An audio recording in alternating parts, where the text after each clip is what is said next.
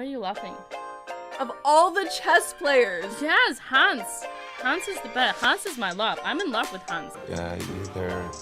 Boy, Chris is being very... It's very thorough. Very thorough. And there she goes. Oh my god. There she goes. She's trying not to smile. Oh my god. What's a chess player's favorite TV show? What? Pawn Stars. I didn't write these, okay? Oh god. You want to say hi chat now that you won? Yes, hi chat. Where's the It's on. Oh! But I have my hands here. Yes. Little baby noodle. What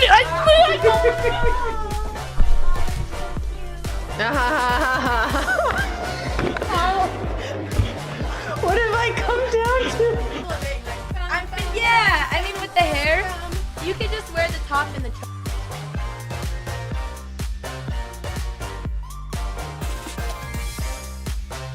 Oh my gosh!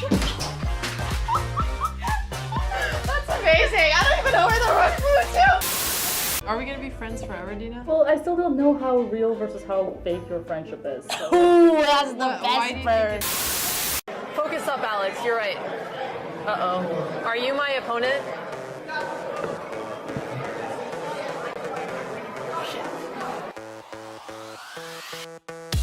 Back tomorrow. It's okay. It's okay. Ow! Ow! Hey! You are. I don't know when I hit 21. What is this Guy is speeding. This is rigged. Hey, I'm just good. I'm trying to remember any line of prep I've ever done in my life. I don't remember any of it. They could have simplified that. Okay. Do we need to do that?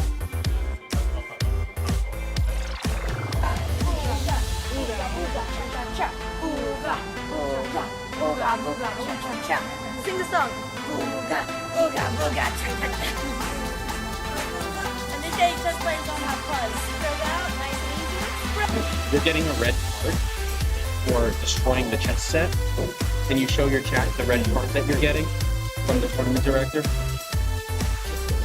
Okay, get out of here. I cannot see you. Listen to this for 1 second. Hello, hello, hello, hello, hello, hello, hello. Guys, why did I say so many hellos? I don't know. Ta-da! See, my little fist, it fits perfectly. Proof that I punched it.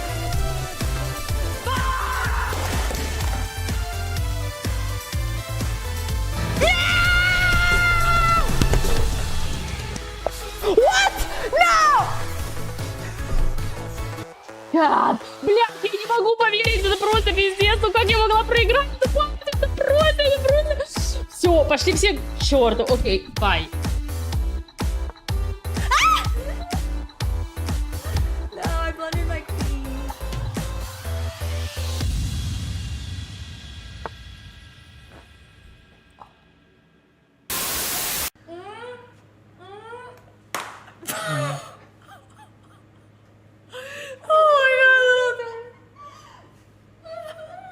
Alright, Nemo's turn. We're moving away to things that might actually... Alright, you guys keep the water in your mouths, please. 1, 2... I just want to apologize for how bad that game was. I don't even know what I was doing. I did it again. I hung a piece against her again on like move 5. And I was like, there's no way that I lose the US championship because I hang a bishop against Irina twice. Like, I was like, first time, bad enough. And then I was just like, oh my god, it's probably over. And then, you know, when there's no increment, you know. No, I should have known. No, I hate the kids. I hate kids even more. I hated them before this tournament. Now I really hate them. Wow, so I might have more points than her. A full point more than her. I'm really sad that she's losing, but You're so getting killed in your sleep. yeah, I know. Honestly, guys, can they hear me? Chess sucks. That's it. I'm Alex embracing her villain arc already. Alex is taking revenge on her chess games right now. We have another bully in the house, guys. I don't know, is it something about my stream that like brings in the bullies? Is it something about my stream that brings in the bullies, or do the bullies just naturally congregate? Right, Chess Brainiac. You're watching this. There is gonna be a next time. And your 2900 on chess.com will not stop me. Neither your genius coach Grandmaster Norditsky for taking my revenge. I'll just be here, We're raiding. washing away, fading away with the be winds okay. as time and eternity will all do as our last years dwindle away, and you may spend it studying a pointless board game and thinking, was all these hours in your life worth it? In all these hours, you could have written a novel, you could have learned a sport, you could have learned how to swim so you could finally go in the ocean, but no. Instead, here you are again, 21 years old, when you should be thriving at peak, losing to 9-year-olds. Goodbye, chat. Andrea, for what it's worth, you would kill her at boxing. I don't want to, that's child abuse!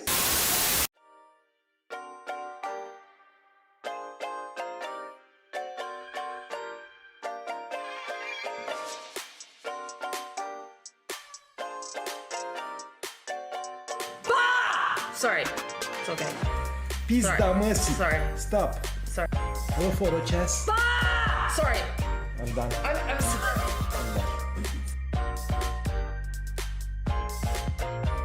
It is pumpkin spice flavored. Do you like pumpkin spice? I love it. All right. Ah! My Tesla. Distraction? There's no distractions going on here. I don't know what you're talking about. I'm not singing. I'm not singing. No! Yes.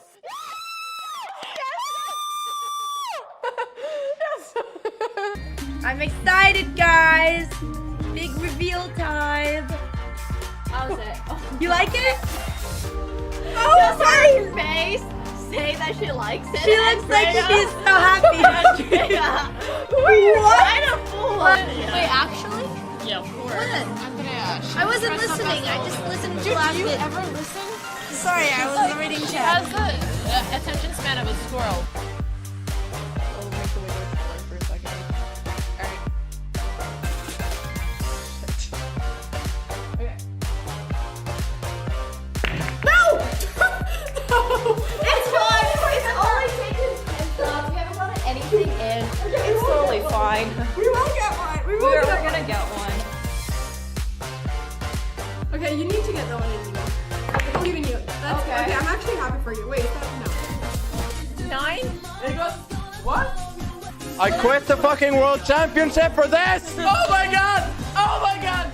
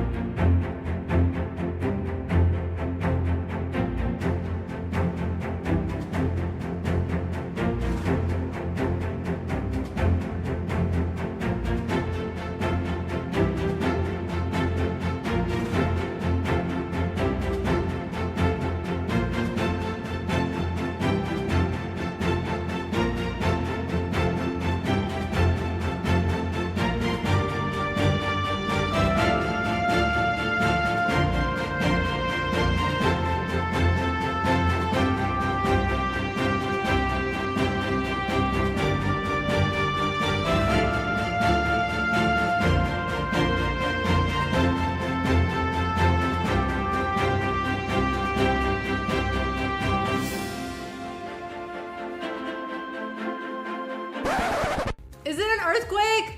Andrea, I'm serious! Get out! Why are you laughing? Of all the chess players. Yes, Hans. Hans is the best. Hans is my love. I'm in love with Hans. Boy, Chris is being very, It's very thorough. very thorough. Very thorough. And there she goes. Oh my god. There she goes. She's trying not to smile. Oh my god. What's a chess player's favorite TV show? What? Pawn Stars. I didn't write these, okay? Oh god. You want to say hi, chat, now that you won? Yes, hi chat. Where's the It's on. Oh. shit.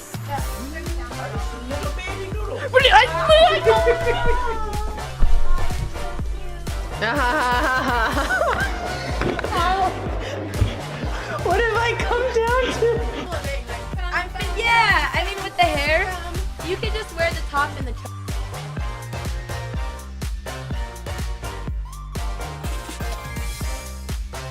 Oh my gosh!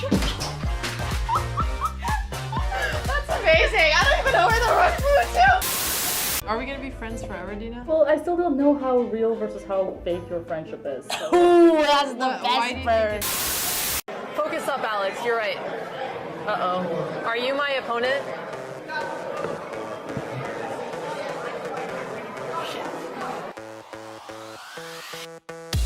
Back tomorrow. It's okay. It's okay. Ow!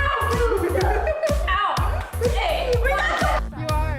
I don't know when I hit 21. What is this guy doing? Speeding. This is rigged. Hey, I'm just good. I'm trying to remember any line of prep I've ever done in my life. I don't remember any of it. They could have simplified that. Do we need to do that?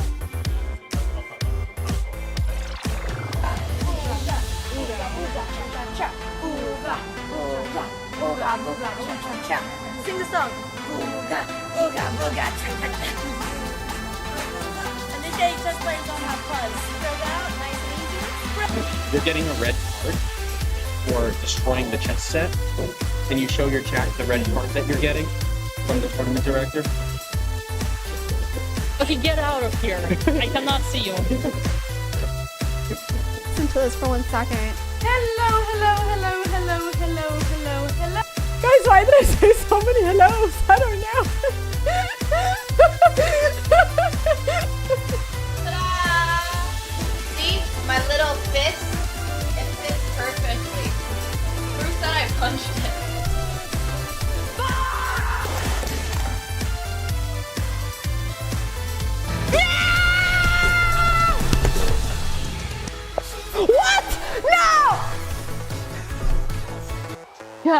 Блядь, я не могу поверить, это просто пиздец, ну как я могла проиграть? Это просто... Все, пошли все к черту, окей, бай. No, I blundered my queen.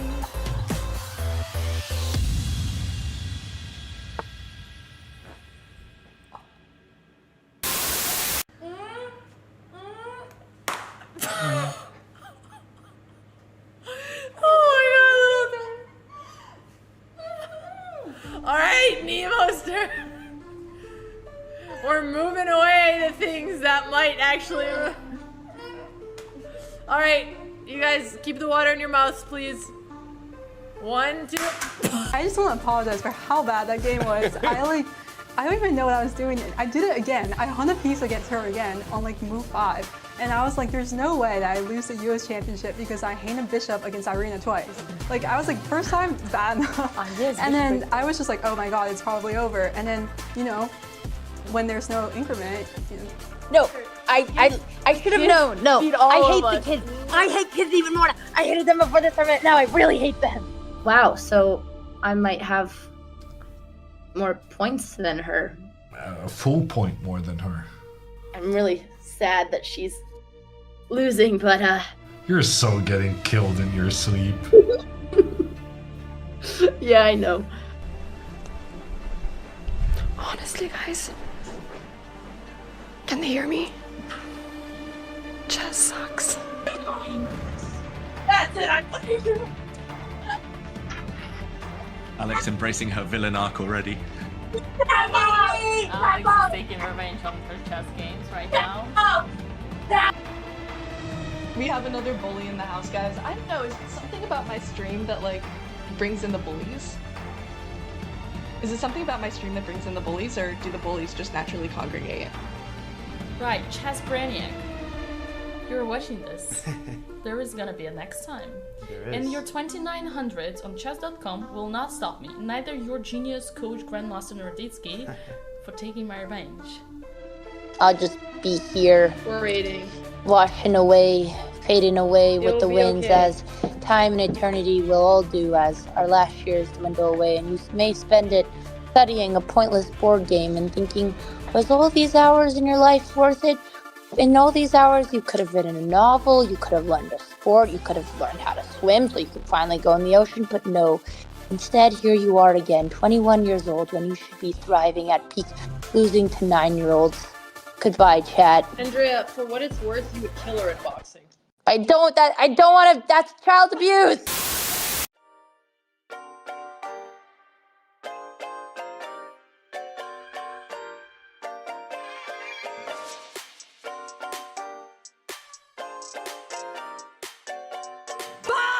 Sorry. It's okay.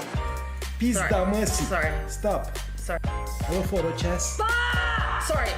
I'm done. I'm sorry.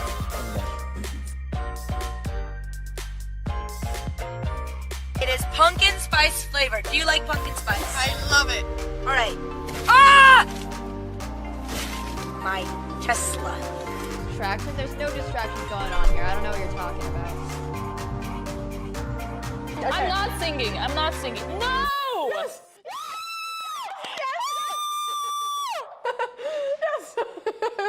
I'm excited, guys. Big reveal time. How's it? Oh. You like it? Oh, does her face say that she likes it? She looks like she's so happy. Andrea. What? Kind of fool. Wait, actually?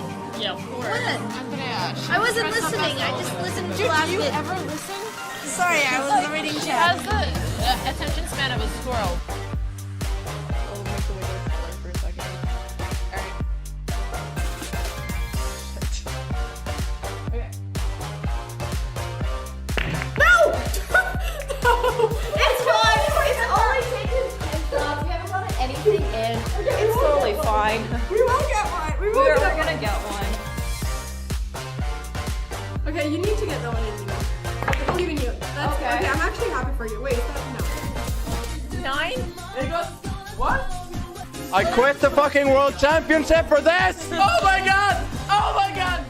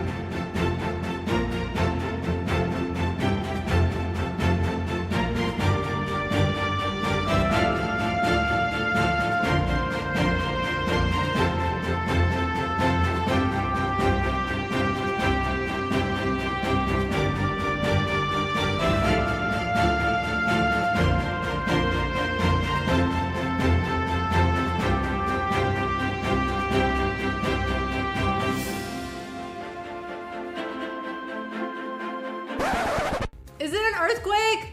Andrea, I'm serious. Get out! Why are you laughing? Of all the chess players. Yes, Hans. Hans is the best. Hans is my love. I'm in love with Hans. Boy, Chris is being very, That's very thorough. very thorough. Very thorough. And there she goes. Oh my god. There she goes. She's trying not to smile. Oh my god. What's a chess player's favorite TV show? What?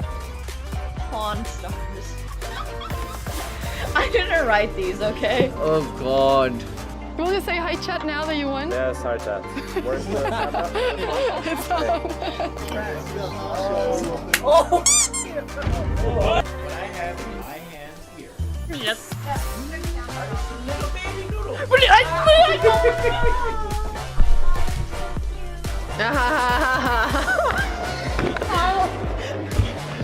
have I come down to? Yeah, I mean with the hair, you could just wear the top and the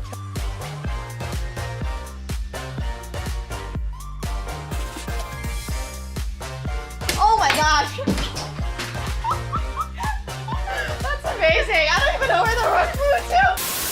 Are we gonna be friends forever, Dina? Well, I still don't know how real versus how fake your friendship is. So. Ooh, that's the Why do best you think bird. Focus up, Alex. You're right. Uh-oh. Are you my opponent?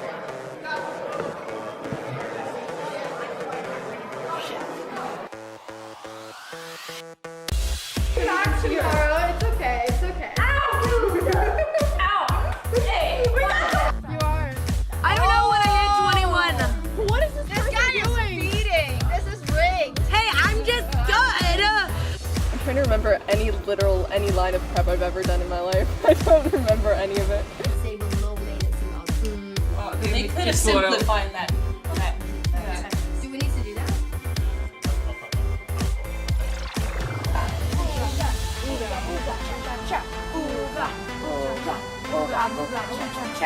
Sing the song. Ooga, ooga, booga, And this day just plays on have fun. Spread out, nice and easy. You're getting a red card for destroying the chess set. Can you show your chat the red card that you're getting from the tournament director? Okay, get out of here. I cannot see you. Listen to this for 1 second. Hello, hello, hello, hello, hello, hello, hello. Guys, why did I say so many hellos? I don't know. Ta-da! See? My little fist? It fits perfectly. Proof that I punched it.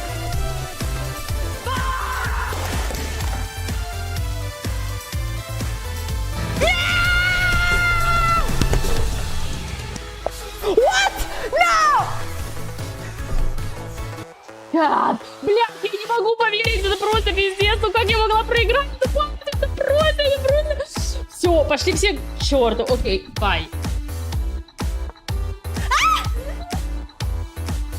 No, I blundered my queen.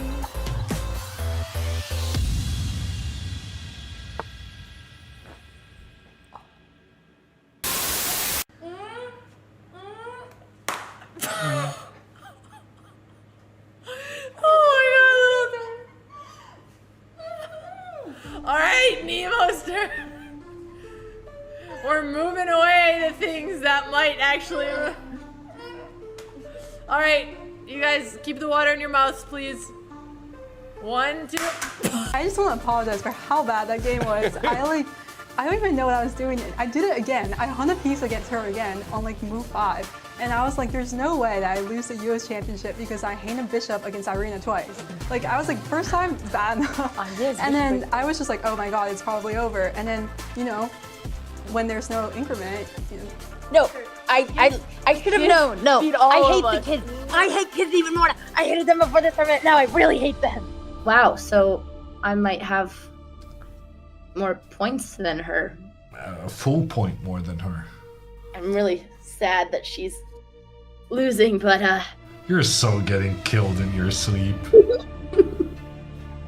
yeah, I know.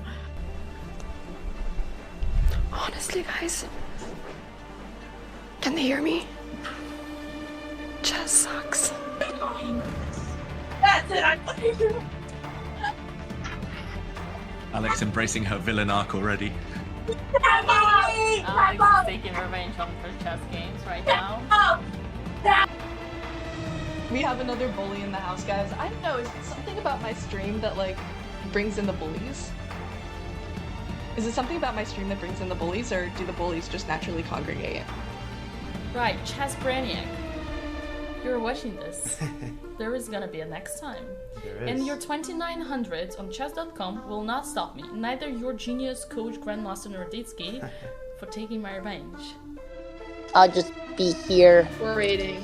washing away, fading away with the be winds okay. as time and eternity will all do as our last years dwindle away, and you may spend it studying a pointless board game and thinking, was all these hours in your life worth it?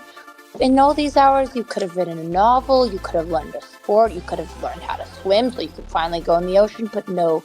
Instead, here you are again, 21 years old, when you should be thriving at peak, losing to 9-year-olds. Goodbye, chat. Andrea, for what it's worth, you would kill her at boxing. I don't want to, that's child abuse!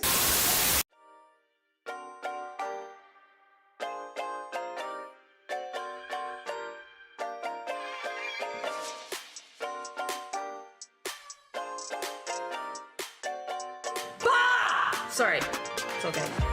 Pizda măsii. Sorry. Stop. Sorry. Go for a chess. Sorry. I'm done. I'm sorry.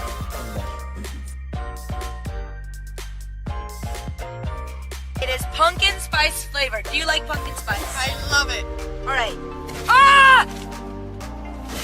My Tesla. Distraction? There's no distractions going on here. I don't know what you're talking about. Okay. I'm not singing. I'm not singing. No! Yes! Yes! I'm excited, guys. Big reveal time. How's it? Oh. You like it?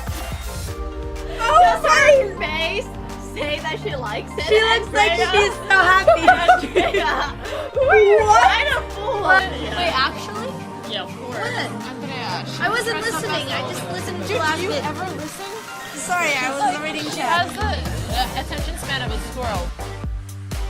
We'll make the window smaller for a second. Alright, first game.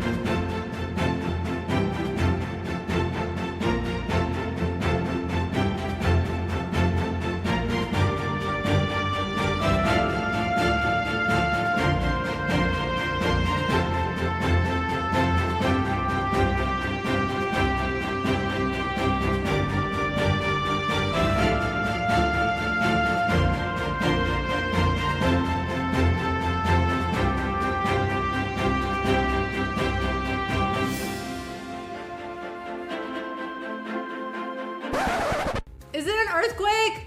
Andrea, I'm serious! Get out! Why are you laughing? Of all the chess players. Yes, Hans. Hans is the best. Hans is my love. I'm in love with Hans. They're, boy, Chris is being That's very thorough. very thorough. Very thorough. And there she goes. Oh my god. There she goes. She's trying not to smile. Oh my god. What's a chess player's favorite TV show? What? Pawn Stars. I didn't write these, okay? Oh god. You want to say hi, chat, now that you won? Yeah, sorry, chat. Where's the It's all. Oh!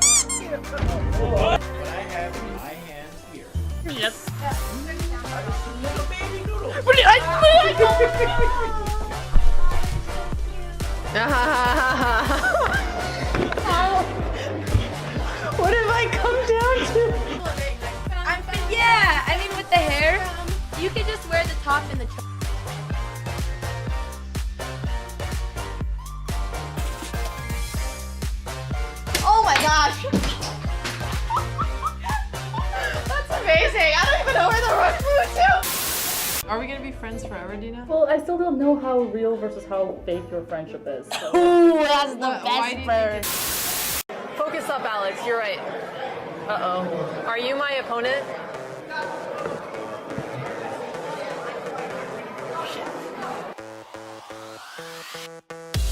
Back tomorrow. It's okay. It's okay. Ow! Ow! Hey! You are. I don't know when I hit 21. What is this guy doing? Speeding. This is rigged. Hey, I'm just good. I'm trying to remember any line of prep I've ever done in my life. I don't remember any of it. They could have simplified that. Do we need to do that?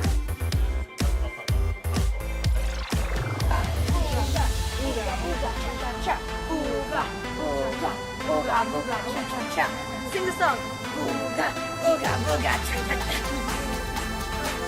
And this day just plays on my buzz. Spread out, nice and easy. You're getting a red card for destroying the chess set, and you show your chat the red card that you're getting from the tournament director. Okay, get out of here. I cannot see you. Listen to this for 1 second. Hello, hello, hello, hello, hello, hello, hello. Guys, why did I say so many hellos? I don't know. Ta-da! See? My little fist? It fits perfectly. Proof that I punched it.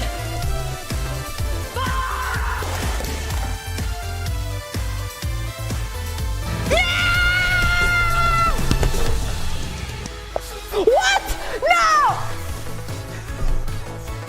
God. Блядь, я не могу поверить, это просто пиздец, ну как я могла проиграть? Это просто... Все, пошли все к черту. Окей, бай. No, I blundered my queen.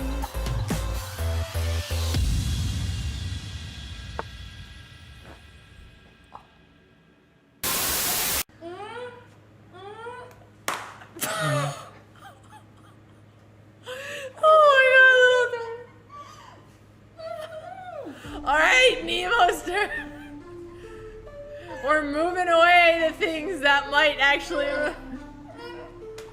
Alright, you guys keep the water in your mouths, please. 1, 2... I just want to apologize for how bad that game was. I don't even know what I was doing. I did it again. I hung a piece against her again on like move 5. And I was like, there's no way that I lose the US championship because I hang a bishop against Irina twice. Like I was like, first time, bad enough.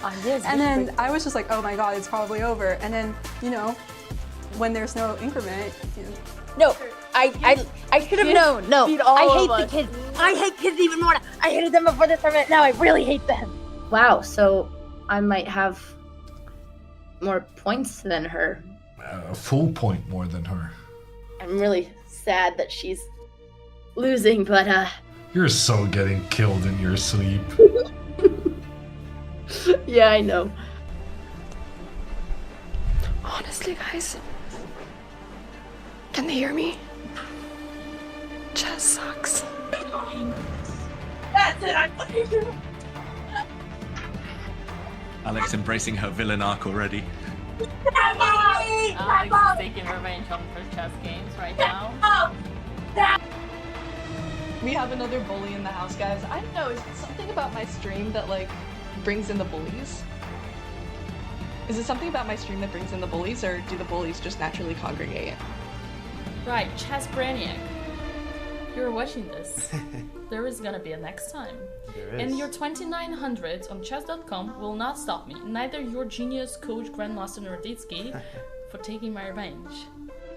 I'll just be here, waiting, washing away, fading away with It'll the be winds okay. as time and eternity will all do as our last years dwindle away, and you may spend it studying a pointless board game and thinking, was all these hours in your life worth it? In all these hours, you could have written a novel, you could have learned a sport, you could have learned how to swim so you could finally go in the ocean, but no. Instead, here you are again, 21 years old, when you should be thriving at peak, losing to 9-year-olds. Goodbye, chat. Andrea, for what it's worth, you would kill her at boxing. I don't want to, that's child abuse!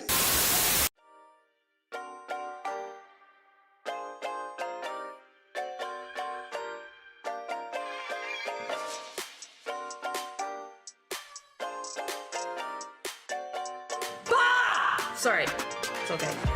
Pizda mercy. Sorry. Stop. Sorry. Go for the chess. Sorry. I'm done. I'm sorry.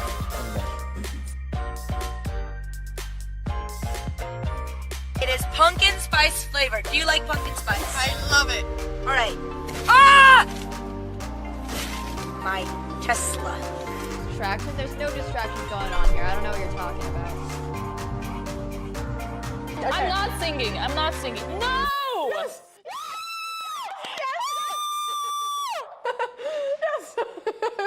I'm excited, guys. Big reveal time.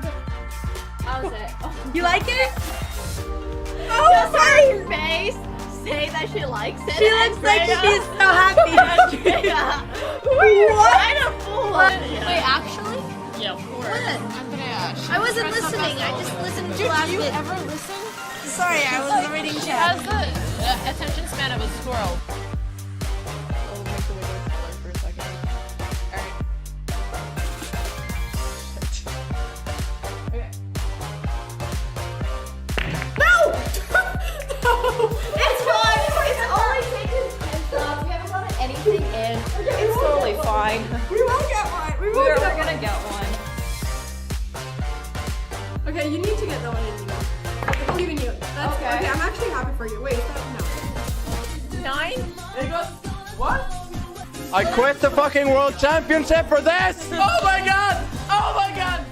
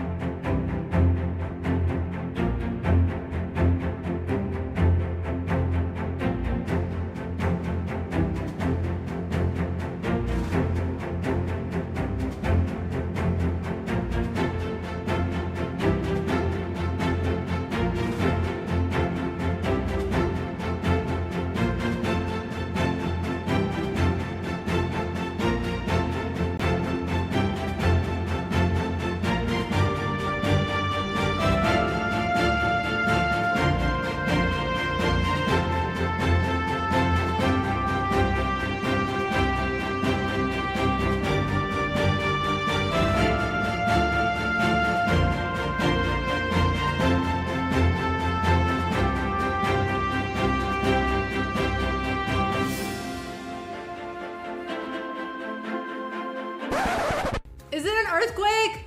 Andrea, I'm serious. Get out! Why are you laughing? Of all the chess players. Yes, Hans. Hans is the best. Hans is my love. I'm in love with Hans. Yeah, they're. Boy, Chris is being very. That's very thorough. Very thorough. Very thorough. And there she goes. Oh my god. There she goes. She's trying not to smile. Oh my god. What's a chess player's favorite TV show? What? Pawn Stars. I didn't write these, okay? Oh god.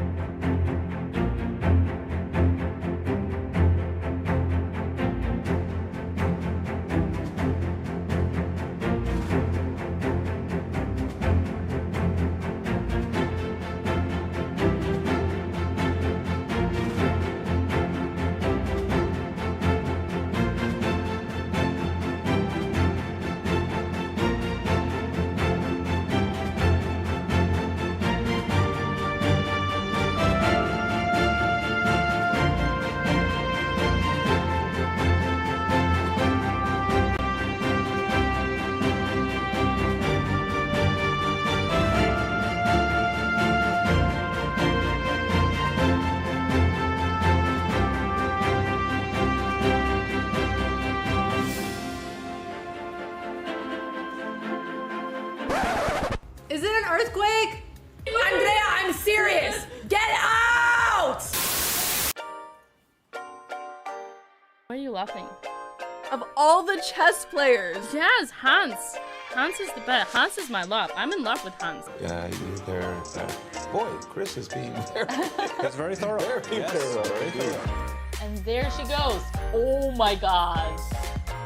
There she goes. She's trying not to smile. Oh my gosh. What's a chess player's favorite TV show? What? Pawn Stars. I didn't write these, okay? Oh god. You want to say hi chat now that you won? Yes, hi chat.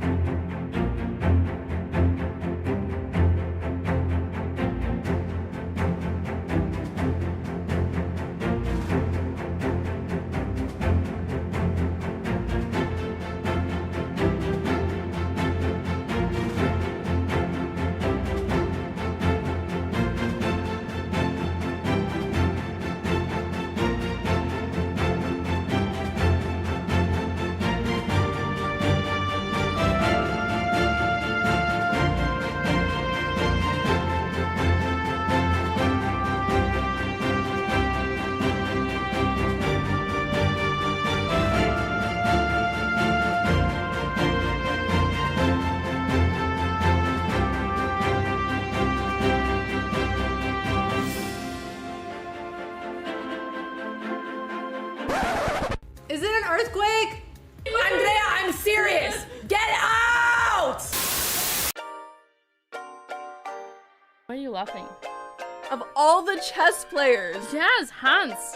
Hans is the best. Hans is my love. I'm in love with Hans. Yeah, they're boy, Chris is being very, That's very thorough. very thorough, right? And there she goes.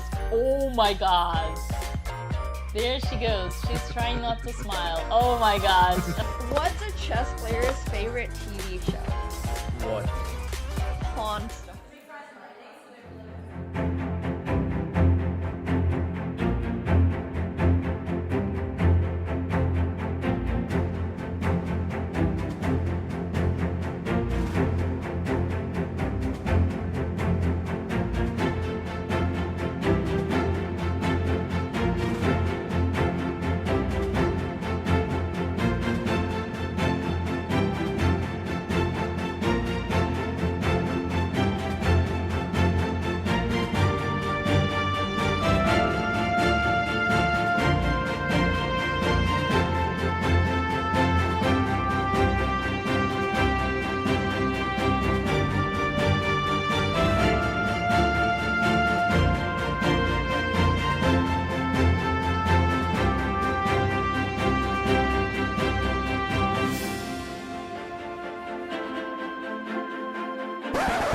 Is it an earthquake? Andrea, I'm serious! Get out! Why are you laughing? Of all the chess players. Yes, Hans. Hans is the best. Hans is my love. I'm in love with Hans. Yeah, they're boy, Chris is being very, That's very thorough. very thorough, right? And there she goes. Oh my god. There she goes. She's trying not to smile. Oh my gosh. What's a chess player's favorite TV show? What? Pawn Stars. I didn't write these, okay? Oh god. You want to say hi chat now that you won? Yes, hi chat. Where's the It's on. Oh! What I have in my hand here. Yes. Little baby noodle. What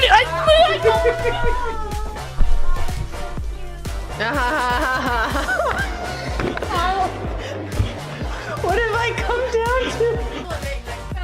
Yeah, I mean with the hair, you could just wear the top and the top.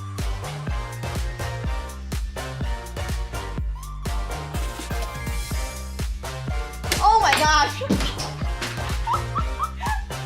That's amazing! I don't even know where the rug flew to! Are we gonna be friends forever?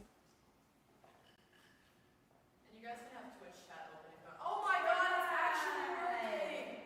Alright, hello, can you guys hear me? Are we good? It wouldn't be Botezlive without everything breaking last minute, and here we go. I see one person say audio, a bit quiet, low sound. You're really low? Oh no. Welcome to Botez Chess Camp 2024. I think we are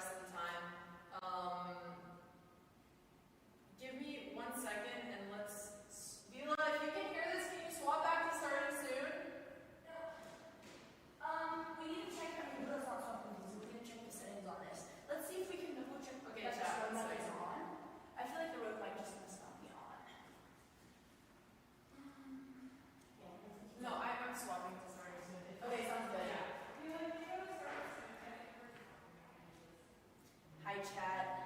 Stuffed as usual. We are working on fixing. It has been a lot.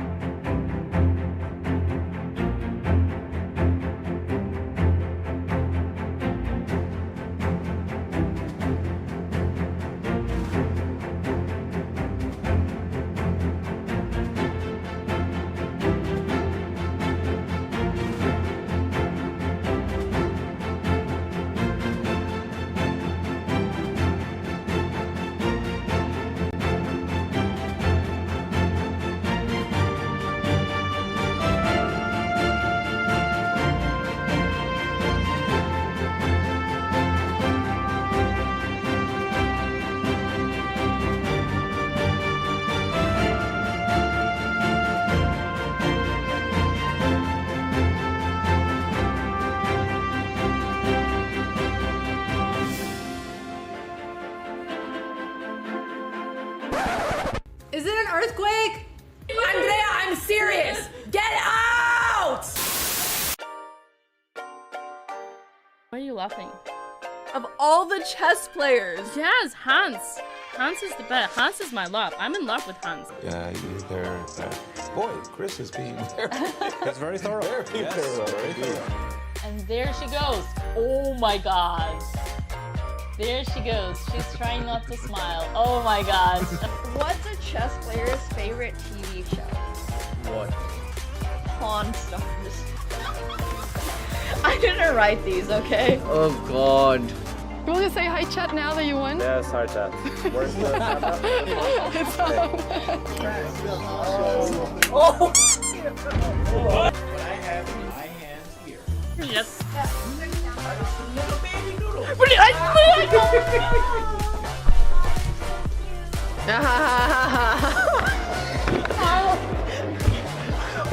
come down to? Yeah, I mean with the hair, you could just wear the top and the top.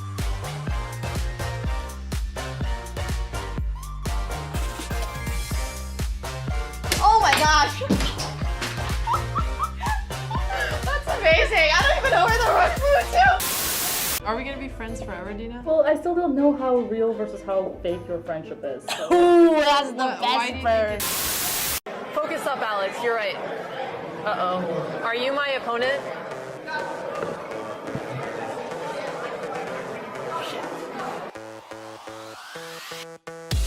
Back tomorrow, it's okay, it's okay. Ow!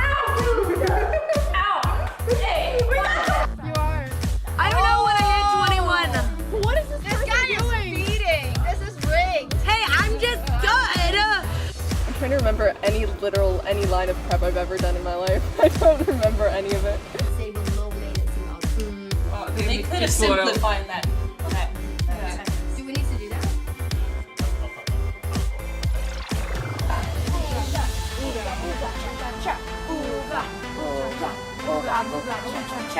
Sing the song. And this day just players don't have fun. Spread out, nice and easy. You're getting a red card for destroying the chess set, and you show your chat the red card that you're getting from the tournament director. Okay, get out of here. I cannot see you. Listen to this for 1 second. Hello, hello, hello, hello, hello, hello, hello.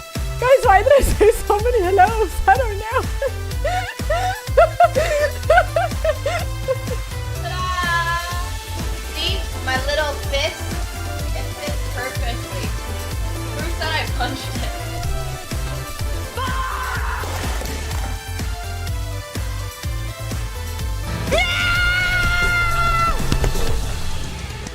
What?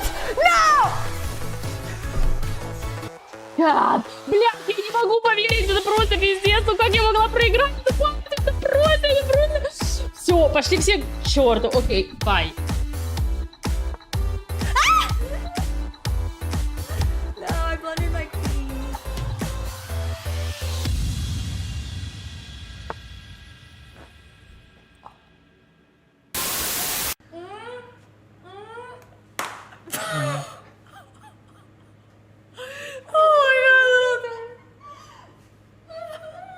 Alright, Nemo's turn. We're moving away the things that might actually. All right, you guys keep the water in your mouths, please.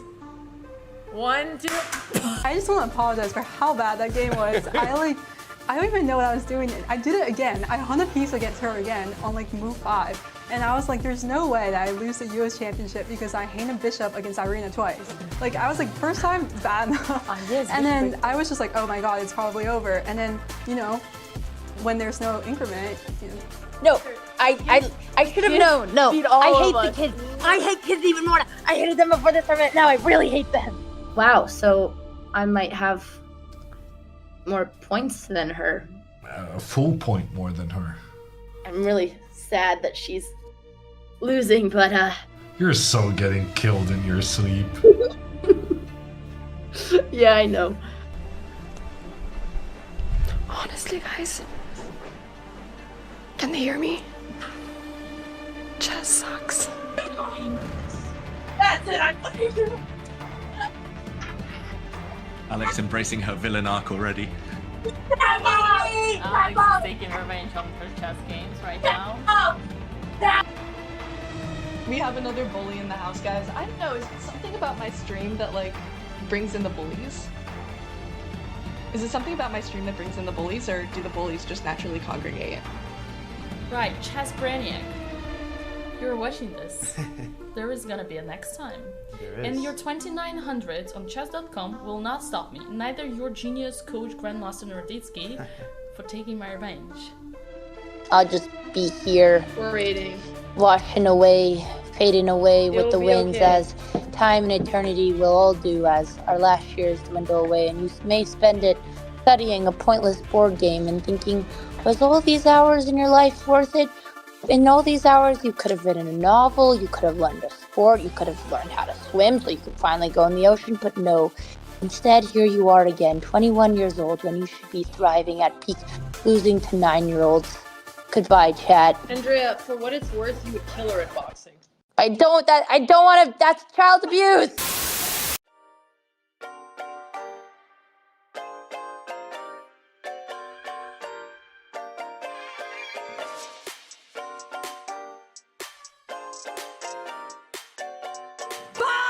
Sorry. It's okay.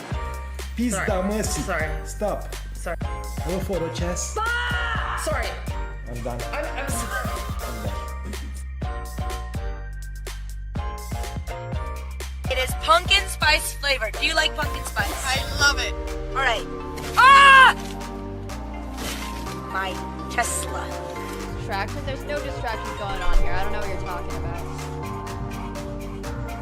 I'm not singing. I'm not singing. No! Yes.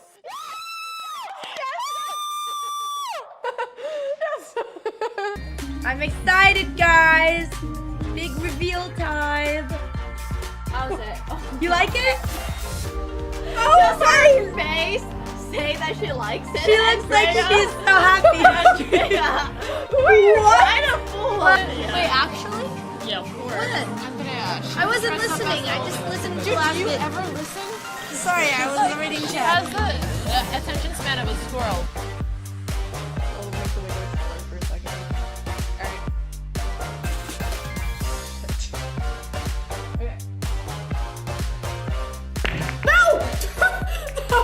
It's fine. It's only taken 10 shots. We haven't gotten anything in. It's totally fine. We will get one. We're gonna get one. Okay, you need to get that one in. I believe in you. That's okay. I'm actually happy for you. Wait, no. 9? It goes. What? I quit the fucking world championship for this! Oh my god! Oh my god!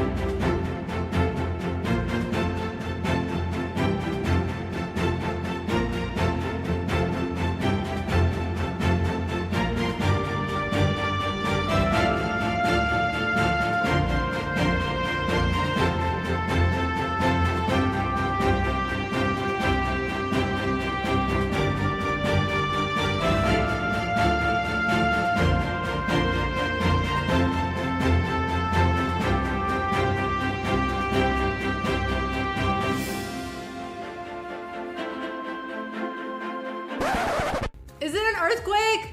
Andrea, I'm serious! Get out! Why are you laughing? Of all the chess players. Yes, Hans. Hans is the best. Hans is my love. I'm in love with Hans. Yeah, they're, boy, Chris is being That's very thorough. very thorough. Very thorough. And there she goes. Oh my god. There she goes. She's trying not to smile. Oh my god. What's a chess player's favorite TV show? What? Pawn Stars. I didn't write these, okay? Oh god. You want to say hi, chat, now that you won? Yeah, sorry, chat. Where's the It's all. What I have in my hands here. Yes. What did I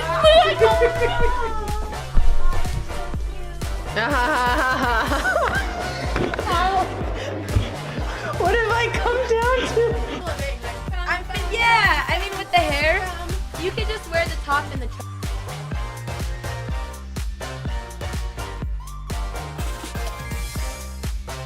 Oh my gosh! That's amazing! I don't even know where the rug flew to! Are we gonna be friends forever, Dina? Well, I still don't know how real versus how fake your friendship is. So. Ooh, that's the Why do best you think bird. Focus up, Alex. You're right. Uh-oh. Are you my opponent?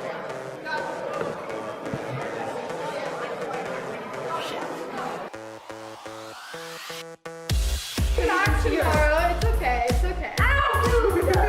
Ow! Hey! You are. I don't know when I hit 21. What is this person doing? Beating. This is rigged. Hey, I'm just good. I'm trying to remember any line of prep I've ever done in my life. I don't remember any of it. They could have simplified that. Okay. Do we need to do that?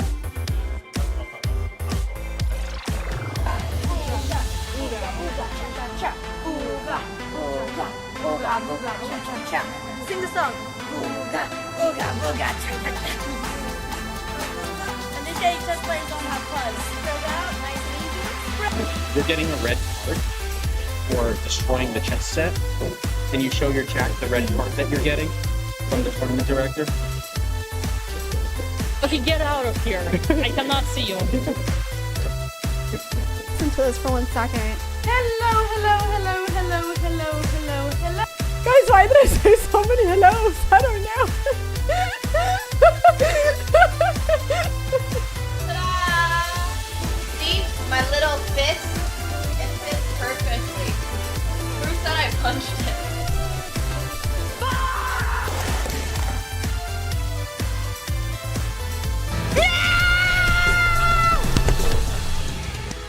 What? No!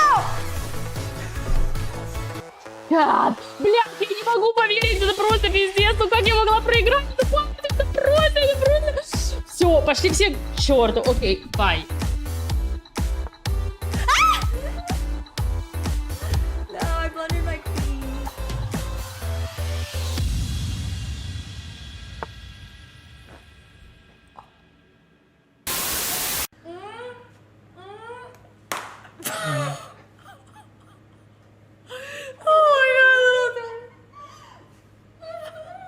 Alright, Nemo's turn. We're moving away the things that might actually. Alright, you guys keep the water in your mouths, please. 1, 2.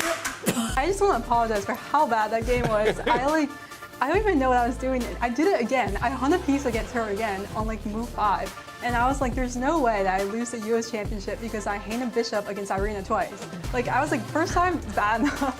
And then I was just like, oh my god, it's probably over. And then, you know, when there's no increment, you know. No, I should have known. No, I hate the kids. I hate kids even more. I hated them before this tournament. Now I really hate them. Wow, so I might have more points than her. A full point more than her. I'm really sad that she's losing, but You're so getting killed in your sleep. yeah, I know. Honestly, guys, can they hear me? Chess sucks. That's it, I'm fucking through. Alex embracing her villain arc already. Alex is taking revenge on first chess games right now. We have another bully in the house, guys. I don't know, is it something about my stream that, like, brings in the bullies? Is it something about my stream that brings in the bullies, or do the bullies just naturally congregate? Right, Chess Brainiac. You're watching this. There is gonna be a next time. And your 2900 on chess.com will not stop me, neither your genius coach Grandmaster Norditsky, for taking my revenge.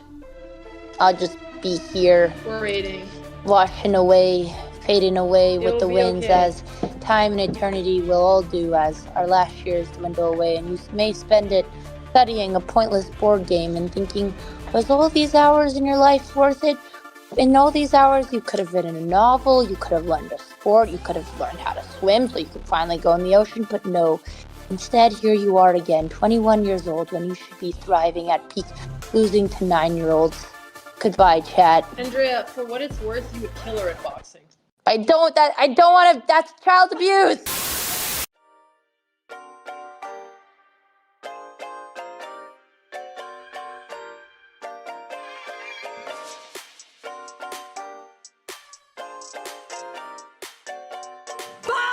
Sorry. It's okay. Pizda măsii. Sorry. Stop. Sorry. Go for a chess. Sorry. I'm done. I'm sorry.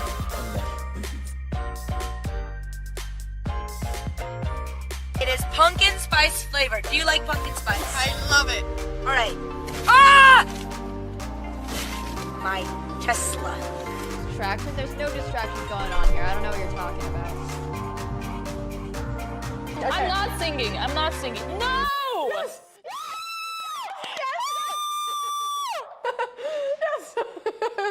I'm excited, guys. Big reveal time. How's it? You like it? Oh, Just her face say that she likes it. She looks like she's so happy. Andrea. What? Kind of fool. Wait, actually? Yeah, of course. I wasn't listening. I just listened to last bit. Do you ever listen? Sorry, I was reading She chat. has the attention span of a squirrel. I'll make the windows smaller for a second. Alright. Okay. No! It's fine. It's only taken 10 shots. We haven't gotten anything in. It's totally fine. We won't get one. We're gonna get one. Okay, you need to get that one in. I believe in you. That's okay. I'm actually happy for you. Wait, no. 9? It goes. What? I quit the fucking world championship for this! Oh my god! Oh my god!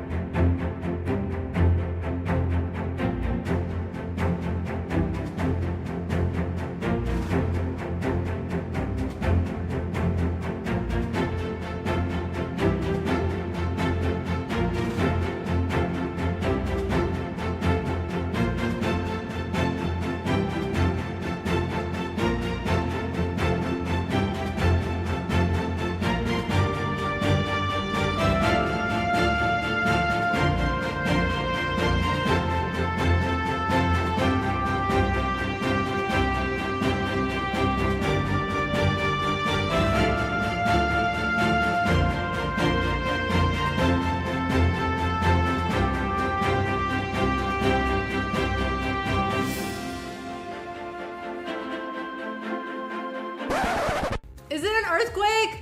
Andrea, I'm serious! Get out! Why are you laughing? Of all the chess players. Yes, Hans. Hans is the best. Hans is my love. I'm in love with Hans. Yeah, they're, boy, Chris is being very, That's very thorough. very thorough. Very thorough. And there she goes. Oh my god.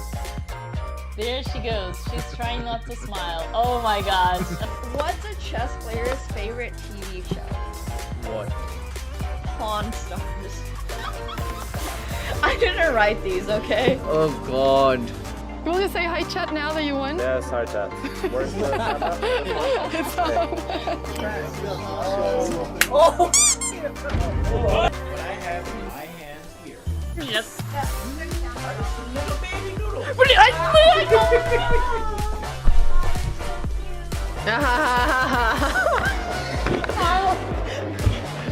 have I come down to? Yeah, I mean with the hair, you could just wear the top and the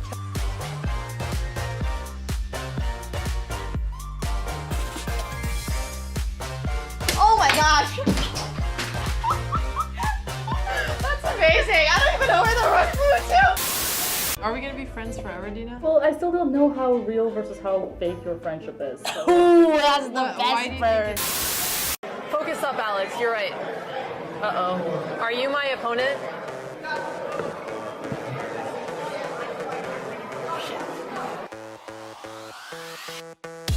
Back tomorrow. It's okay. It's okay. Ow! Ow! Hey! You are. I don't know when I hit 21. What is this guy doing? Beating. This is rigged. Hey, I'm just good. I'm trying to remember any line of prep I've ever done in my life. I don't remember any of it. They could have simplified that. Do we need to do that?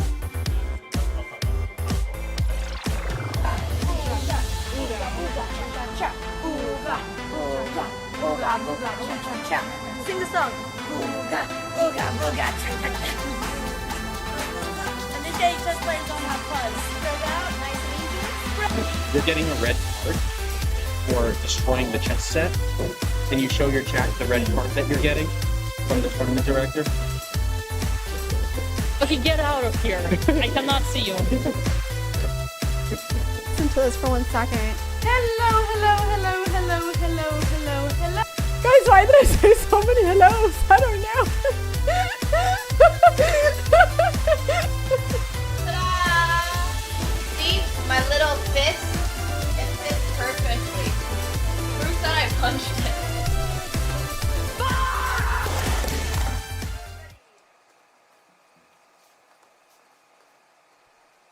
Alright, it's actually working. Chat, can you guys hear us? The camera is extremely far and a little blurry, but the audio is working, and Botez Chess Camp 2024 has gone out without any issues.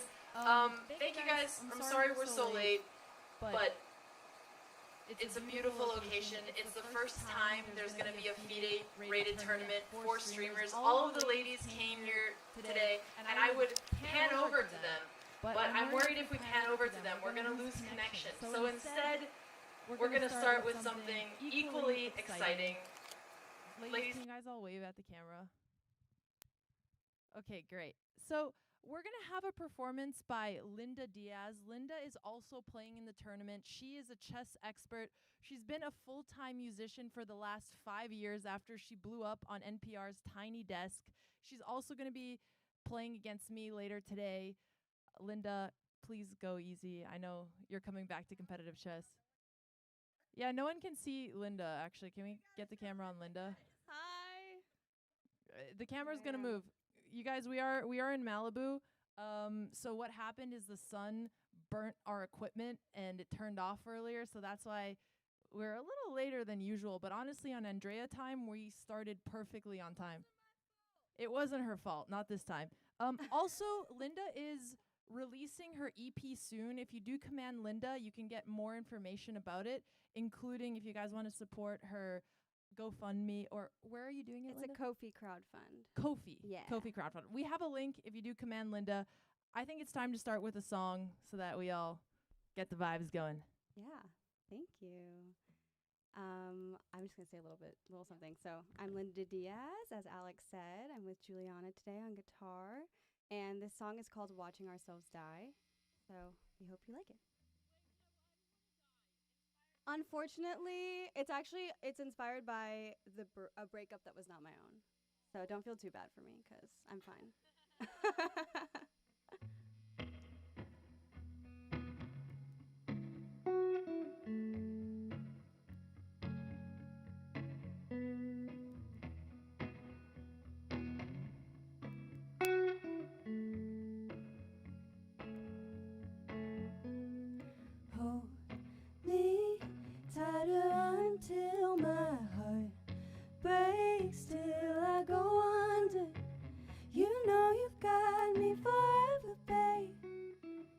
Just know that no one could ever change that. You, me, don't it feel like a movie? Watching ourselves die. Just let me love you forever, babe. And we can promise to stay the same. Ooh.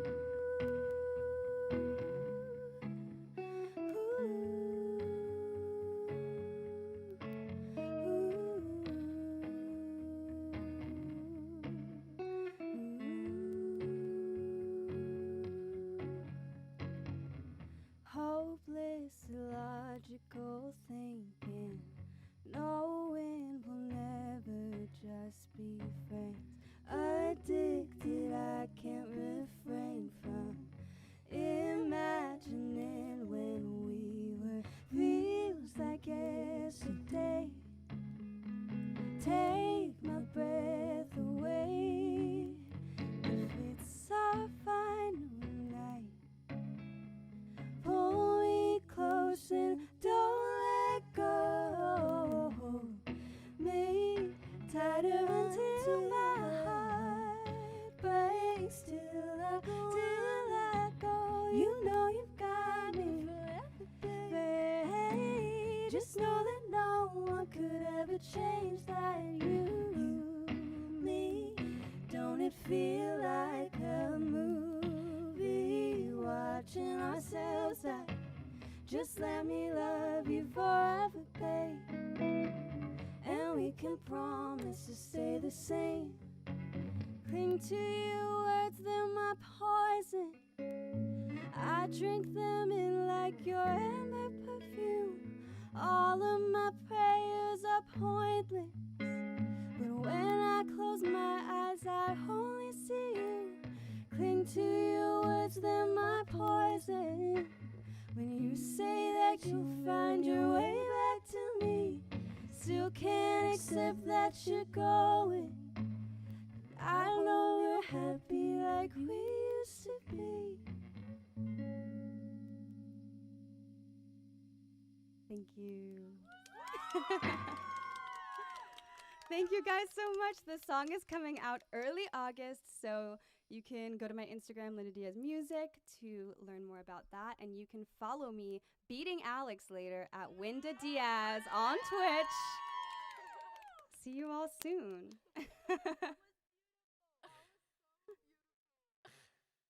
Oh. Thank you. Oh, you guys are amazing. Thank you. Okay, so we were gonna do a magic show also, but I just don't think we have a roaming camera, so it's not gonna work as well. So we're gonna record that for YouTube for anybody watching. The games are gonna be starting soon, so we're gonna let the ladies go back. But before we do, I also wanted to say a really quick thank you to chess.com. Without them, we wouldn't have been able to do this. I know everybody here is partnered with chess.com, so maybe we could just all yell for chess.com. Woo! We love you. Okay, cool. So we're going to go on a starting soon. Andrea is going to be playing Jules. Anna is going to be playing against Dina. And then the other two games are going to start later today so that you guys aren't missing as much of the action. Thank you guys for tuning in. I hope you're going to enjoy the tournament. All right, to starting soon. Thank you, Linda.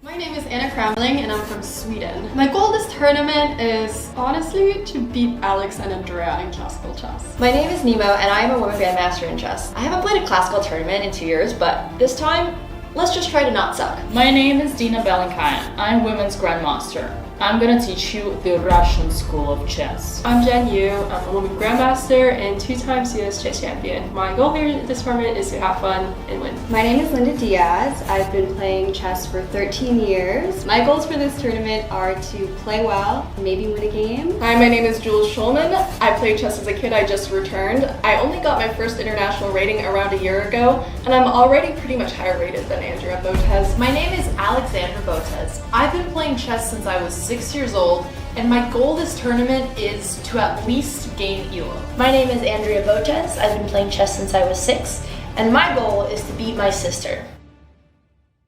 My name is Anna Kramling and I'm from Sweden. My goal this tournament is honestly to beat Alex and Andrea in classical chess. My name is Nemo and I am a women grandmaster in chess. I haven't played a classical tournament in 2 years, but this time, let's just try to not suck. My name is Dina Belenkaya. I'm Women's Grandmaster. I'm gonna teach you the Russian school of chess. I'm Jen Yu. I'm a woman grandmaster and 2-time US chess champion. My goal here at this tournament is to have fun and win. My name is Linda Diaz. I've been playing chess for 13 years. My goals for this tournament are to play well, maybe win a game. Hi, my name is Jules Schulman. I played chess as a kid. I just returned. I only got my first international rating around a year ago, and I'm already pretty much higher rated than Andrea Botez. My name is Alexandra Botez. I've been playing chess since I was 6 years old, and my goal this tournament is to at least gain ELO. My name is Andrea Botez. I've been playing chess since I was 6, and my goal is to beat my sister. My name is Anna Kramling and I'm from Sweden.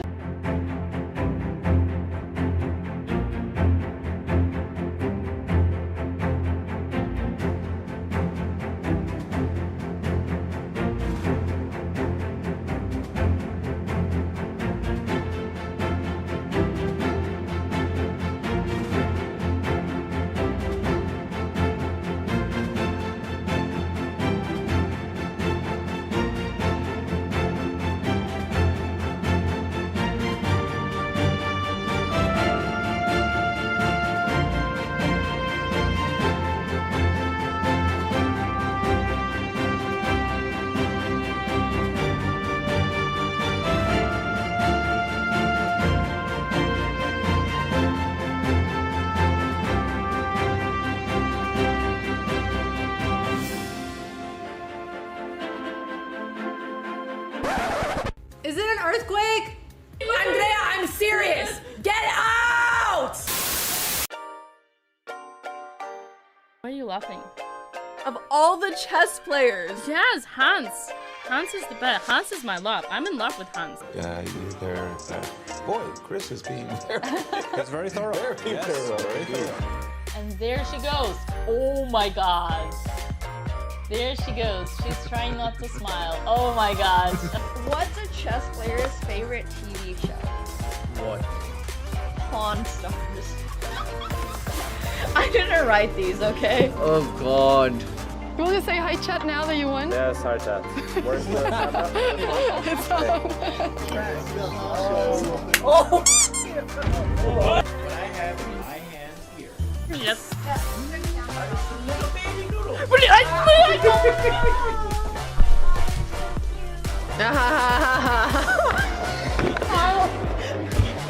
What have I come down to? Yeah, I mean with the hair, you could just wear the top and the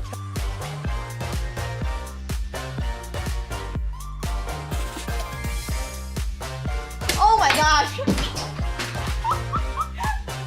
That's amazing! I don't even know where the rug flew to! Are we gonna be friends forever, Dina? Well, I still don't know how real versus how fake your friendship is. So. Ooh, that's the Why do best you bird. Focus up, Alex. You're right. Uh-oh. Are you my opponent?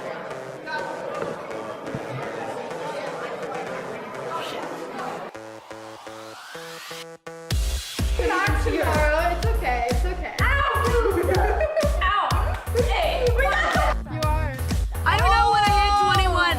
What is this guy doing? Speeding. This is rigged. Hey, I'm just good. I'm trying to remember any line of prep I've ever done in my life. I don't remember any of it. They could have simplified that. Do we need to do that?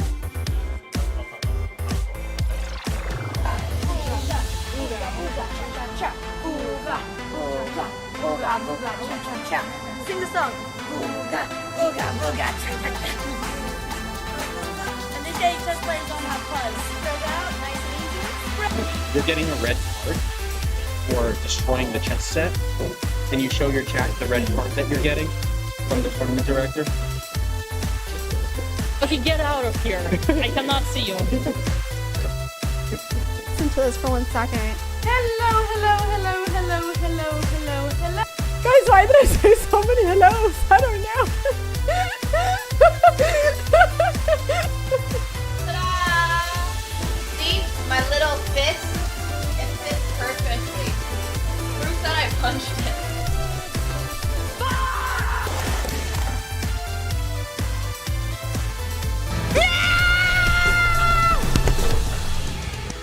What? No! God. Блядь, я не могу поверить, это просто пиздец, ну как я могла проиграть? Это просто. Все, пошли все к черту. Окей, бай. No, I blundered my queen.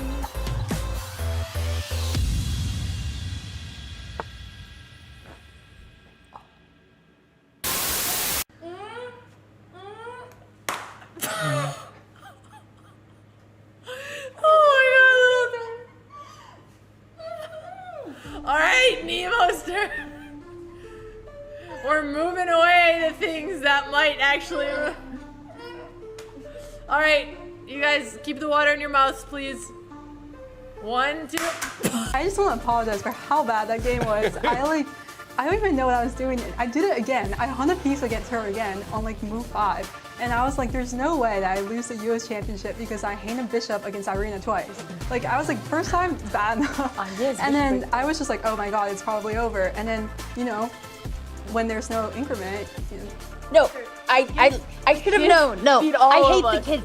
I hate kids even more. I hated them before this tournament. Now I really hate them. Wow, so I might have more points than her. A full point more than her. I'm really sad that she's losing, but You're so getting killed in your sleep. yeah, I know. Honestly, guys, can they hear me? Chess sucks. That's it, I'm playing. Alex embracing her villain arc already.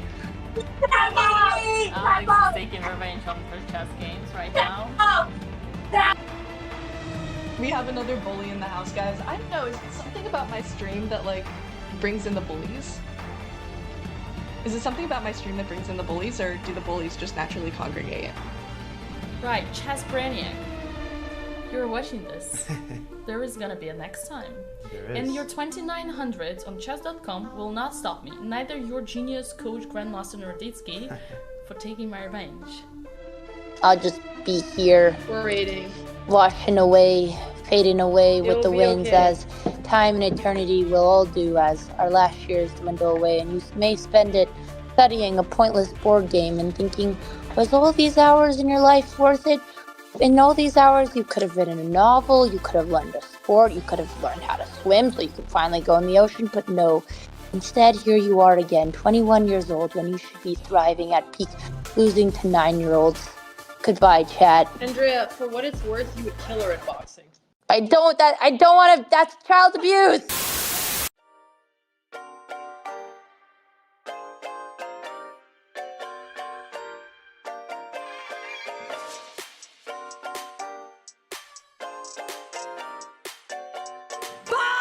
Sorry, it's okay. Pizda mercy. Sorry. Stop. Sorry. No photo chess. Sorry. I'm done. I'm sorry.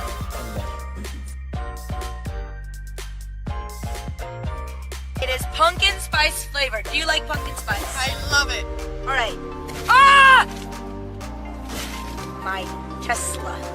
Distraction? There's no distractions going on here. I don't know what you're talking about. I'm not singing. I'm not singing. No! Yes.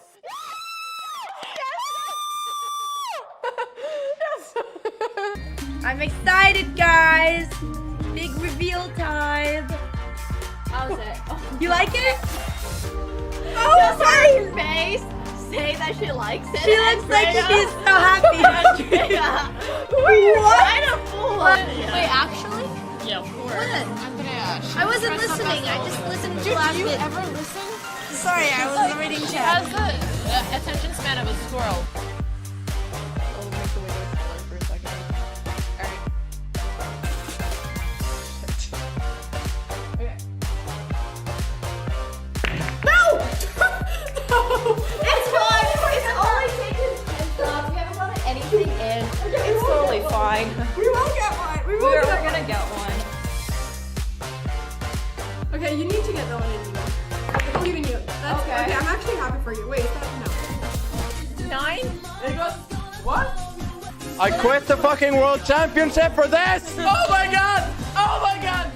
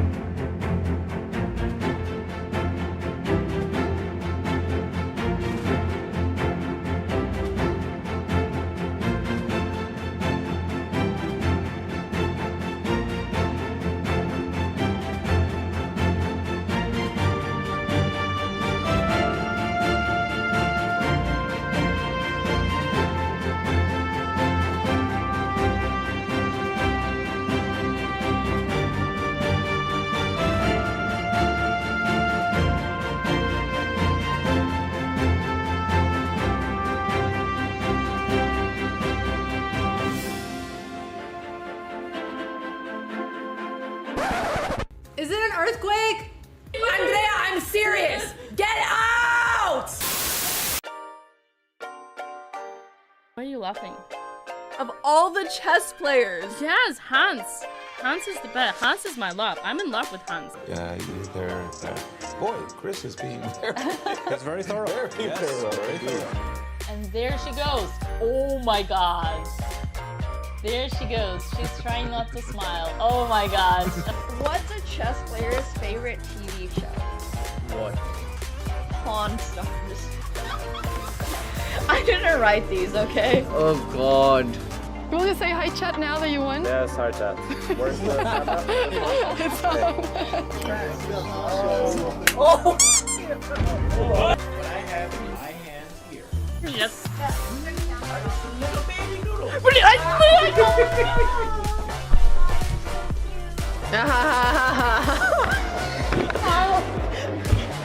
What have I come down to? Yeah, I mean with the hair, you could just wear the top and the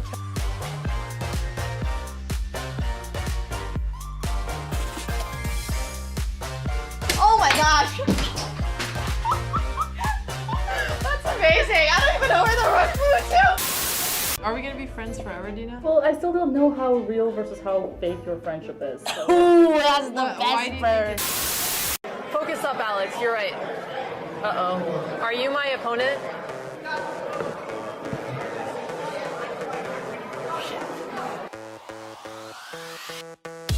Back tomorrow. It's okay. It's okay. Ow! Hey! You are. I don't know when I hit 21. What is this guy doing? Feeding. This is rigged. Hey, I'm just good. I'm trying to remember a literal. Did you give your mods? Did you let your mods know to let the know if they work? Yeah, that should be good. I think we're live.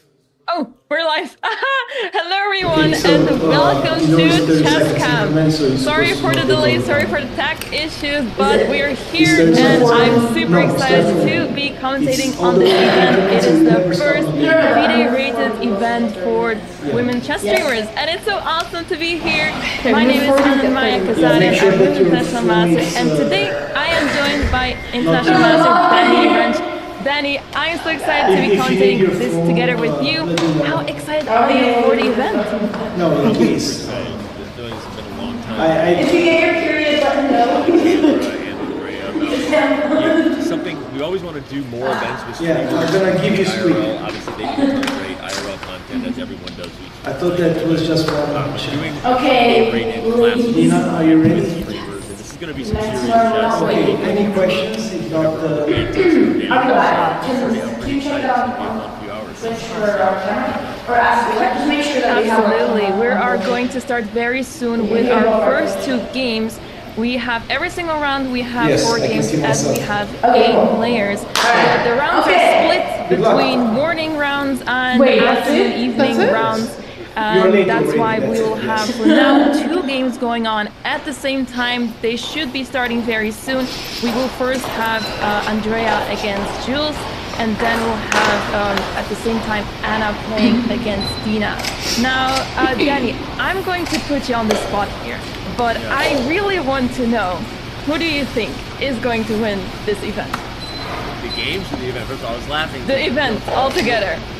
Jules and Andrea and their smiles and their excitement before the first move was made did not look like a normal FIDE rated event, which I think is awesome and kind of hilarious. That was a pretty funny look at the camera by Andrea, and I don't know what Jules did there. It was like a shake and bake and ready to play.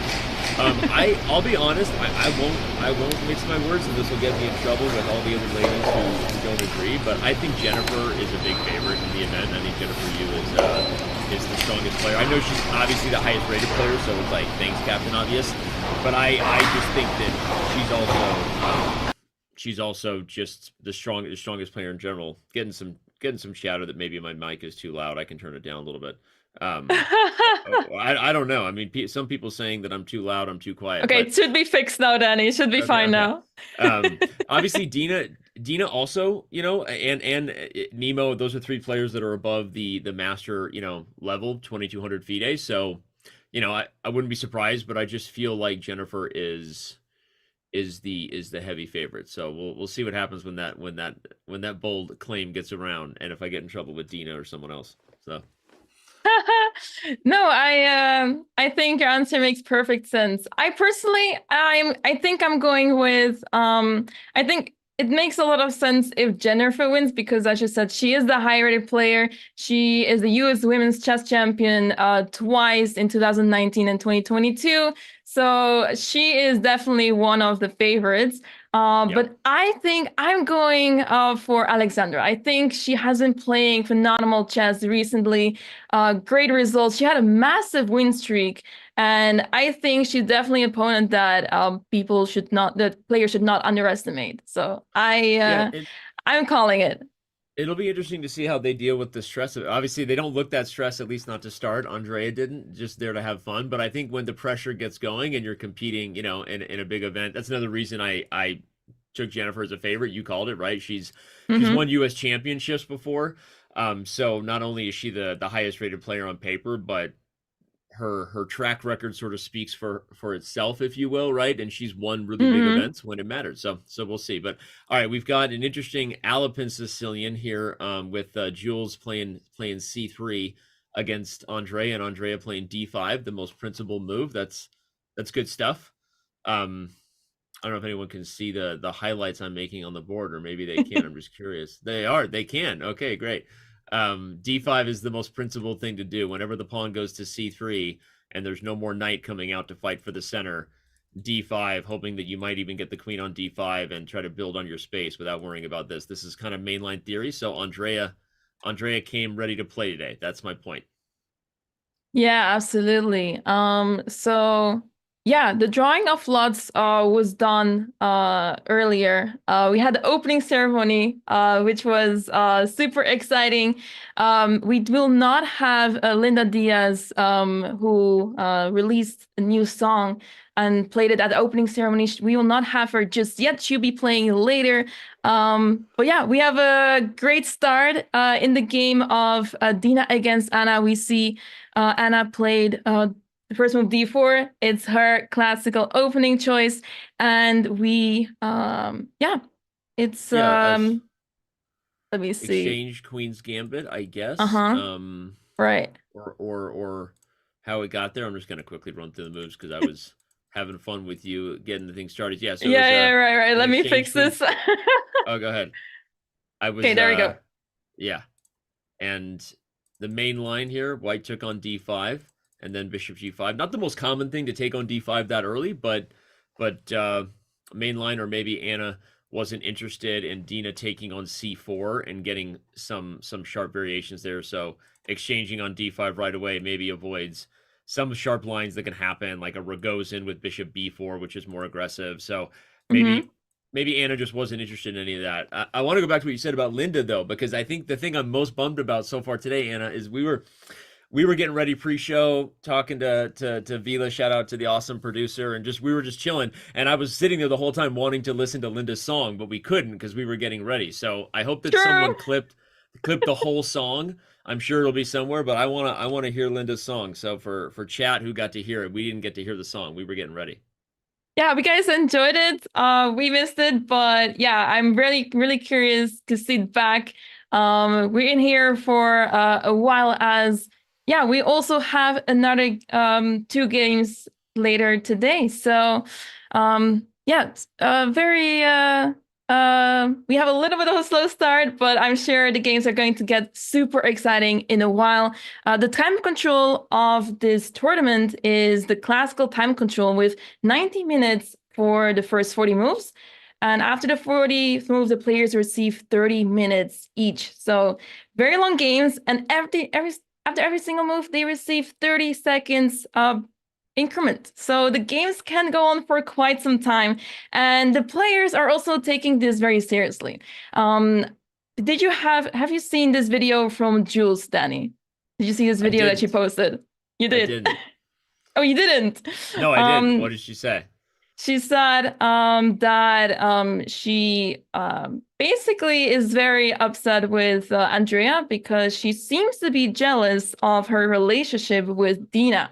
So she is basically challenging Dina that they are going to fight for Dina's heart. So whoever wins Dina's heart. So the stakes are very high in this game. I was actually really happy to see that this was the very first round already going to happen. So it's going to be a super exciting one. You gotta have stakes every game, not just the FIDE rating. I'm curious. I feel like we lost a little bit of the thread on Jules Andrea. I don't think Jules captured. There we go. Okay, she played e5, and then after knight to c6 and d4. Okay, so here we are. Just making sure we've got the live position. Right. Yeah, we're trying to keep an eye on the games very closely as we are putting in the moves manually. But yeah, in that game between Andrea and Jules, it seems to be an interesting pawn structure now. It seems like we're changing to a different opening. If Black plays move e6, is very much similar to the French, but I don't see her play this move at all, because why would you lock your bishop right now in this very position? And also, you've already played g6, so you're going to develop the bishop to g7, and you don't really want to play e6 before your bishop is out. So how familiar are you with this structure, Danny?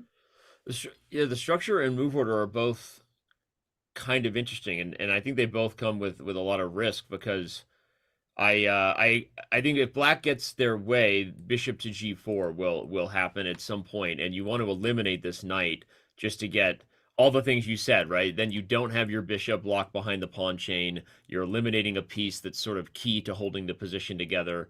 And if you got all your cake and ate it too, you would get rid of this knight, you would get the queen on b6, and you'd be undermining White's center like very quickly here. But it's also kind of risky, because when you've played g6 in this pawn structure, White is already going to be attacking on this side of the board in a closed French anyway, and so you potentially have even more weaknesses. So when e6 comes, you really have to be careful about what can happen on the king side. And so I kind of like it for White, but I'm trying to think about which move to play. If I would play h3 first to just stop the bishop from coming out, that's probably what I would do. I would just stop this idea and make it kind of hard for Black, because if the bishop can't go to g4 to pin the knight, then you're stuck with this problem. Either you put the bishop on a square where it gets attacked, which is probably not good, or you end up playing e6, and eventually this bishop is trapped. So if I was to recommend, I would think h3 is a good move here. But Jules is on the clock and taking her time. But I think I like white in these positions for the potential of a kingside attack, but still lots of chess ahead, obviously. Yeah, and it seems like both players are in new territory here. I mean, makes sense. It's a quite unusual position already. Another idea that in case that white goes for the move h3, because it makes a lot of sense to stop the bishop g4 move, I can see black go for the move b5. But the reason why I don't like it in this very position, usually you want to take space on the queen side when you have your pawns pushed there already with your pawn on c5 and d5. But if you push b5 now, the d takes c5 seems very appealing, and white is going to stop this attack on the queen side altogether very easily. b4 will come up, and it's really easy for white to play there. So yeah, even though we want to play b5 to play bishop b7 and go from there, it's perhaps not the best idea just yet. You may have to reconsider it and perhaps start with c takes d4 and then continue with b5. Yeah, you have to be careful too as black in these positions not to play on too many sides of the board too, because if you end up in a position where white is able to get castled and you play b5, maybe white can even undermine that at some point, the pawn chain with moves like a4. So it's often black should try to be as flexible as possible and almost non-committal, like play bishop g7. If there was a way to even develop this knight, I know it sounds crazy, but if you could find a way to get developed without fully committing that the bishop is blocked. But to me, right now, the action is on Jules, because Jules either stops bishop g4 or that's like the next move, like no-brainer thing to do, right? And I think if Andrea gets a chance to eliminate this knight, black will be headed for a pretty pleasant middle game. So I think we're just kind of waiting to see what Jules has in mind here. Maybe the awkward move order from Andrea has thrown Jules off. She's spending some time thinking there. By the way, shout out to the, I don't know where they're playing, but that looks like an incredible house, museum, venue. I don't know if that's it's a mansion. Oh, it's a mansion. Okay, so there you go. Andrea has changed. So we have our first outfit change of the event mid-game. Oh, really? I was not keeping an eye on this stream just yet, but that's awesome. Andrea is now in the Hawaiian shirt. That obviously is a nod to Hikaru Nakamura. Shout out to Hikaru wherever he is right now.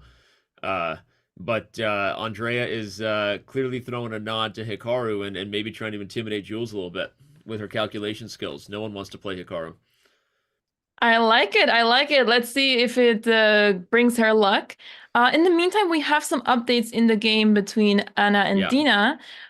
So we missed that Queen C2 was played, and here Dina went for Knight E8. She's retreating that knight early on. Do you think that was a good idea, Danny? Do you think that was necessary? It's interesting. It's not the typical thing to do in this position. I'll just do a little bit of analysis real quick because it looks like Anna's going to think.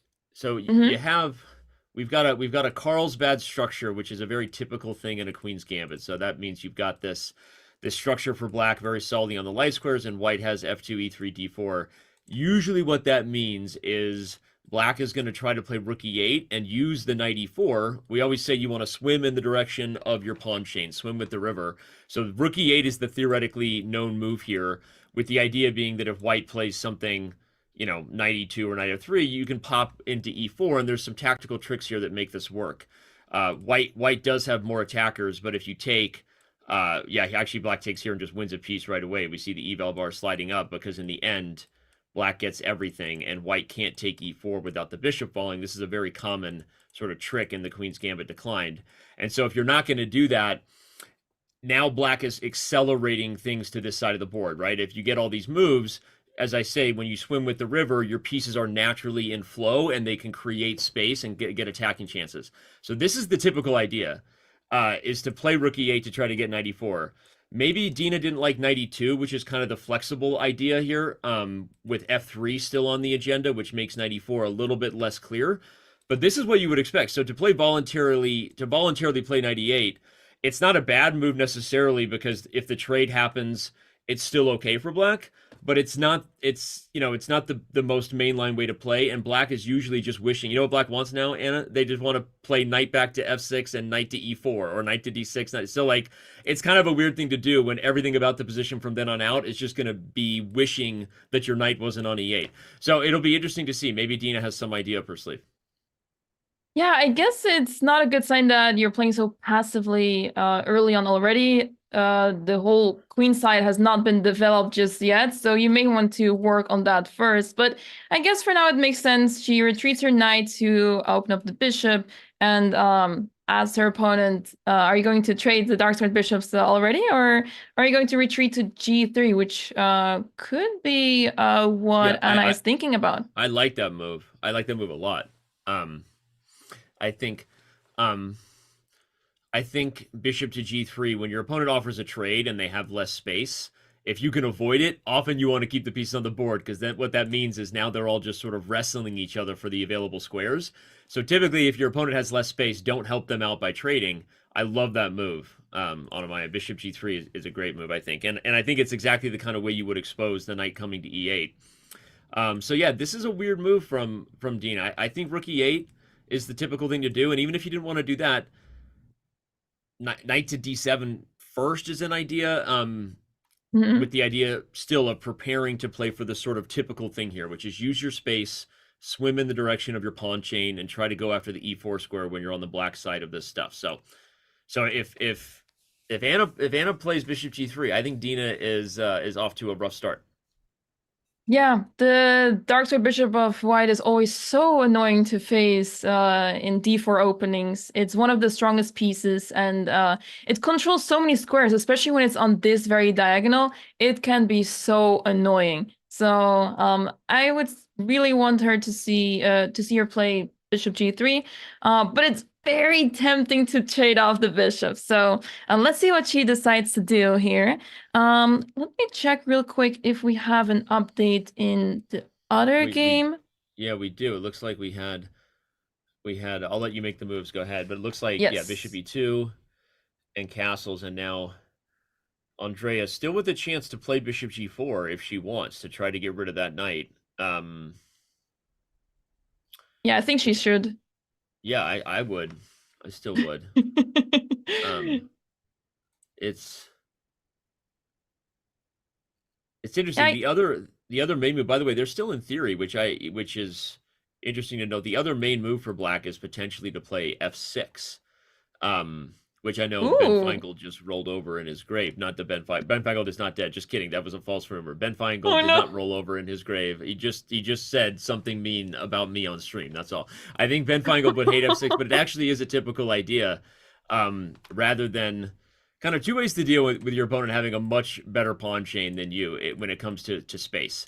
One is to undermine the base of a structure, which is either the literal base or the pawn here that defends the lead pawn. This is like the typical, whatever, thematic strategic lessons we learned. So when your opponent has a big chain, you either want to undermine the base pawns, which are literally the base pawn and the pawn that defends the lead pawn, or you want to attack the lead pawn. Like this is the typical, and so f6 is a way to do that. It obviously comes with some risk, but that might be the best move here for black. Along with the idea of playing bishop to g4 and trying to get rid of the knight. So both those things should be things Andrea is thinking about. Right, f6 is such an unnatural move in this position. It makes sense when you think about it. Once you see it, it makes sense. You attack the pawn that is on your side of the board, and there's not really another way to attack it anymore. So this is a move that she could be thinking about, but I don't think she will play it. I think she'll go for a developing move. Bishop g4 would make a lot of sense. I think that is on her radar, but maybe she wants to hold on to the pair of bishops. It's very tempting, and it's very hard to make the decision that you voluntarily give up the pair of bishops. So she has to realize that this bishop is not a good piece in this pawn structure because of all the pawns that are on the light squares, and just you don't really have a good square for that bishop. You go to f5, you will be attacked by a knight on h4, and you have to retreat. So it doesn't really make much sense. So she has to understand that this bishop is not a strong piece at all, and she needs to trade it off for that knight on f3. Agreed, Town.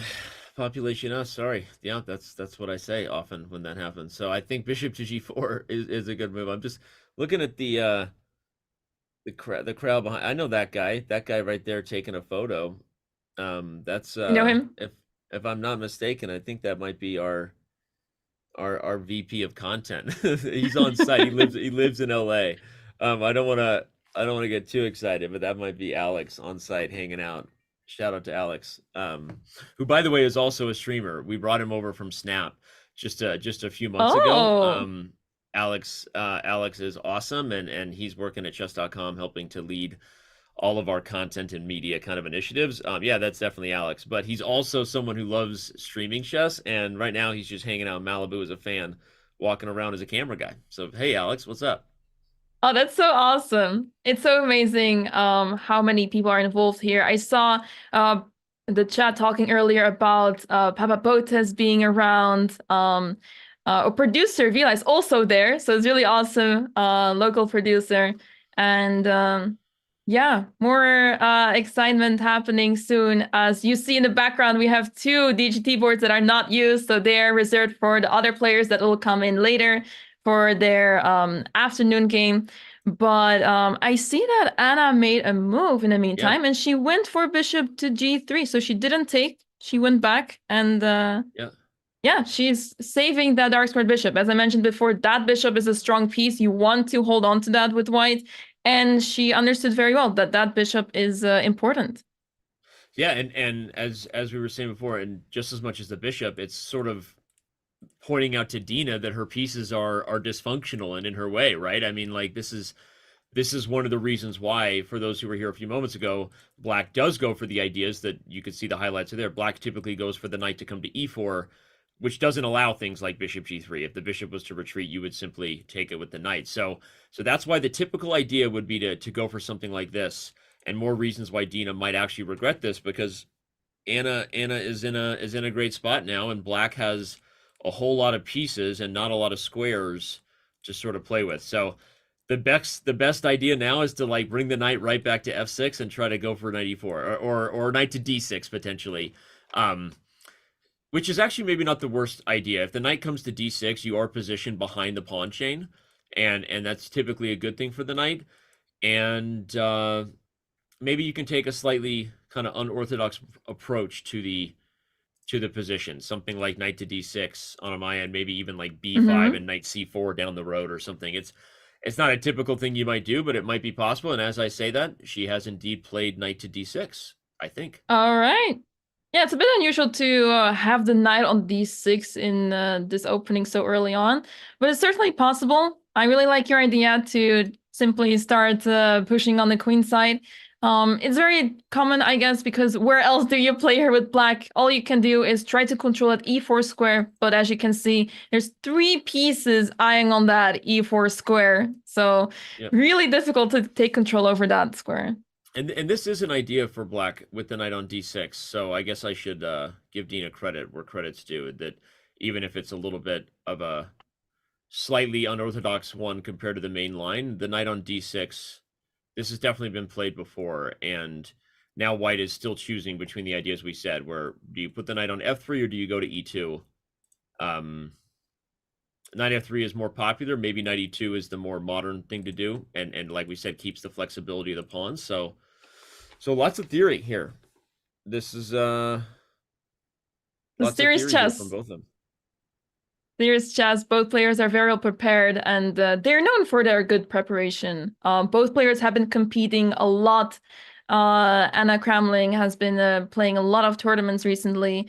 I believe her last tournament was in Madrid, in the Madrid Chess Festival, and yeah, I believe she lost some rating there, so she is very eager to win it back here. And Dina has also been competing in so many tournaments in Charlotte, so this is a very exciting matchup, as both players are very active in the competitive chess.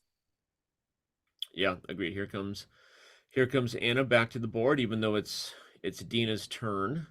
Oh no! Dina just played knight to d6, so now Anna comes back, and it's her turn, and she'll be ready to rock. So I want to get a mansion tour. Maybe they've already done that on Instagram or some other social media. I want to see the whole house. I want to see where everyone's going. Yeah, maybe we'll see more of it on the rest day. So the players have a rest day on the 28th, and they're planning to create lots of content on that day. So maybe we'll get to see more on that day. We saw the opening ceremony was happening outside. It was a beautiful view of Malibu. So I'd love to visit that place someday. Yeah, agreed.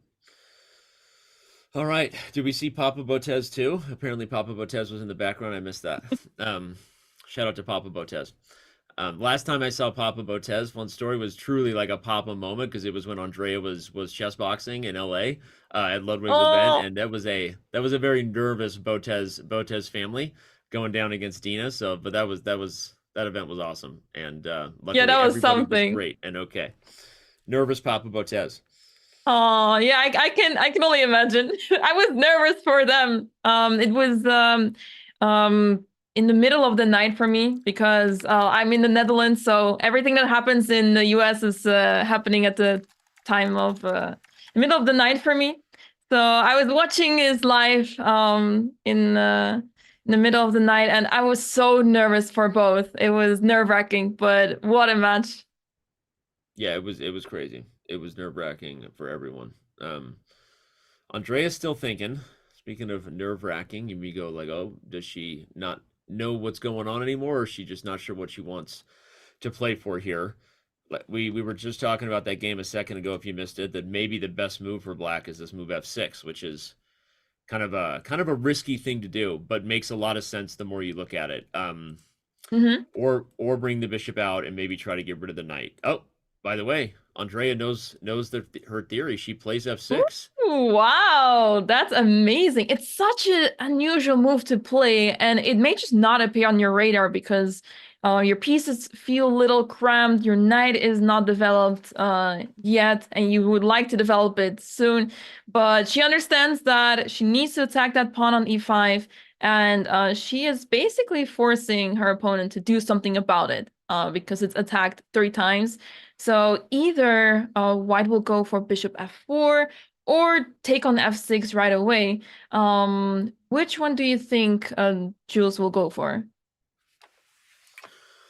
I think taking on f6 makes sense, and I guess you can even sort of slowly try to open the position. One of the fun things to consider here might be that white just blows everything open. You take here, and then at some point you're even taking on c5, trying to get the rooks to open files and maybe get a little bit of an initiative going before Black King is totally out of the center. So that's one idea.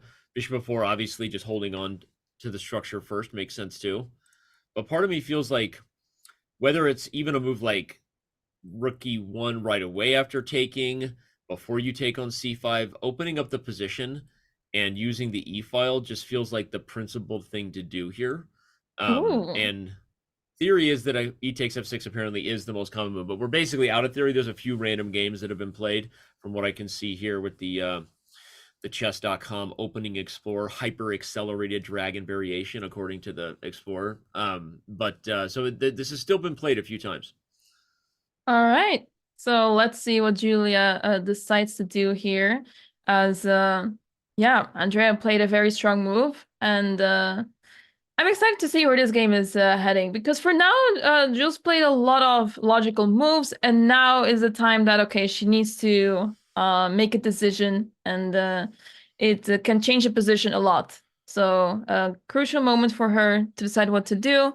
And for now, I'm impressed with Andrea's play. She did spend quite some time. One of her weaknesses is her time management. So that was something that needed to be worked on. So let's see if she manages to keep up with her time management for now. For now, she's down on the clock, but she should be fine for now, as the players receive extra time after move 40. So it's still too early to call anything. This is a true classical time control event. There's a lot of time on the clock here. They get 90 minutes with 30 seconds. What happens? How much time are they getting at move 40? Is it another half an hour? 30 minutes, yes. Yeah, another half an hour. Okay. Read the format yesterday. Wanted to make sure that was correct.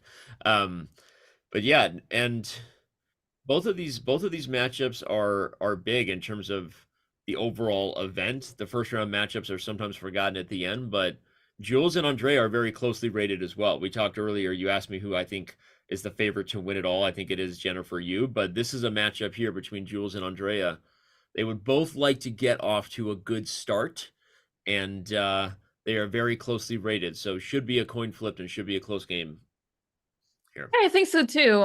Jules has been gaining a lot of rating recently.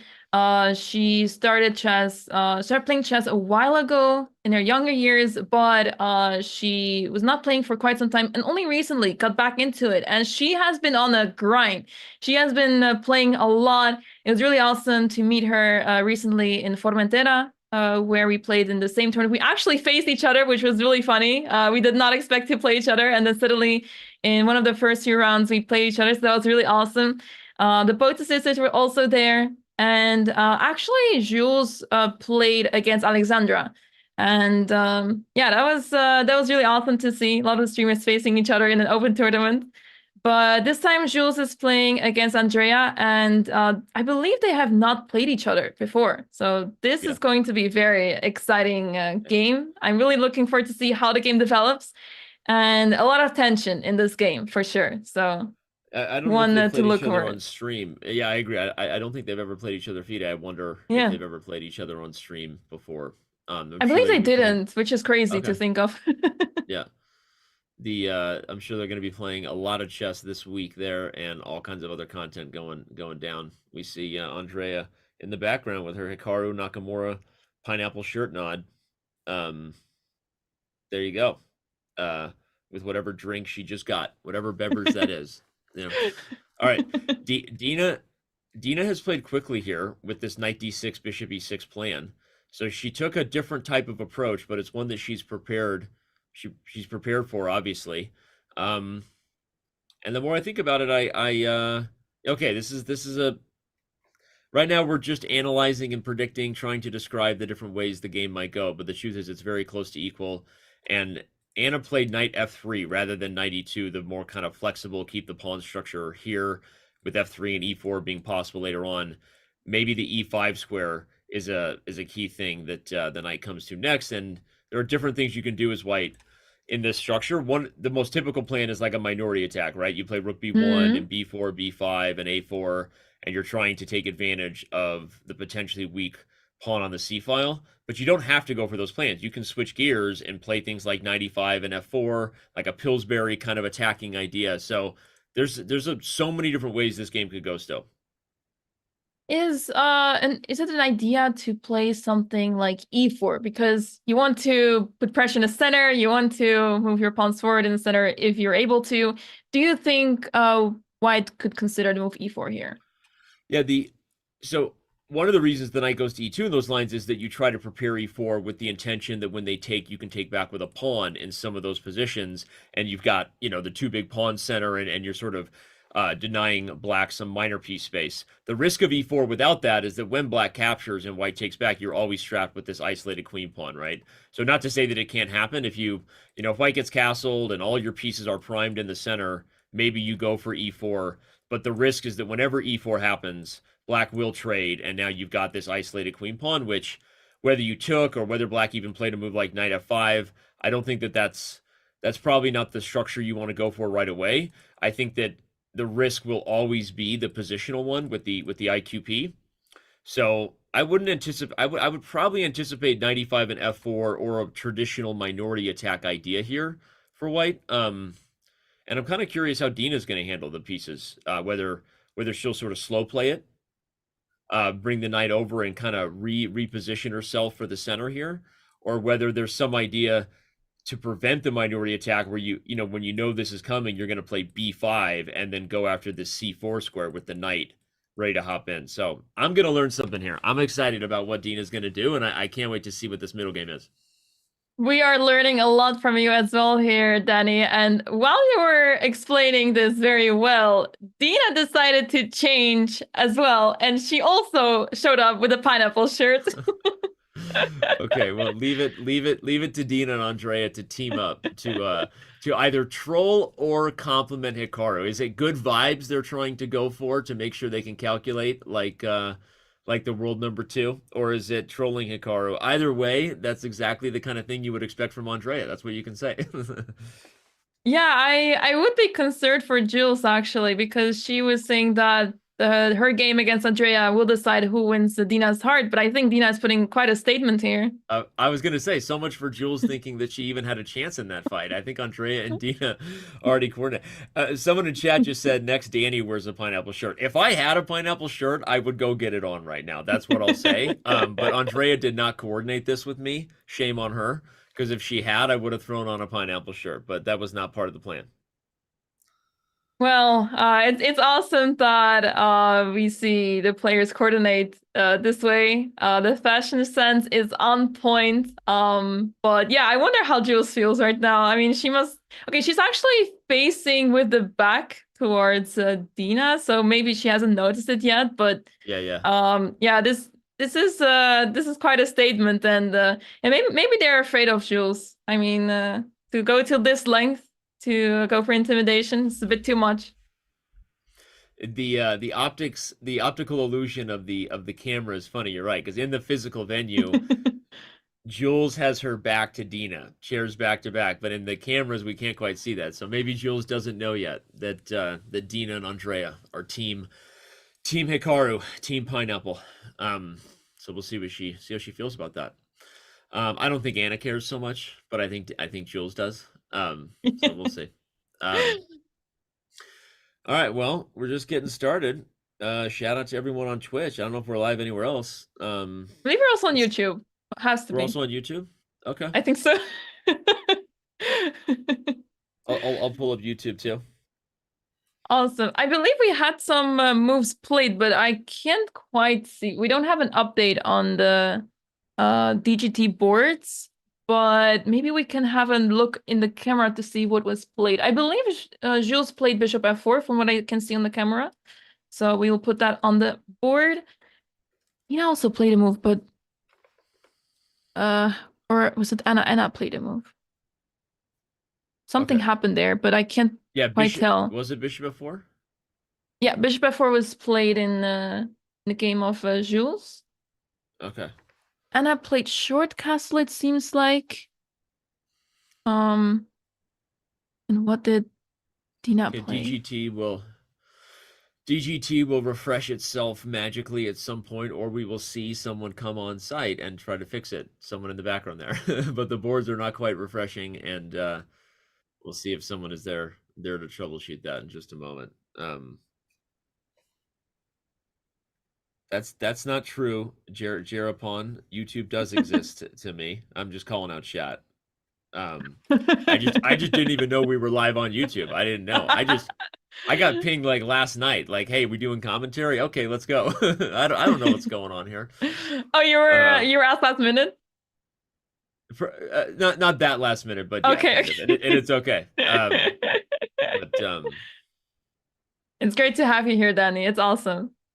I'm glad to be here. And we're gonna have fun. So you're gonna be here more than I am. I'm kind of kicking things off here with you, but you're gonna be here all day. At some point, I will tag out, and Benjamin Bach will be here, and then the two of you will have the call in the afternoon. So I guess I'm just giving everybody a little bit of a preview for what's to come, and then this is gonna be Feed HS all week.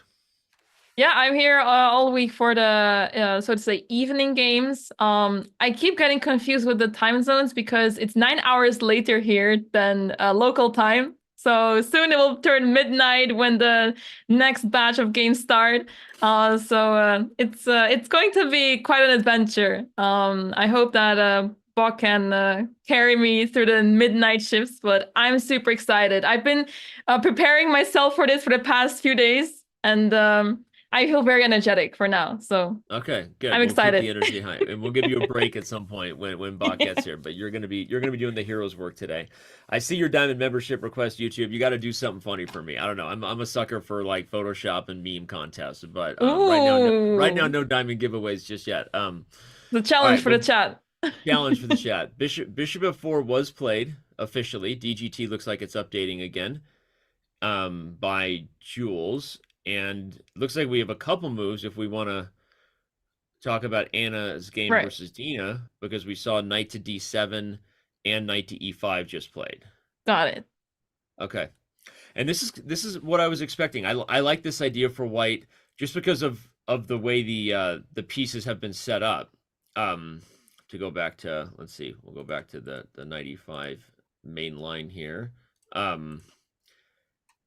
With the knight on e5, you don't have to play for f4, but you can.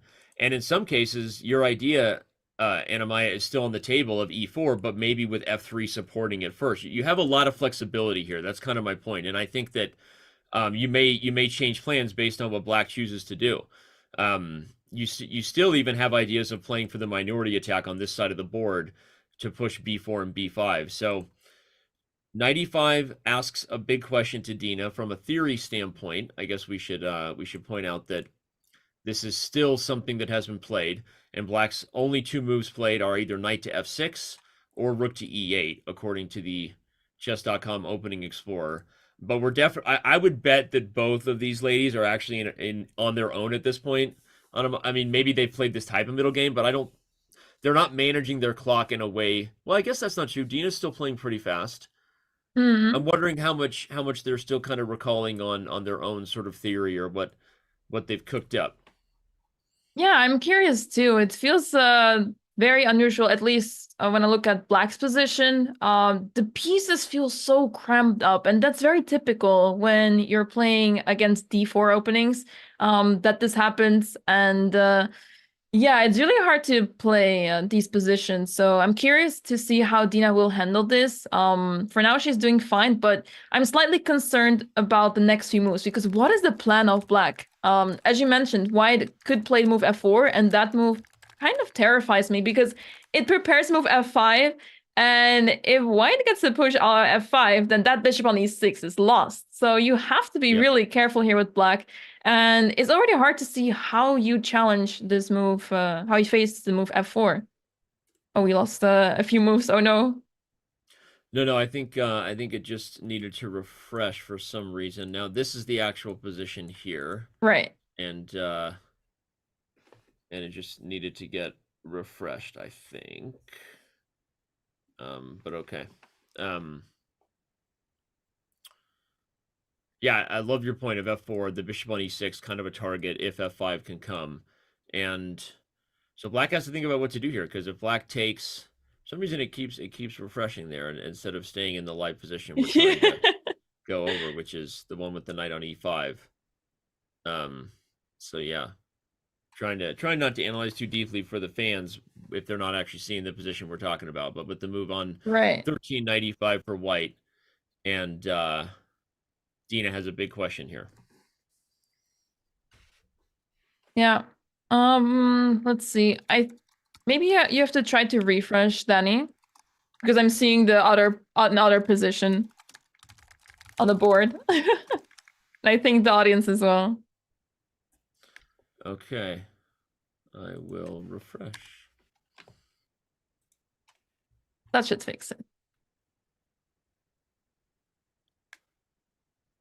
All right. In the meantime, yeah, does it work? Did it work? Yep.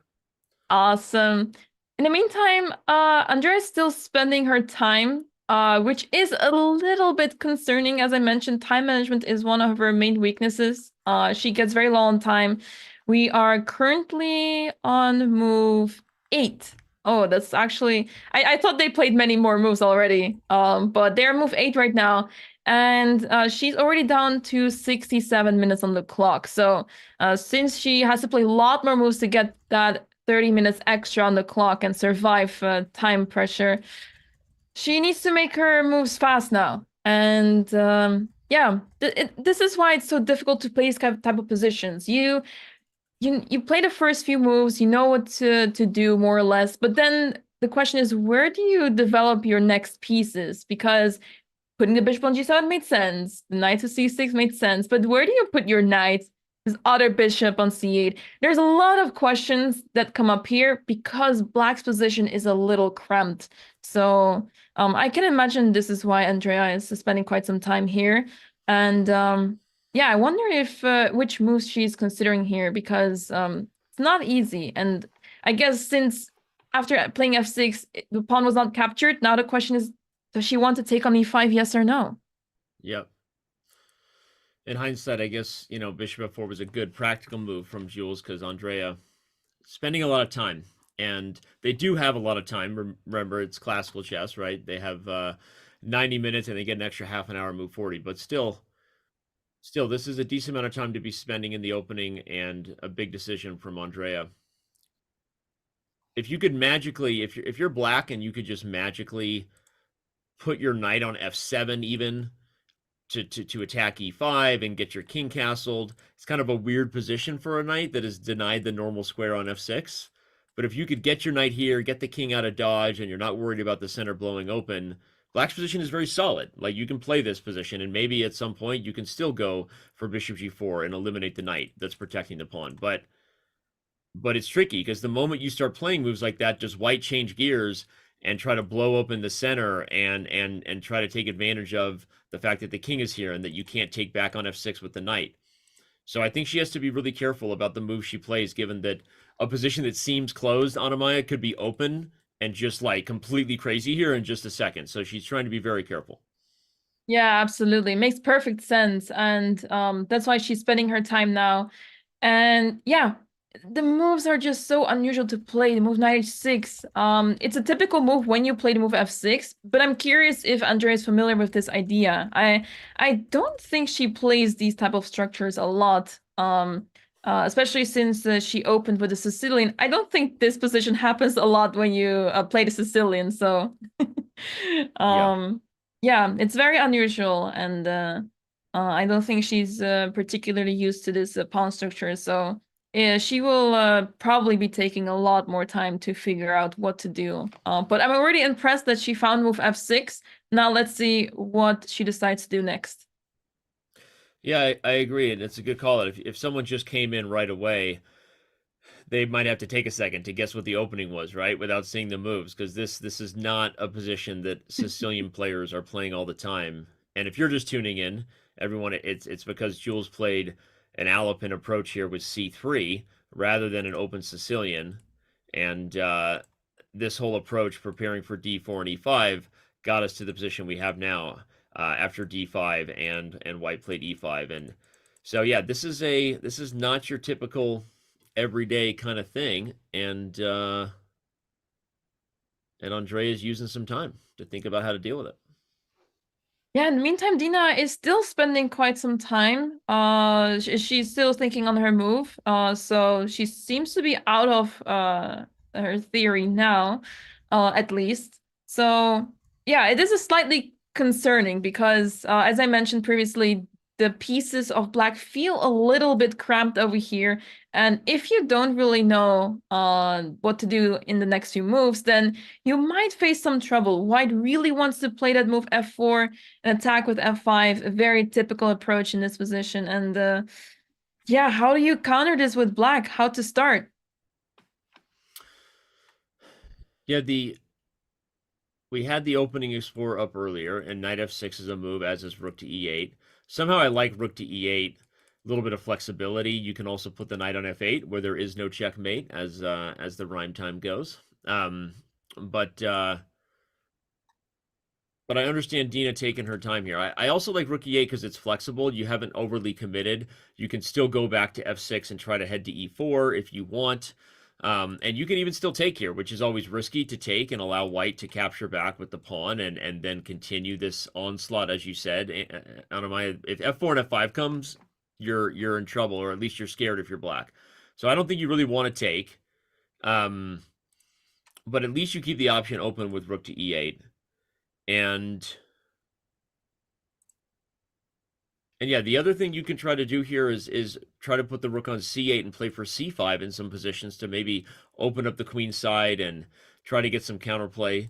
Similar to white playing e4, that comes at the risk of the isolated pawn. If you play c5, there's a risk of the d pawn becoming a problem, always.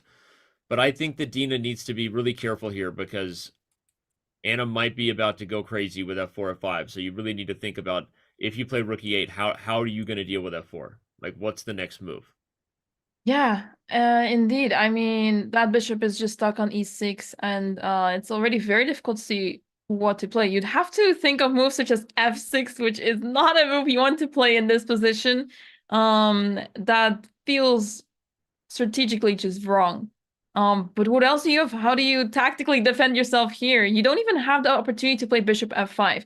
There are positions where you get to play g6 and play bishop f5, but here black committed already to the move h6, and because of that, there is no g6 possible, and you're not able to play bishop f5 or knight f5 to stop this strong battery of the bishop and queen on this diagonal. So that's why it's so difficult to play this with black. You also don't have the time to put the queen on this diagonal so that you get to play bishop f5. So Dina may have developed her pieces already, but the question is, what's next for her? What can she do here? So yeah, I wonder if you can meet f4 with f5. Such a weird move to play, but yeah, I mean, right? It just this a big pawn now on e6 and an ugly pawn to go with it, right? It's a big pawn and an ugly pawn, but at the same time, maybe that's your best option. And as bad as that sounds, the more I think about it, you've given white complete dominance of this e5 square. But if your intention isn't to take, and I'm just gonna randomly move a piece, but to go like here, now you're competing for the same square, right? Like something like this, and it's like, well, now who's better? I don't know. I mean, it's equal. Both sides have a really dominant piece in the middle of the board. So crazy, maybe, but might be just the right kind of crazy to meet f4 with f5. I don't know enough theory in the position to suggest anything else. But lucky for us, Dina's the one who has to solve this problem, as she's trying to harness her inner Hikaru with the pineapple shirt right now. Yeah, we can speculate a lot here as commentators, but it's on Dina to decide what to do here. And I would not want to be in her shoes right now because this position seems already very unpleasant from a practical point of view. I've played these type of positions a lot with black, and there's a reason why I just really hate playing the Carlsbad structure, as you mentioned previously, with this pawn structure over here. But this is why you don't want to have this pawn on h6. It limits your options so much, and usually in the Carlsbad structure, you at least want to try to play with g6, get your bishop on g5. Sometimes we see the knight maneuver around, usually from f6 to e8 and then to g7 to play bishop f5. But this time, Dina went to d6 with the knight. And let's see how she continues here. Like she's actually played knight f6 now, it looks like. I just noticed, yeah. So that seems to be a good idea. The move that you mentioned earlier. Yeah, we mentioned it along with rook to e8. Both rook e8, knight f6 were moves, and now I guess if f4 is played, there's some different options here. You haven't committed f5, and you can't even play f5 anymore. So you'd have to think about something else. I wonder if you can try to go for these knight e4 plans anyway, even if you lose the pawn in some of these positions. Like I've seen some ideas like this where you do all this stuff, and in the end you can see the eval bar doesn't change that much because black got the bishop pair. I don't know if you played bishop d5 or what, but this is actually kind of a funny way to play the position because you're down a pawn, but you've gotten a lot more space for the pieces. And after the queen moves, you've gotten a bishop on a nice square. If white advances, then d4 becomes weak. So this is actually maybe Dina's idea is to go knight e4 anyway. I don't know. I mean, otherwise f4 should be played and like try to play f5 and try to go for an attack. So I'd be curious how Anna goes next here. Big decision. Big decision. Big decision indeed. And if she plays f4, it's such a typical move that applies pressure and it makes it difficult for the opponent. Let's say if she plays any other move, some developing move, maybe the idea you mentioned earlier with a3 and b4 to have an attack on the queen side to target that pawn on b5, with b5 the pawn on c6. The thing is that it allows black to move around. It gives black some time. Whereas with f4, you're immediately putting pressure on the opponent. You're threatening f5 and making it very difficult for the opponent to play here. So you want to make it as difficult as possible for your opponent. And that's why I think f4 should be played here. Because making a move such as knight e4 is not easy. You don't want to do that for no reason. It looks like f4 has been played, so we're gonna find out. We've had a couple moves over there between Jules and Andrea too. But I will say, like, if we move f4 because Anna played it, I agree with what you said. F4 is the most direct, and it seems like let's go. But the more I look back at the idea I was mentioning, the more I kind of like it. Not just biased to the idea I suggested, but like, so what you said is F4 is direct on Amaya, and it goes for this stuff, but it also is a move you can't take back. Like, you could never move f4 back. E3 is permanently weak if we could somehow open the position, and this bishop kind of sucks if the position stayed here. So, like, another reason to go for this is after everything trades, maybe bishop d5 first, maybe even c5. But my idea is to kind of do that, is to, like, if I could open the position, I don't know if it works. Computer doesn't like it. My point is, this is actually kind of a fun version of compensation for black, and f4 is not your favorite move. If white could play f2 to f4, that would be amazing. But I don't know that white, sorry, if white could play f4 to f2. Anyway, so this is going to be a really double-edged game because Anna is forcing Dina's hand with this most aggressive move f4, and either you come up with something that opens this position to take advantage of the e-pawn and the weak dark squares, or white is coming, right? White is playing f5, and here we go. And so, yeah, this is going to get sharp, I think, pretty fast.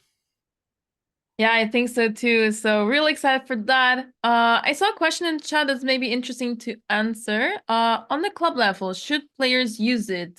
Talking about the Carlsbad structure.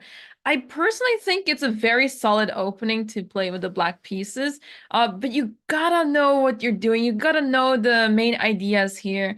And I guess a typical idea that you want to use, there is this opening called the Schlechter opening, which I was pointing out earlier with this idea to play g6 and then bishop f5. That is one way to deal with the position and have a really healthy position. But your pawn needs to be in h7 for this. You can't play g6 right now because that invites tactical resources such as bishop takes g6, completely destroying the king side of black. So that's why you have to be careful playing moves such as h6 in these positions. Well said. Yeah, and every pawn move you move in front of your king is a pawn move you can't go back. That was kind of my point about opening the position, but it's the same with h6. And it makes g6 almost impossible to play now, probably because of just very direct sacrifice and blow it open over there. So yeah, this is a position where black will come under some fire like she is, and now has a very big decision to make, and she's not at the board. Anna's just kind of looking around like, all right, what's Dina gonna do here? And she's changing to another a different clothing item. She might be. I think they're here for the content as much as the chess, but FIDE rating points are on the line here, and we know Dina is an ambitious chess player, so don't make any mistakes. She cares regardless of the content. Maybe she's changing out of the Hikaru pineapple shirt right now. Who knows? I really like knight e4. I wonder if maybe I'm exaggerating. Maybe black doesn't need to go for that. Can you play like queen to c8 so that I could play bishop f5 and try to trade the bishop?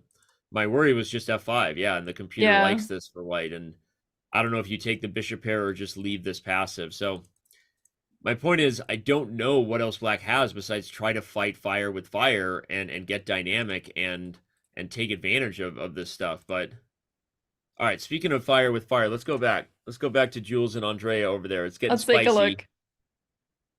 Yeah, Andrea decided to take on e5 over here. It's fun. This could get ugly, or Andrea has it all under control. Like, time management tells me, you know, she's 20 minutes down, that she's uncomfortable. And from that perspective, Jules should get a big shout out. She chose this Alapin Sicilian for those who just got here. This is, if I said this was a Sicilian, you're like, wait, what? This is awkward, right? You get this really weird close position, and the king is still in the center. The position is now starting to open up. The best move here is knight h6 probably to just get castled, but it's kind of a scary thing to do. So I'm liking Jules' chances here a lot. Yeah, her pieces are way more active, and it's hard to see where Andrea's pieces are heading to. I mean, she can develop the knight to f6 now. The bishop is free to go to f5, but something feels wrong here. This pawn on e7 being a backward pawn makes her position look quite ugly. And this half-open f-file, as long as she's not castled, I would say that it's just not looking great. This kind of gap here on f7, it doesn't feel nice. For now, white cannot really make use of it, but this can get problematic very soon. So concerned here about Andrea's position, but not much to worry about just yet. All she needs to do now is develop. By the way, she played knight h6, so wow, you know, the worries about how she's feeling about the position could be greatly exaggerated, or she's just solving this one over the board.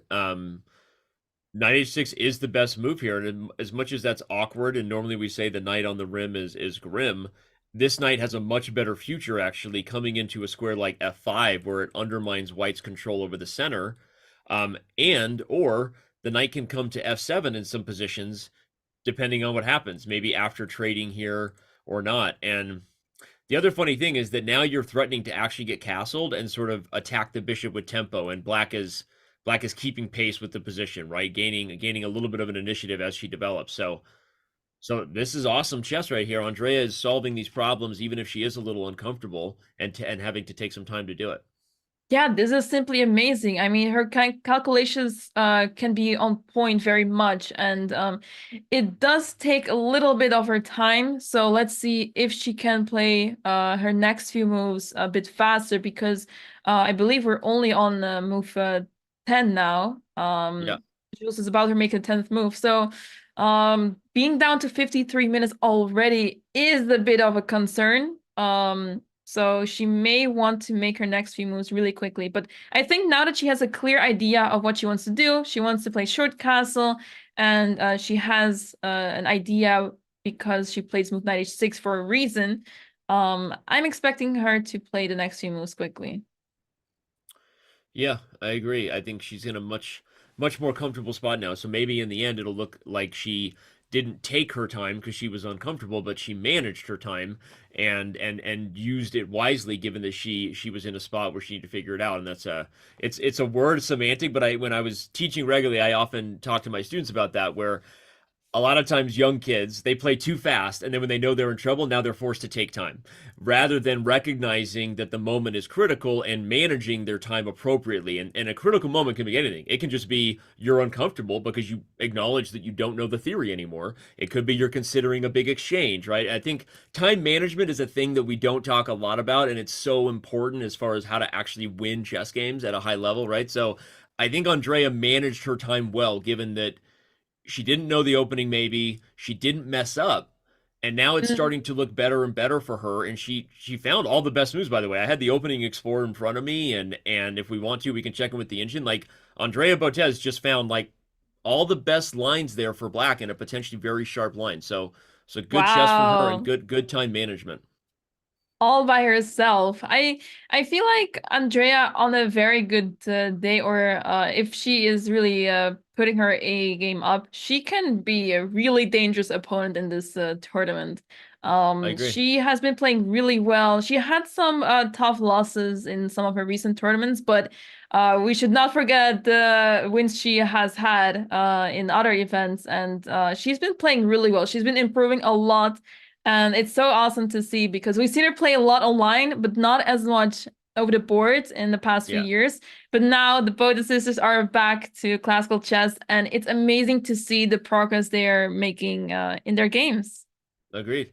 And when she plays online, as we know, Andrea is mostly focused on the content entertainment. So maybe it's a little bit of a misrepresentation to her abilities at times. I agree. She's playing really well. By the way, if you're watching on the chess.com event platform, you'll see she has 99.1% accuracy so far. She has literally found the best moves, and we've seen her at the board in the Hikaru Pineapple shirt doing it.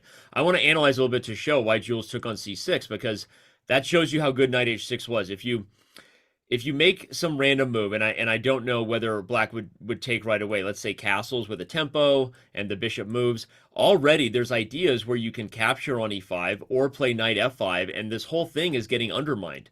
The bishop on the dark squares, the pawn here, in a lot of positions, you can even take here, and if the pawn takes, now when you go either knight f7 and try to go after the pawn, or even knight f5, this is a position where black is feeling very, very solid. The dark square bishop comes under fire. You can now play e6 and hold a very big kind of pawn chain together. So Jules didn't like what was ahead for having to hold down the fort here, and so she took on c6. But my point, Anamaya, is this doesn't really solve white's problems. Now the bishop is open. You're still castling. The knight is still coming to f5.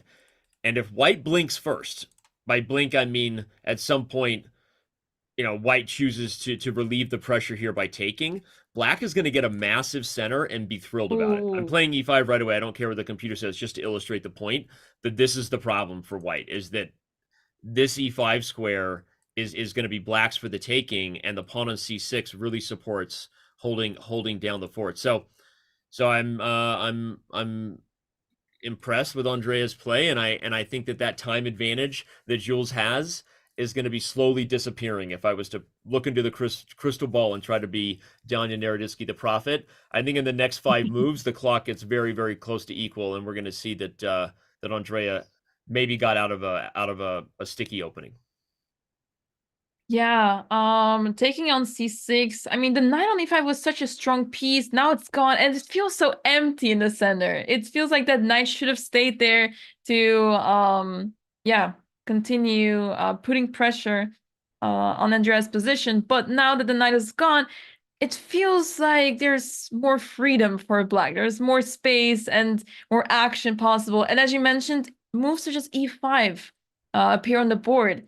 And it may be too ambitious according to the computer, but I really like it. And it's not easy for white to punish this. And very soon, black has to castle. There's no way for whites to stop that. And soon the pieces will be able to be developed to their right square. So I really like Andrea's chances here. But let's see what Jules comes up with as she's taking her time here now.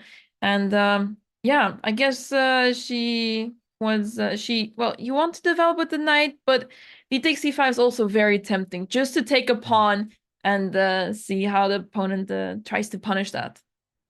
Yeah, especially because if knight to d2 is played, well, good news for white is if knight to d2 is played, black cannot take the pawn right away, because remember there's a knight hanging at the end of this line, so black is not actually threatening to win this pawn on d4, but once the queen is blocked, you could potentially take and just put the pawn there forever, then castle with a tempo and bring the knight to f5 as soon as you can. Although this also comes with lots of risk, right? You've opened the c file, so both sides just have a bunch of weaknesses here. That's what's fun. Like it's gonna be all kinds of tactics. So maybe Andrea would also sort of sit tight and try to build on the tension. But this is a fun thing about chess, is you're not just trying to make the best decisions for your pieces based on the current position, but constantly anticipating that maybe white will take and change the structure, maybe black will take and change the structure, and you have to make sure that you're not ever overcommitting to an idea if someone is going to completely change, especially the center pawn structure. So Jules has some things to think about here as far as what she wants to do. Yeah, and Andrea looking good so far. In the other game, I don't see an update just yet. We left off at f4, which was the last move played by Anna, and Dina has been thinking. Dina is back to the board. She was away for some time, but she's back in the same pineapple shirt. And we were talking about how difficult this position is to play with black. The black pieces are just cramped here. Feels very unpleasant, and it's white who is taking charge in the position and deciding what's going on here. It's not easy. Oh, I'm sorry. I didn't mean to interrupt. I was going to say it also seems like, looks like the clock's adjusted, because for a while there, Dina was up on the clock sort of significantly, which I don't know if that was a DGT relay or maybe I just underestimated that she's now been thinking on this move for a really long time. If I'm going back to, she's been away from the board as well for some time, so I guess maybe that's what happened. Yeah, it's strange. Because even just looking at the time management on the event server, which is from the DGT clock, it's a little hard to guess. But if that's accurate, I think it represents that Dina went from being comfortable. She's the one who entered this knight e8, knight d6 idea, a slightly less known sort of way to play this Carlsbad structure. But now she's thinking, and that's the point I was trying to make, is that sometimes that can be reflective that either you're really on your own, or maybe you're not so sure about the line you chose. Because if she doesn't go for the sharpest variations, we already pointed out, White's plans are very straightforward. Anna Cromling is going to play f5 next, and White's pieces are coming to the king side, and you're going to get an attack. So Black's pieces don't want to start getting cramped and bullied and just pushed around fighting for very few squares. You have to do something here quickly. They often say if you're the one under fire, you want to open the center or change the pawn structure. So that's why I was suggesting 94. Even things like c5, like, I know maybe I can't play it right away because it hangs a pawn. Just let the computer yell at me for a minute. Let the eval bar go. That's fine. I don't care. But I guess I'm trying to open the position. It did like my 94 idea as a pawn sack, and kind of similar. I was just trying to create space so that I could open things up and take advantage of White's f4 move. But maybe not. Maybe also rook to c8, rook to c8 to prepare c5. The point is, Dina has to do something here before she gets blown off the board with an attack.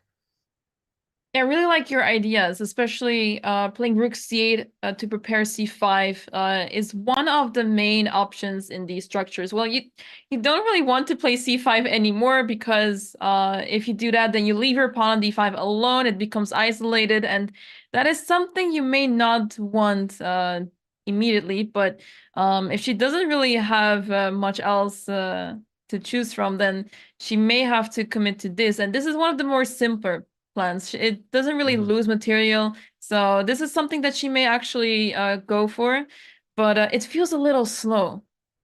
Yeah. But the more I think about it, the more I'm wondering, I'm taking a breath, commentator curse. Sometimes we get a little amped up. We see the eval bar, we worry about these lines, and then I go like, wait a second. Chess is hard. Chess games are hard to win.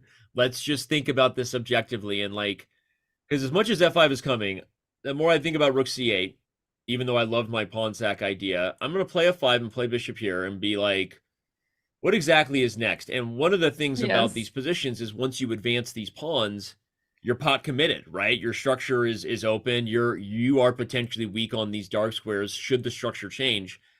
And now c5 is being prepared. And if you do try to play a move like b4 to prevent it, a knight can come to e4 and there's a discovery here. So I think there's a lot of potential fireworks, and probably the eval bar being close to 50-50 reflects that. Like, this is not just a game-winning shot yet, game-winning attack. So I think rook to c8 from a slower perspective may be better than this move I was saying with 94. Try to slow jam it, open up the structure, take advantage of the long-term features of White's position, and maybe Dina's okay. I'm just trying to be a little more like, come back down to earth. Let's all take a deep breath and say, like, there's a lot of very equal fighting chess ahead here. Yeah, you're absolutely right. I mean, this idea of f4, f5 seems really scary, but it's one of those ideas that actually don't really do much. There's no real follow-up just yet. And it's one of those situations where you just developed your pieces. So what could you have possibly done wrong that you face an attack, or that f5 is so dangerous, right? Because Tina just developed her pieces. It's really hard to see what could have been so wrong about her play that she gets punished for it already. So she's in a slightly worse position because White is so much more active, but it's not anything significant just yet. And indeed, perhaps this pawn push to f5, it looks scary at first, but then we actually think about it. What's next? What is White going to do after that? And White has a lot of space, but by playing f5, you're also shutting down this queen and bishop on this diagonal. So that could work in Black's favor, giving Black time to come back and start putting pressure in the center with c5. Yeah, that's a really good point. Yeah, you can overcommit, and then your pieces don't have as much to do, especially your point that the queen and bishop would be blocked on the diagonal. So So now, well, Dina is taking her time, managing her time. As we said, the difference is you take your time once you're in trouble because you have no choice, versus managing your time when you should think about it. I think this is a critical moment for her to decide just how aggressive she needs to be or how worried she needs to be about this. So good clock management, good sip of whatever juice Andrea is drinking there. I assume it's juice, not could be coffee. Who knows? Could be. Yeah, the time management is one thing that concerns me, Danny, because the players have already spent quite some time and they have not played that many moves. I guess in the game of Anna and Dina, they've already played 14 moves, so that is their time management is acceptable, but it's heading to a direction that we may see a time scramble at some point. I don't see this position get too crazy in the next few moves, but who knows? Who knows? Yeah. I agree. I mean, especially in the Andrea in the Jules versus Andrea game, you're right. They're only on move 10. Jules is about to join Andrea, and that she'll have less than an hour in just a moment if she keeps thinking. And so a lot of moves to make. Remember, they have to reach move 40 to get an extra half an hour, and seems like a lot when people watch a lot of Blitz and Bullet online most of the time. They're like, what are you talking about? You got an hour for all those moves? Like NBD, right? No big deal. But, you know, in classical chess, the tempo's different, and the expectations as far as the time you need once you get under time pressure it's a very different beast than playing Blitz. So I agree. Right now, no one's thinking about that because they just want to make good moves and appreciate how critical the opening has been, especially for Jules and Andrea again. But I think you're foreshadowing correctly that these games might have some fireworks because we're seeing a lot of time taken here, not a lot of moves made. Yeah, and it's interesting because these players are used to play online. We see them play Blitz very regularly, Bullet even. But indeed, this is classical time control over the board, and there is a lot at stake. I read a comment earlier that chess players treat their FIDE rating as a Bible. It matters so much that they're willing to sacrifice so much for it, and it's so important. It's such an important number to them. So even though it takes, let's say, so many hours to win a chess game, but at least you're gaining rating if you won the game, and it's a very big satisfaction than just winning a Blitz game, let's say, just like that. People wondering where Alex is. She'll be playing a little bit later. The way it is we've got 4 players kicking things off with 2 games. There'll be a small break in the middle of the show before Alexandra, Jennifer, Nemo, and Linda will all be thrown down on the back half. And so that's the plan, which keeps you here all day. You got nothing else to do on a Wednesday. This is where you're going to be for the rest of your day if you didn't know. Welcome. All right.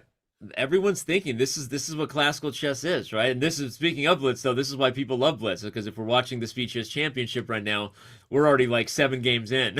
Yeah, there's so much action happening, but here both games are not moving. They're taking their time, and that is very typical in classical chess. And yeah, that's why I'm also kind of excited to see that the clocks go down and they are starting to run out of moves to reach move 40. So this is out of the opening stage, in the middle game phase. This is where they start spending their time. But in the next few moves, things might get really interesting as the clock is getting lower and lower. People asking what'll happen if the games go long. I think if these games go long, we will at some point have all 4 games going at once. I don't know if the players wait for sure for the games to be done. Maybe that's not true. I actually shouldn't speak to that because I'm not the organizer of the event, just a hired commentator. And so, but I think, I don't know actually. Is it for sure that we're taking a break no matter what, and Alexandra, Nemo, Jennifer, and Linda will wait, or will those games start if these games go the distance? I think the games will start at the appointed times. So they should start at 3 p.m. Pacific, or maybe a little later because of the delay we've had today. But they should start at the time that has been discussed beforehand. And yeah, we may have 4 games happen at the same time. Okay, so there you go, which will be exciting. If I guess we have 4 chess sets set up at that beautiful mansion for a reason, right? So if that happens, we will definitely have all 4 games going, which now I'm suddenly rooting for that. I'm rooting for these games to go the distance, and for at some point for us to have all 4 boards in action maybe that's not what the broadcast wants, given what we'd have to do with the cameras, but we'll see. Luckily, not our concern, Danny.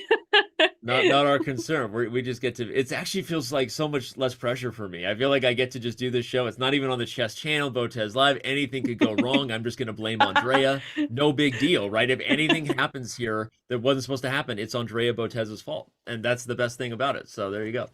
I'm just kidding. Trolling Andrea as much as possible is the one agreement we had for me to come on this show, as I will be trolling Andrea all day. I want to hear the reaction of her afterwards. I'm curious if she feels the same about this, if she knows anything of this. I lost a bet to her last PogChamps, but I'm not going to remind her what it was because I don't want her to cash in on it. So we're going to keep that away. But yeah, we're here to troll Andrea, although right now she's walking around. And you can see she's confident. Anamaya, we said that it was a tough opening. It was an Alapin Sicilian by Jules, which maybe threw Andrea off a little bit, but she managed her clock, jokes aside. She's played phenomenal chess. Go to the events platform and you'll see everybody. She's playing with 99% accuracy right now, wearing that Hikaru pineapple shirt. And now she's got that confident walk going. Look what she's doing. She's walking around like it's like that's what you do when you're confident. Just sort of prowling and seeing what your opponent's going to do. Yeah, chess players usually walk a lot during their games. I remember when I played in Dutch Championship and Anishgir is playing, and he was walking around so much. We had like this not really big room, right? Because there's only a few games happening at the same time. And he was walking in circles all the time, back and forth. And I was getting a little distracted by it because I thought, whoa, like he's like really walking around a lot. And we were in this like a small space, right? But yeah, it's nice to be able to take some time off the board and to, think about other things than the chess for a bit.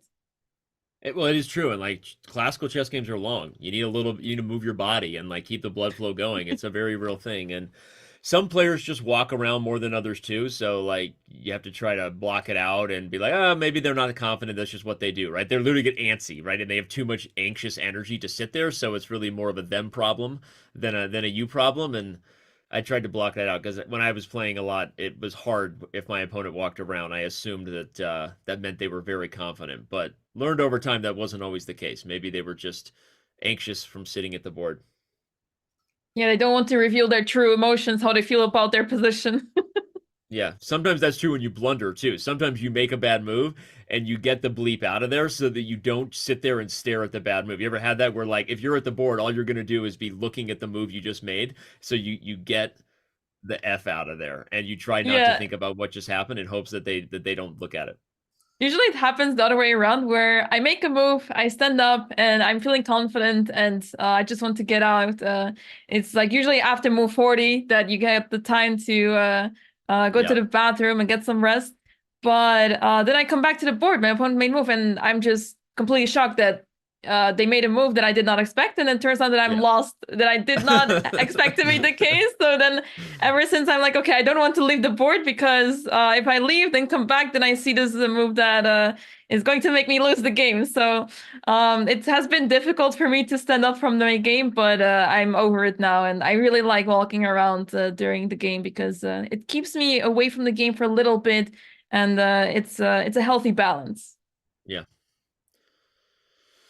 Yep, and we see Andrea staying away because she got up, and so she's trying not to come back and forth a bunch and letting Jules think, which she may come back here in a second. If your opponent thinks for a long time, then, it's not really a distraction. But one piece of ethical advice for any fans watching who are considering playing over the board chess, the one thing about getting up is it's sort of an unwritten rule that if you get up on your opponent's clock, often it's not good to go back and forth a whole bunch while they're thinking. It can be distracting and sort of unfair. So I was taught that, hey, if you get up on their clock, you should stay away while they're thinking. Now, if they think for more than like 10 minutes, it's like, okay, I'm going to go back because at this point, I'm not bothering them and I have work to do, right? I need to sit down and do the work that that is required to get a good position. So, but I like that Andrea has gotten up and she's kind of letting Jules think and is not necessarily going back and forth a bunch to distract her. But by the way, I did call this. I said Jules was about to go into a think and that I really liked Andrea's position, and look what's happened now. I mean, the time is not only evened out,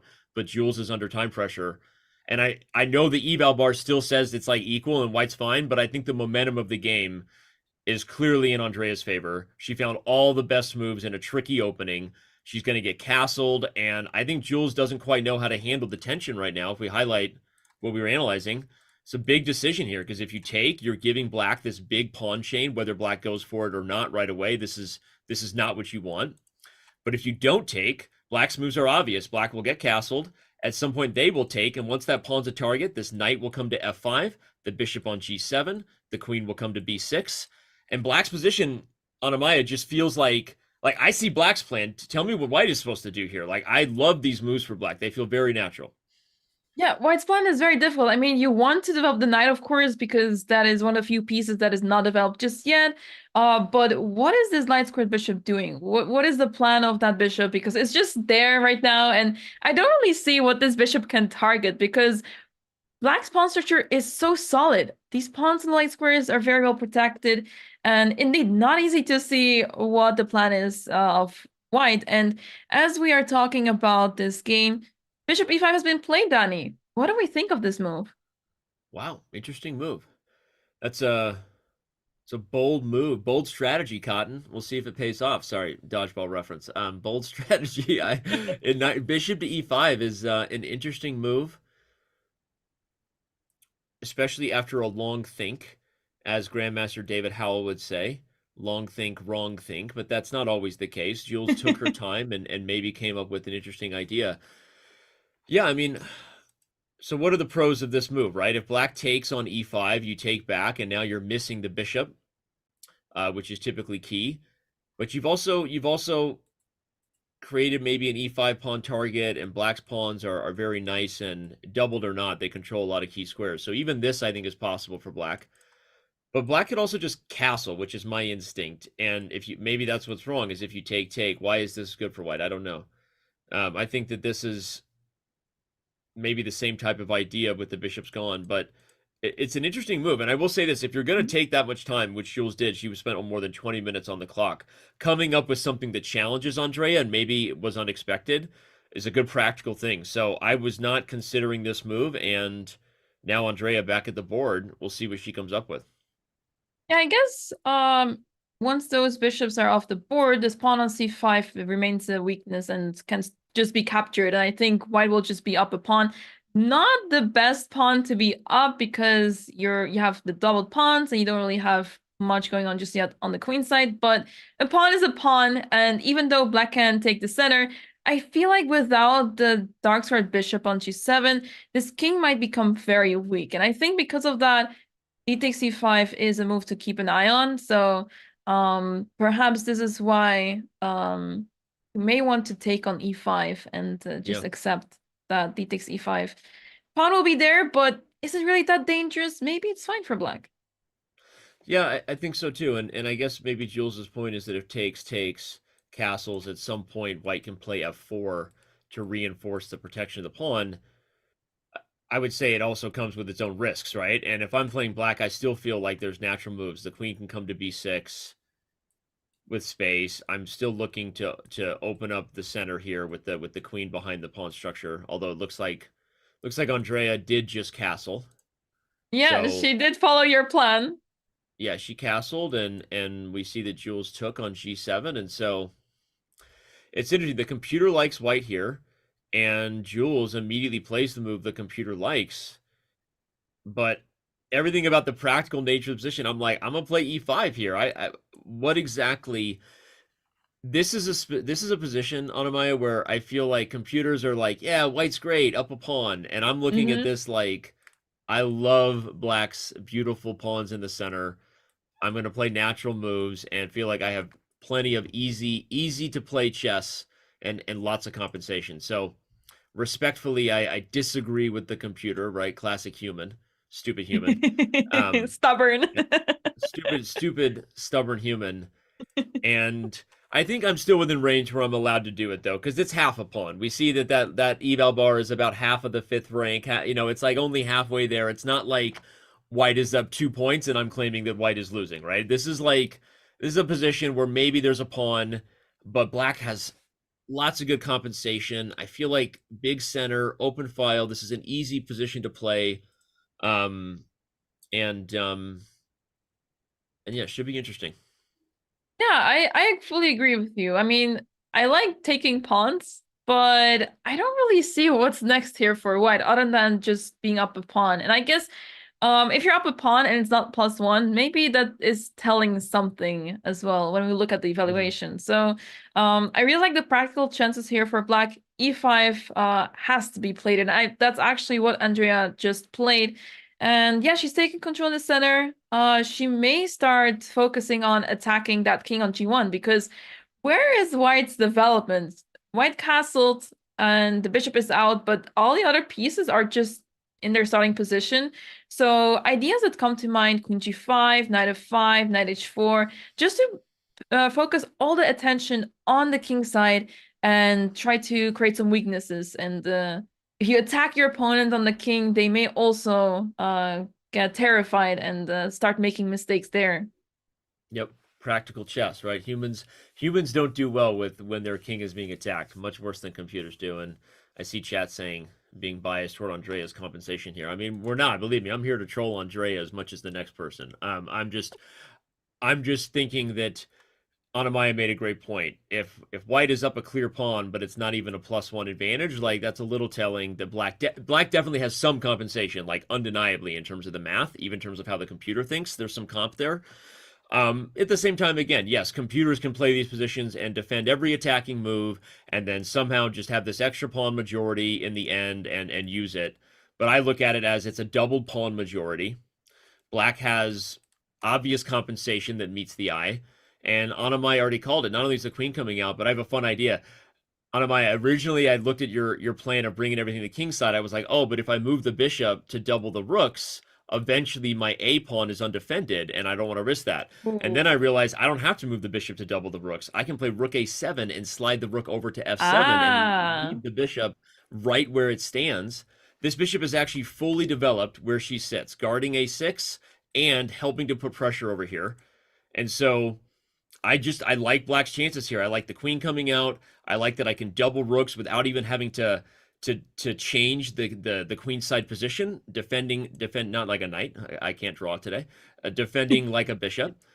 And I think I think Jules is going to face some pressure here. And even if you get the knight to F3, which may be key, black can kick the knight at some point. Yes, that comes at the risk of giving up the D4 square. And here Jules plays knight to D2. But if I'm Andrea, I'm playing like rook A7, I'm doubling on the F file, and I'm looking to go for Anamaya's idea at some point of just, I'm betting on black here. I'm betting the house on the king side attack, right? Isn't that a roulette reference? Okay. Don't you bet on red or black or something like that? Yeah, not a something gambler. like that. Something like that. But I'm putting all the chips on black here. I think that black is going to get a lot of pressure, and I think that if Andrea keeps the focus, the king side attack should almost kind of play itself. yeah, and it's just really difficult to defend this. The computer is really good at defending attacks, but we human beings, we get terrified, as you said. And I really like your rook lift idea to involve the rook from A8 all the way to F7, putting pressure on that pawn on F2. And yeah, not easy to defend with white, especially because the pieces, they feel so out of place. It feels like they are not really able to contribute much. Let's say if you play bishop F3 to try to defend and put your bishop all the way to G2. After bishop F3, you just face E4 and you have to go back. So you can't really help your king as much too. So yeah, those are some difficult moves for Jules to be made. And I'm very concerned, actually. Even though the evaluation is in her favor, I really think her next few moves are going to be quite a challenge. And she did actually play the move knight e2. Very logical move because she needs to defend that knight. Not defend, but develop. But what's next? Because Andrea is ready to attack. Yeah, we'll see if Andrea finds this rook a7 idea. It's slightly unorthodox, but it is one that once you see it, kind of jumps out at you. But I guess similar to how we sort of took a breath in Dina's position, we should take a breath here and say, to play devil's advocate, Jules isn't checkmated yet. And one thing about the knight coming to f3 is if you play e4, you know, I'm just going to make some random moves just to illustrate the point that if you get this, I think the queen will come here, not even the knight, and then maybe the knight comes into some dark squares, and you know, there's potential risk in the position if black overextends, that these squares might suddenly belong to white, and maybe the computer actually doesn't like actually, because here comes knight f5, and now the computer, you know, okay. But what I'm thinking is if you overextend these pawns, the dark squares belong to white, and that also is a price to pay. So it's double-edged for sure. I think from a practical perspective, I'm putting the chips on black, and like we've been illustrating, we think that black's attack should be strong. And you don't have to play e4, by the way. You can defend the pawn and try to keep the center here, and then sort of slow jam it, right? Bring the rook over. At some point, you're getting pieces, and eventually, when the timing is right, you advance further. So I still not changing it. I agree with you, Anamaya. I think that black's position from a practical perspective is dangerous, but I want to be sober about this, right? Really clear-headed that it's not a one-sided affair at all, just yet. Let's talk a little about the other game. Yeah, let's take a look. In the game between Anna and Dina, some moves have been played. Anna went for the move knight a4. So it's clear that she did not like the move c5. She wanted to make sure that that's not happening just yet. But because of that, she is giving up on the center. Instead of playing f5 and bringing this bishop back and making black's position more passive, she goes for knight a4, and now Dina went for knight f2 e4. And yeah, Dina is simply taking control here of the square e4, and now the move f5 is not going to happen anymore, Danny. Yeah, I'm liking the direction of this for Dina a lot. I feel like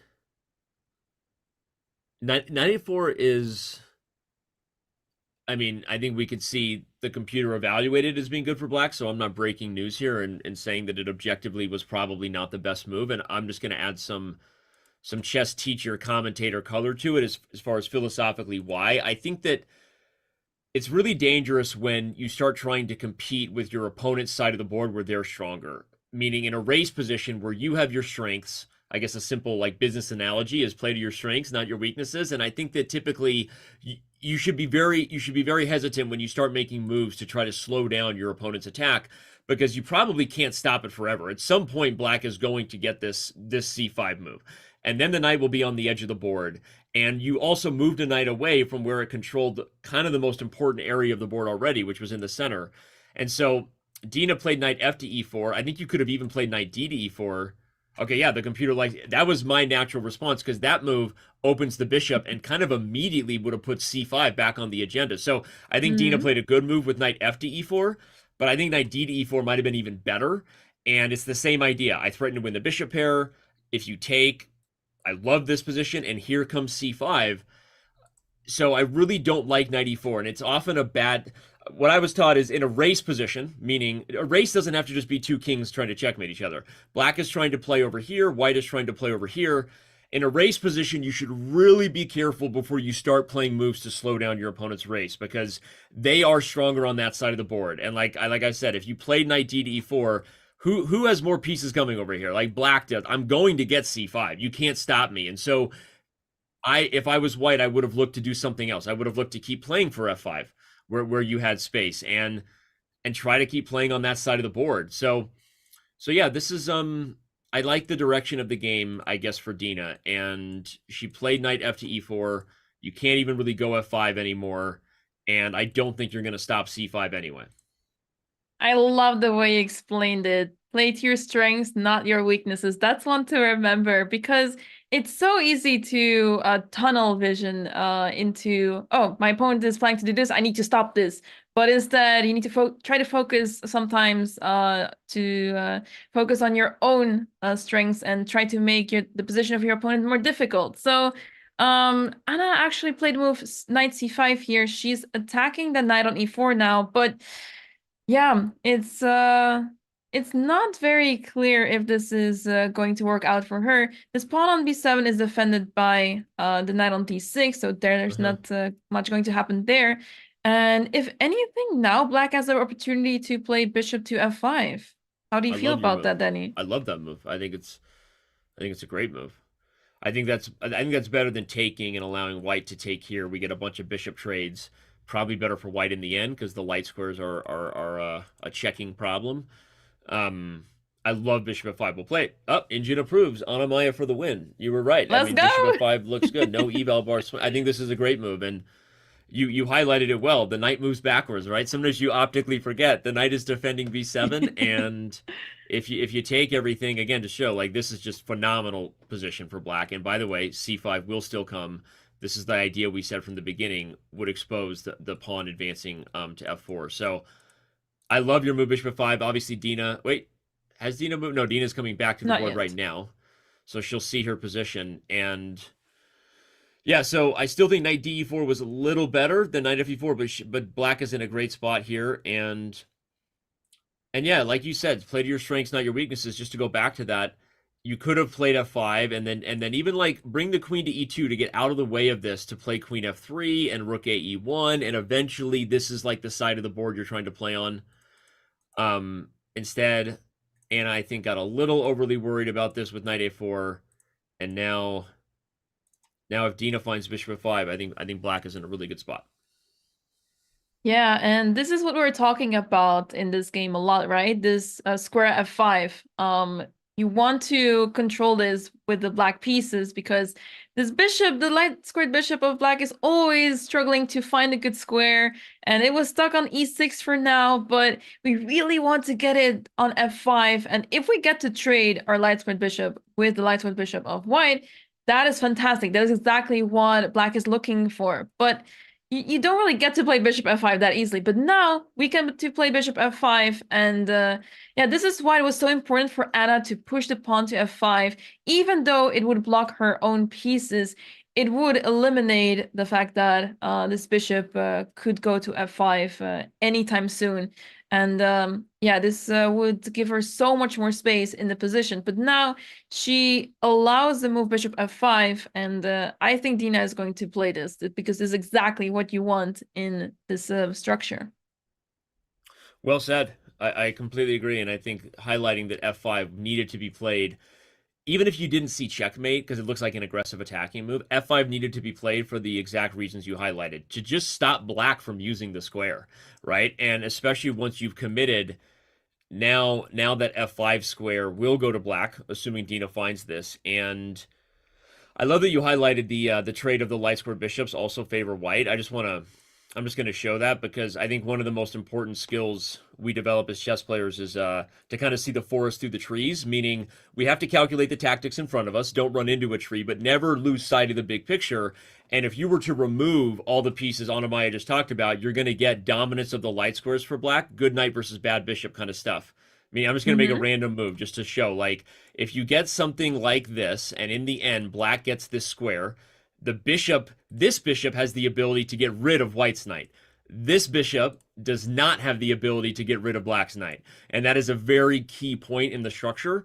And black is just dominant here. You can see the computer agrees. At some point, if this trade happens, you can just positionally resign, right? Black has a unicorn or an octopus, as we like to say, controlling with all of its arms. This is just a beast of a pony. And white doesn't have the same. So I just love that you highlighted that. I want to point that out because when you see the forest through the trees here, the trades favor black because white has more structural weaknesses, particularly on the light squares coming, and that's a big trade you have to worry about. And also in these type of structures, it's usually black struggling with the space. So the more pieces you get to trade with black, the happier you get. You're more than happy to go into an endgame because all these pieces are so stuck here. There's not much space, and you're really playing for long-term chances that maybe you get to play b6, maybe c5, and you get some play this way. But usually white is the one that has so much space and wants to put pressure, slow grind. But in this very position, it seems like black is out of trouble now. Dina needs to play bishop f5 first, but once she plays that move, I think she's out of trouble, and it will be very difficult for Anna to play this position because her attack is basically stopped. It's really difficult to see what other plans she could come up with.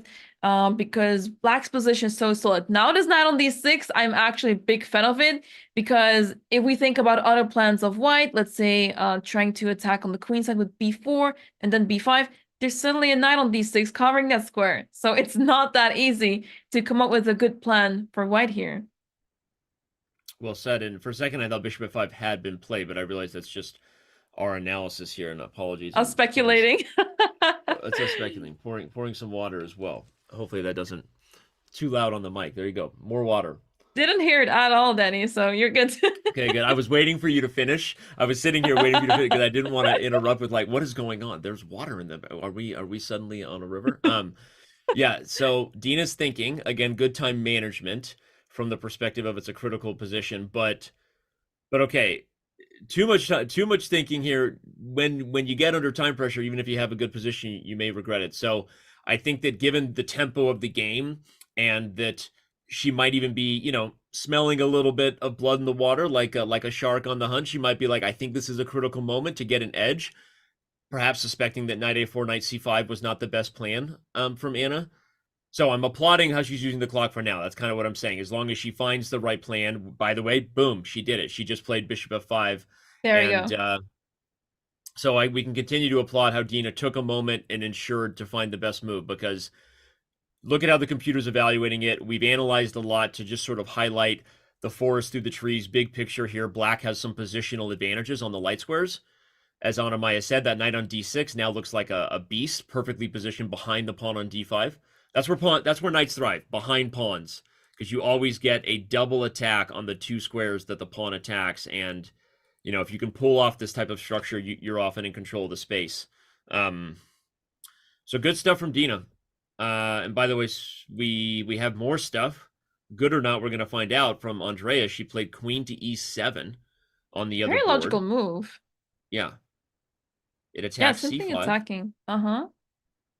Supports the center.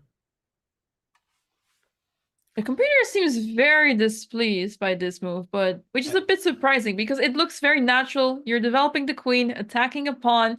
But I guess the idea that we were highlighting earlier, we want to start an attack on the king. And I guess queen e7 is a little bit of a slow move. It doesn't really help so much with the attack for now. So yeah, it's not easy to think of the idea that you were highlighting earlier to commit to the rook lift, to put the rook on f7 and start from there. But yeah, let's see if Jules can deal with this well. I guess she has to commit to a move such as b4. That would make a lot of sense, supporting that pawn on c5 and perhaps get something going on the queen side. Yeah, agreed. And b4 is not just a logical move to guard the pawn. As you said, it also is the thing you're going to want to do eventually anyway. You have a pawn majority on the queen side, and so gaining space. I'll be surprised if Jules doesn't play b4. While you were analyzing, I was trying to think in my head, was there a way for Andrea to get the thing we wanted in terms of the rook lift? And if rook a7 was played and the knight comes to f3, you're still kind of in an irritating spot, because if you play queen e7 now to defend the pawn, you're cutting the rook off anyway.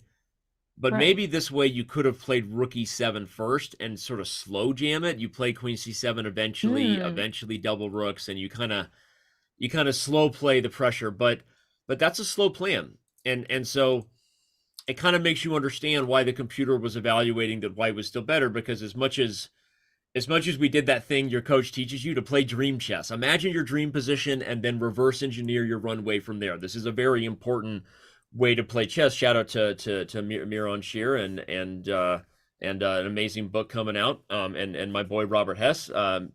Miron was both Robert Hess and Fabiano Caruana's one of their first coaches, and he often talked about this. You visualize a dream position and then you reverse engineer the moves to get there, and it's a very effective way toward high-level planning, right? So you're not just reacting and letting the tail wag the dog. But as much as it was a great thing for us to suggest that if black could just get the rooks on the f-file and attack, I think we were right about that. But I don't know that it was actually concretely possible, because it was hard to deal with the threats of this and really get black's pieces perfectly coordinated. Note that if you try to play like knight g4 to defend, well, then the knight just gets kicked and you've got problems. And if you play knight f7 to defend the pawn, now the knight is in the way of the rook, and white still has a space advantage, and white might just keep with the plan. So yeah, this was going to be harder for Andrea to get a dream position. I guess that's what I'm saying. And so she's committed queen e7. Yeah, and it's basically asking white to play what they already wanted to play. We want to play b4 because there's not much else for white to play here in this position. White does not have a center anymore, so that's pretty surprising. But white did gain the pawn for that in return, so it's a fair trade. And now that there's no center for white, then we have to look at other options. Where is it possible to push our pawns forward? Of course, we're not going to push the pawns in front of our king. So then the next step is, okay, we're going to look at the queen side. And that's also where white has a pawn majority. Now with 4 pawns, basically against 2, white will be able to create a passed pawn by pushing b4 and then a4 and then b5. And sooner or later, this pawn on c5 or any of the other pawns on the queen side will get very dangerous. So good chances here for Jules in this situation. If Andrea does not come up with a proper plan very soon to launch an attack on the one side where white is weak, which is the king side, then Jules might be taking over here. Although now that we're here and analyzing it and kind of committed to the idea that Andrea wasn't going to be able to get the magical dream position with the rooks on the f-file, here's what I'll say is I kind of like the idea that queen e7 supports e4 now that I'm looking at it, and I don't know if you can meet b4 with e4 right away, but I'm going to play it just to show that I am threatening e3 in some of those positions, right? That could be interesting. And if you take, right, shake and bake, e-file opens up, check, maybe the pawn is falling. So this is something to worry about. And Jules has to calculate this, right? She doesn't have, you know, 2 people who get to commentate and think out loud, and we have the luxury of being wrong because it's not our pieces, but also the engine eval bar, right? So I like this move. And even if you stop e3, Anamaya, I can play queen e5 next and get back to my plan of you know, pushing forward space, advancing the agenda on the king side. The agenda is very clear. I want to checkmate the white king, and I want to bring everybody over here. I've got the knight. I've got things to happen. So Andrea played queen e7. Jules is thinking, even if b4 is obvious to us, e4. What is the best move here? I don't have an engine, just the eval bar. The eval bar likes white, but I'm curious, like, what would be the best move here if b4 and e4 happened? I'm guessing that it has to do with the fact that white gets to play knight b3 and then preparing queen d4 check. So this king on g7 is always very vulnerable because of the lack of defense on that diagonal. And the square d4 is so weak now. So if that queen gets to d4, then a lot of the options of black suddenly disappear. There's no e3 anymore. Queen e5 is not desired because you don't want to trade queens here with black being down a pawn. And yeah, just a really tough position overall. It's a good line. Knight b3, just to show Anamaya's idea, e3 just doesn't work because the queen comes with check, and then white can win the pawn. My idea was to play knight f5 to kind of renew the threat of e3, but now maybe even white can play knight to d4. And yeah, the computer likes this point, and so white is kind of just in time, right? White is stopping all the things just in time, and c6 is a target. And if the knights get traded, well, now you really like white's position because the queen is dominating on the dark squares. Let's not forget, Jules is up a pawn, and then she can get back to work over here on the queen side with everything you were highlighting. So okay, big moment. Jules is on the clock. Andrea played queen to e7. She actually made a move. She played knight to b3 first. That's kind of tough, and this is the every Russian schoolboy knows, right? The Soviet chess school is you never put your knights in front of your pawn over here on the queen side or king side because as we're learning in Dina's game, the board over, if you just magically put that pawn on b4, you're so happy, right? The knight is behind the pawn. They work together. They're controlling the board. Now the knight is forever in the way of the pawn, and you're regretting it. And so yeah, knight to b3 is not an ideal move. The knight is forever stuck to guarding this pawn. Yeah, and the knight on b3 is not doing much other than defending, and this gives black the opportunity again to focus on the king side. And yeah, now that white is not pushing the pawns on the queen side, what is white really playing for? Because you're not going to play the move c4. This simply allows black to play d4 and march the pawns down the board. Very undesired for white. So yeah, by putting the knight in front of the pawn, now there's very few plans left here for white, and it almost feels like white will have to stick to defending instead of being aggressive and attack where it was possible. No, I totally agree. It's like now Andrea can take a breath. Like, I don't know how I'm gonna get my rooks doubled on the king side, but I'm not in a rush anymore because white doesn't have b4 and a4 and b5 coming, right? So you can kind of think about how you want to coordinate, and yeah, so I think knight to b3 was not ideal. We look at the clock and close to equal, but both of them also getting under time pressure. Remember, they have to reach move 40 to get more time. So on move 15 with 35 minutes and 44 minutes respectively, this is likely going to be a game that comes down to whoever holds their nerves better with a few minutes on the clock at this point. Yeah, it seems like they're just preparing themselves for blitz already, with 30 seconds every single move added to their clocks. But yeah, this is getting concerning for both players. I mean, they are around the same time, but we have not made a lot of progress in the position just yet. The fireworks are about to happen, and you will need a lot of time to calculate and make sure that, okay, this is working or this is not working. You really want to be able to have enough time in case it gets very sharp or in case you need to take an important decision. And for now, we're 15 moves in, but yeah, not so much time left for the remainder 25 moves to get an additional 30 minutes on the clock for the players. So I'm excited to see where this is heading to in the next few moves, but I'm concerned for the nerves of the players here.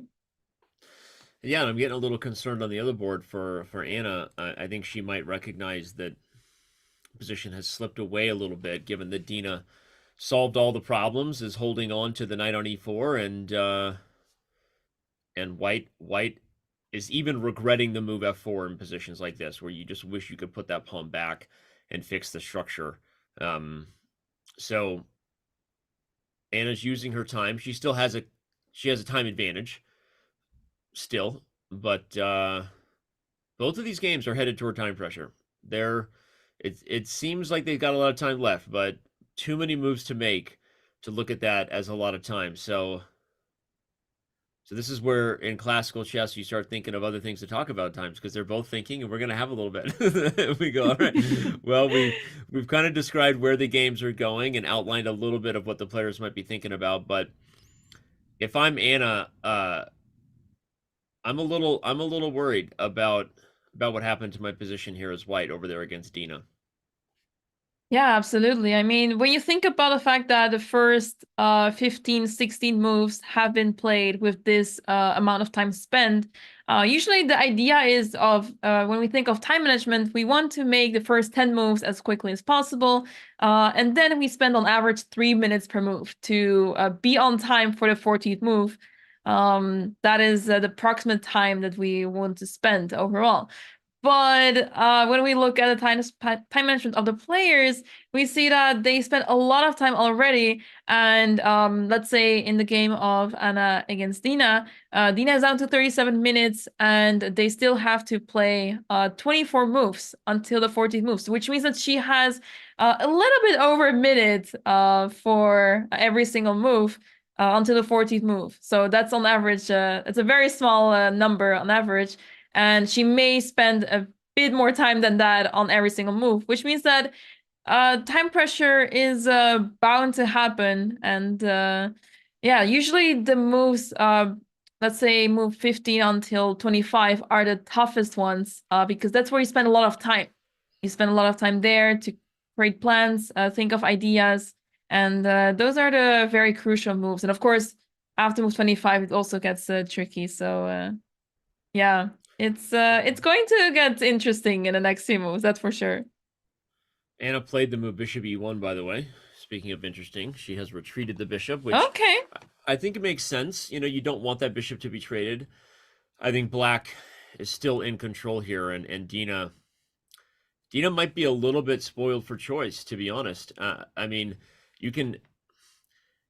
I like the idea of trading if we could to get the light squared bishops off and head toward that position that we highlighted, right? See the forest through the trees and recognize that this outpost square on e4 is going to be very, very beautiful if you can simplify and take. But knight takes c5, we have to wonder if bishop takes f5 is possible. But maybe not. Maybe black can just take, and after take, you can knight go e4? right back. Right? Just go back, and then we control that very nice square. Stockfish thinks they like it, right? There you go. Mikey likes it. This is tough. And again, this was what we highlighted. At some point, I'll try to come get this knight. I don't know, bishop d6. I have to be a little careful if I play bishop f6. Maybe there's some weird fork here. But at some point, if this knight is traded for this bishop, we have a dominant knight versus a bad bishop stuck behind the pawn chain. And so this is the positional nightmare you had. And it wasn't a fun nightmare. One of those nightmares where like your legs get stuck, you know, when you're trying to run away from something and like you can't move as fast as you want. You know what I'm talking about? Those nightmares are the worst, right? Yeah. That's how it feels to be the bishop against the knight in this type of position. So knight takes c5 is what I was looking for.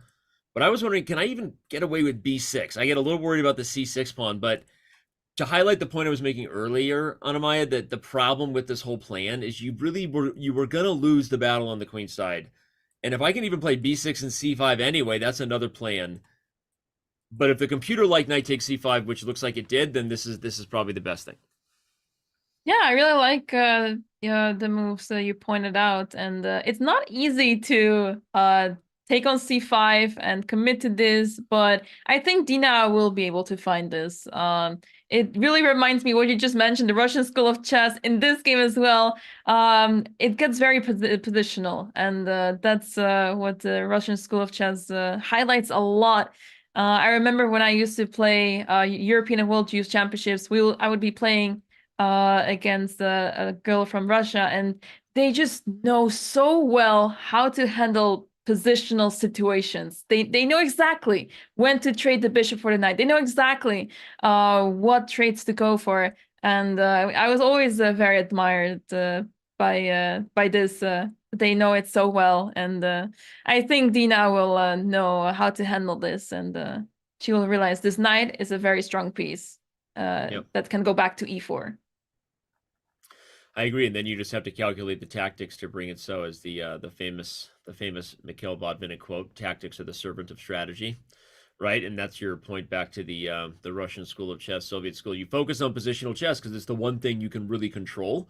Every time a pawn moves, it can't go backwards. Every time a square is opened up, it is a permanent target. And so developing high-level plans is all about positional chess, because the tactics are meant to just serve your higher-level positional strategy. So you have to calculate, but as long as you can calculate the tactics, and if it checks out, you have this positional goal of a good knight versus bad bishop. And that's why the Soviet chess school focused so much on that positional chess for the win. Even though we all love a great queen sacrifice, the truth is tactics are the servant of strategy, and it wasn't the other way around. It wasn't strategy is the servant of tactics, right? And you have to make the tactics work for your strategy. That is how high-level positional chess is played, not the other way around. And we're liking black. If Dina can figure out a way to clear the smoke and ultimately dominate on the light squares, we'll see what she does. So, the other game, we had any action over there? Andrea's still on the clock. No, Jules still on the clock. Sorry. Yeah. They pushed the pawns on the a file. So Andrea went for a5 to attack the knight and make sure that she can capture the pawn back on c5. But Jules went for a4, of course, to stop a4 from happening. But this is what we're talking about, right? Because you want to push the pawns on the queen side with white, but now with the knight on b3, that is not going to happen. She cannot just move the knight back because the pawn will be captured. So that knight is tied to that pawn on c5. And this knight also is starting to get a little bit loose. I don't like how that knight is just going to stay there for quite some time. And in the meantime, black can just improve the position. Yeah, I agree. And obviously with the pawn on a4, the knight is also a little more tender, right? So you could play rook to b8, which the knight was already tied down to the pawn. But after rook to b8, the queen will be tied down to the knight. Are you really going to put your rook on a3? By the way, that actually might be a funny idea. Maybe the rook goes to a3. That's interesting. I think rook to b8 right away maybe doesn't work because of knight takes a5. The computer will reveal it to us real quick. You can get away with this maybe because I'm hitting c6. I would love to take that pawn on b2. But there's this and like and then you take here and I get this. I mean, I think this actually, yeah, this is probably not what black wants. I would guess, and I think if Andrea goes for that kind of thing, it might be a mistake because you'd love to just have this whole thing stay put with the knight not in a great spot, and then slowly do what we've been talking about. Use the space on the king side where your pieces are primed to get better. So that would be my suggestion, rather than rook b8 right away. But still, the idea is that if you can get this, white's pieces are kind of tied down and awkward over here. By the way, knight takes c5 was found by Dina. We don't need to go to that board necessarily, but it looks like Dina has calculated, as we said, tactics are serving strategy over there, and Dina seems to have the right strategy. Yeah, absolutely. So looking good for Dina over there. She is lower on the clock, down 10 minutes compared to Anna's time, but the next few moves seem very logical, so she will get a few more moves quickly in there. So yeah, looking good for her. And yeah, let's see how Anna will respond, because she either has to capture on f5 or directly on c5, either with the pawn or the queen. Would not want to take with the queen. There's a bishop on e7 that is ready to attack us, but maybe she will consider taking with the pawn. But I think you're right that she's kind of picking between poisons right now, right? It's not fun either way because the tactics have worked for black to clear the e4 square. If you take, white takes here, and then the knight just comes right back. We've got a dominant knight on e4, whether we win this pawn or not, which we might. And as we already analyzed, if you're just getting here, if white takes here, black takes, and now you have to take f5, because now taking this knight, well, obviously you take with the pawn, but this is hanging. So now you'd have to take this, and you're back in a spot where the knight is dominant over the bad bishop. And so I think Anna's in a little bit of trouble here, and I anticipate she'll take f5 because it just seems a little trickier, but she's in trouble. And Dina taking that confident sip. They say a chess player only takes a slow sip when they're confident. Maybe that's what Dina was just doing. I guess you can tell water also. all the time. What? Yeah, water is great. I was gonna say, I guess you can also tell from body language of the players that it seems like Anna is not really liking her position, and Dina seems very confident. She's sitting upright. She seems very confident, and it's like a big contrast between the two players, and that also tells a lot. Agreed. Anna is buckling in, trying to work hard, and same with Andrea over there. I mean, she might potentially feel confident, but she knows this is a critical position, and we were just showing some of those sharp lines. Maybe we'll show them again, because maybe Andrea is calculating on rook to b8, knight takes a5. You could also take here if you're black. This defends the c pawn, attacks the knight, but computer doesn't like it, and probably because of b4. Yeah, and white just holds on. This gets very dicey. Although it's funny, this is a computer loving the position, but if you go backwards, you still have the potential for an attack, even though white has the clear and healthy extra pawn. So that wouldn't be over. But either way, if you go for this, I think you're more likely to get something crazy like this. And then this hangs, then this hangs. I don't know what's going on here. This is a total mess. Oh wait, no, then the bishop hangs, so you can't take there. I don't know what's going on, but this is it's so messy. It feels like it's going to be dangerous for black though, right? Because the open king, like, so maybe the move is just like, no, the knight is hanging. I'm blundering. So what is the move for white? If you can't take here because of this, and if you can't play rook c1 because of this, but the computer loves white, is it just as simple? Do we just retreat? Knight f3? Yeah, just move the knight to f3 or d3 and with safety. No, then rook to d2. I think. Queen. I guess the point is the computer loves white because probably at the end of everything, black isn't getting enough and white's just up a pawn. Guess you have rook c1 there. Yeah, rook c1. A little intermediate move. Wow. Yeah, what a crazy move this would be. And then you get a position like this, and white's just up a pawn in the endgame. So this is you can, if Andrea is committing to any type of aggressive plan that involves sharp and concrete variations, you know, this is the time to do it. I think overall, we would both say, we talked about the Soviet chess school. The knight committed in kind of a donkey way, get in front of the pawn. This is not ideal. I would try to focus on playing on the king side and just let this position sort of sit, because white isn't threatening any type of advance. So just let it be bad and try to use your space on the king side. Yeah, I'm curious to see what Andrea will decide to do.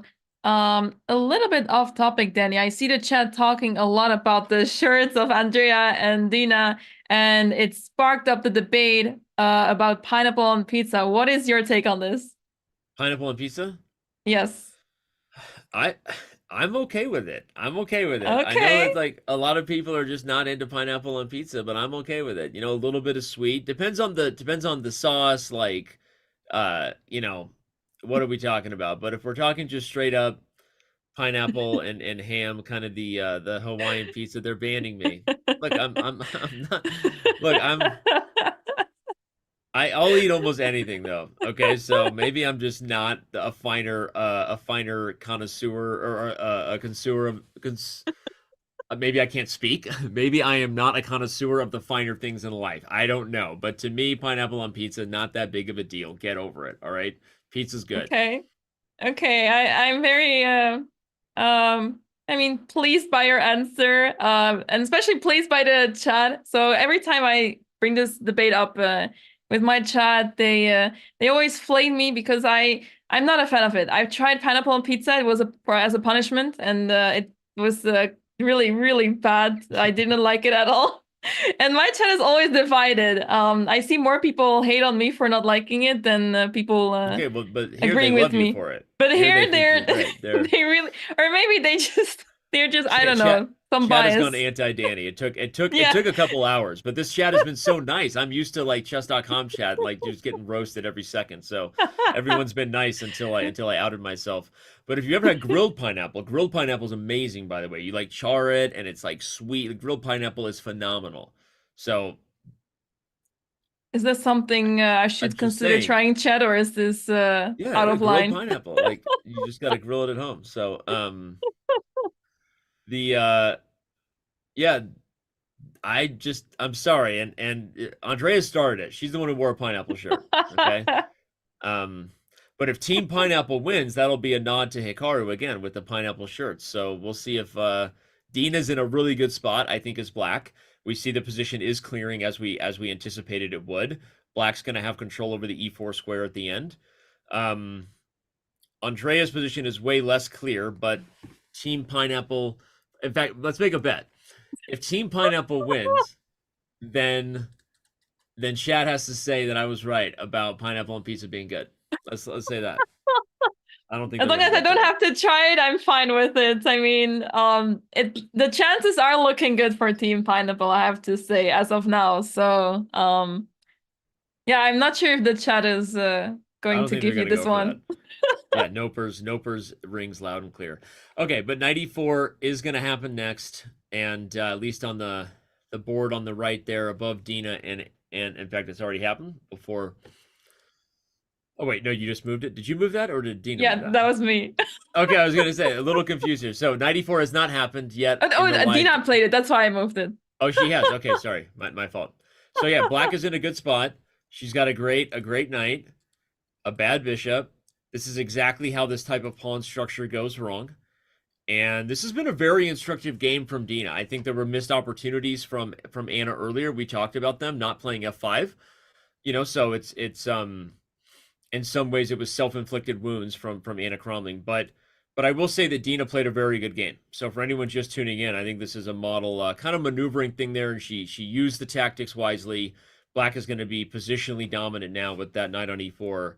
And she's in great shape.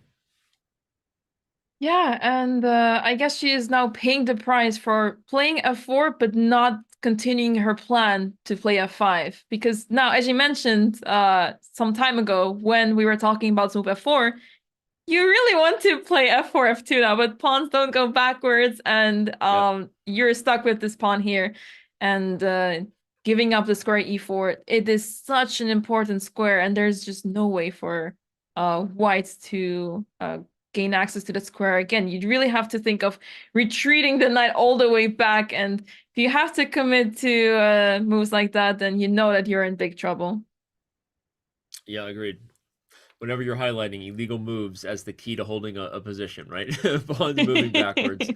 And if you could, positionally, white's structure is not nearly as bad. But as it is, the knight is super dominant, and Dina has played a great game.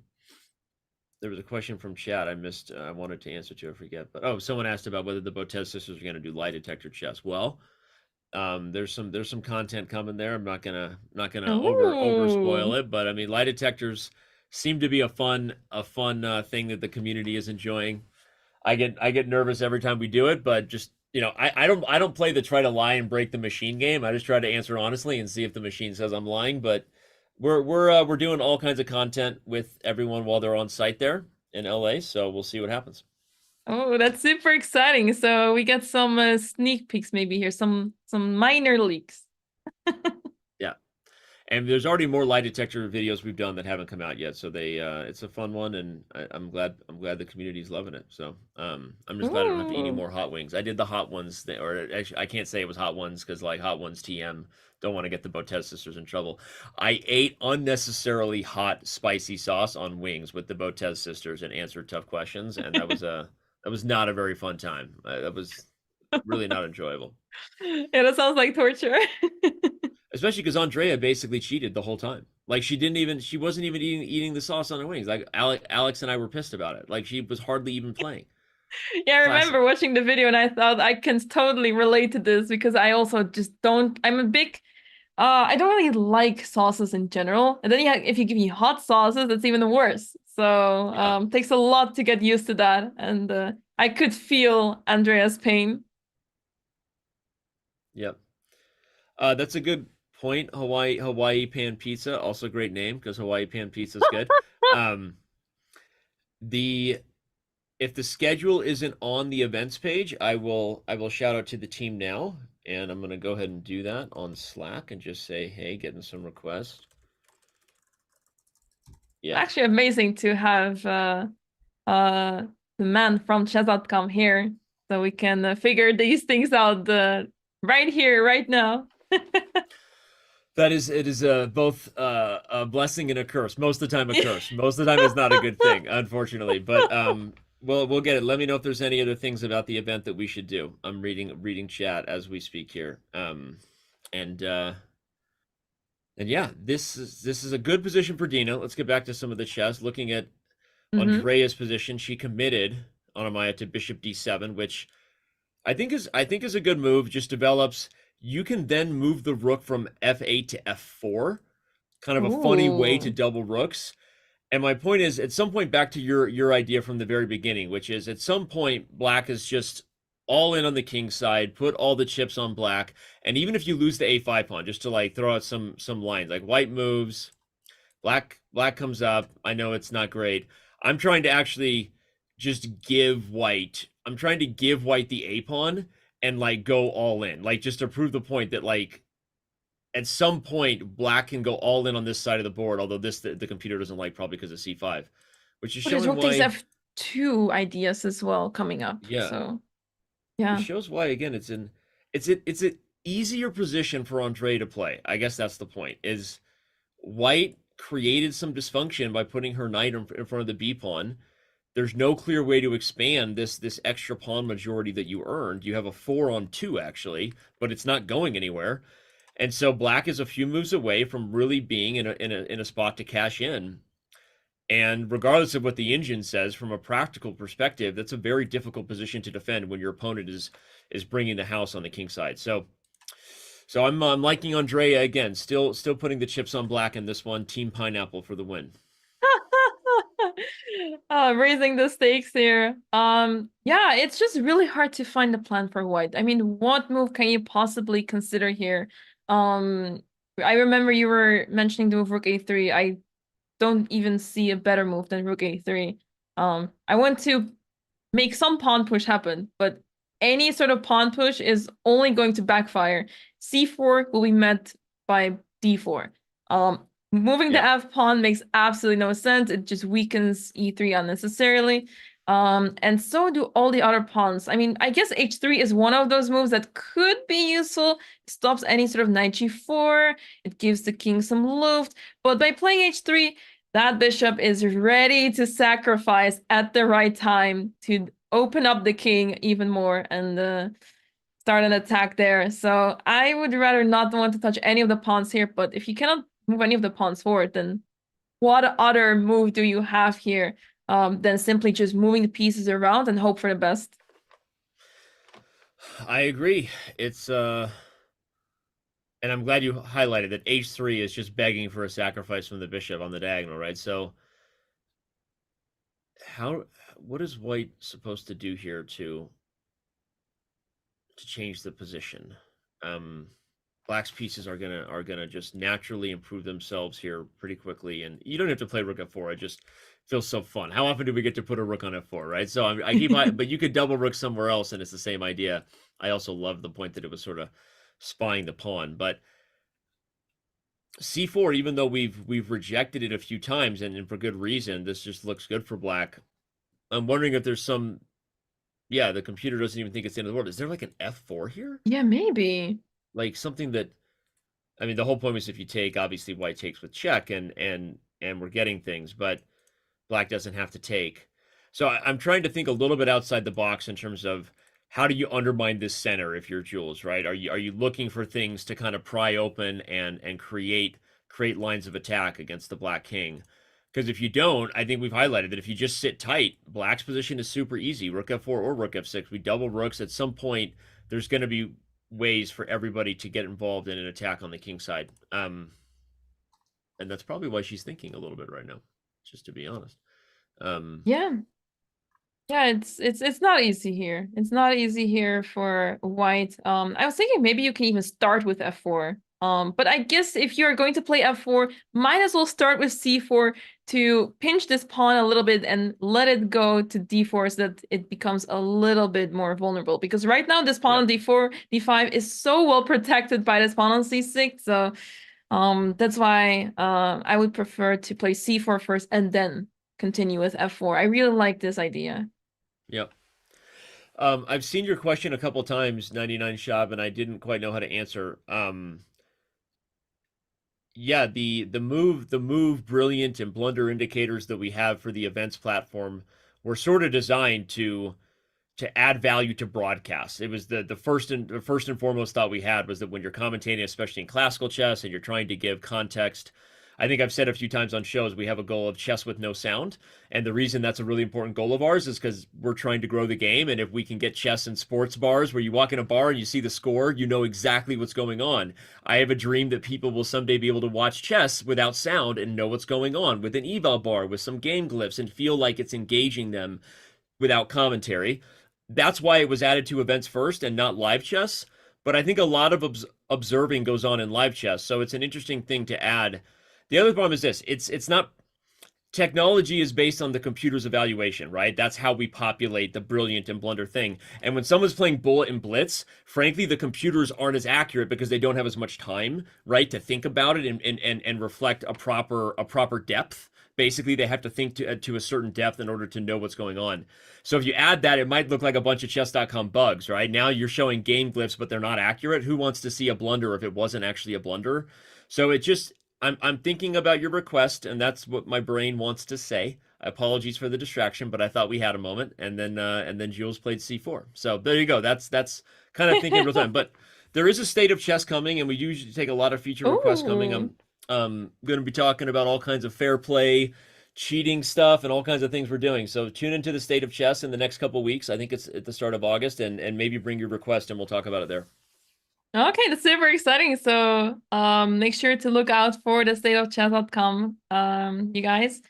And yeah, let's talk about the move c4. So it is played by Jules. And yeah, she found very well that she doesn't really have anything else that she can do, and it's good that she resorts to this move, even though it looks strange at first sight that okay, you're allowing d4, your double pawns are not going anywhere, so this makes no sense. But I'm curious to see if she has the follow-up of playing f4 after that in mind already. That would be really awesome. We should not forget after d4 and f4. You have to be careful of knight f5 heading to e3. I think knight f5 is the best move. I think that, I mean, we'll just play it real quick. The computer, yeah, agrees. I think this is very dangerous. But even if you don't play f4 right away, the one funny thing about this is that now f4 is always a possibility. You've created a spot where you can undermine the black pawns in the center, right? And so I actually think, given where we were at, given we were looking at this position a moment ago, and it felt like White didn't have a good plan, I like that we analyzed c4, because as much as we said this just looks good for Black, the truth is at least now you have a target. If the position opens up, surely this favors White because the Black king will become under fire. So even if f4 isn't good right away, I like what Jules has done, and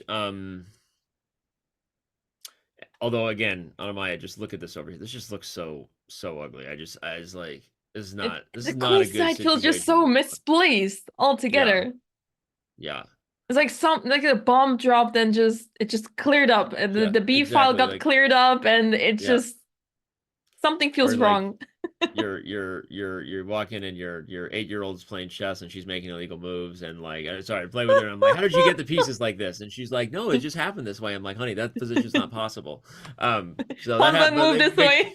It makes you go like, how did this position happen? No, it's not that bad, but it is like, I think if Black plays rook to b8 and rook to b4, like this just looks ugly over here. And now if you take here, Black will take c5 in a lot of spots, and I think that it's better than it was before because you're not getting b4, right? That pawn can't support it. So again, trend favoring Andrea, time still favoring Jules. We shouldn't underestimate that because remember, they have to reach move 40. They still have 23 moves to make. They're on move 17. Andrea's down to a minute a move. Anamaya, this is going to be tough for her. Yeah, I don't remember the last time Andrea spent only 1 minute on her move. She did play the move d4 rather quickly, so that's good to see, but this is getting very concerning because the next 23 moves are actually the most important ones because a lot of things will change. There may be tactics that could arise, and you need time for that. You need time to set up threats, to set up ideas, but she doesn't have so much time left. So let's see if she can survive the time scramble because I think we're in for a wild ride here. Yeah, agreed. And she has played d4, so f4 or not. By the way, over again on the other board, we're still in a spot where, as predicted, Anna is thinking, and unfortunately, she's in a spot where she's being forced to take her time because she doesn't like her position on the board, right? And we really like that position over there for Dina. Yeah, and also Anna down to 21 minutes on the clock. Very concerning as well, especially because she is in a worse position and her position already difficult, and then also being much lower on the clock now is looking very difficult for her. She may have to come up with something crazy here to try to complicate matters, because if you just sit and wait for the opponent to do something, then Dina will figure out a way to deal with the position. She has a lot of opportunities here to play here. The pawn on e3 is not going anywhere. It almost feels like White's already down a pawn there. So looking very good for Dina there. In fact, in some ways, you wish you were down a pawn. You wish you could take it off the board maybe in some spots and have some sort of space or ability to sacrifice in exchange, because it is one of those things where that knight is so dominant, it's probably better than the rooks and the bishop at this point. And it doesn't mean chess math was made for a reason by the chess gods, right? In the open board, the true power of the rook is worth 5 and the knight is only worth 3. But every position is different, and ultimately chess comes down to square control and who has more options. And when it comes to a knight like this, Black is controlling all the cards in the position, and that's why, you know, you see great positional sacrifices in games where a knight can outplay pieces like a rook. Very rarely can a knight outplay a queen, but knights can outplay rooks in spots like this where you have a just completely dominant control over the only part of the board that matters. So, an instructive game from Dina. I saw someone looking for Levy to do a recap video. I don't know if Levy's covering this event with recap videos. That's up to Levy. But this is an instructive game so far from Dina, and we'll see if she continues to convert in a way that looks like a positional masterpiece if that knight dominates the bishop. Yeah, it's looking like it so far, but of course a lot needs to happen first because Anna will obviously not give up that easily. But yeah, this is definitely feeling like torture already, looking at White's position with that poor bishop on e1, not having access to any square, Danny. I'm looking for a square that's safe, but none of these squares feel actually like I want to go there. I mean, exactly. I mean, you would put it on f2 or g3 and hope that Black would take it. You would love for Black to trade that knight for it, but no, the bishop has no useful squares. Black's bishop, on the other hand, remember we highlighted this plan earlier.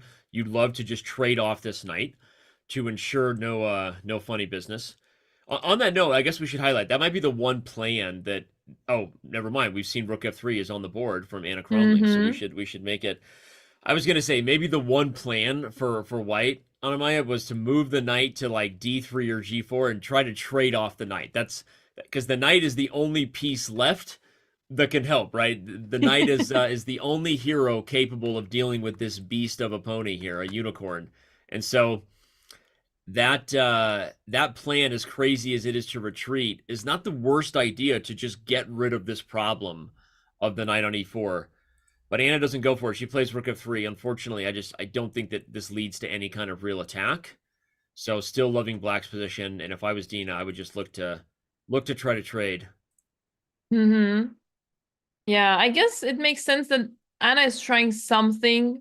She's trying to play rook h3, and maybe she wants to follow it up with g4, g5. Now, if Black doesn't do anything about this, it can actually get very tricky for Black. So, indeed, I think a good way to go with this is to just get rid of this knight, make sure that you cover the squares, and perhaps get to play g6 at some point. Because once you get to play g6, this queen will feel very uncomfortable, and you'll be able to defend your king much better. You'll be able to play king g7, and the rook will be able to go to h8 if necessary.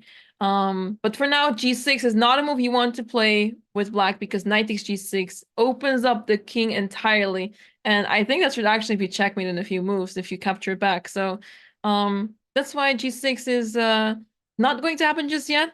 But I like your idea. Just get rid of that knight off the board, and then you can follow it up with g6 afterwards. Agreed, but you talked about White's queen getting uncomfortable over there. Speaking of the other board, the b file is now getting uncomfortable for Jules, and she'd had to play the move rook a3, which I kind of joked at as like, hey, I mean, you don't really want to do that, but this is what happens when you create positional dysfunction, right? The knight is in front of the pawn, and the queen no longer guarded the knight, so you had to play rook a3, and again, this eval bar does not do justice to the momentum of the game or how difficult this position is for Jules to play, because it's only equal because White's up a pawn, and I guess if a computer was playing this, they could continue to play really weird-looking positions, but the knight is so tough here. If it ever moves, you've got other targets, not just on b2, but on c5. The rook now has to guard the knight, and I guess the one thing going for Jules is I don't see a knockout yet for Black, but maybe I can even take a slow plan of bringing my knight around to a square like e6, and I wonder how you guard c5. You could also play knight f5 and try to be in a spot where you eventually are supporting forward here as long as you don't lose the d4 pawn. So this is a tough position for Jules to play. I think the biggest advantage she has is off the board, right? It's on the clock. Andrea is lower than 20 minutes, and for the record, she has a lot of moves to make. She is lower than 20 minutes, and she has 21 moves to make in order to get more time. So Team Pineapple Shirt, fans of Andrea Botez, we know there's probably at least 2 of you in chat right now. At least 2 of you. No, I'm kidding. If you're a fan of Andrea Botez, you can out yourself at this time. It's a safe place for you. I You got to be nervous about her clock. That's the point. Yeah, only 19 minutes left for Andrea, and her time is ticking. But she does have a more comfortable position. She has so much space, so much more than Jules, and Jules is the one who is defending here. The rook on a3 is extremely passive. She can't move her knight because she will lose a pawn on c5. And yeah, it's Black's turn. Black gets to decide what to do here, and really hard to see what the plan is of White once again. I guess you want to continue with f4, but I'm sure there's like consequences to this. Well, speaking of consequences, Dina has made a big mistake on the board, taking her position that was dominant and clear, and looking at it. By the way, the move we were suggesting was the best move. Just play bishop d6, trade off the knight, and have a dominant knight versus a bad bishop. Instead, she plays c5, and I wonder, Anamaya, if she just missed knight d7. Knight d7 can be played here. And this is a fork. This is a fork of the rook and the pawn. And when the rook moves, you can start taking things. And kind of the point is, trades help White here, because White was being dominated in a closed spot of knight versus bishop. So I don't know if you take with the knight or the pawn. Also, is queen takes d5 even possible? Like, I don't even... Okay, the computer says yes. Like, actually, yeah, this is the problem, is that I think Dina just blundered knight to d7 and queen takes d5. And this position is about to completely change. So, huge mistake on that board by Dina should Anna Cromling find knight to d7, which I don't know if she will. Yeah, she seems to be like, she sees something. She can tell from her body language that she sees that there is something in a position, and she is almost reaching to play. Let's see what she's going to play. I think she sees 97. Absolutely. But the question is, will she actually decide to play it? Because it feels like that knight is loose there. It can get lost any moment. But I'm sure she's going to double check and see that it should be fine. And yeah.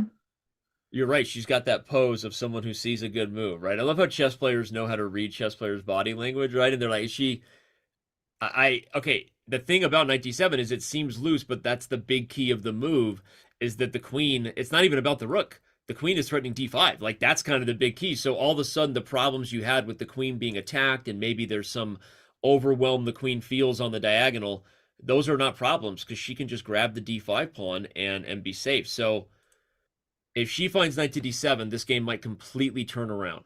She did. She actually played move knight to d7. This is the current position. Oh, wow. And Dina in, I wouldn't say in trouble, but the position is definitely turning around. Dina had a really pleasant position just now, but after c5, allowing the move knight to d7, it is not that clear anymore, and Anna may actually come back in this game. So she played knight d7. It's on the board? Yeah? Yes. I'm just trying to make sure before. Yeah, it looks like it is. Okay, so she played knight to d7. And anybody's game again. Yeah, seems like Anna is back in the game, but of course, Dina still has a really good position, and yeah, she still has this knight on e4, so definitely still a challenge for White to play against that knight, but for now, 97, and yeah, that pawn on d5, what to do about it? It's, as soon as that pawn is captured, this knight on e4 is a little loose, so not so easy for Black to play after 97. And it's actually kind of interesting that Dina is taking her time here. She did not play rook e8 instantly, which is the move that you would 100% consider. But maybe she's thinking to retreat the knight to d6 to play an intermediate move and attack the queen first, so that the queen retreats and you don't lose the pawn on d5 that easily. That's key. That's a key point, especially because it disconnects the communication between the queen and knight if you do take d5. Queens don't see through pieces. As strong as they are, that's the one thing they don't do. So so that would lose a piece. So maybe you're right. Maybe knight d6, the queen... Oh, no, but queen there, then f5. That's why the computer jumped. Indeed. Wait, the queen gets trapped? No, it just blocks off the queen from the just knight, I think. Right. Yeah, right. so the only move is this. which keeps an eye on the knight and doesn't allow f5 with tempo on the queen. But even this, now you still have to deal with the rook, and c5 is hanging, by the way. I mean, this is, not only is this game completely back into a 50-50, but if you just think about objectively where we were at a few moves ago, where black was totally dominant with the potential of a good knight versus bad bishop, the psychological effect of Anna having found knight to d7, and Dina, maybe right now, as she thinks, Anna might be realizing that she blundered. Like that, this is, we're humans here. Right? We're all humans. We're not computers. This is a big, you have that moment as a chess player where your heart kind of drops a little bit, where you're like, oh no, what did I do? What did I just allow? It's almost worse than getting dominated start to finish, right? Losing a winning position breaks your heart as a chess player, because that's the one thing you're supposed to be able to do is win when you're winning, right? I used to have these sheets for my students called WWW, win when winning, and I would make these positions that were all about converting, not just like checkmate and one. It was all about how to convert, how to have, excellent technique when you're converting an advantage, because that's the one responsibility you have as a chess player, I said, is that when you're winning, you have to win. And you can't always control if you're going to be winning. You might just get your ass kicked sometimes. Sometimes someone has a good opening or whatever. But those moments just break your heart when you blow a winning position. So we'll see how Dina can deal with this. Yeah, definitely psychologically difficult to deal with. She basically has two moves to consider here. As we mentioned, knight to d6 or rook e8. But yeah, both not desired, of course, because that pawn on c5 is loose. The pawn on d5 is also loose. So yeah, not an easy position for her to handle now. She's going to take some time here. The players are move 21, so only 19 moves left. But if we look at the clocks, Dina down to 25 minutes, Anna down to 16 minutes. This is also heading to a time scramble, and I'm here for it. I want to see it happen. I love it. Yeah, we're going to have fireworks on both boards. Let's talk a little bit about Andrea's board real quick, because Jules has created a creative opportunity or a creative problem for Andrea to solve by putting the queen on d2. She allowed the knight to move without losing the b pawn. And then the moment the rook went to b4, she took the opportunity to play knight c1, because what she's saying is, if you take c5, I have knight to d3, and I'm forking the queen and the rook. So in this exact moment, you can't grab my pawn, and if you give me one move, she'll go to d3 and maybe fix everything, right? Get the knight to d3 to guard c5, maybe play b3 and hold everything together. So suddenly this like dysfunctional mess we were looking at before with all this stuff is unwinding itself. So shout out to Jules for sort of coming up with a creative way to solve her mistake she made earlier with knight b3. But if I had to guess, again, I'm going to play this move. Computer agrees. I was going to say this must be the move, because it stops knight d3. I would happily take this knight. I would just happily take it and then immediately regain my material and just be in a great spot. So computer eval agreeing. Don't have the engine moves. Just human chess with the evil eval bar, judging, watching, waiting, just judging you the whole time. But I think bishop f5, if Andrea finds this, is a great move. Would stop all of these problems and just remind Jules that I'm taking this pawn on the next move. And if I'm not down material, then I'm in a great spot as black. So Andrea on the clock, thinking about what to do with this knight to c1 move right now. Yeah, it's such a unexpected move, because it was not really on our radar that the knight could ever move anymore. But as you said, Jules found a really nice idea to play knight to d3, so the pawn on c5 is not hanging. But there are ways to deal with this. Knight d3 is not a move that Andrea has to allow. So let's see if she plays the move that you mentioned, bishop f5. I really like that move. And this rook on b4 is standing there really well. So we really want to hold on to that rook on b4, basically eyeing on almost all the pawns on the queen side. So that rook is putting so much pressure in White's position. And that's why we really want to make sure that knight d3 is not going to happen. Yeah, bishop f5 is it's kind of the key move for black to get an advantage, but in some ways I expect Andrea to find it, because it's also almost the only move, because she's definitely going to see that queen takes allows knight d3. And anything else you calculate, knight d3 is coming. So it's one of those things where I think you end up finding this move because it's the only natural thing to do to stop white from this move knight to c1. And you're not really worried about knight a2 for the record, because you might attack the rook here. But now when I back up, you've gone out of the frying pan into the fire. You went from b3 to a2. Good job, right? Your position is still a big problem. c5 is still hanging. So I expect Andrea to find bishop f5.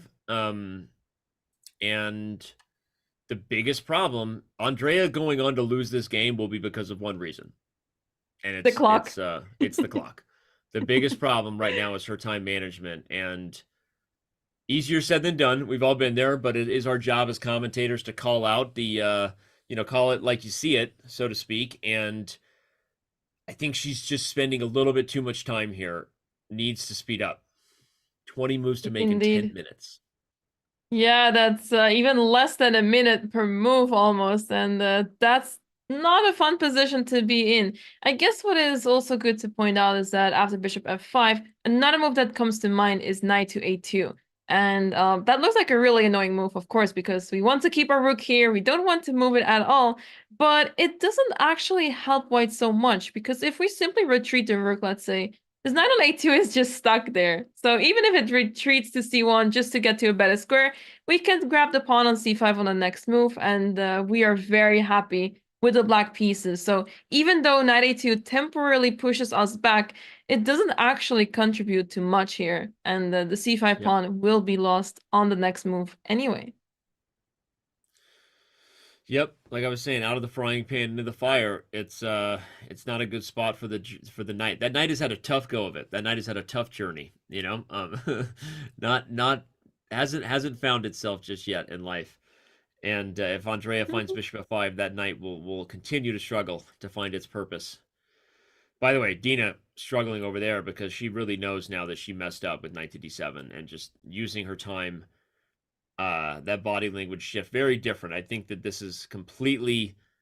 I would even favor Anna Cromling the direction of the game. By the way, Andrea found bishop f5, said that she would, kind of an only move, and now she just needs to speed up. This position is going to get easier for black to play. She needs to trust her instincts and move quickly.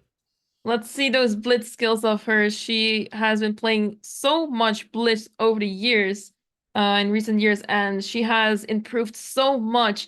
But in classical chess, when you're the one that is the low on the clock and your opponent still has a couple of minutes left, then it can really determine the result of the game. One move, one mistake can decide the game. And yeah, classical chess is very unforgiving. In blitz, you can be down a queen and still come back and win the game. But in classical, that is very difficult to achieve.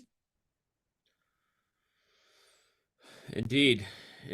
And your opponent has more time to convert than they do in blitz, so every move is punished that much more. And also just the rhythm of the game. When you're taking time, 3 minutes feels a lot harder to make 20 moves than it does in a 3-minute game where you start with 3 minutes. It's because it's a completely different tempo.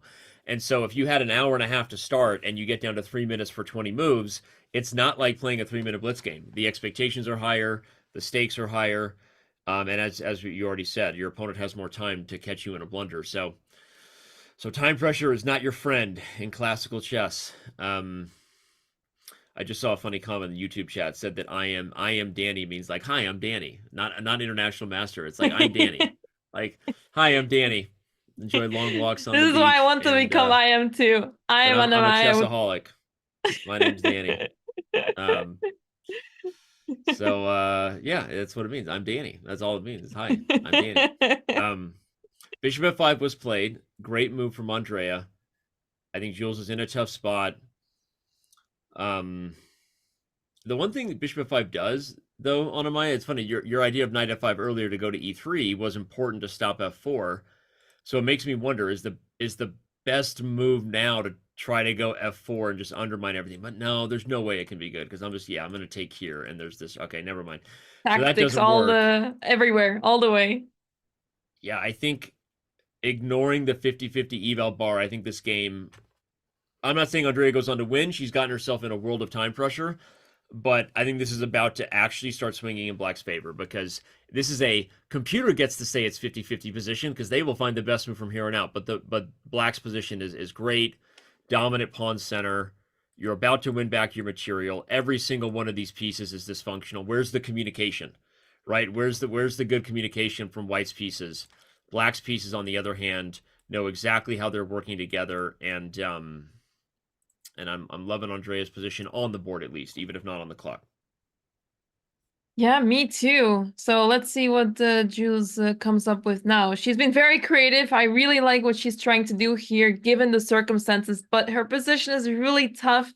And yeah, now that 93 is pretty much stopped, what else to do? I saw someone in chat asking, what about bishop d3? Because if we play bishop d3 and our opponent captures with the bishop, then of course knight takes d3, and this is sort of what we want here. We do lose the pawn on c4, unfortunately, but actually if you take on c4, that rook really feels that it's not supposed to be there. So anyway, the point I'm trying to make here is that Black does not have to take.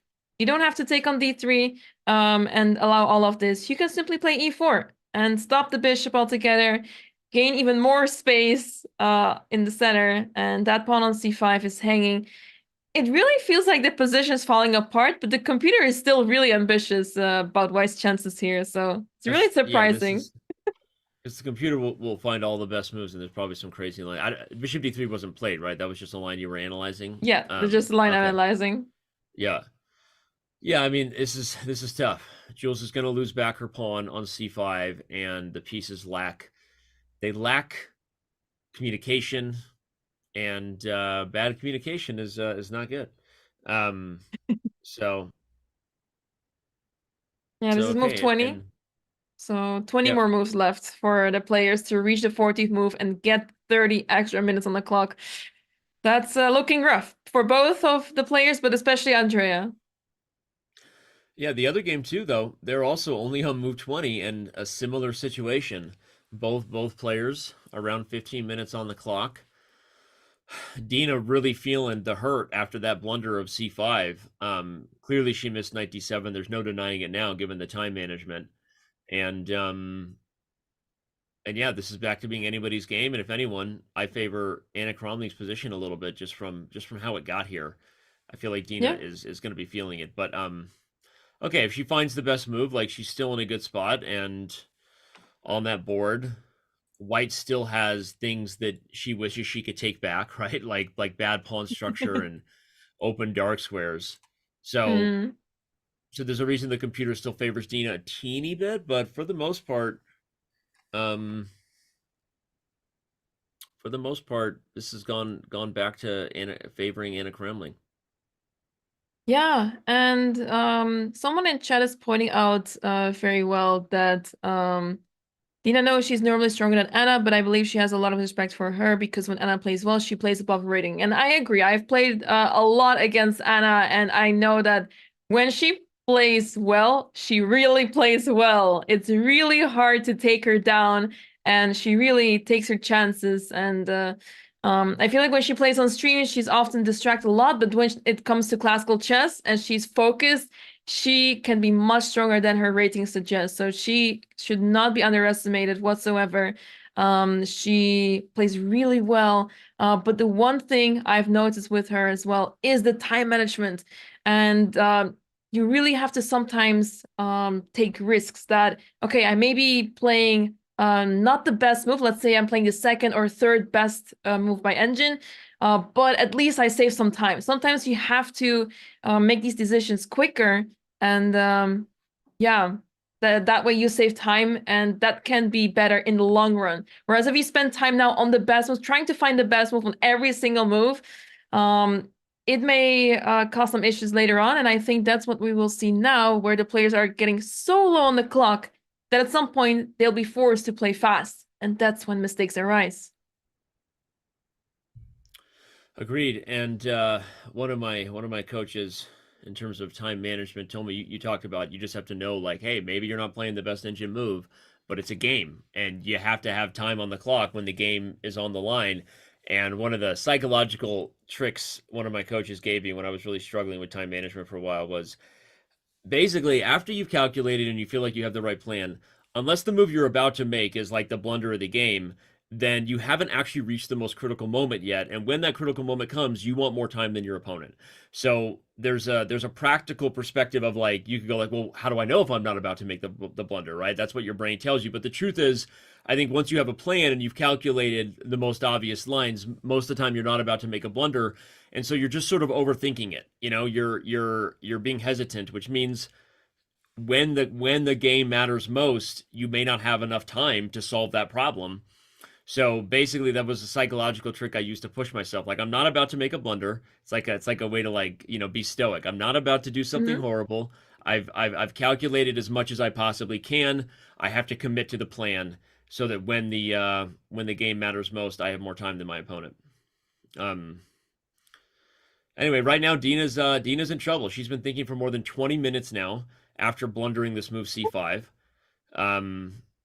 And yes, objectively, she's still even a teeny bit better if she just kind of plays rook e8 and all the traits happen, but she knows she blew it, so she's really trying to make sure it doesn't get worse. On the other hand, Andrea found bishop f5, and she's in a good spot over there against Jules.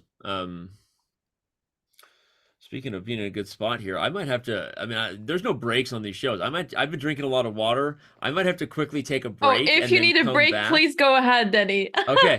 I like, you know, there's no like, hey, like we're gonna be right back on like the official Speed Chess Championship show. So this commentator life is rough for me. So I'm You're doing a great job, Danny. We're learning so much here. I'm gonna be right back, and Anamaya is gonna hold down the fort because I don't want to miss time pressure, and I'm gonna get some more water. So don't go anywhere. Yes, you go ahead before we are heading into time scrambles because the players are still spending some time here on their moves. They are all around 10 and 15 minutes on the clock. We're, by the way, on move 20, I believe, in the game of Andrea against Jules. So they're about to make their 21st move. And Anna's move was also the 21st move. So 19 moves to be played by the players, 19 to 20 moves. And that is a lot of moves. You have to think it this way. They have had 90 minutes at the start of the game. Then they made 20 moves and they spent so much time already, but they still have to make another 20 minutes. 20 moves, I mean, sorry. And that is not really a nice thought. And especially the players realize that they know about this and they know what's ahead of them. And basically between move 20 and 40 is where a lot of things happen. A lot of things change. The dynamic of the position changes. You have to adjust a lot. You have to create plans and calculate a lot of lines, but you don't have the time for it. What do you do? So in the meantime, Jules played the move bishop to d3. And as we highlighted before, someone mentioned this in chat. What do we do about this? Because, you know, it's one of the moves that makes a lot of sense. But I would love to play e4 here. I would want to play e4, just simply refuse the bishop trade and start getting aggressive here. And yeah, I saw someone point out earlier in chat that, oh no, Andrea's getting low on the clock and this is the moment she starts sacrificing. I would not be surprised if she sacrifices this rook over here. Let's say the knight has to a2 and she just lets the rook stay there. Because of the attack she is ongoing, because her pieces are so active and she doesn't mind to sacrifice that rook for the knight and then get this pawn on b4.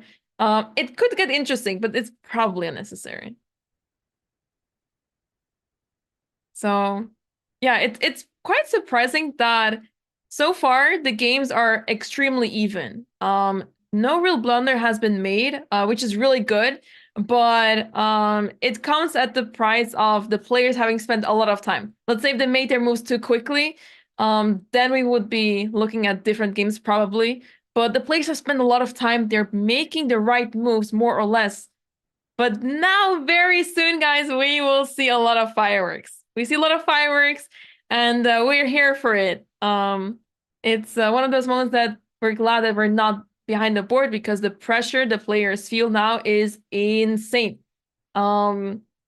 And it's not fun. It's not fun knowing that you have another 20 moves to make when you're down to, let's say, 9 minutes. Or Dina even down to 7 minutes now, guys.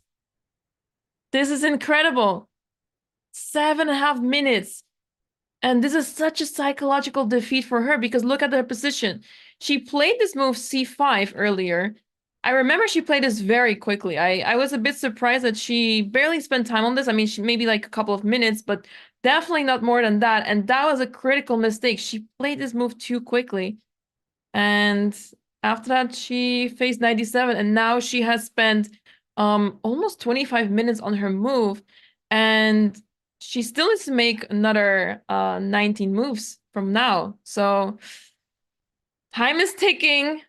And a lot is still required to happen here. So definitely not a good position for Dina. Her position is fine on the board, but because of the clock, we are talking about a completely different game. Are the Botez sisters not playing today? So we have Andrea playing right now. For those who are wondering what the format exactly is, the rounds have been split up into two portions, two different time slots. So we first have the morning games, then we have the so-called evening games, and that way we have good overview of the games. We'll be focusing on 2 games at a time. Soon, in an hour from now, we will have the 2 other games of today starting. So we will see the other players appear as well. They're currently preparing for their first round, and yeah, I'm super excited to see those games as well. We have some really exciting games ahead of us. In the meantime, I see a lot. Oh, we are seeing some action happening now, guys. Rook e8 has been played, and after d takes c5, it is suddenly Dina who is in a much better position. Apparently, d takes c5 is not the right move because Anna could have taken the pawn on d5, but she played d takes c5 really quickly. Perhaps she overlooked that she could simply take this pawn, but it makes sense that she didn't take it because it looks like something's wrong with it. The queen feels very unsafe over there in the center. But yeah, she played d takes c5, and this allows black to simply take on c5, I believe, with the bishop.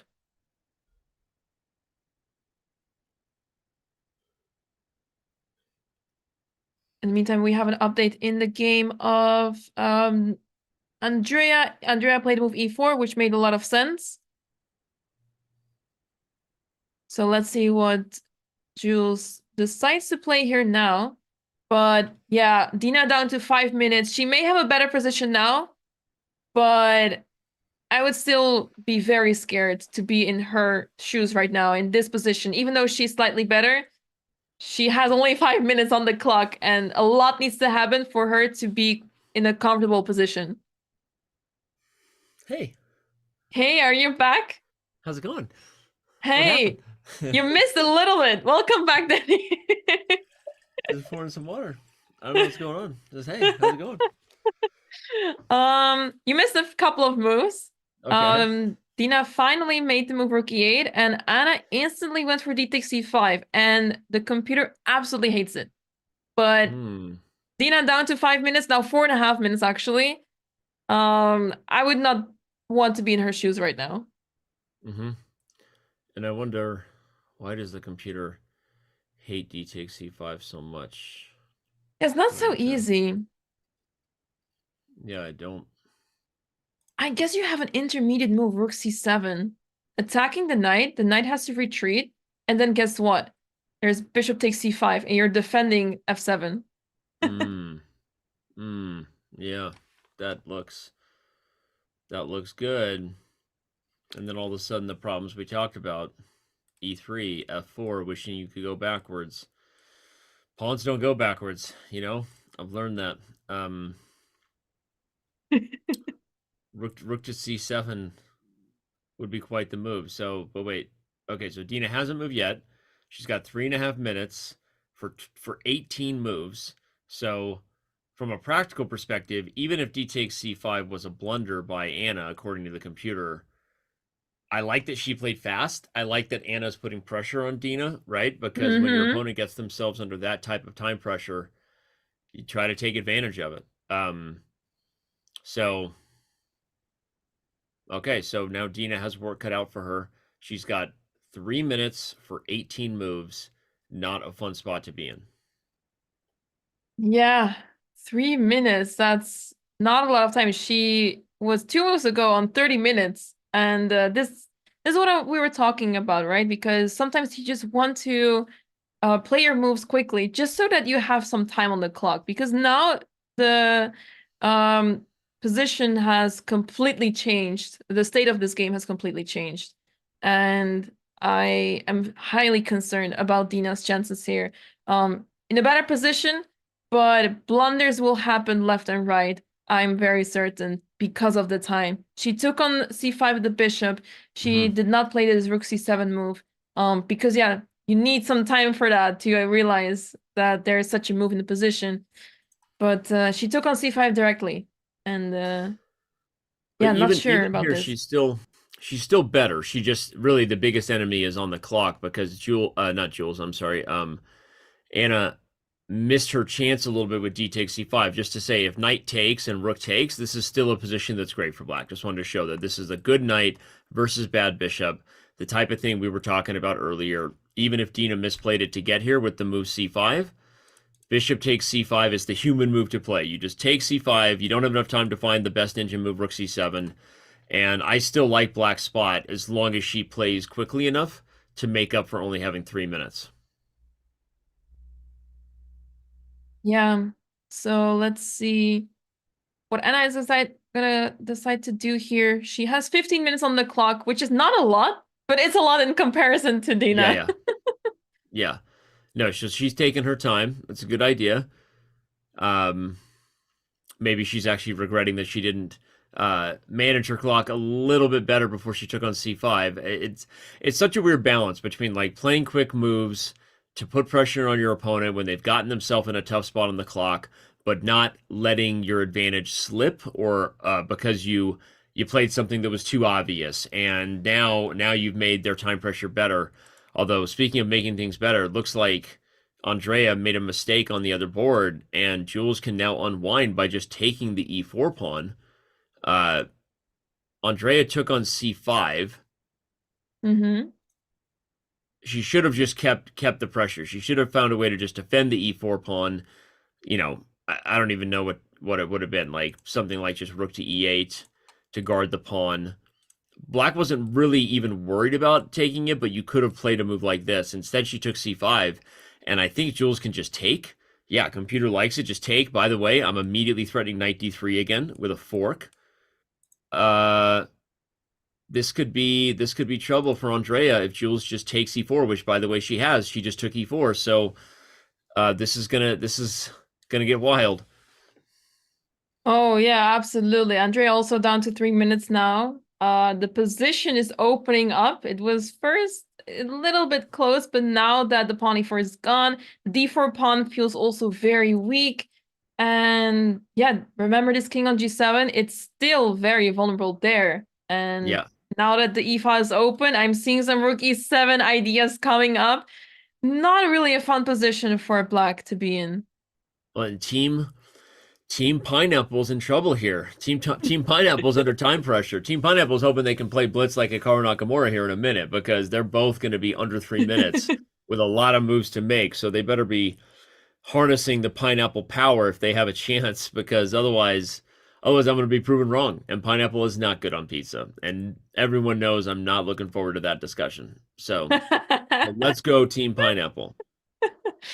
Yeah, Team Pineapple not doing very well as of now, but Anna is still spending her time in her game against Dina. And I mean, Dina is doing just fine for now, but because of the time situation, we are very concerned about Dina's chances here. So perhaps the position is going to get simplified very soon, but for now, Anna has to find a good move here. What could she play here? Because I really want to take that pawn, but it doesn't feel right. I think it might be I love You could chat. just rook Pineapple down. c7. Pineapple down. Pineapple down. Man down. Pineapple down. But no, queen takes d5. Does it not work? I'm gonna It's play rook it just to c7? see. Is it rook c? Oh, and the knight's just like pinned and trapped. Wait, it's Maybe? zeros? But because the rook comes to d1. Okay, I'm just playing moves. Right. Looks like the computer. So white is somehow holding this.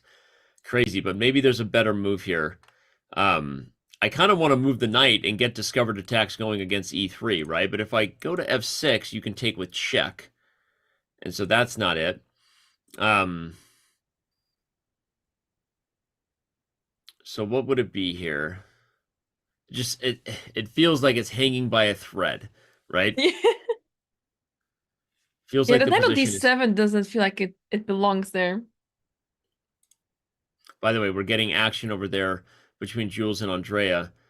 Just to go back to that board, we've got knight to d3 to attack the queen, and then Andrea just played the move queen to d6.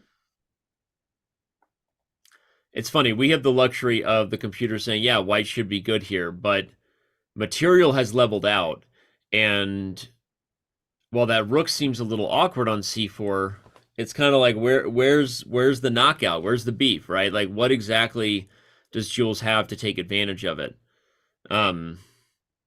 So again, I stand by. Black's biggest enemy is on the clock here. Andrea and Dina both down on time, big time. Yeah, not easy to find the right moves here with white in the game of Jules and Andrea, because how do you punish Black's position? Something feels wrong. The pawns are pushed a little bit too much, maybe. I mean, you can play c5, but it's hard to make progress now because the rook is in the way. His knight on d3 is super annoying, blocking everything. And now that the king is even more exposed with the e-file being open, the rook can perhaps access e7 at some point. It doesn't feel right. And perhaps it has to do with the fact that moves to just queen g5 are suddenly possible. Let's say I would consider taking on f5 just to get that bishop off the board and make sure that the knight is on f5 so we can play queen g5. And then maybe knight f4, knight h5. These kind of ideas appear and things may get very tricky for Black there. Yeah, I like that a lot. The more I look at it, I think you're right. I think that I almost wanted to play queen g5 first, but maybe the knight could go to f7 with a tempo. But so let's say we play what you're saying. If you take and play queen g5, yeah, this is super dangerous. And then the threat of knight f4 is coming, knight e6 check, and suddenly that rook on a3 looks like it was planned all along. Suddenly that rook on a3 is sliding over for an attack on the king side, and so this could be tough stuff for Andrea. Jules about to get under 10 minutes herself. I will say this, Jules has managed her clock very well, given that she had a time advantage out of the opening. At times, yes, it got even, but here she is again, finding one of the best moves in the position to take f5. Just overall, Jules has had a good sense, I guess, of when to pause and think, right? And she just used her time well and found the best move, and we'll see if she finds queen to g5. Suddenly the black king is really feeling it. Yeah, and this is why you have to be so careful with your pawns. That pawn on c5 was not doing much, whereas the pawn on e4 of Black was so strong. It was holding down the fort, making sure that white cannot infiltrate, and you want to push those pawns to the center, down the board, especially e3 if possible. But now without the e-pawn, it's suddenly not clear anymore how Black can proceed. Jules actually went for the move knight to e5, which makes a lot of sense, attacking the rook and moving the knight forward. But perhaps it is in the way of that rook, and the knight, it's hard to see where it goes next. Andrea looks like she's already responded. Can't quite see the move. No, she hasn't. No, knight e5 is played. She hasn't moved just yet. The rook is under attack. She only has 3.5 minutes. Yeah, but I agree. And I also saw a comment in chat there, someone saying that they remember watching Jules like 6 months ago and she was 1200. I don't think she was 1200 6 months ago, but I know it was a compliment. You meant that she's improved a ton. And Jules actually is working super hard on her chess. And so Again, I don't think she was 1200 6 months ago, but she, she's gotten a lot better, and she continues to play super strong chess. So agreed. And both Andrea and Jules today have played a lot of best engine moves and managed their clock very well in tough moments. Andrea feeling it. Speaking of managing her clock, she plays rook c5. Smart. Didn't use too much time there. They now have 14 minutes. Sorry, they have 14 moves to make on Amaya. So 3.5 minutes for Andrea, 10 minutes for Jules, 14 moves to make to get to move 40. Yeah, it's not a lot of time for the players, but it's still within acceptable ranges, because once you get down to 30 seconds, that's when things get really scary. Then you really have to play super fast. For now, Andrea is holding on to 3 minutes, so she still allows herself to have some time in case something arises in the position. But for now, Jules goes for knight d3. Repetition is possible, but I don't think either player wants to go for it. I don't think they want to draw. They could. She could play rook c4 and just repeat once, as they say in the Soviet chess school. Always repeat at least once, but not if you're in a worse spot and maybe your opponent helped you out. Maybe you want to play rook d5 here. I don't know, and you don't want to go back. But I actually don't know that Andrea has much better. Oh, she does play rook to d5, but now knight f4 is coming in some spots. So I'm not sure. But Anna Cromling on the other board, still not sure what she wants to do, and her time advantage has completely disappeared. She still has 2 minutes extra on the clock, but it's not nearly what it was. So that game also with 18 moves to make before move 40. So worse time pressure than the one between Jules and Andrea. Yeah, that is looking rough, because one of the things that she had going for herself was that big time advantage of 10 minutes, which is a lot compared to if you look at Dina's clock, who is down to 3 minutes. But now that both players are around the same time, now it's getting interesting. Now it will come down to who is the better blitz player. And we know that Dina has a higher rating in blitz. She is very experienced too, so this might hurt Anna's chances, but who knows? Anything can still happen. Dina has been making mistakes too, so this game is just getting really exciting. Anna is reaching out to make a move. I wonder what she will go for, because she has to be careful that knight on d7 is loose, and you cannot just leave it hanging there. Let's see what she decides to do. Don't know the answer to the question whether there's an increment. I know it was 90 minutes for 40 moves and then 30 minutes after, but I there's an increment, yes. There is a 30-second increment, right? Yes. Okay. I haven't seen the clock jump up after a move yet, so I didn't want to answer for sure in case I misremembered that part of the format, but yes. There is increment, so the time pressure not as dire, I guess, as it would first seem. You can make some moves and get some time back on your clock. And, all right, Team Pineapple with the black pieces. Under time pressure. And down to 3 minutes now. She really has to make a move fast, because this is going to hurt very soon. One of the very typical things that happen in chess is that in this time control, most of the blunders happen between the range of move 39 and 41. That's like, if you have played classical chess, you know that in around these moves, that's when the mistakes happen, either just before you make move 40 or just right after, because you're still full of adrenaline, of the time pressure, and you make the 41st move real quick to leave the board and get a breather after that. But that's very often when mistakes happen. So you don't want to get yourself in that position to make blunders around that time. Speaking of blunders, looks like the computer doesn't like b4 from Anna Cromling. It's a natural move. I mean, just from a human perspective, it attacks the bishop, who was threatening e3, and all the tactics that come with that. So kicking the bishop off of that diagonal would seem like a key idea. Note that the bishop can't go to b6 because it'll be traded.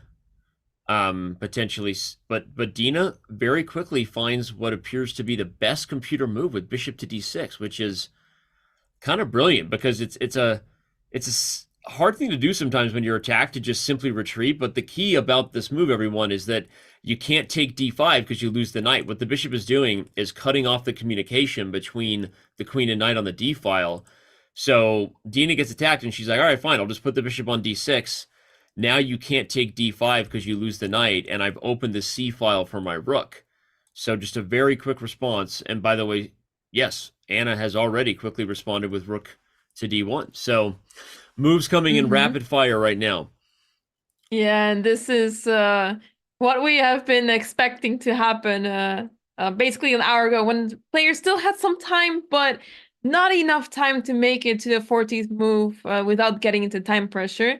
So rook d1 played very logical move because you want to develop the rook that was still undeveloped on a1, attacking that pawn on d5. But once again, the knight on d7 doesn't feel safe there, and I'm feared. It must be your move, right? Rook c7, is that the best move? I'm not entirely sure. I guess the question is what happens after knight to e5, because the knight can always retreat. Perhaps it's fine. I guess my assumption was you could take and the double d pawns wouldn't be great, but I think rook to c7, yeah, it might have been the best move, and maybe you could take and even play like rook to d7 and everything would have just been held on. But she didn't do that. She played rook to e6, another creative way to cut off the communication. Oops, not like that. Cut off the communication between the queen and the knight.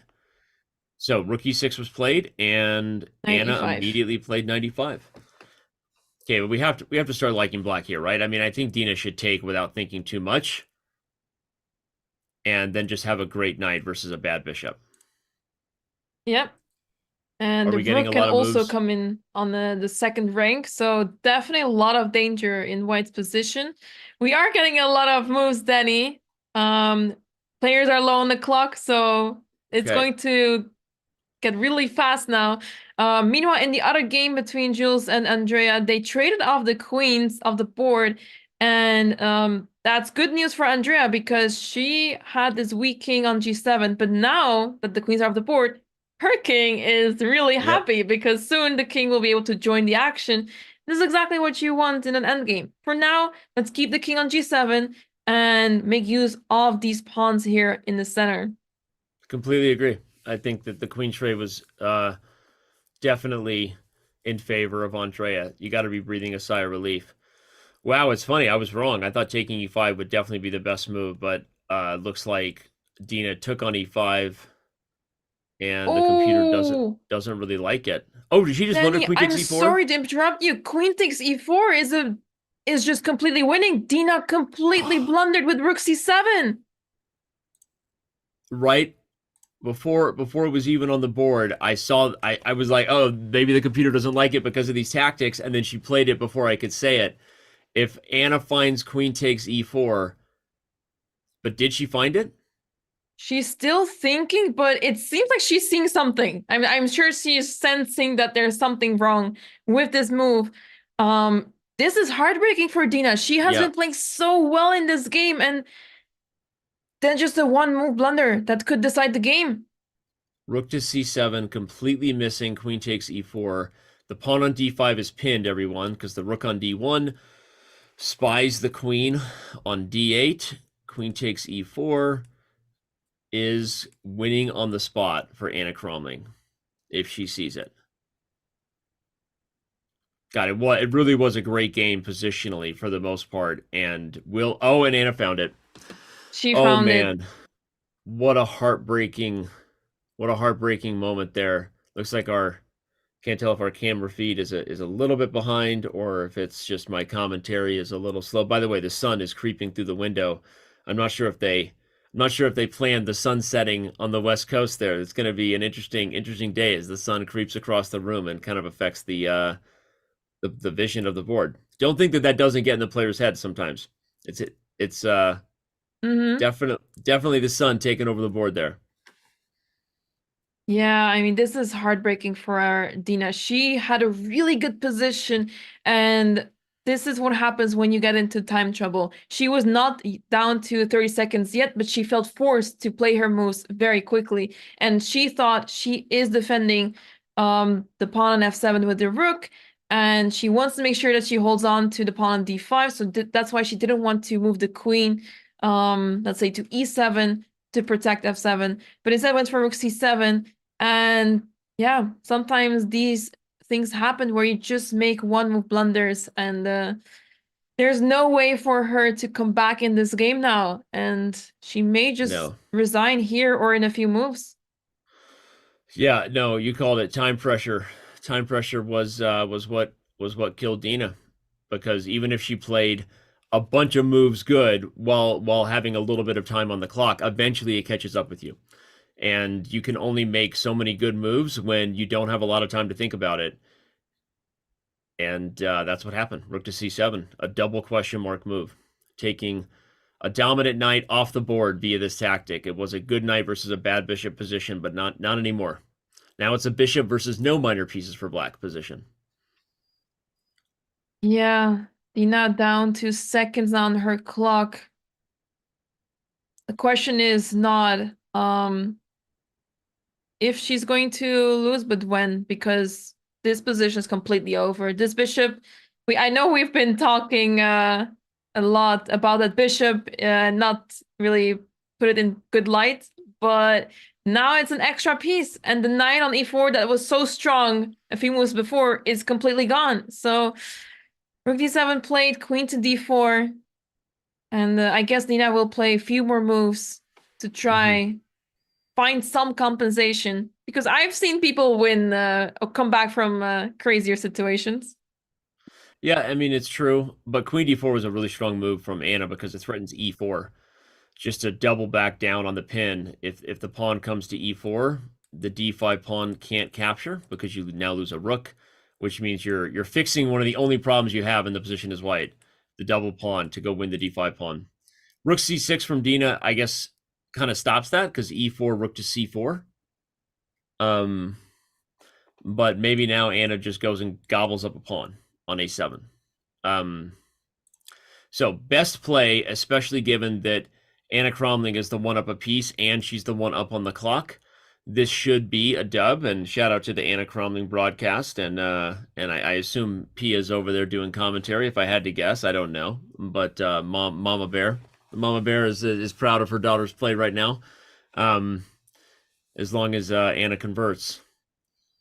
And that other game over there between Jules and Andrea is just great chess right now from Jules. I mean, yeah. Yes, she traded queens, and we were critical of that. I think for good reason. The black king could have been in trouble, but she's coordinating the knights and the rooks. Now she's on a double attack on the g6 pawn and the c6 pawn.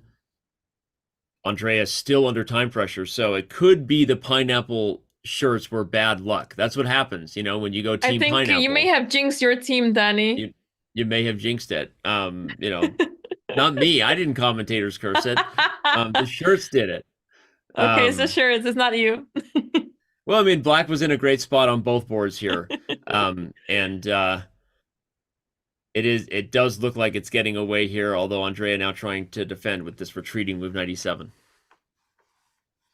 Yeah, I mean, Jules in a great spot here. She is the one putting pressure, and she has been playing this game really well. Her position did not look the greatest a couple moves back. She did get some chances, but then traded off the queens. So we're now in this endgame, and it's going to be really tough for Andrea to defend this and make the best out of this. But who knows? Anything can happen. It's just that black's pawns are mostly the ones that are weakened. Pawn on c6, pawn on g6, the pawn on h4 now even. Pawn d4, all these pawns, it feels like they're all separate islands on their own. Yep. By the way, we've seen queen to g4 from Anna, yep, and Dina immediately responded with rook c4, and Jules played rook e4. So both sides with the better position kind of targeting the weak pawns right now. Rook f4 is a great move from Anna, just forcing either more pieces off the board or forcing black to retreat, and then maybe e6 comes in next. If that pawn marches forward, you've got other problems with the black king becoming open. Okay, Dina played rook to c2. Hmm. She's trying. She's trying to get some activity going. A piece is a piece, but it doesn't have to be completely over just yet. I think once a clear checkmate thread or a clear difference in material more than this will occur, then it will be time for Dina to resign. In the meantime, Danny, I see that Andrea made a big mistake. G5 on the board. What is going on? She blundered knight d6 check. Knight e6 check, and then the d4 pawn falls for free. Although it may even be worse. If you play king of 6, does white have rook f3 check? I think rook f3 check might be why the computer loves white even more. Because if you go king g6, there's knight f8, forking the king and rook. Wait, is that played? No, not quite yet. You're not showing yet. it. Okay. Yeah. So king of 6 is on the board from Andrea. Jules might just take d4, but if she finds rook f3 check, Andrea's position is almost just as bad as Dina's right next to it. Ouch. That is painful, as Andrea was down to 1 minute on the clock already. The players still need to make a couple of moves to reach the 14th move. Andrea and Jules are on move 35 now. And Anna and Dina are on move 31, but that game seems to be over very soon, no matter what. But Anna needs to make a move. She's down to 30 seconds. It terrifies me to see you're up in the up on the position, but struggling with the clock. That's all not a good sign. It's kind of unnecessary too, I think. I think she's trying to be too accurate. You could just play rook f to d4 and double rooks. You could play e6. By the way, yeah, Jules missed rook f3 check. She played knight to c5. Still super tricky though. I mean, Andrea has to look out for rook e6 check next. Rook f3 check is still coming, by the way. So knight c5 may not have been the computer's most forcing choice, but I think Andrea is still in deep trouble. Yeah, her king is not safe at all over there, and all her pawns are so weak. It's really difficult to bring this rook into the action. For now, Jules has only been attacking Andrea's pieces, so if only this rook could get into the action and support the other pieces. But for now, Jules is in charge of the position. She did miss this strong move rook f3 check earlier to win material, but she's still in a very good spot. Although, great move from Andrea there. Rook d5 not only attacks the knight, but I had a slip there because I was thinking about rook f5. It also guards the f5 square, so that now if there's some sort of check, you could potentially block with either the knight or the rook, depending on what happens. So rook d5, a very quick and maybe best move response there from Andrea Botez. So Jules missed her chance to put the game away. Rook d5 is a great find, and Andrea is not out of it just yet. Anna is completely winning. All she has to do is probably just make it to move 40, get the extra time on the clock, and then that extra piece feels a lot more comfy. Bishop h4 on the board. She is trying to... Well, I mean, if you play g5, you'll lose h6, so you can't afford to move the g-pawn. But yeah, what other move do you have? Because you need to keep defending that rook on d7. No, that was a great move by Anna. Like, seriously, that's like the crowd goes wild for bishop h4. What a move. If g5, as you said, queen takes h6 is lights out. The queen is now overworked. If you go to c7, then you open up the back rank, which is full of checkmating problems. So your only move is queen to c8. And can white just... Okay, that's super risky, maybe unnecessary to take d5 and allow a check, so I take it back. But okay, she plays it. But even like rook f7, this is... Bishop h4 was a great move by Anna. Maybe even bishop e7, just to set up the threat of rook f8 check. Oh, yeah. Even better. Yeah, bishop e7. Baller move. Rook e6 check over there. At this point, no more analyzing, just highlighting. I don't want to miss the live moment. We've got how many moves left to reach move 40? So it's move 37 in the game of Jules and Andrea, and move 34 in the game between Anna and Dina. So So Anna and Dina still have a lot of moves left. That's Dina's one chance. But bishop e7 would be lights out. Yeah. 20 seconds? Okay, she plays it. She plays bishop e7, and she is heading for that full point very soon. Anna Cromling, supported by her mom, doing commentary on the Anna Cromling Twitch channel, might be about to get the first dub in this Botez Chess Camp Invitational here. It's pretty awesome. Pretty awesome game she had. I mean, she was much worse, and Dina at one point was being applauded for a bit of a positional masterpiece there to have cleared the smoke and had a dominant knight versus a bad bishop, but one blunder, and Anna Cromling has taken advantage.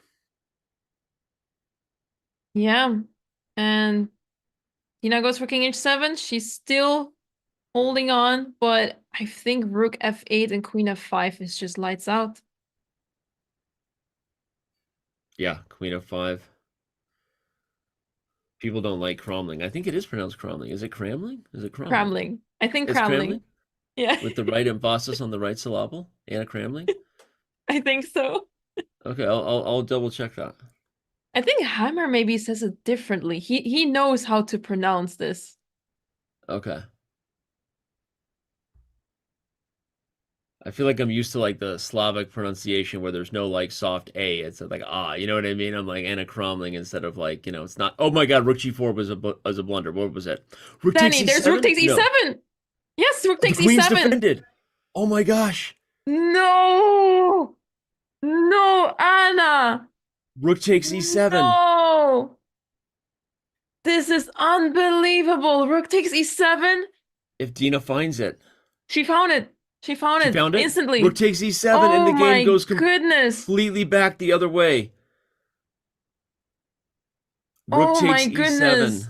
And this is why you don't want to get down 2 seconds on the clock, because what do you do now? Dina's back in the game. It is completely even now. Yep. Bruh.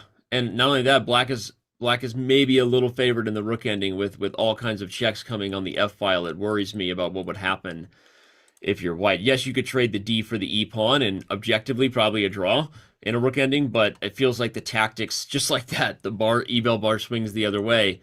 The queen defended by the rook. Anna takes for granted that point. Now she gives a check, and when the king moves, I'm not sure who's better anymore. I'm more worried about white's king than I am black's king. Oh my goodness. All she had to do was this rook f8 move.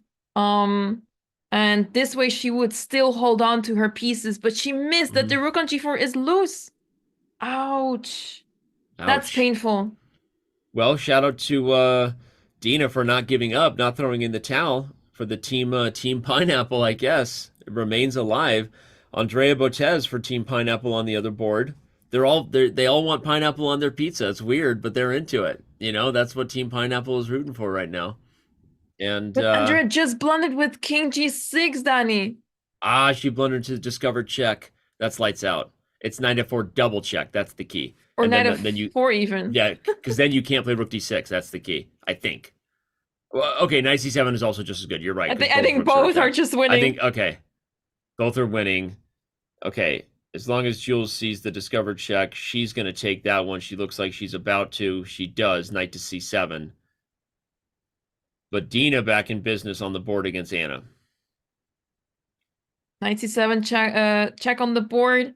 After rook d6, we simply chop the rook off the board and then the other rook, and that will be rook versus knight, which should be completely lost for Andrea. Jules bringing it, kept the pressure all game and seemed like it was trending Andrea's way. I was putting all the chips on black on both boards, but nope. Jules, I think, short of a blunder, will definitely convert that one. It seems even easier at this point than what Anna had to deal with in hindsight. Danny, I believe I saw that Anna made her move with 1 second on the clock. She's really playing with fire here. Oh my gosh. Yeah, you know, she had 31 seconds when that move started. Oh my gosh. And they still have a few moves to make here. 2 moves, I guess, to be exact. Yep. Rook takes f1 was move 39, so one more move to make for Anna.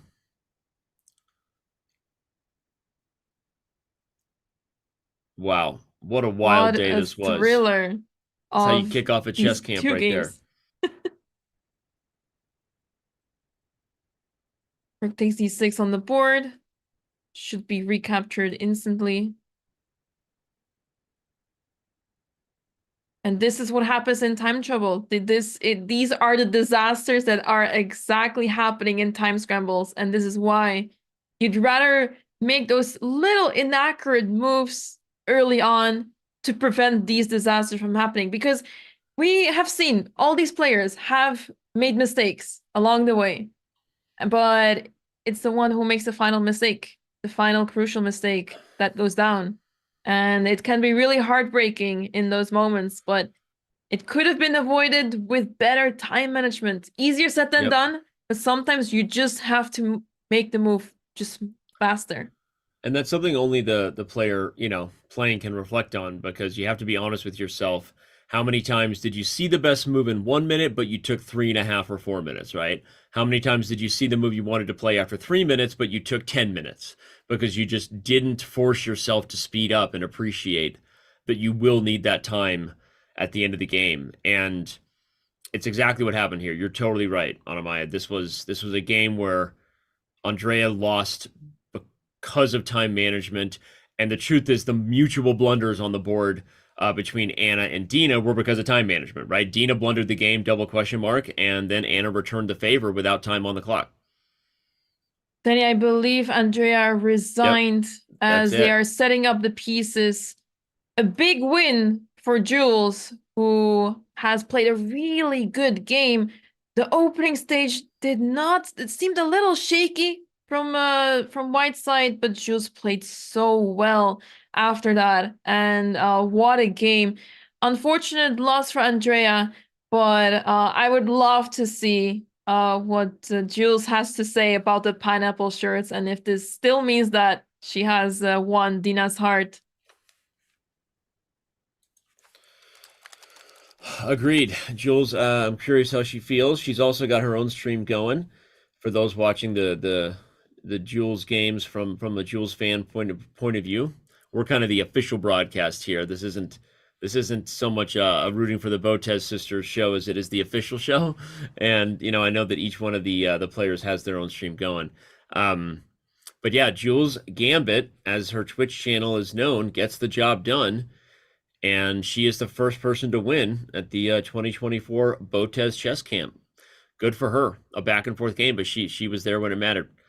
And it's funny. This one could go to a draw. We could have a lot more chess ahead, especially if the queens come off the board. It'll be Anna fighting for a draw against Dina's technique.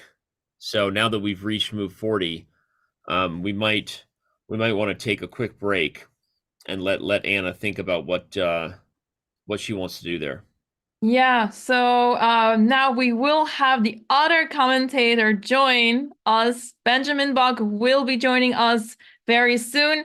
I'll take a short break to recharge and come back for the second half of today. What did you want to say, Danny? I was going to say, you're recharging because you're doing the hero's work. You're covering the second half of the day. So you're going to take a break. It's the last time I'll see you. We're going to miss you. I'm going to be joined by Mr. Bach. He and I will have the call probably for the final moments of Anna's game. You see her shaking her head there. Sorry, that's just sad and frustrating to see. And then when you come back, you'll have the other 4 ladies who haven't played yet. So this was awesome, Anna. Thank you. Yeah, it was amazing. It was awesome. Thanks for joining, Danny. Thanks so much for being my co-host for today. And yeah, it was a pleasure commentating for the first time together, and hopefully more times in the future. Yep. All right, well, good luck with the afternoon rounds, and we're going to take a break, everybody. We'll be right back with Mr. Bach. See you soon, guys.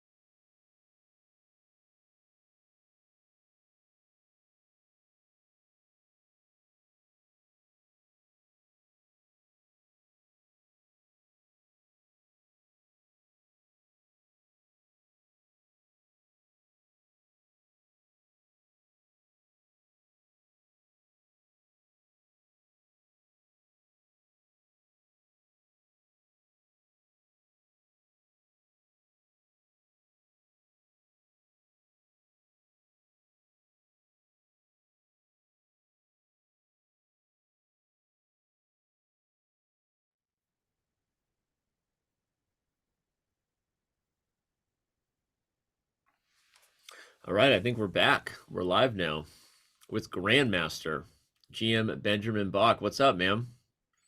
Yeah, Danny, it's great to join you. We're having a very exciting first round here today. Some ups and downs in the game between Dina and Anna, and we have some other matchups starting very soon. We have Alexander versus Linda. Yep, Alexander versus Linda, and then we will have Nemo versus Jennifer. Maybe Jennifer's white. I think that's Jennifer right there behind, taking a look at Anna's position. And Jennifer got to be feeling some empathy there for Anna Cromling. Benjamin, talk about that a little bit, right? How hard is that when you make a blunder really right at time control, right? Because of time pressure, you make a blunder, and then you hit move 40 and you get all this extra time on the clock, but you don't even want to be there. You thought this game was over, right? And think about the fact that Anna hasn't even moved because of that. Yeah, no, this is truly heartbreaking. I mean, Anna had this game in the bag. I think had she played a move like Rook F8 instead of Rook G4, Dina might have just resigned, but Rook G4 completely got Dina back into the game.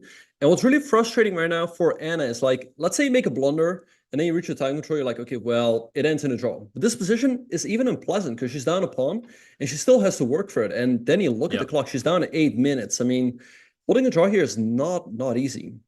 You and I were analyzing it before we got live, so we'll just show some variations. We were talking about if you trade queens and then try to come down to f7, Black has a couple options, right? Black could possibly check and then win the A pawn for sure, Benjamin. You could also consider Rook B6, although maybe you don't want to do that after A3. By the way, it looks like we have a move. What did Anna play? She played Rook F8 check, so we'll get there. But yeah, we were analyzing and just showing that this is not a walk in the park draw. She's given a check. Dina has immediately responded already. King H7 is on the board. And she's going to be fighting for equality.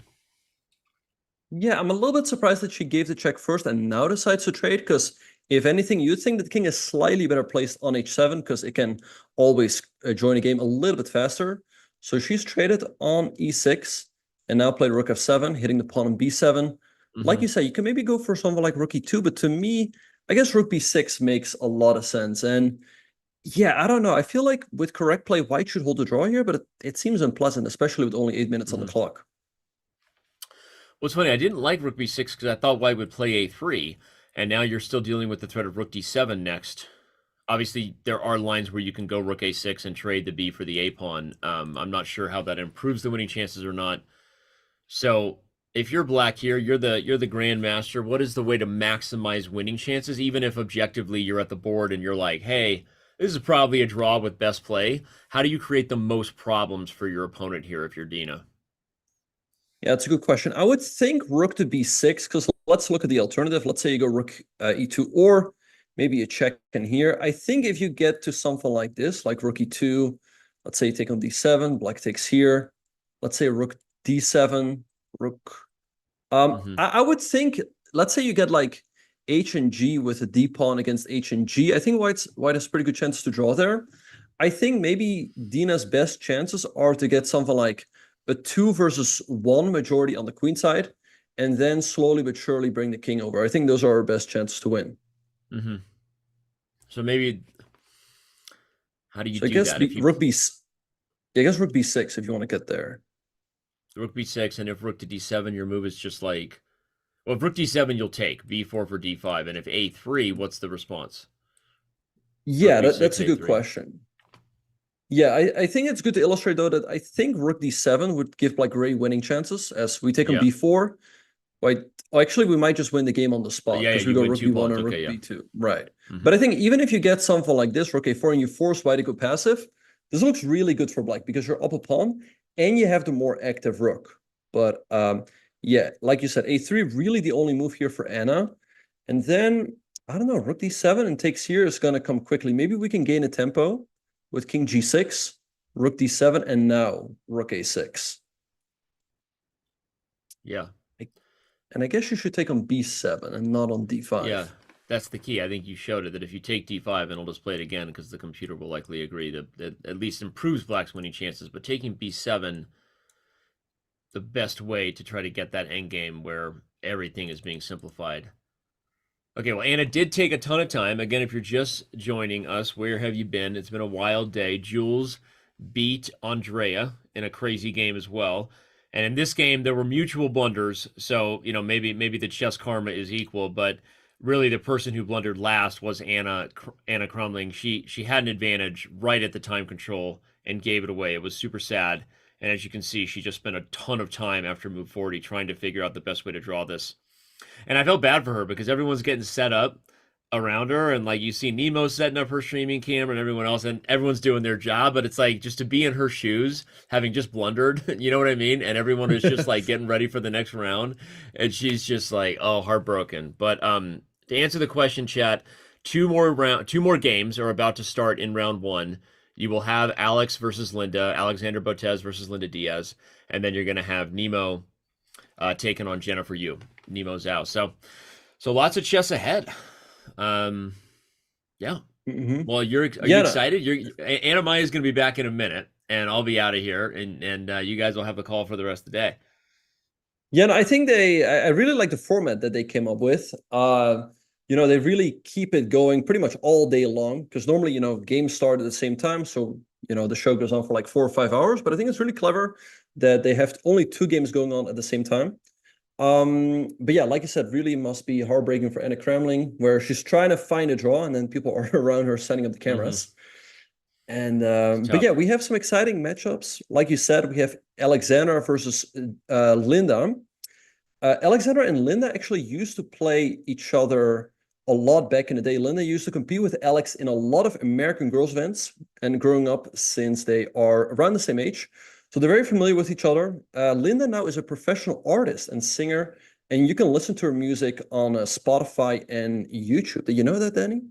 I learned that like today as part of the whole process, because she did the opening ceremony song, and we were getting prepped, so I didn't really get to listen in.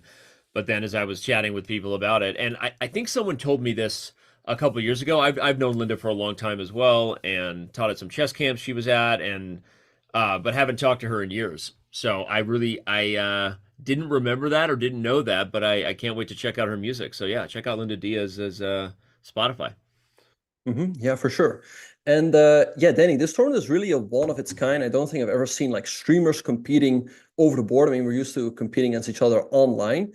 And if I'm not mistaken, chess.com is also involved in the organization of this tournament. So can you tell everyone a little bit about what you guys are doing to support this tournament?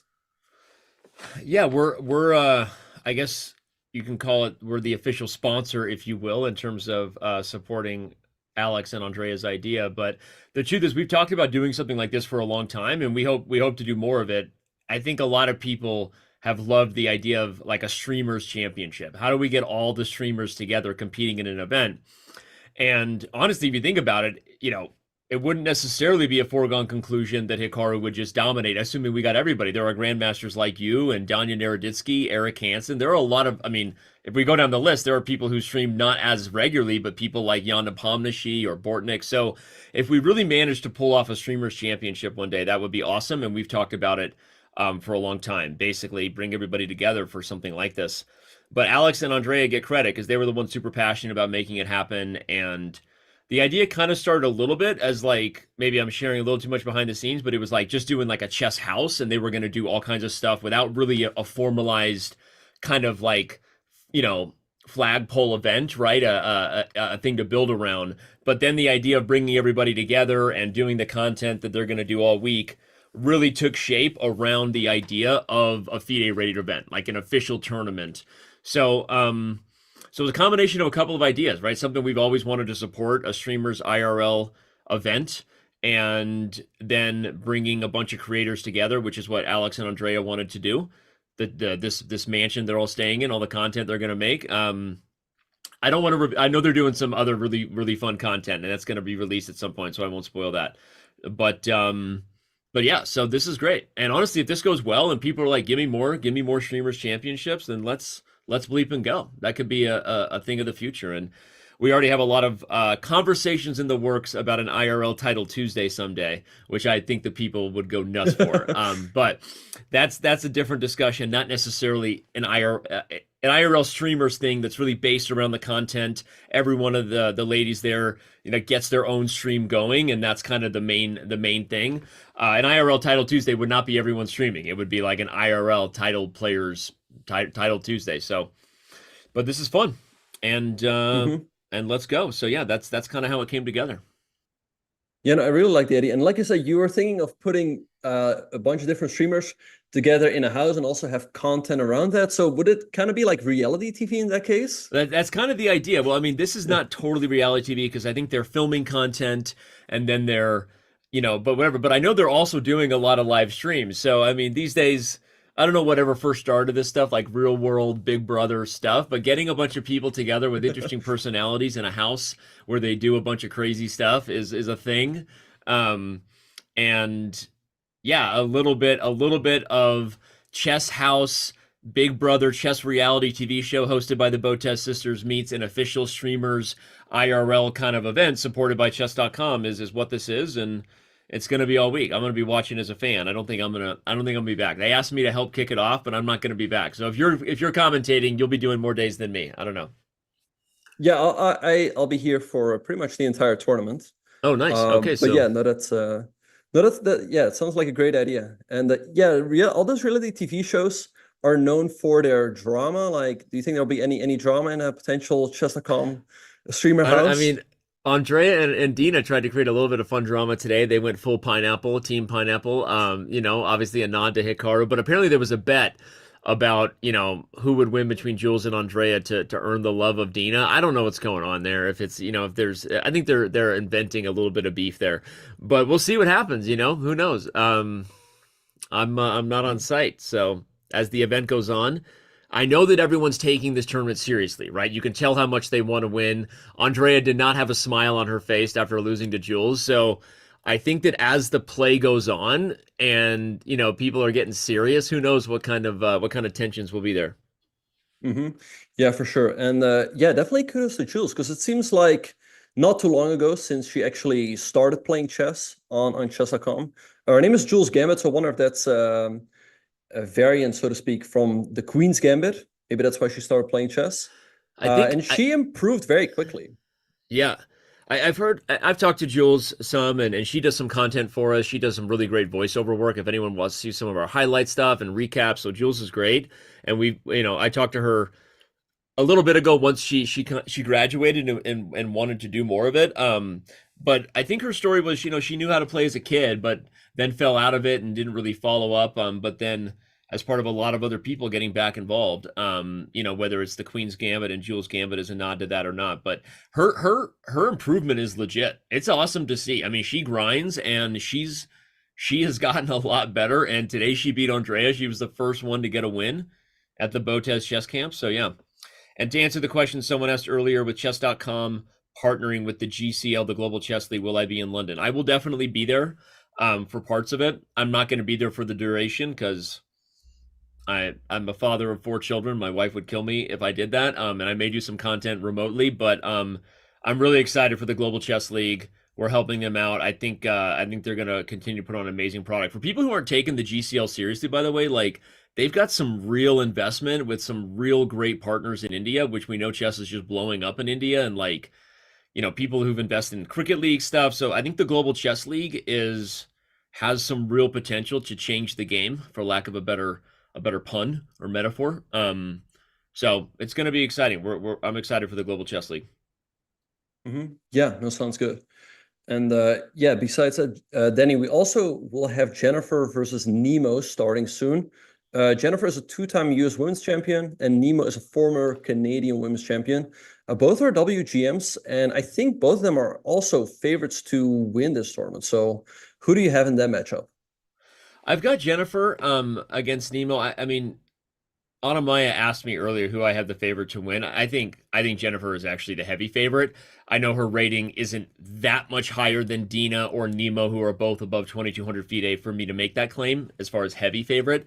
But I just feel like, Jennifer has won 2 U.S. Women's Championships. She's competed on high stages. And frankly, every time I hang out with Jennifer, and I've seen her the last couple of years at the Sloan Conference at MIT, I feel like she's even stronger than her rating. Like, Jennifer is in my opinion, I would be very surprised if she did not win this event.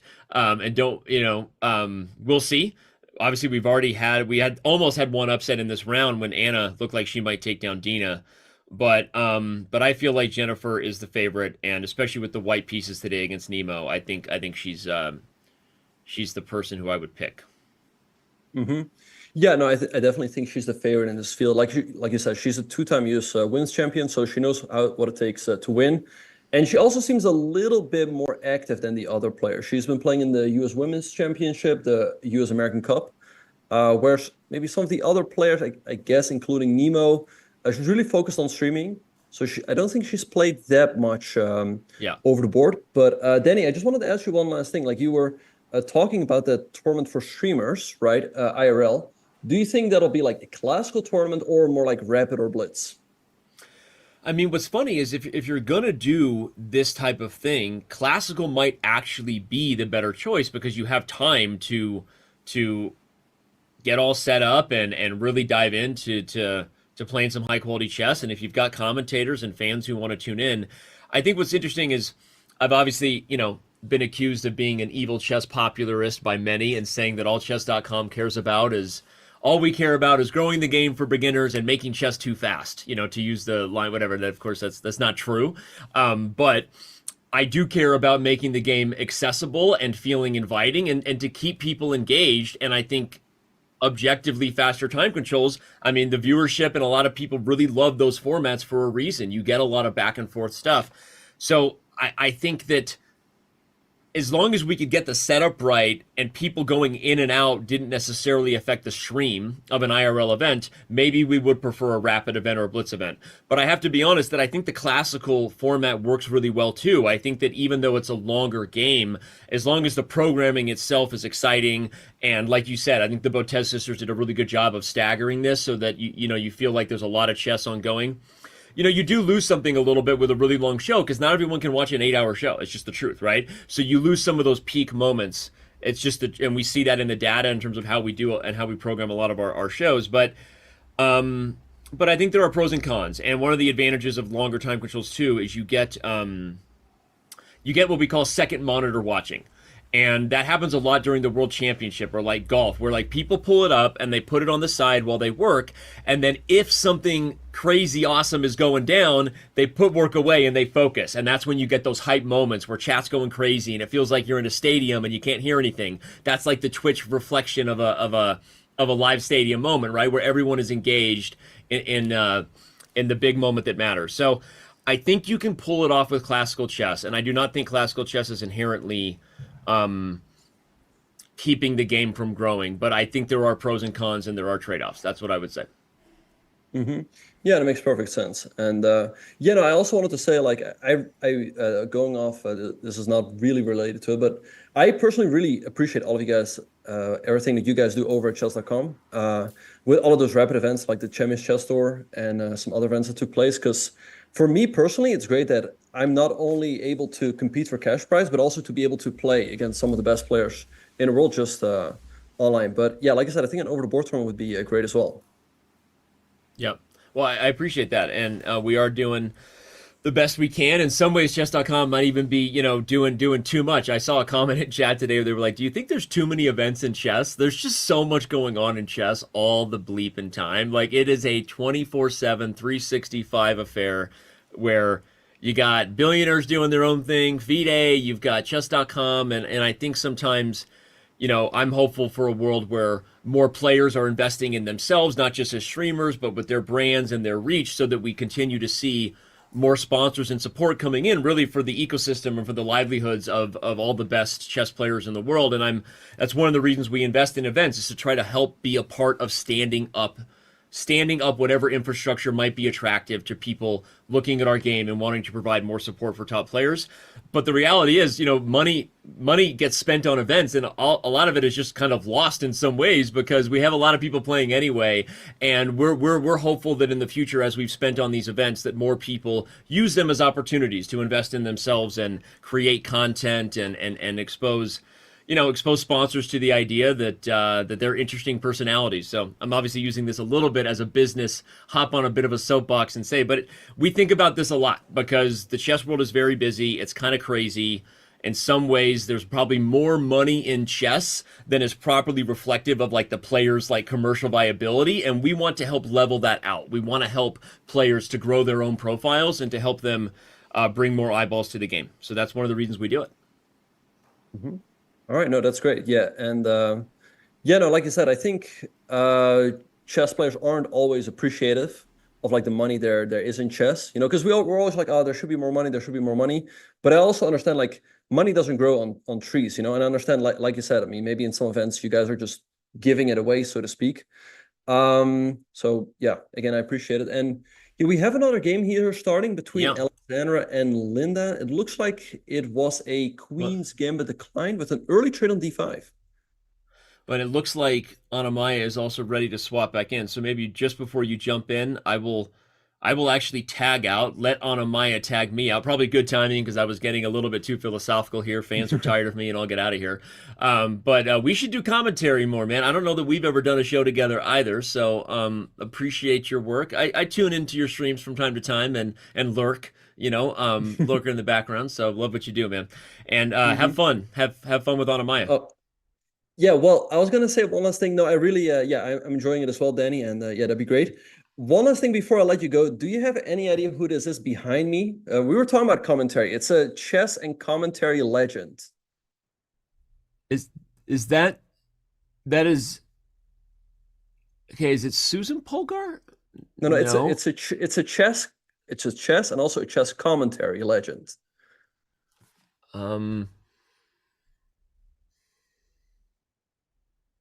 Chess and chess commentary legend. Who's commentating a lot on chess? And keep in mind, right now I'm in St. Louis. Yasser Seirawan? Yes, it's young Yasser Seirawan. Yeah. Yeah. Okay. There you go. St. Louis was a good enough clue, and that's a great picture. One thing, like this is not like I'm at one of the houses of the chess club. Like I'm not actually having a picture here of Yasser in my house. Well, first of all, that's okay if you do. If you just got a shrine there to Yaz. No, I'm kidding. All right. Well, shout out to Yaz and shout out to that's a great picture. But have a great end of the show here with Anamaya. I know you guys got a few hours of exciting work ahead, and I'm gonna bounce. And thank you everybody on the Botezlive channel for having me. And we'll see you around. See you around, Danny. Have a good one.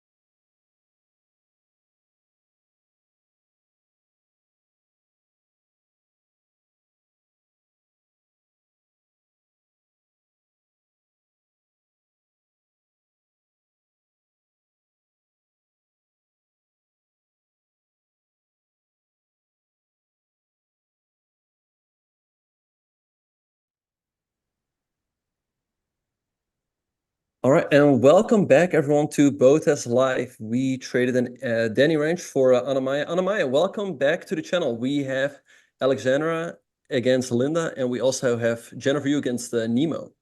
Yes, thanks so much, Benjamin. Thank you so much. Welcome back, everyone. I'm glad to be back. It was a lot of fun commentating with Danny, but now we're back with Benjamin, and yeah, it was a exciting first part of the first round, and now we have two more exciting games ahead of us. And the game between Anna Kramling and Dina Belenkai is still ongoing. But we're going to focus on these two new games over here. So if you want guys to take a look at Anna's game, I invite you to make sure to watch Anna's stream on twitch.tv/Anna Kramling as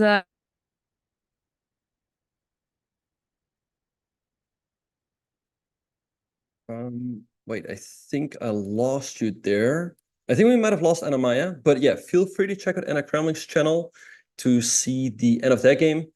It feels like Anna Kramling should hold a draw, but she's still down a pawn, so it's not that pleasant. Let's hope Anamaya comes back soon. But yeah, we have the games between Alexander Botez and Linda that has just been started. So let's show you guys what happened there on the first couple of moves. All right, so Alexander played 1d4, d5 was played, c4 by Alexander, e6 by Black, the Queen's Gambit declined, and Alexander went for an early trade on d5. Now she played bishop f4, knight f6, and knight c3. So this is the position we have right now. I think, yeah, and Linda is already thinking. So Alexander taking an early lead on the clock. In the other game, oh no, wait, sorry, I messed it up. My bad. Wait. Never mind. This board is the game between Jennifer Yu and Nemo. This started out as a Queen's Indian. An opening I have created a course on with an early bishop a6 attacking the pawn. Now there's many ways to defend the pawn. For example, you can go b3, queen c2, queen b3, queen a4, or the move Jennifer played, knight bd2. And Nemo played d5, putting more pressure on the d5 pawn. Here, Jennifer played bishop to g2, if I'm not mistaken. Yeah, bishop g2, bishop e7. Now she castled. Nemo castled as well. And she played knight to e5, creating a pin here on the long diagonal. And Nemo played bishop to b7 to neutralize that pin. So I would think White has a very small advantage here out of the opening, but Black very, very solid. Still anything that can happen. So good opening play here from both players. And in Alexander's game, the game started out with 1d4, as I mentioned, d5 by Linda, c4, e6, the Queen's Gambit declined. Alexander went for an early trade, Black recaptured, and now bishop f4, knight f6 was played, and knight c3, and Linda is thinking. I'd say Black should be doing pretty fine here. It's quite nice for Black that this trade took place very early. Now this bishop can develop comfortably to, let's say, f5. Black can also play bishop to d6. But I guess Alexander just wanted to get a position with a lot of pieces on the board, a lot of play still left in the position. And yeah, we'll see what is going to happen. But it's good for Alexander that she has an early lead on the clock here. She's up 10 minutes. So if anyone has any questions in the chat as we're waiting for the moves to come in. Actually, Jennifer just moved. She played queen to c2. Very logical move, putting the queen on a slightly better square, vacating the d1 square for the rook. Maybe something like c5 here makes sense for Black to challenge the center. But yeah, all of the pieces still on the board and a lot of play still left. Yeah, so let's hope that Anamaya comes back quickly. So yeah, like I said, feel free to ask some questions in the chat. Anna Kramling versus Dina is objectively a draw, but it is still a little bit unpleasant for White. White is down a pawn and is still going to have to work for it. And Anna Kramling also only has 3 minutes on her clock. So as Anamaya said earlier, feel free to go to twitch.tv/Anna Kramling. where Anna Crumling's mother, Pia Crumling, is commentating over there. But yeah, all right.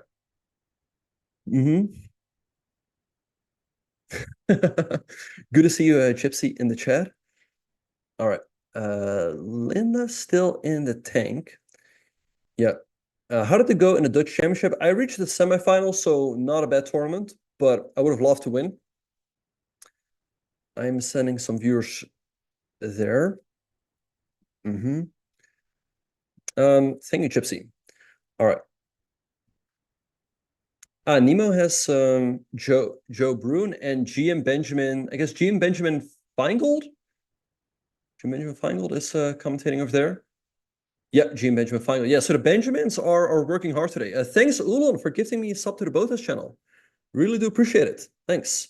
No, Alexander is not playing in London. The London arises if white goes for bishop f4 without pushing the c pawn to c4.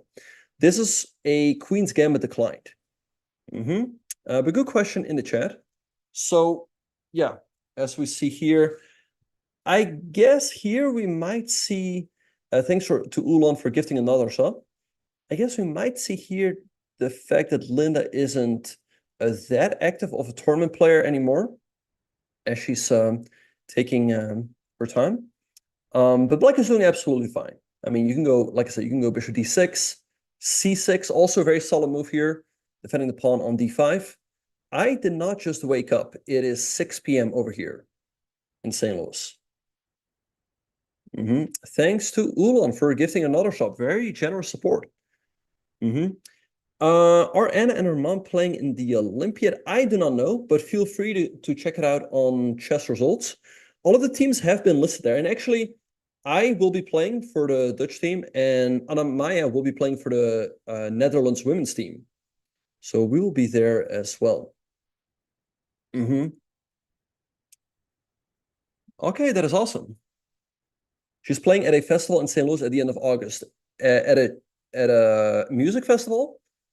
Anna and her mom are playing. Okay, that is great. That is great. All right. Okay, so let's see. Nemo is still in the tank. Jennifer, you up a couple minutes on the clock. And Linda is thinking as well. Board 1 of 3. Okay, that is great. Anna's father is the coach. Okay.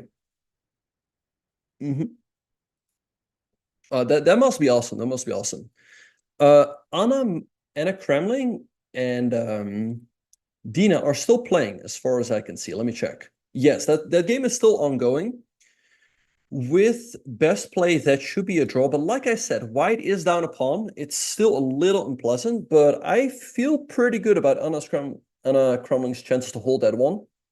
The thing is, white has pretty good chances. First of all, because there's only very few pawns left on the board. And also, black has a d-pawn. And the d-pawn is pretty close to the king side.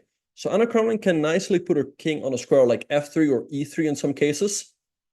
Both to, keep defending the king side, but also to attack the pawn on, to keep the d-pawn at bay. All right.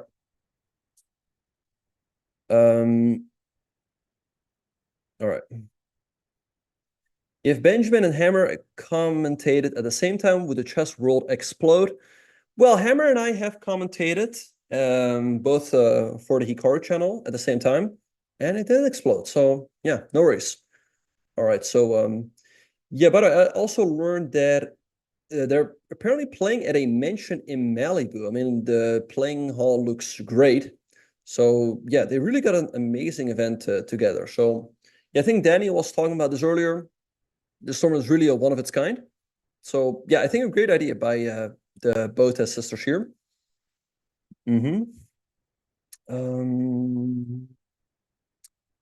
All right, and yeah, let's talk a little bit about the other matchup. So, like I said earlier, Alexandra and Linda used to play each other back in the day. They used to play in American Girls events. We also have the matchup between Jennifer Yu and Nemo. So Jennifer is a two-time US Women's Champion. Nemo is a former Canadian Women's Champion, and both are women grandmasters. I think Jennifer is also an international master. Jennifer will be a senior at Harvard in a few months, I guess maybe in like a month or so. And Nemo used to study at the University of Toronto, I believe, before going into chess content creation full time. So it's really a battle here between US versus Canada. All right, so let's see what's going to happen.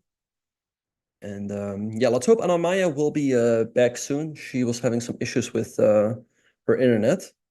Nemo played a move. She played pawn to c5, a good move, challenging white center. Good move. All right, so let's see what Jennifer is going to do here. She can take on c5 and take on d5. Then we will get the hanging pawns. The hanging pawns can be a little bit vulnerable, as they will be on these half-open c and d files. But they also give black more space in the center. So a very double-edged game here. Like I said, I created the course on the Queen's Indian, and I've studied these positions a lot. I think black is often doing quite fine, and that's also what the eval bar is indicating here. So yeah, I think both players cannot be too unhappy about the outcome of the opening. Jennifer Yu has, yeah, she can maybe put some pressure on this hanging pawns, but Nemo can get a lot of piece activity. So this game can really go either way. At the same time, Linda is still thinking, and she's already falling 20 minutes behind on the clock. All right.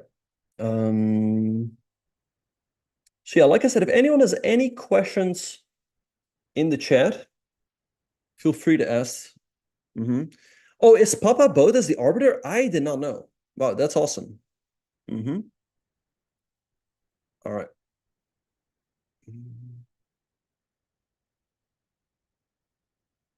You haven't seen Hammer since he played the Norwegian Championship? Yeah, I think Hammer, he hasn't played that much in a while. I don't know how he did it, the Norwegian Championship. I hope for him he won another title, but I honestly don't know if he did. All right.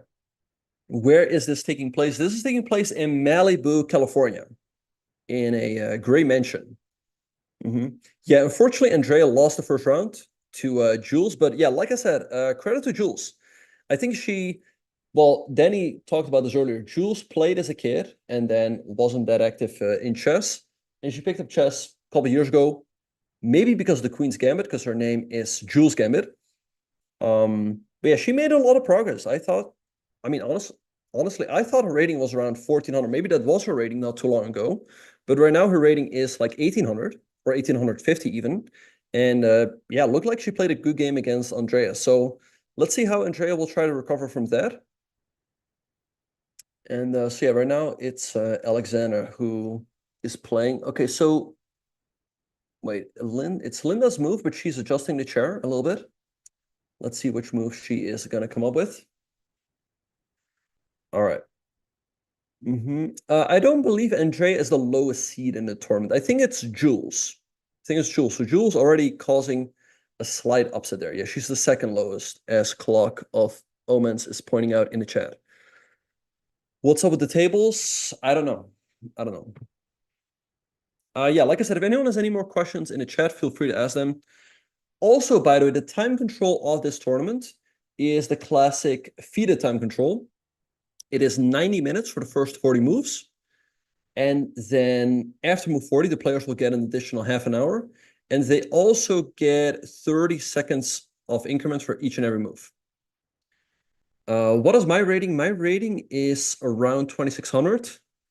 Quite sadly, right now, I'm a little bit below, but I used to be above 2600 for many years. So my goal is to try to get back in yeah, the next tournament, really. Jules was 1000 USCF and had no FIDE rating when she stopped in 2013 and has got up to 1800 in both USCF and FIDE in just over a year back. Wow, that is amazing. Benjamin, can you live off playing chess alone? There's only a handful of players that can live off playing chess alone. I'd say the top 20 or so. I mean, well, first of all, it depends on what you define as a living, right? I've talked about this many times. Some people define a living as, let's say, making 200K a year. Others define it as, let's say, making 100K a year. Others as like 50, or some might be able to make a living off of making a couple thousand every month, right? If you live in countries where the cost of living is a lot cheaper. But I'd say, for like, let's say the Western world standards, only let's say the top 20 or so can really make a good living off of making playing chess full time. Others, they do other things like coaching, chess content creation, things of that nature. We have a move by Linda. It looks like she played the move bishop to d6. A very natural move, offering the trade of bishops. I like it. Good move. Just a bit of a pity that she took 20 minutes for it. So let's see now what Alexandra is going to do. She can trade the bishops on d6. She can also move the bishop to g5. But then it does feel like a pity that you lost the tempo, right? Usually in the Queen's Gambit Declined, White plays bishop to g5 in one go. All right, Alexandra did trade on d6, and I assume Linda is going to recapture with the queen. You do not want to recapture with the pawn, as that's going to give you double isolated pawns, and the d5 pawn becomes very weak. So indeed, we have queen takes d6 on the board, and I expect Alexandra to play e3 to continue her development with something like bishop d3 coming next.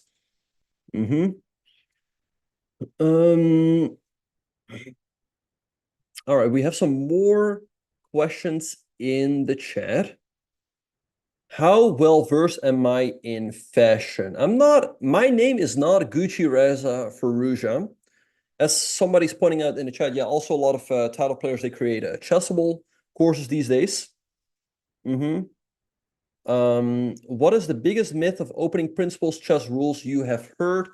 Well, sometimes players like to say like, oh, if you study an opening, you only learn an opening. I don't think that's entirely true. I think if you study an opening the right way, you will also learn all the plans and ideas that you can use in the middle game and sometimes even in the end game. I just think you should study an opening the right way. So this whole notion of, oh, if you study openings, you only learn opening, you don't become a better chess player. I don't 100% agree with that. I think, again, if you study it the right way, you will also learn plans and ideas. So let's see, do we have more questions in the chat?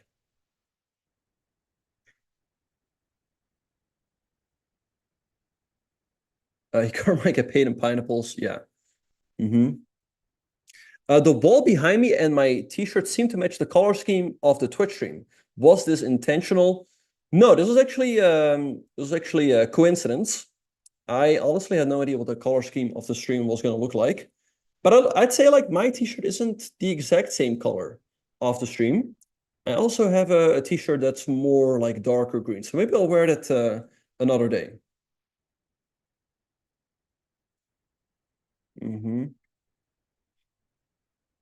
All right. Let's see. Jennifer is still thinking. Alexandra is still thinking. No, Alexandra has moved. Alexandra played queen to c2. Very logical move, putting the queen on a slightly better square and stopping black from playing bishop to f5. I assume that in case she would have played e3, maybe she didn't like that black has this move. To be fair, you have to move queen b3, putting pressure on d5 and b7. I assume black should be fine here in some way, but you might have to go for a pawn sacrifice, like knight at d7, or maybe something like knight c6. You let white take, but then you have rook b8 and rook takes b2. So maybe Alexander didn't want to allow to move bishop f5 altogether. Queen c2, by the way, also sets up ideas of knight at b5, hitting the queen and the pawn on c7. So let's see how this one is going to proceed. We also have more moves, I believe, in the game between Jennifer Yu and Nemo. So Jennifer took on c5 and Nemo recaptured with the pawn as well. So like I said, we might get the hanging pawns here. For those of you who don't know, the hanging pawns arise rather, when you have these pawns on d5 and c5. And I believe they're called hanging because they're not protected by any neighboring pawns. So they can be a little bit vulnerable. Also, they're on these half-open d and c files, so white can try to attack them. But it's not so easy to actually do so. And like I said, the advantage for black is that black actually has pawns in the center. White doesn't, right? So black has more space. And generally speaking, what black would like to do here is keep a lot of minor pieces on the board. However, that's not always going to be that easy. Like if you go knight d7, you might offer a trade. If you want to keep pieces on the board, a plan to do so is maybe to go knight a6 to c7 and the e6. If you really do want to keep the knight on the board and don't want to exchange it for the white knight. So now Jennifer has to decide how she's gonna place her pieces. A move like rook to d1 makes perfect sense to me. And by the way, she has already taken on d5, and I expect Nemo to recapture with the pawn. If you recapture with the bishop or the knight, then you're gonna have an ugly isolated pawn on c5. So e takes d5 is is gonna be played. I'm quite sure about that. Yes, they are all going to play each other. So this is called a round robin defense. No, round robin tournament, where everyone plays everyone.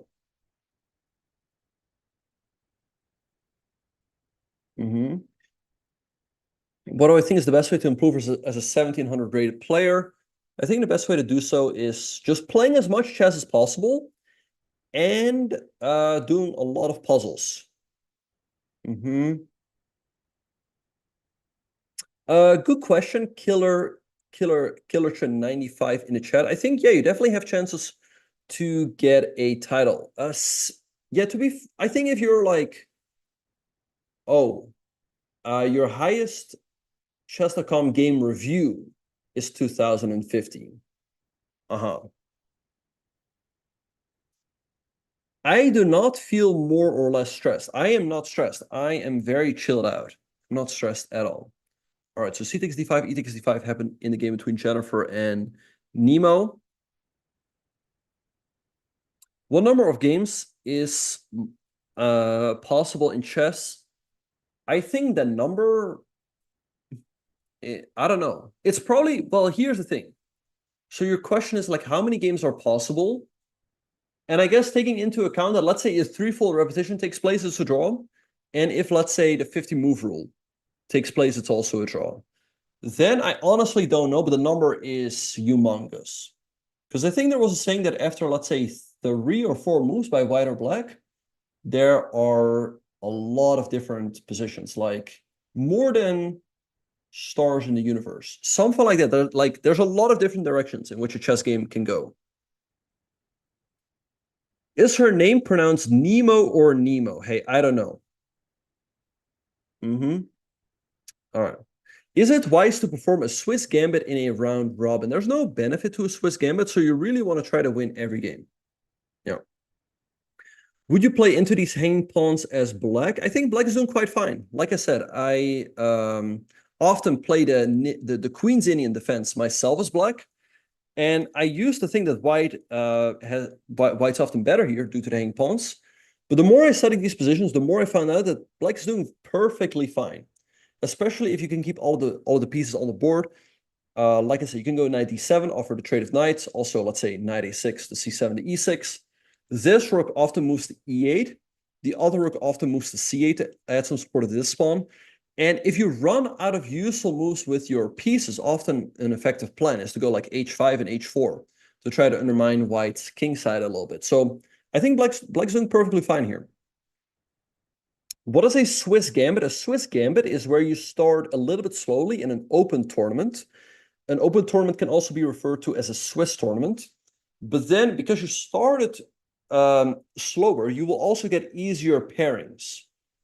However, the drawback of a Swiss gambit is that your tiebreak will be worse. Do you ever move the hanging pawns forward? Often you keep them where they are. Because if you move them forward, let's say you move the d pawn forward, right? Then you create a weak square on c4.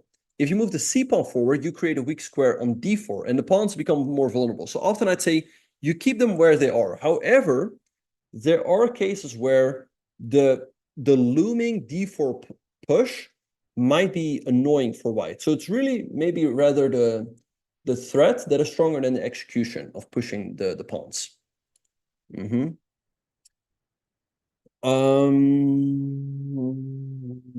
Okay, b3 by Jennifer Yu. Very useful move. Aiming to fianchetto the dark square bishop makes perfect sense because the bishop on b2 will be putting pressure on the knight on f6, which is a very useful defender of the pawn on d5. So now let's see what Nemo is going to do. She can go knight to b7. Again, I also like the idea of going knight a6 and maybe knight here. Rook e8, also a fine move. So this game really can go either way. All of the pieces on the board. And in the game between Alexander and Linda, it seems like Linda is still thinking. Yes, Linda is still thinking after queen to c2. So Alexander already up half an hour on the clock. Now, the thing with classical chess is that it might take a while before these games heat up, but when they do, things definitely become exciting. Nemo played knight of c6, and we saw an early piece trade here. I think that's in Jennifer's favor. Again, the advantage that Black has is that she has more pawns in the center, right? So she has more space. However, these pawns are also a little bit weak. So often what you want to do is when you have more space is you want to keep pieces on the board, which again, I thought this was a nice move. Also, I like knight d7 better because now you improve the placement of your queen. The bishop on c6, it's not a big deal, but it is vulnerable for the moment. It is hanging, and it does allow Jennifer a move like b4 if she wants to put pressure on the pawn on c5 right away. Also, a move like bishop b2 is an idea, with the potential idea to take on f6 and take on c5. Not right away, because if you take, Black would attack the rook on a1, so you cannot take. But maybe what you do is you play a move like rook c1 with the idea to take here and then take here, because Black doesn't really want to recapture with the pawn. So maybe what Nemo should do is play a move like rook c8, so she can meet rook to c1 with bishop to b7 and make sure that this pawn is protected. So let's see what Jennifer's going to do. Bishop b2 makes perfect sense to me. So let's see if that move will be played. I don't think Jennifer is barefoot. We have Alexander in the background. Yes, the Svana brothers are also around 2,600. So very strong brothers. Yeah, and the Van Forees brothers are also very strong. Jordan actually right now is very close to 2,700. And Lucas is around like 2,530.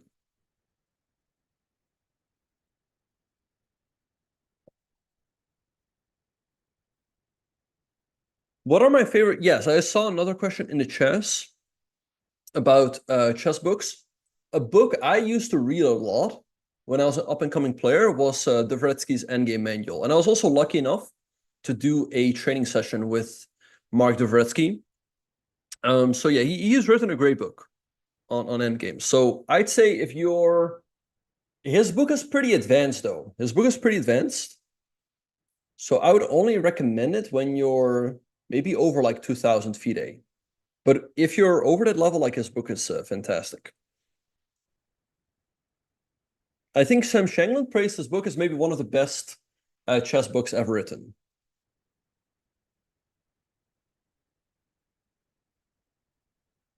All right. So hopefully Anamaya will be able to rejoin soon. If anyone has any other questions in the chat, feel free to ask them. Bishop e2 has been played by Jennifer. And wait, Nemo. No, wait, sorry. Jennifer has not moved yet. She hasn't moved yet. Linda is still thinking, by the way, as Alexandra has put on a hat and grabbed a mug and some pretty interesting slippers, right? Or do you call them slippers or flip-flops? Or can you call them both? Is Alexander's rating not updated? I do not know. I can check for you guys. Alexander's rating is 2017, so her rating is updated.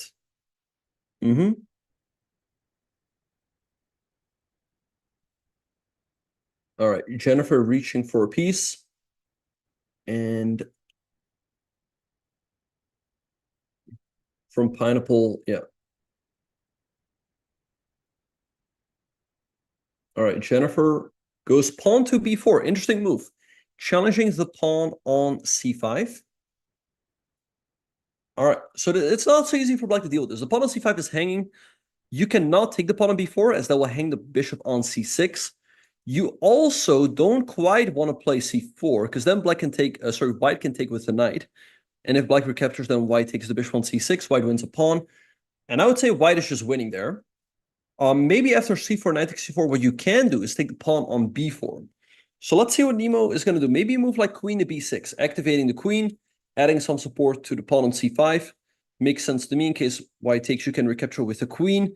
I don't think you want to recapture with the bishop, as that runs into rook b1, and I think you might just be lost.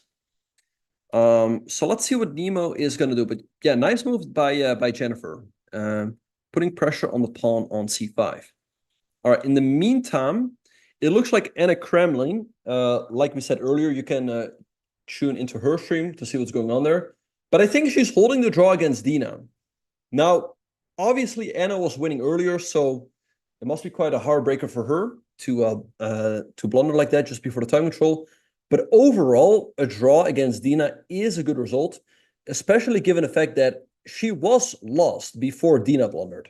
So I think a draw, given the fact that taking into consideration everything that happened, I think is a fair result, right? First, Dina was winning, then Anna was winning. So I think both players can live with a draw. Hello, hello. Oh, and welcome back, Anamaya. Hi, thanks, Benjamin. I'm so sorry. My internet decided to give up tonight. It's, I guess, well known that maintenance happens in the middle of the night, and I was not prepared for this, though. Yeah, no, it happens. It happens. Yeah, like those maintenance things always happen at the worst moment, but it's great that your game's a little bit. Like, what do you think about everything that's going on? Let's take a look. I have been a little bit out of it because I was trying to do everything to fix things, and I'm currently on my laptop and phone. So we're trying to work with what we have. Let me take a quick look. So, let's see. Could you give me a quick recap of what happened? What did I miss? Yes. So the game between Alexandra and Linda started off as a queen's game declined, where Alexander traded on d5 very early. So now we have what's called this Carlsbad structure. But we have a move by Linda. Let me just update real quick. Oh, she played knight of c6. The move is quite surprising to me, because normally you want to put the pawn on c6 to add some support to the d5 pawn. I think now Alexander is also a tiny bit better, but really the thing is that she's up half an hour on the clock. Oh, wow. That's a huge time advantage already. So knight on c6 is, I guess, a bit unusual because you'd rather push a pawn to c6, and you want to develop that knight later to d7. It makes sense, though, to feel like, oh, let's play knight c6, attack the pawn on d4 that's currently not defended, and perhaps we can play knight b4 with the idea to then go for bishop f5. If we get to play bishop f5, that would be great. So maybe this is what she has in mind. Yeah, no, definitely an interesting idea. We'll have a look at that shortly. But yeah, just wanted to update you about what happened in the other game. The other game between Jennifer Yu and Nemo was a Queen's Indian with an early bishop. Like, I guess I can run you through the moves real quick. All right. Yeah. All right. So Jennifer opened up with d4, and Nemo played a knight of 6, c4, e6, knight of 3, avoiding the Nimzo, which arises after knight c3 and bishop to b4. So knight of 3 was played, and here pawn to b6. So this is the start of the Queen's Indian. Okay. G3 was played, and Black's main move, after pretty much any move, is bishop to b7. But only after the move g3, Black's main move is the move bishop a6, attacking that pawn on c4, which is a little awkward to defend. You have many ways to do so, and Jennifer chose to do so with the move knight bd2. Here Nemo played a d5, putting the pawn in the middle. Jennifer played bishop g2, bishop e7, castles, knight e5, bishop e7, queen c2. We see c5, d takes c5, b takes c5, c takes d5, e takes d5. So now we have the hanging pawns. All right. Jennifer played b3, and here I think a slight inaccuracy by Nemo. She played knight of c6, which allowed Jennifer to take on c6. And now play the move b4. I think a nice move by Jennifer, putting pressure on the pawn on c5. So yeah, that's what happened in this game. What are your thoughts? Yeah, I guess there's a lot of pressure on that pawn on c5. So it's really difficult to handle this with Black, because you can't really move that pawn. It's pinned, the bishop on c6 is hanging. And if you move the pawn to c4, then you can just capture that because the pawn on d5 is also pinned. So I guess that's why knight c6 was a bit of a problem that black has to deal with now. And after this, the bishop on c6 is misplaced, and I guess you'd have to think of playing moves such as queen b6. What do you think white can do after that? Yeah, I thought queen b6 should have been played as well. Then white probably takes on c5. Black should probably recapture with the queen, because just to illustrate, if you take with the bishop, I think you just lose after rook b1. I don't see... Maybe you have a move here, but after bishop b5, there's a4. Queen a5 runs into knight b3. The evil bar doesn't move, but to me, this looks problematic. But the move that was played by Nemo is the move rook to c8. And now Jennifer just moved the pawn on c5, and it's honestly not so easy to get back, because white's just going to go knight b3 and bishop b3. So I'm curious, maybe what Nemo can do is maybe start with knight d7. So she can meet knight b3 with bishop a4, right, pinning the knight. Oh, but that hangs this pawn on d5. Yeah, I guess there's a lot of trades, and even if white ends up with the pawn, it's perhaps not easy to convert that into a winning position. So a lot of trades happening, and I think that is in Nemo's favor, because these kind of lines are hard to deal with the black. You always get a little bit stuck with your pieces. They're not in the right places. The pawns in the center are always hanging. So I think if she gets this kind of position, she should be happy, at least. Yeah, and we have a move by Nemo. She played bishop to b5, activating the bishop, attacking e2 and c5. And I think Jennifer has already moved. She played knight at b3. Right. Anna, to me, this just looks problematic. I think black's just down a pawn and really doesn't have enough. Yeah, because now if you play bishop a4, it feels like a waste of time, because white has an extra move. So I guess you can just play bishop e3, defend the pawn on c5, move the rook to c1, and everything seems fine for white. Yep. We also have some moves in the game between Alexandra or we have a move in the game between Alexandra and Linda. Alexandra played the move we expected, the move e3, just solidifying the pawn on d4. So now let's have a look. Maybe knight b4, what happens? I guess you just move the queen to... Maybe we can do this. Like, let's say queen b3. And if you go bishop f5, maybe I go knight b5, attacking your queen. Now, if you go knight c2 check, I can take. And if you take, I take. The material's even, but you have these double isolated pawns. So maybe you have to move your queen as well. And if I take... This gets very sharp. Maybe you move the king. No, wait, this doesn't work. No, because I thought check and then here, but I take here at the end. So I don't know. Right. Maybe you take it to queen and then something. I don't know. Yeah, and I guess you can come in with queen c2, and it starts to get a little bit shaky on the white side, right? I guess queen takes d7 still. Yeah, or maybe bishop b5 check looks quite awkward to deal with. And white's actually getting castled pretty quickly. Maybe the move actually, maybe we had the right idea, but maybe you should go like king, let's say d8. Yes, the evil bar did a move. And then if you take, then a check, and now you take the rook. Yeah, this is the difference, because now you cannot take on b7 with check. And like knight e4 is coming in as well. And it's more likely that the knight on a1 is going to escape via the c2 square. And the knight on a8 might just get trapped. Right. Yeah. So that's a little bit too much, of course, for white. So white needs to be very careful to not allow all of this. But yeah, it should be relatively easy to defend. Let's go back a few moves just to quickly check. After knight b4, do we have to play queen b3? I guess we can. We don't even have to play aggressively, I guess. We can stick to, let's say, queen d2, and then play it safe with rook c1, and prepare moves such as knight b5, because that's another move that black needs to keep in mind, of course. Right, yeah. Let's have a look. Yeah, I think something like queen e2, as you pointed out, and then meeting bishop f5 with rook c1 looks very solid. And then, you know, at the right moment, you can kick the knight away with a3. Makes perfect sense because yeah, it's always a little bit awkward if you have to move the knight back to c6. But Linda is still thinking. And again, like she's quite significantly down on the clock. So she has to speed up sooner or later.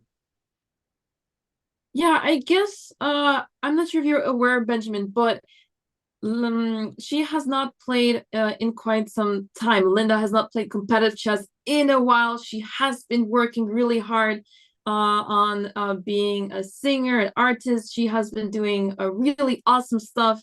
But the last time she played classical chess was, I believe, the beginning of 2017.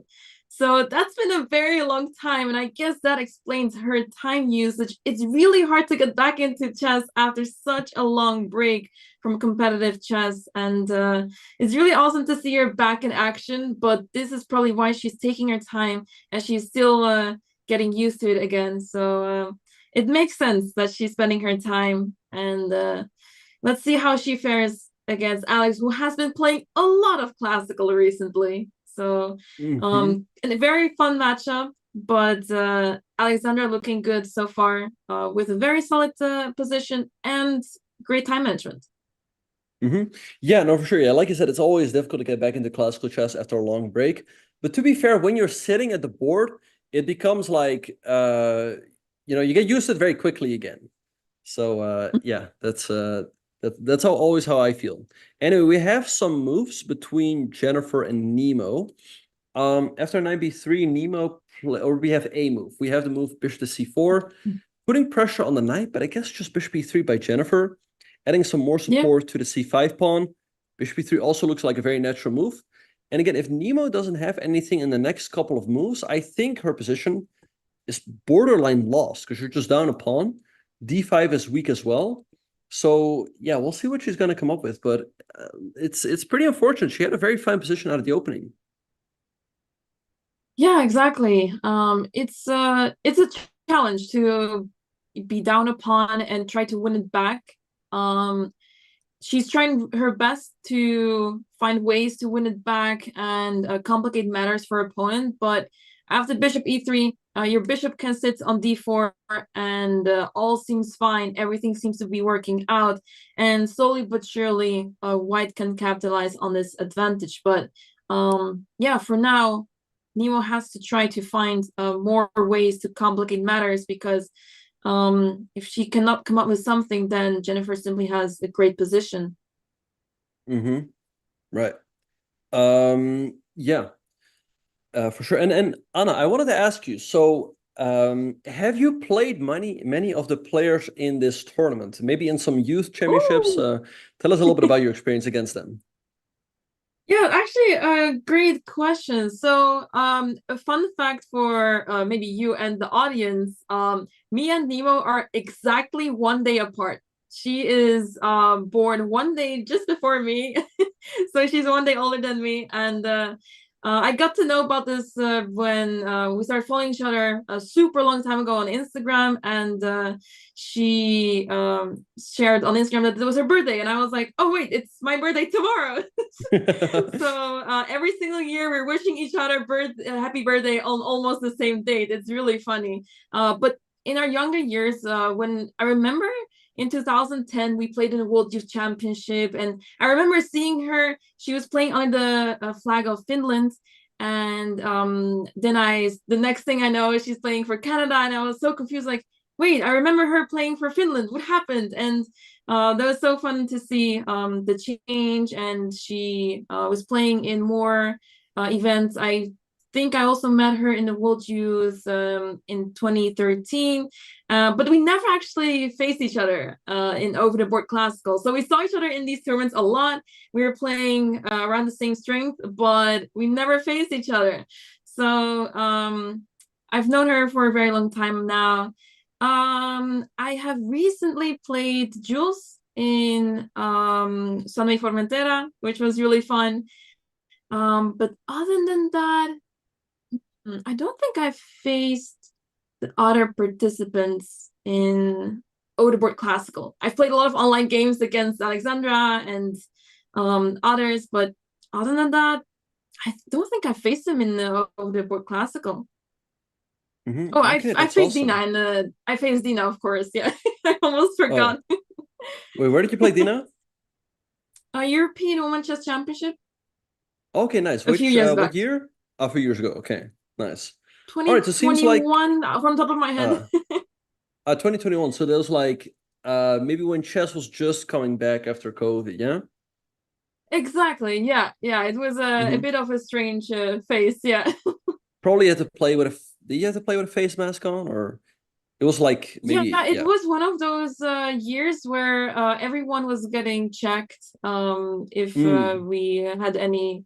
We were like getting tested before the tournament started.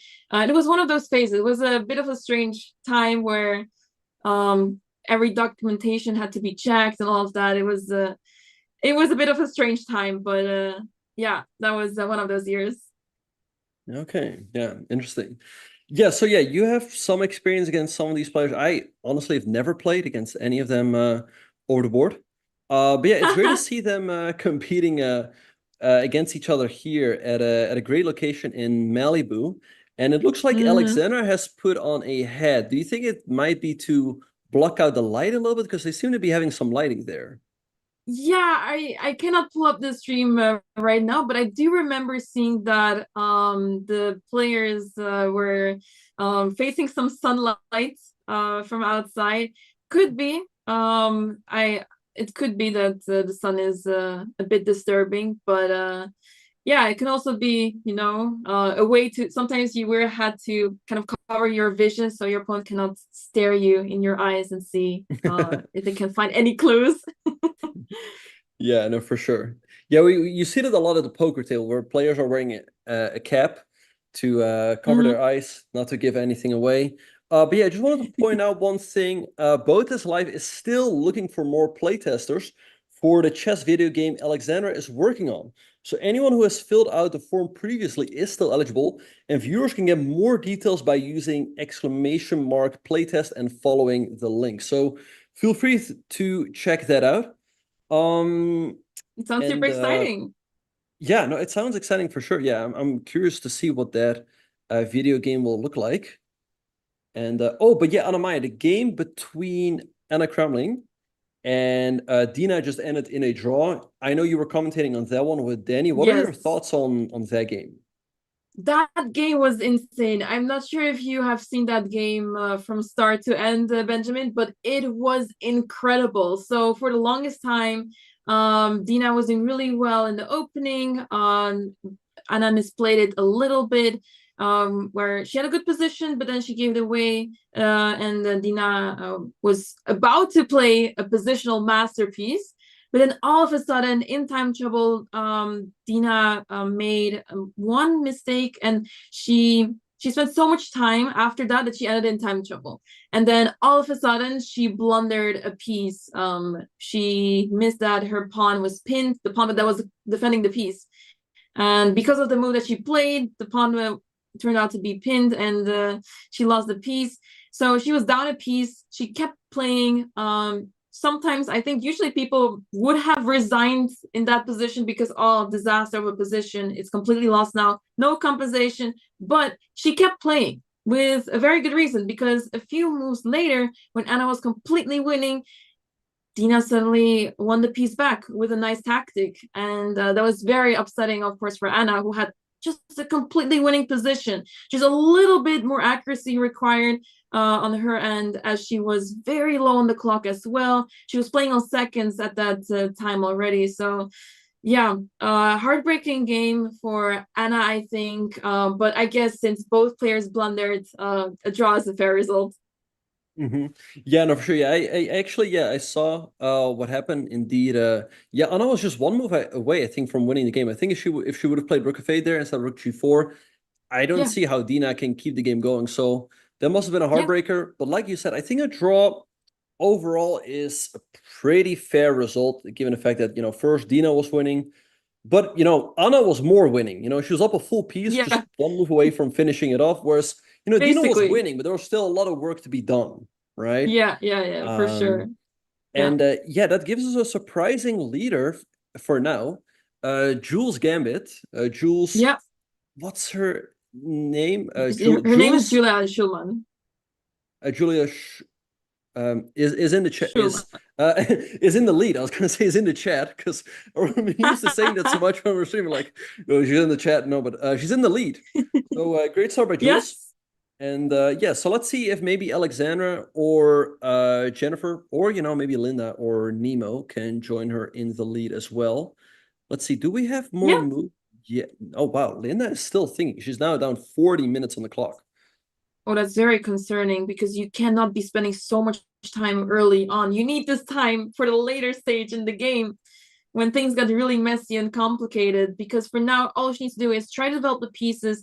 And sometimes when you are not sure what to do, which pieces to move, where to go to, sometimes it just helps to play the most logical move. As long as you don't blunder, you're fine. So whichever move you want to play, let's say short castle or bishop e6, even bishop d7, a6 to prevent knight b5, or let's say you're ambitious and you want to play knight b4.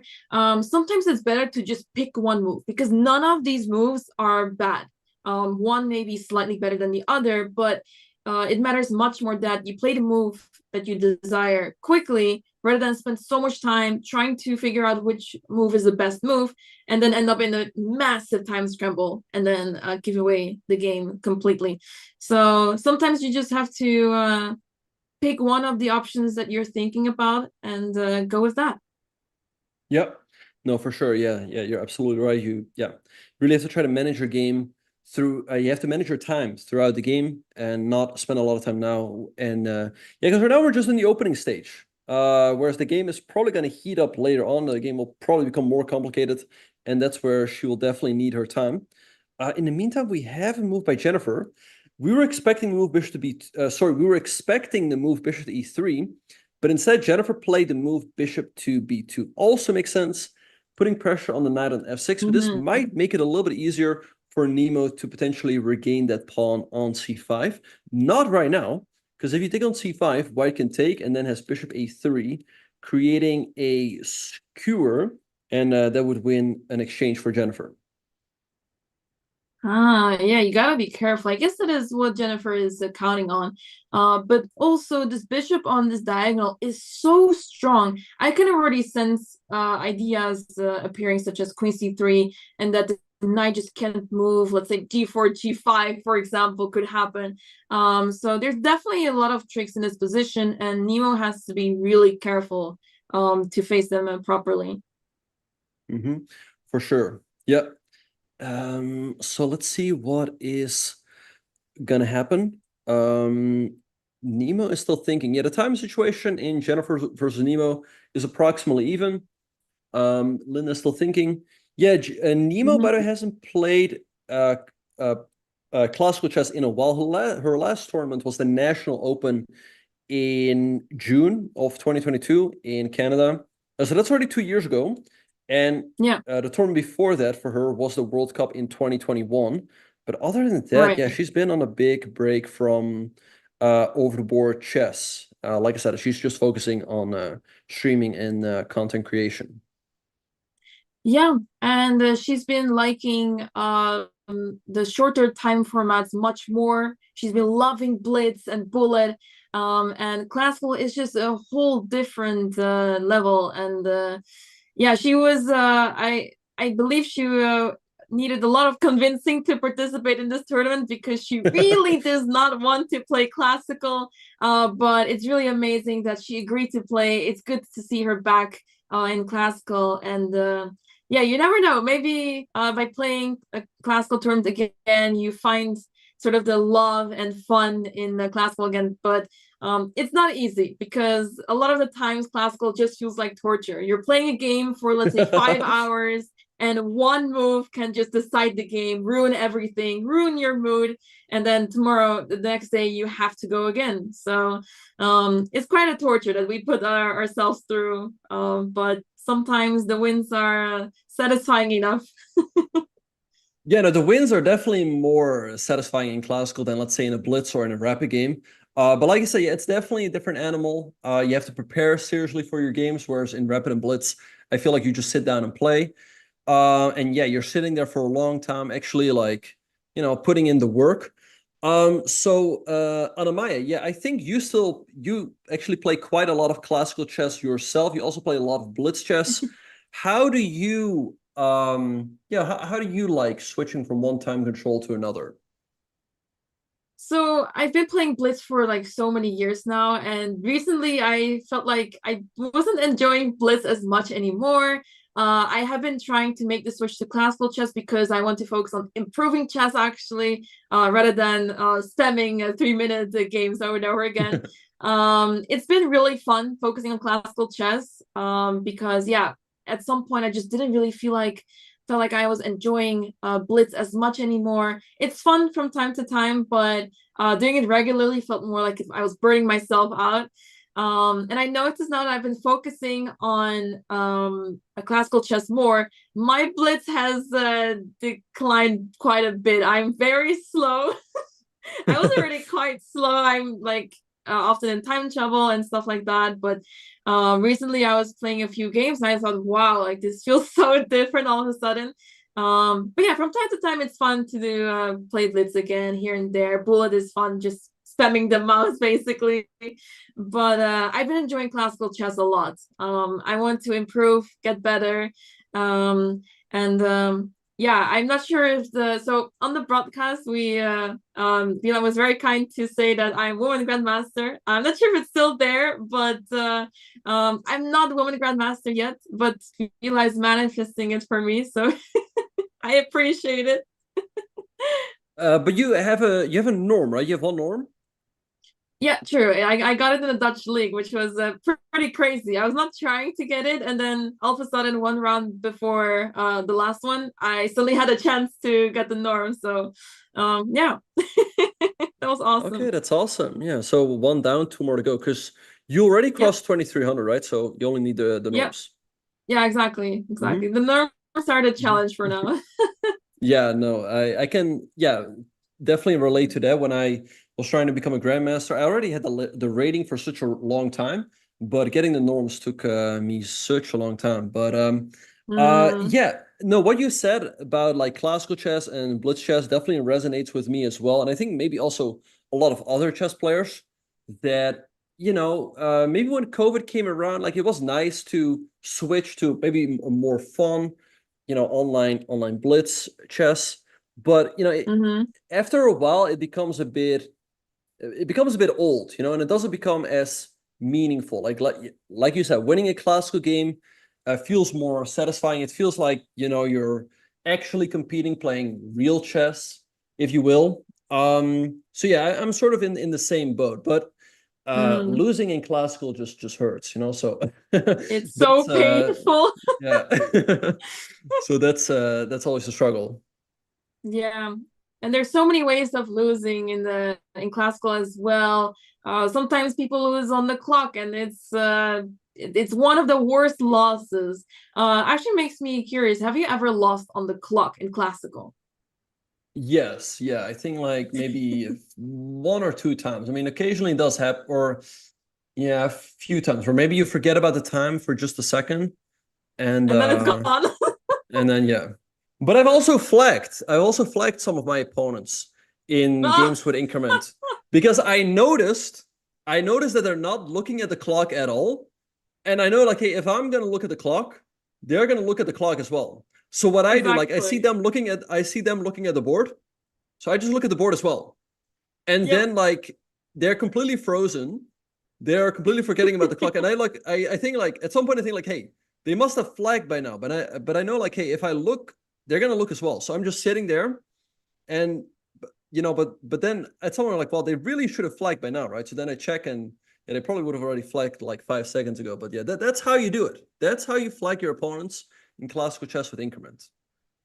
Yep, it happens. It happens to the best, and we have to somehow deal with it. In the meantime, seems like Nemo has made a move. She played the move a5, so she's trying to get an attack going on the knight on b3, which makes a lot of sense. Does Jennifer have to play the move a4, you think, to stop this? Good question. Well, with a4, you do make the knight on b3 a little bit vulnerable. I would be looking for a move like, let's say, moving the rook, and then if white attacks your knight, then you move the knight. But it's not so easy. Yeah, I mean, a5, good move by Nemo. Good move by Nemo. Yeah, if you go a4, first maybe a rook b8. Rook b8, then although rook b8, there might be knight d4. And if you take the pawn on c5, then there's knight c6. Take knight c6. So yeah, let's see what Jennifer is going to do here. But I think, yeah, again, a good move by Nemo. I mean, the thing is, if you go rook d1 after a4, maybe then knight d4. You give up the pawn on c5, but then you can capture the pawn on a4. That being said, then black can take on d4 and take on e2, which might not be too bad for black. Yeah, it's but mine is definitely a lot of compensation, as in if you lose that pawn on c5, you're going to have so much play still with white, and that bishop on b2 is really making things difficult for black in the long run. So yeah, I'm curious to see how this will play out, but this is so far looking really good for Jennifer. And yeah, I do like what Nemo is trying to do. She's trying her best to win the pawn back in a proper way, so that she doesn't lose material, or that she doesn't allow obvious moves to happen. Yeah. In the meantime, Linda is still in the tank. She's down to 32 minutes against 125 for Alexander. So she's almost down an hour on the clock. Yeah, she has to move quickly. She has to move soon here. So yeah, I mean, Alexander might have a very small advantage on the board, but it's really just advantage on the clock that's starting to become problematic. And yeah, I mean, yeah, in Jennifer's game, I don't know, the threat of a5, a4 is honestly not so easy to deal with. Yeah, not so easy. All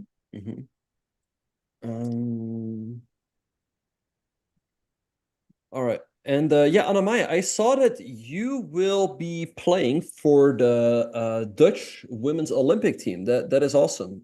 So yeah, well, yeah, that's true. What do you tell us a little bit about that? It's really awesome to be back on the team. I was already playing European teams last year, but Olympiad is of course special. I played my first and last Olympiad 8 years ago, so it's been a long time.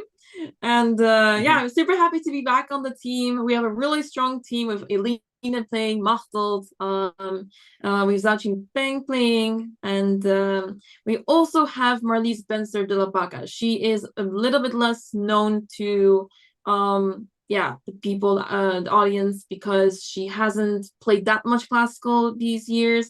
But she's still 2200 rated. She's very strong, so really happy to have her back on the team. And yeah, I'm super excited to play. It's going to be awesome in Hungary. And yeah, I know that a lot of other streamers are playing too. I believe Anna Kramling is playing there as well. Who else is playing? I'm sure there's other streamers playing as well, but I cannot think of them right now from the top of my head. Well, I'm playing for the Dutch team. But yeah, thank you that you're forgetting about me. Awesome. No, but we also have a very strong team. I mean, I didn't remember. Yeah. I couldn't remember exactly the 5 players of the team, but it's great that you made it again. Yeah, no, we have Anish Giri, Jorno van Vreest, Max Warmerdam, Emmer Lamy, and myself. Yeah, I'd say a couple months ago it would have been an absolute no-brainer that I'm just in a team, but I played some bad tournaments here in St. Louis, but happy to still make the team. Luke is coaching the Italian team, so it still was not a difficult decision for the Dutch Federation. But yeah, no, I'll definitely try to bring my A game. I'll do some. I'll try to prepare hard. We actually have a training camp planned in September before the Olympiad. So yeah. Oh, that sounds fun. Yeah, no, it's gonna be fun, yeah. And yeah, like I said, we have a strong team. We're seated 5th as of right now.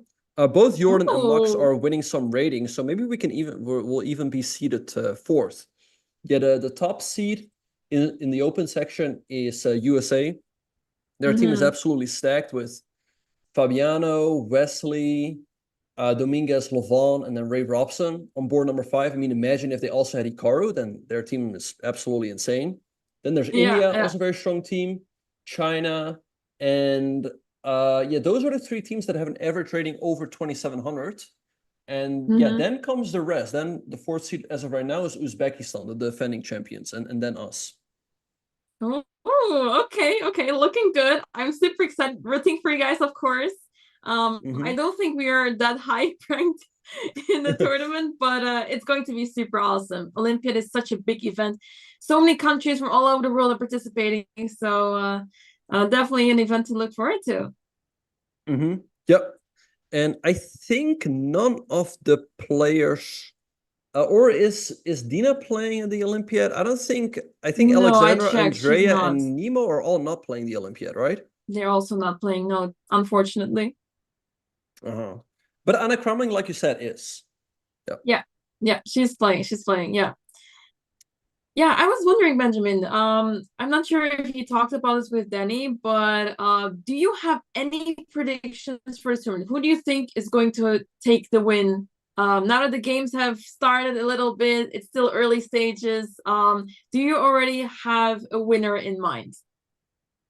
Yeah, so I mean, it really depends on also, of course, what happens in the first round. But I think if Jennifer Yu wins this first game, I think she's got good chances to win a tournament. I think she should be the favorite. Well, I've talked about this a little bit with Danny. She's a 2-time US women's champion, so she knows what it takes to win. She's also still fairly active in classical chess. She played the US Women's Championship and the US the American Cup as well. And yeah, so I think she should be the favorite. Dina might have a chance as well. She's also a WGM, but her game against Anna Kremlin seemed a little rusty. Nemo is another WGM, but yeah, like we said, she hasn't played in a long time. So yeah, Jennifer Yu is, in my opinion, definitely the favorite, because also I think her peak rating is quite a bit high. I think Jennifer has a really good chance, but I think I'm going to vote for Alexandra winning the tournament, just because she's one of the underdogs to win the tournament, but she has been putting the work and effort in her chess. She has been improving, and she has had this crazy win streak recently, winning 2 tournaments back to back. That's not an easy one. So she's been looking really good. When I was commentating, when we were commentating on this one of her games, I was really impressed by how easy she makes it look like. So yeah, I have faith in her to do well. I think the player should definitely not underestimate her. And I think Linda is feeling a little bit of how active Alexandra is, and how she has no mercy for Linda, because she is up an hour on the clock right now, and she does not give Linda any room to breathe here. Yeah, I mean, Linda, again, is doing quite fine on the board, but she's down so much time that she's really putting the pressure on herself, right? Which is a bit of a pity. She should just, move, just make moves. Alexandra, yeah, she might be a little bit better now because of that knight on c6. But yeah, like I said, we can really see here that Alexandra has been an active tournament player, playing quickly, whereas Linda probably is lacking that practice. She hasn't played in a while. And I think really the key with classical, of course, it's different from rapid and blitz, but you shouldn't treat it too differently. You should just, just move, right? As you would in a blitz game. Just make the moves that come natural to you. Just follow your instinct, but take your time in complicated positions where you have to calculate. Yeah, exactly. So, yeah, I guess she needs to get used to the classical time control, this whole classical chess scene where you have so much time, but at some point the time runs out and you will need to start making moves really fast. And yeah, it's really easy to get lost in thoughts, to have like it's relatable. I've been there. I'm not in this to this degree, but I think we all chess players have been in this situation where you start overthinking. You start thinking that there's so many moves possible, so many moves that look good, but which one do I pick? And then you're just tunnel visioning really badly, and this comes with inexperience, just not having had the practice anymore that is required, and you can really sense the difference between the two players here. Yeah, no, for sure. So yeah, a4 and knight d4 was played in the game between Jennifer and Nemo. I guess the critical variation now is whether Nemo can take on c5. I guess there's queen takes a4, and then bishop takes d4 and bishop takes e2. I mean, white would get the bishop pair there, but the material is quite limited. And honestly, that doesn't look too bad for black. Like, let's say we take on a4, you take on d4. Let's say you recapture with the bishop, black takes here. I don't know why the evil bar is so... Maybe it just thinks like white's better after, let's say, rook e1, you move the bishop, and maybe you just move the queen somewhere, followed by like a4. Right. And it just thinks like white has a big advantage because of the bishop pair. So bishop on d4 is an absolute monster, and you're just going to push that a pawn up the board. And the d5 pawn is actually not doing much at all. Yeah, it feels like that pawn is unstoppable on the a file, so perhaps that's why white has such a good position. Yes, the bishop on c4 is stopping the pawn to go to a6, but I think the power of the pair of bishops would be shown here. So this position looks really good for white. Yeah, no, for sure. All right, so we have bishop takes c5 by Nemo on the board. Let's just put the live position on.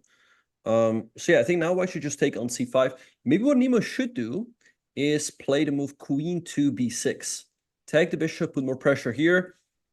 Maybe queen c2, but then you do walk into this line of the rook. So queen b6 to me, it looks like a good try. Also putting pressure on the knight, eyeing the pawn on f2, so you can just move the knight. Let's say white does go here. Maybe, can you take on a2, or is there tactics? But does that work though? Take here, take... I think it does. Like bishop takes a2, look at this. I think so too. If you take, you can take on d4, and if white takes, you take on c2, and black goes up the exchange. So I don't know what white should do after bishop takes a2, honestly. I guess moving the queen out of there as soon as possible. It doesn't feel safe. But where do you go? Because you need to defend your bishop on b2. Right, yeah.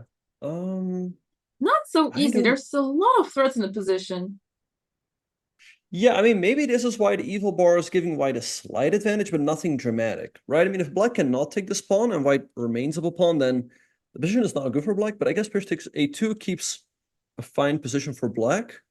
I wonder what's a better move after queen to b6. Maybe rook b1, just defending the bishop like that?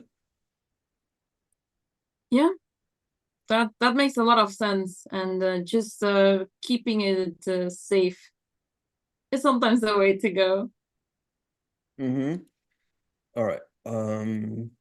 So let's see what is going to happen. For the moment, Jennifer is thinking. So this is our current live position.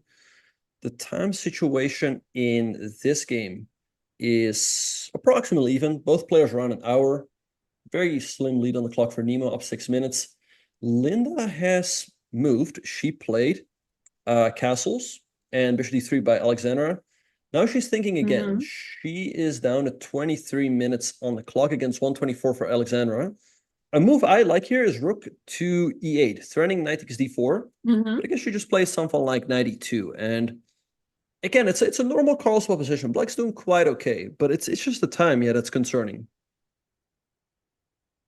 Yeah, it feels like this is Alex's playground. She knows what she's doing. She's played this a lot of times, and yeah, especially if your opponent's spending so much time, I'm sure she's feeling really confident here. And yeah, Linda, on the other hand, really suffering under the time pressure now, and it's just so detrimental when your opponent is playing almost instantly right after you move. And then you have to start thinking all over again. Maybe there's a move you didn't expect, or maybe you don't really have a good follow-up on it. So yeah, really tough situation for Linda. I guess we can count this as a warm-up game. So we will hopefully see her rise and play her moves with more confidence in the next couple of rounds. Yeah, no, like I said, it might just be the rust a little bit that she still has to shake a bit off. of nerves maybe as well. Right. Kicking in. Yeah, no, for sure. Onima takes on d4. All right, so now she wants to regain the pawn on e2. But yeah, I mean, Vi just has a big strategic advantage after, I guess, bishop takes d4, moving the rook, moving the queen back, and then a4. So I think queen b6 would have been a better move. But perhaps Nima thought like, hey, let me just regain the pawn. After queen b6, she might think like, well, she might not have been sure if she actually does get the pawn back. But again, White just keeps such a dominant position.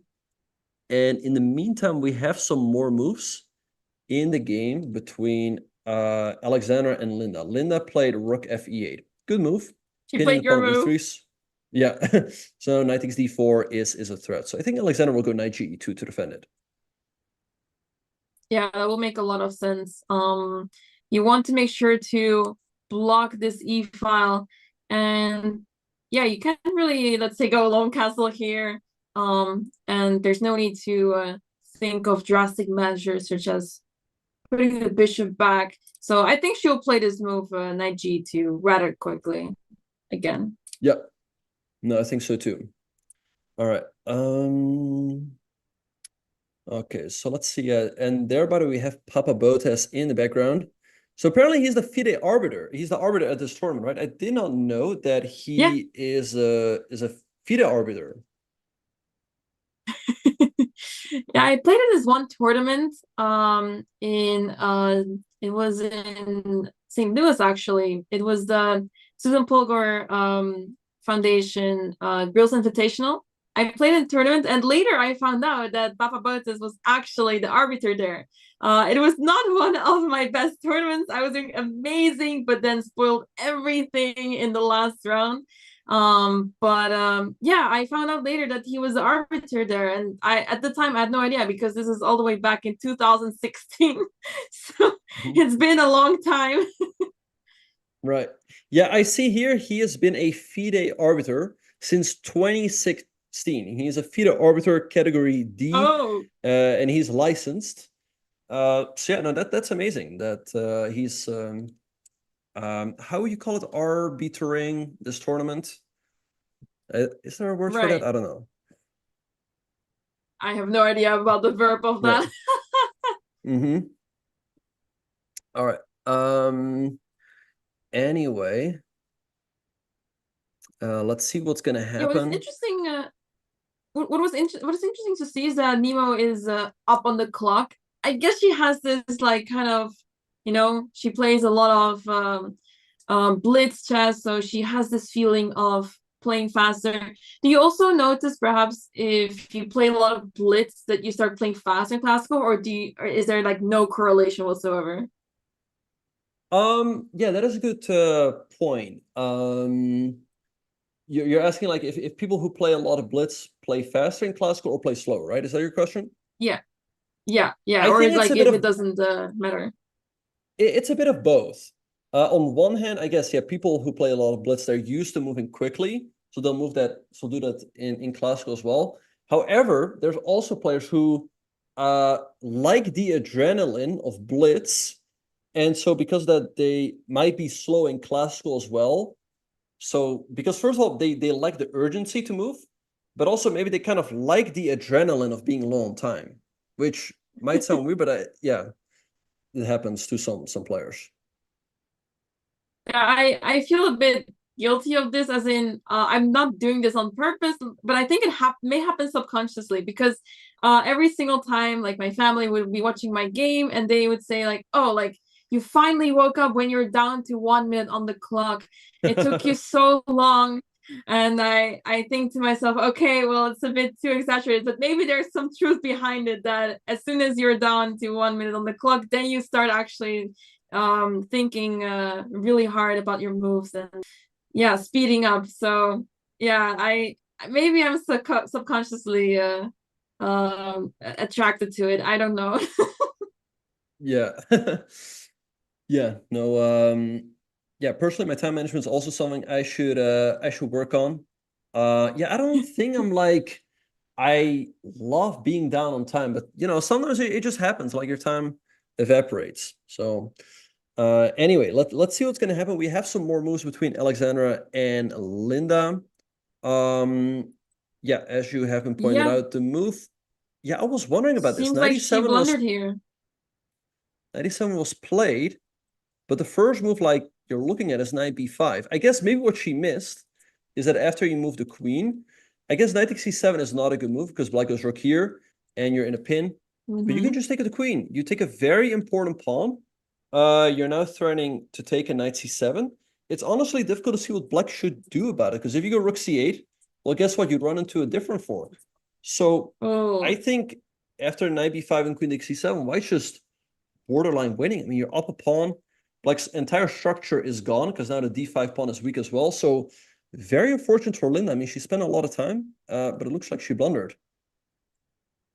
Yeah, and Alex did play the move knight to b5, so she is on her way to win that pawn on c7, and slowly but surely Linda's position is going to crumble. Yeah, I guess this is just nerves kicking in. Some of the most unexplainable things could happen in a classical game. A lot of things that may not seem logical whatsoever.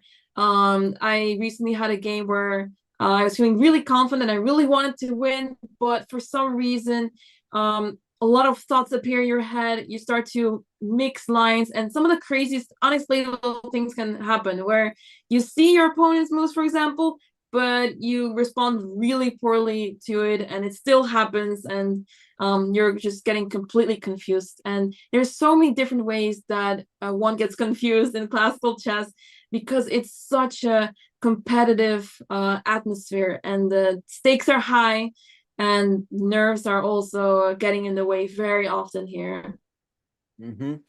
For sure. Yeah.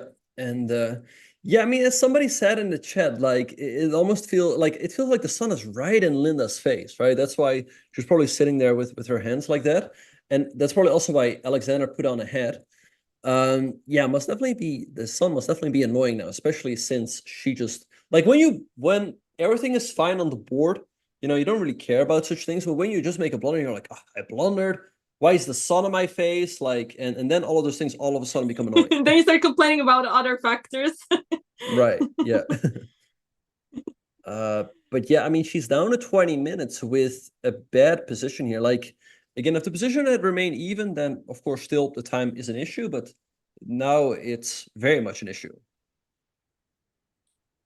Yeah, so she will lose her pawn and on c7, and we know that Alex is not going to give up on that very easily, and she will yeah, I wouldn't say convert it easily, but I have faith in her conversion in this because she's a more experienced player. She has been playing so much recently, and yeah, she is the better player. So once you give the better player more material, it almost feels like you're about to lose, and things go downhill very fast usually. Yeah. In the meantime, Jennifer is still thinking. Yeah, there's no way for white to like win a pawn or anything. We talked about this. Black is getting the pawn back, but it's just more that white keeps a big advantage. I think you should take with the bishop. If you take with the rook is just going to be awkward here, and black regains the pawn on e2 anyway. So yeah, the bishop on d4 looks really pretty, like putting pressure on f6, potentially supporting the pawn as well. Nemo will probably take, and I don't know. To me, rook e1 looks very natural, but maybe, I don't know, moving the rook somewhere is even better. You cannot take the pawn on d5 as though I hang the rook in the corner. But after rook e1, I mean, maybe something like rook e8 is a little bit better. But yeah, it's just a very nice position here. Like we said, after here, let's say queen. I don't know if queen e1 is even the best move, right? Maybe queen b4. But I like queen here as well, followed by e4. And it looks tough for black. I don't see how you create any real counterplay. Yeah, you're basically just defending and holding the position, making sure that you try to not give your opponent everything, but not a fun position to be in where you're basically waiting for your opponent to do something and strike and putting pressure on the position. So Yeah, if there's anyone fighting for something, it would be Jennifer here, but let's see what she decides to do as she's still thinking. There's only two moves that she can decide to play. Only two moves to do here, so yeah, let's see which capture she will go for. I was wondering though, maybe is there a chance that she's thinking of taking on d4 to then play a move such as rook f4 to attack the knight on f6 and try to open up this diagonal somehow? Yeah, no, that definitely makes sense. Yeah, however, again, that's how you give black some counterplay, right? The rook on f4 to me looks a little clumsy. Even if you do take an f6, I don't think it's the end of the world, right? Like, let's say we move the bishop. Maybe, okay, the engine thinks it is. I mean, maybe it does get very dangerous. So let's say quick bishop h3 to f5, then moving the queen over. Okay, yeah, point taken. Maybe a rook c4 for black if you don't want to deal with that. Like, let's say white takes. The pawn on c4 to me looks a little bit more dangerous than a pawn on d5. So it definitely makes sense. But I would just take with the bishop because it's just such an easy solution. Like, why make your life difficult if you can make it easier? In the meantime, by the way, we have some more moves in the game between Alexandra. Oh, you already pointed it out. Yeah, queen e7 was played by Linda. And again, you don't want to take with the knight, as black moves a rook to c8, pins your knight, and you get into a very unpleasant pin. But just take with the queen. You go up a pawn, again, threatening to take a knight c7. So white's up a pawn here with a good position, and I'm sure Alexandra, and she has just played it, yeah. Yes, she played the right move. Of course, she saw that knight takes c7 was running into some issues. So queen takes c7. Once you're up material, you want to trade pieces. And especially now, queen takes c7 is not appealing because after that, there's knight takes c7 and the rooks are forked. So black can't even trade queens even if black wants to. So a very unpleasant position overall. This knight is heading to d6. The pawn on b7 is hanging as well. I guess you don't have to move the queen. You can try to follow up with a rook move, let's say rook ec8 to not give up on the pawn on a7. But being up a pawn on the conversion should not be too difficult because hard to see where the compensation is for black. Yeah, and Jennifer is actually going for the plan that you mentioned. She took with the rook, bishop takes e2 by Nemo, and she was reaching for the rook again. So let's see if she is going to move that rook to... she moved it back to d2. Okay, so hitting the bishop. I guess black now will go bishop to c4. I think that maybe what Jennifer wants to do after bishop c4 is, let's say, play queen d1 with the idea to take on d5. But I feel like in those positions, black has pretty reasonable chances to hold a draw there. Because, okay, you're up you might be up this a pawn, but it's not going to be that easy to advance the a pawn. And at least black's pieces are active, right? I thought with both the bishops on the board, just pushing the a pawn, and then black really doesn't have any active play. But here, yeah, black might have pretty reasonable chances for a draw. Yeah, the more trades happen, the easier it gets to make a draw. And in this case, pawns are also disappearing quite a bit. Yeah, and with the rook on d2, it makes a lot of sense to put the pieces this way, but there's not really a concrete way to gain the advantage, and you don't want to take on f6, as you said. This dark squared bishop is so strong. You'd rather use it to attack the pawn on g7, let's say. So you would want to put so much pressure on the knight that it has to move very soon. For sure. Yeah. All right. So queen takes c7 was played in Alexandra's game. And let's see, Linda played rook e8, making sure there are no forks. But yeah, it's a tough position. I mean, maybe just something simple like taking on d7, followed by rook to c1. Again, white has the extra pawn. And the thing is, like, let's say you lose the h pawn or the a pawn, you know, it's also very good for white, but you've lost the c pawn. So now the d5 pawn is isolated and therefore weak. So yeah, this looks like a great endgame for Alexandra, and I'd be quite surprised if she doesn't win, especially because she's up an hour on the clock. Yeah, she can just use her time if she needs to, or she can play fast still, because I guess it's a bit difficult to give away this position if you just play healthy moves. Even if you play moves to just f3, just to get the bishop away for the time being, to not allow your opponent to move the pieces forward and create compensation or counterplay, I mean. So yeah, I really like what Alex is doing, and her time management is great in this game. But I guess to be sort of devil's advocate, I guess that it has a lot to do with her opponent's time management, because if your opponent is spending so much time, then it also becomes easier for you to play faster. And yeah, so far Lina was not able to give Alexandra much of a challenge, and we'll see if she manages to recover from losing the pawn. But for now, Alex is doing just fine. Yeah, when your opponent's spending a lot of time, what's very good to do is just sit at the board and think on your opponent's time, right? They're basically giving you more time to think, so you should utilize that. But thanks, Dina, for the raid to the Botez channel. And I think that's what everyone. Alexandra, yeah, welcome. But yeah, I think that's what Alexandra has been doing so far in this game. Yeah, so very interesting game so far. It's interesting to see that actually bishop c4 has been played by Nemo, so the bishop went back.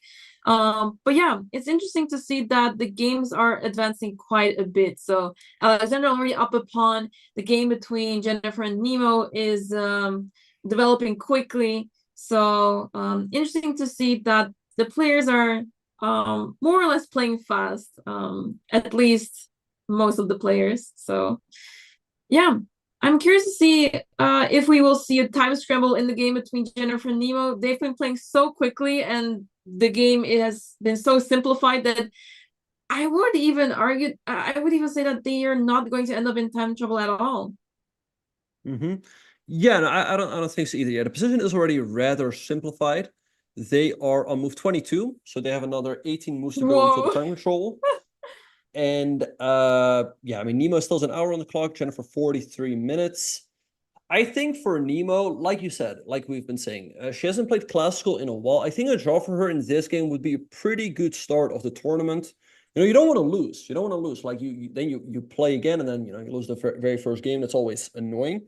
But getting into the tournament with a draw, I think will be a good result for her, especially since she was under some pressure earlier on. Yeah, and it's a tough first pairing for Nemo. She's facing the #1 seed of the tournament. Your opponent is former 2 times the women's US chess champion, so not an easy opponent at all. Nemo has also been a Canadian women's chess champion, so we sort of have, in these 2 games today, we have a sort of Canada versus USA battle going on, where Nemo and Alex are the Canadians, and Linda and Jennifer are those from the US. So interesting coincidence, but yeah, really awesome to see. These players know each other also for quite some time. I believe Alex and Linda used to play a lot when they were younger in youth events. So it's really awesome to see that they're back facing each other. Especially seeing Linda back is really amazing, because she has been away from classical chess for quite some time now. So it's good to see her back behind the board, and let's see how she will do in the tournament. Yeah, for sure. In the meantime, Jennifer is still thinking. To me, yeah, Queen D1 looks very natural, and I honestly don't see how Black is not losing a pawn. Maybe we can have a look. Like, let's say you go Queen D1 here, right? So we're putting more pressure on D5. I'm kind of wondering, like, maybe if Black goes, let's say, Rook E8, like, let's say you take, Black takes, and you take, or does Black have something clever, like, maybe like Bishop E2? Because if you take everything, then the Rook is hanging. I guess, yeah, this starts to feel uncomfortable. Like, maybe there's Queen B1, but it all looks kind of clumsy, right? I mean, I don't know. It feels like there's got to be something here for Black, although I don't quite see what right off the bat, but yeah, again, it feels like there's got to be something. Yeah, I mean, white is up a pawn, but the pieces coordination is quite terrible. Yeah, no, for sure. Yeah, I don't know what you like. Let's say even if black plays a move like h5 here or whatever, which is probably not okay. Well, that's definitely not the move. But wait, what is the move here for black? I have no idea. Why is this so bad for white? Is there some queen c3 where the rook on d2 is just trapped? Maybe queen b2 there still. Okay. So, yeah, again, it's not so like easy. Yeah. I can't figure her out either. No, wait. Okay, I have no idea. But again, just to illustrate that's sort of what we were talking about earlier, that if you do take the pawn, black gets active very quickly, and white's in trouble. You know what? I'm just gonna look at the engine. I didn't want to, but I'm just very curious. What is the move? Aha! The grandmaster curiosity. So apparently white's in big trouble. It's just rook cd8, pinning the bishop. Wow. Yeah, and I guess that's the thing. What do you play here? Or you cannot untangle. Like your rook on a1 is stuck. You're now pinned along the d file. A move to entangle before was queen b2, but now you just take on d5. And I guess after something like a4, maybe bishop c4, and you just lose material. So wow. That's why, yeah, white should not be too greedy. Yeah, so that's why you have to be careful with where you put your pieces, because you can run into some trouble if your pieces are not developed properly. And yeah, that is something that Jennifer needs to keep an eye on, because it can get really tricky. If you go back to the live position, yeah, yep, for sure. I believe this is the live position. So right, and now Nemo, yeah, a lot is still possible. No worries. Go ahead. Oh yeah. No, I was just gonna say Nemo now is up 20 minutes on the clock. I think she has pretty reasonable chances to draw this. As we see, taking the pawn right away doesn't really lead to anything. And if you give black the time to go rook e8, then maybe you can follow with knight e4, and all of a sudden black's pieces get pretty active. I think the rook on d2, sorry, is a little clumsy. Alexandra has also moved. She moved the queen back to c2, which definitely keeps an advantage. But I mean, if I was up a pawn, like I would love to trade off the queens. So I'm a little surprised she didn't do that. Yeah, I guess she wants to. It's one of those situations where you're.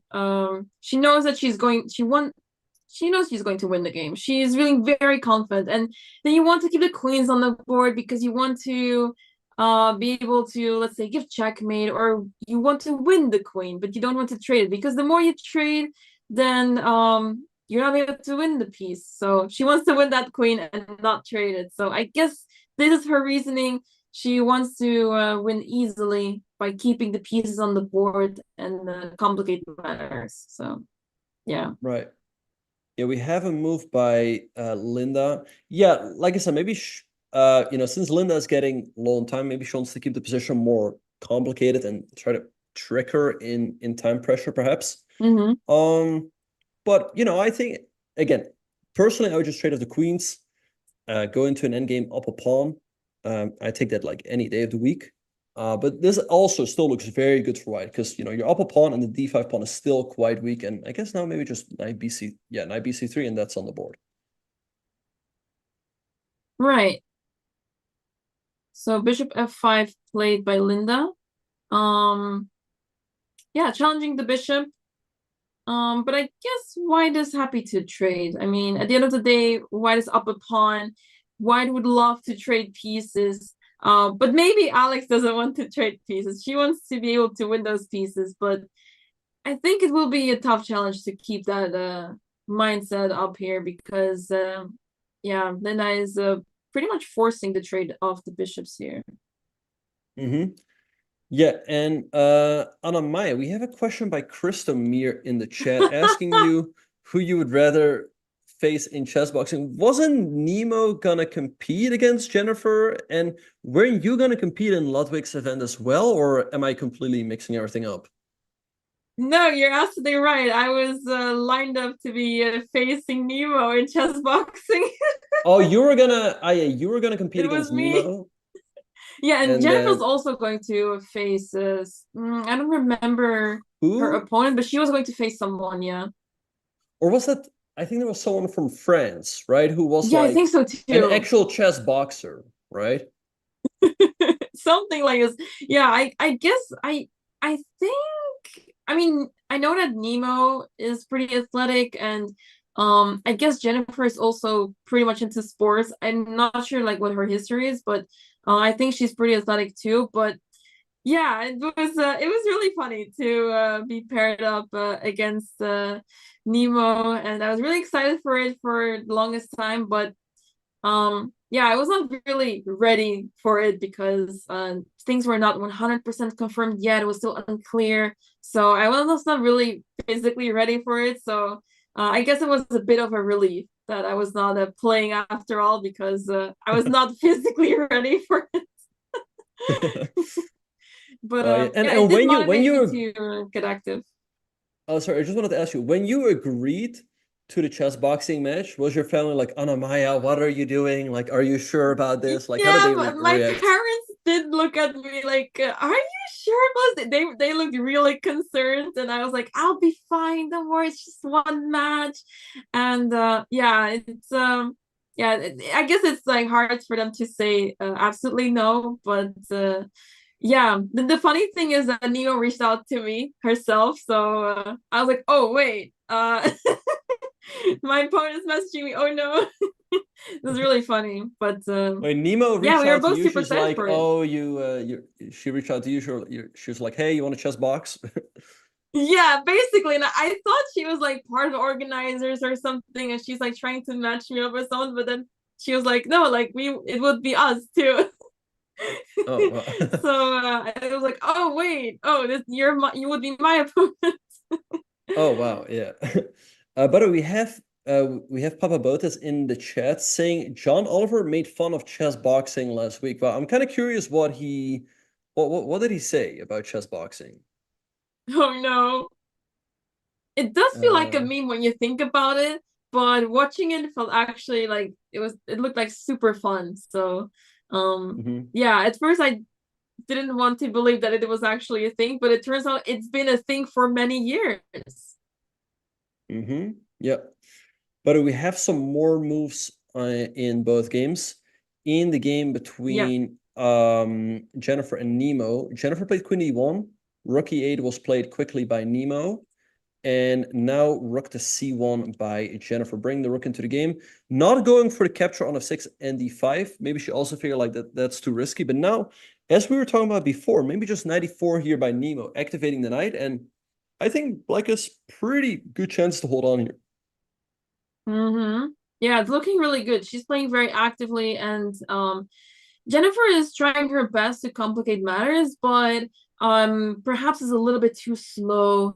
And yeah, and at the same time, Nemo is able to activate her pieces, and yeah, what can you do? There's not many pieces left on the board, and you have to really get creative to find chances here to win. And Papa Botez is saying in the chat that he was listing the sports that will not be part ever of the real Olympiad. Yeah, I mean, I don't see chess boxing becoming part of the Olympiad or the Olympics either. I guess it's more like some sort of entertainment, but yeah, I don't see it becoming a thing at the Olympics. Yeah, me neither. I mean, we don't even have we have our chess Olympiad, but we're not actually part of the Olympics. So yeah, I still don't see chess boxing ending up in the Olympics. Right. Okay, so yeah, let's see what is gonna happen. Yeah, also some moves in the game between Alexandra and Linda. All right. So let's update everybody what happened. Okay.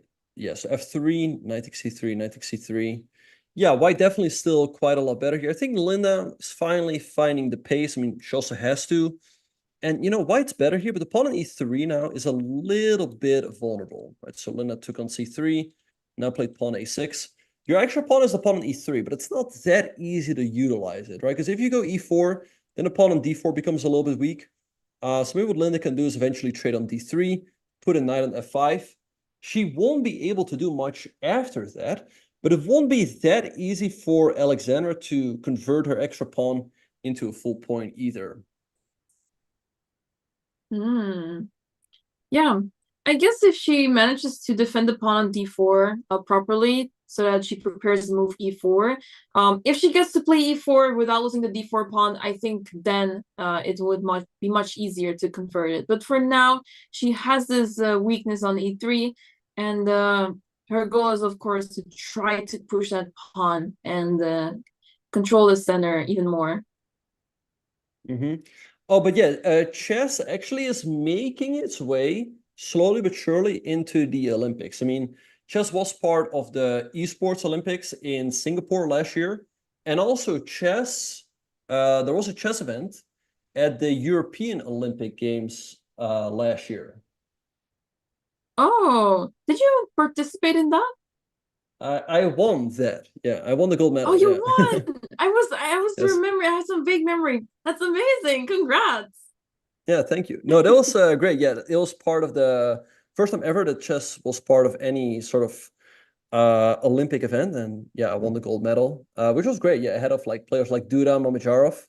So it was definitely a special moment, Wow. because I got the medal and then they played a Dutch national anthem. So yeah, that was great. Okay. That's so cool. Was it in a team format? Like, I believe it was together with Elena, or was this unrelated? Yeah, it was kind of a team. It was like individual, but also a team, because how it worked is like I was just playing the open section. She was playing in the women's section. So like I won my section, right? She came third in the women's section. And for the overall section, they like added up your results and we won silver overall. Only Armenia actually did better because they got silver in the open section and they won the women's section. Wow, that's awesome. Yeah. Well, Hammer see level. if we get another chance again soon at it. I was just saying, people are saying Hammer level flex there. Is Hammer always like flexing here whenever he's commentating? I thought he was always like he's a humble guy. I know that he always roasts the players. He's always roasting the Botez sisters. All right. Right. I guess Norman, that is sort of what you're referring to. Yeah, that was at the European Olympic Games. Yeah, I don't think he flexes. I think he's just maybe roasting them or like being very harsh, which I mean, I understand. I mean, he's like 600-700 points higher rated than the sister. So obviously they're gonna make mistakes, at least in his eyes. But you know, he should try to be forgiving. But I guess he's also Alexander's coach. So he's in a position to be harsh and critical. Yeah, exactly. If Alex does not manage to convert this position, then I can already hear Hammer screaming through his laptop. Yeah, Hammer probably would have gotten very mad when Alexander did not trade off the queens. He's like, you're up a pawn. Why do you not trade the queens? When you're up material, you want to trade. That's common sense, Alexandra. Yes. Okay, that was my best impression. Like, was that a good one? Oh, amazing. All right, well, let's see what's going to happen. Alexander up a pawn in an hour on the clock. Yeah, Linda thinking again, getting down to 10 minutes, and Nima thinking as well. Yeah, I guess not easy to see what Linda can do. I mean, she's down a pawn. Really difficult to find compensation here. The best I see is trading off the light squared bishops and just hope for the best in some endgame because her pieces are not active enough. The knight is a little bit out of the game, so yeah, she plays with bishop g6. Makes sense because what else is there? It basically depends on if Alexandra finds the right moves and make sure that she doesn't blunder something. But if she plays very carefully and she takes her time, she should be fine. Yeah. No, I think the key here for Linda is to realize that there's not much she can do. And so she just has to sit, maybe eventually trade on d3, put a knight on f5, and then just sit. And say to Alexandra, like, hey, you're up an hour on the clock, you're up a pawn. Go ahead and win this position, which, again, is still not that easy. I think that should just be her Linda's strategy right now. I mean, if she starts to think like, hey, I'm down a pawn here, I should create some counterplay, that's easily where she could self-destruct, honestly, right? So I think, again, she just needs to sit and wait and see what Alexandra is going to do.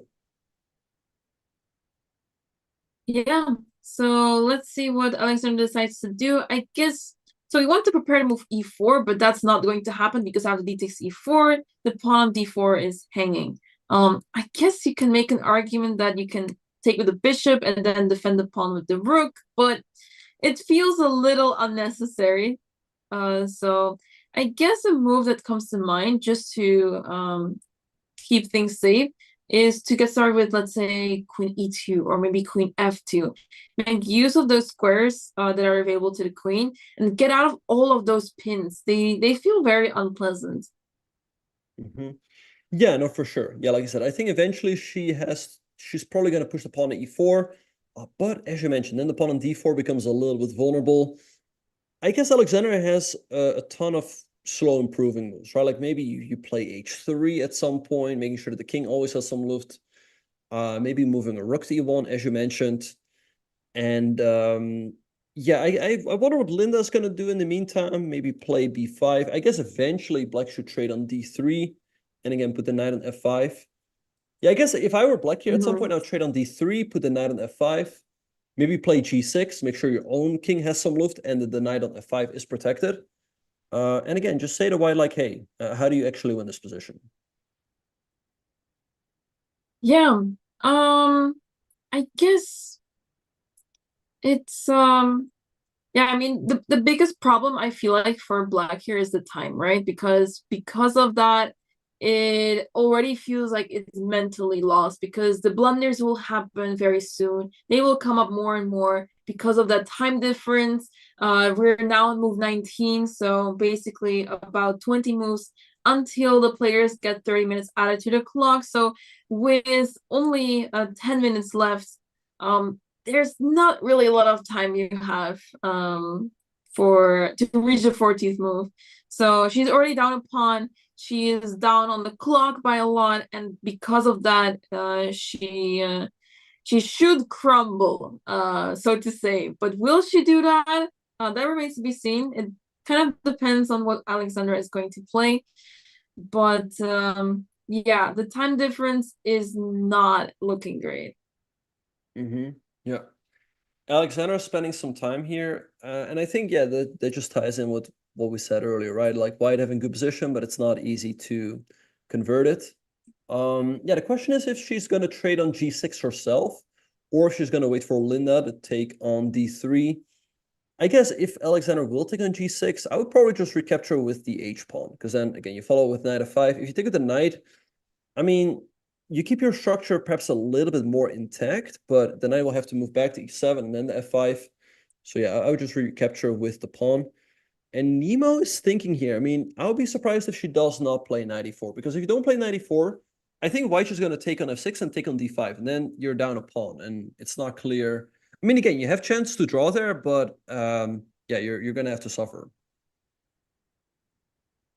Yeah, so Nemo is still spending time on her move, getting closer to Jennifer's time. But the players have played so many moves already. They're on move 24, so I don't see them struggle in time pressure. But for now, Nemo is spending some time here, and let's see if she decides to play move knight e4. I guess she's hesitating quite a bit because you don't really want to move the knight, right? Because it opens up the bishop towards that pawn and maybe creates some weaknesses around the king when after knight e4, it is possible for Jennifer to play moves like queen g4, and you have to be really careful then. So perhaps this could be a reason why she may not be playing knight e4. Yeah, no, that's a very good point. I guess there is queen g4, which is definitely... Yeah, I guess queen g4 is actually a very tricky move. Because let's have a look at some variations. Let's say after knight e4, let's say you go queen, let's say you go pawn f6, try to block the diagonal. All of a sudden white has bishop takes c4, rook takes c4, queen takes c4, pawn takes, and white's up a piece. So it's honestly not so easy what you do after this one. I mean, maybe you can move the knight back, but that feels a little, that doesn't feel quite right. I mean, if you go queen g5, I guess white can just take, and I think white can get away with this one. I don't think there's any tactics for black, because let's say after takes, you don't take on c8 first, because then black has this very strong intermezzo, knight f3, picking up the rook with a check. But if we take on d5, and black is not in time to take and check and take, because there's a back rank checkmate. So maybe what Nemo should do after queen g4 is just play knight f6 back, attacking the queen. I don't think there's a maybe not queen d4. No, the engine does not. No, then you take on a2, because the point is you can't take on a2 now, because there's always like bishop takes f6 and this, but then your queen would be blocking it. So yeah, I'm kind of curious. Queen here. Maybe this is the move, but maybe then queen f4 is a slight improvement for white. Yeah, it's definitely clear that white is the one attacking here, putting pressure, and if there's one thing that we human beings struggle with is defending ourselves against an attack on the king. So the computer say that maybe it's fine, but practically speaking, it's really hard to defend, and this is oftentimes where chess players make mistakes. Right, I was looking at some funny variations, right? Like, let's say after queen f4, I'm wondering, can black take the pawn on a2? And I was looking at this, like, let's say you take, white takes, you recapture, white takes on f6. You can maybe give it check. No, wait. I guess what you just do is you go queen c1, queen c... No, because of here, and then why is this not good?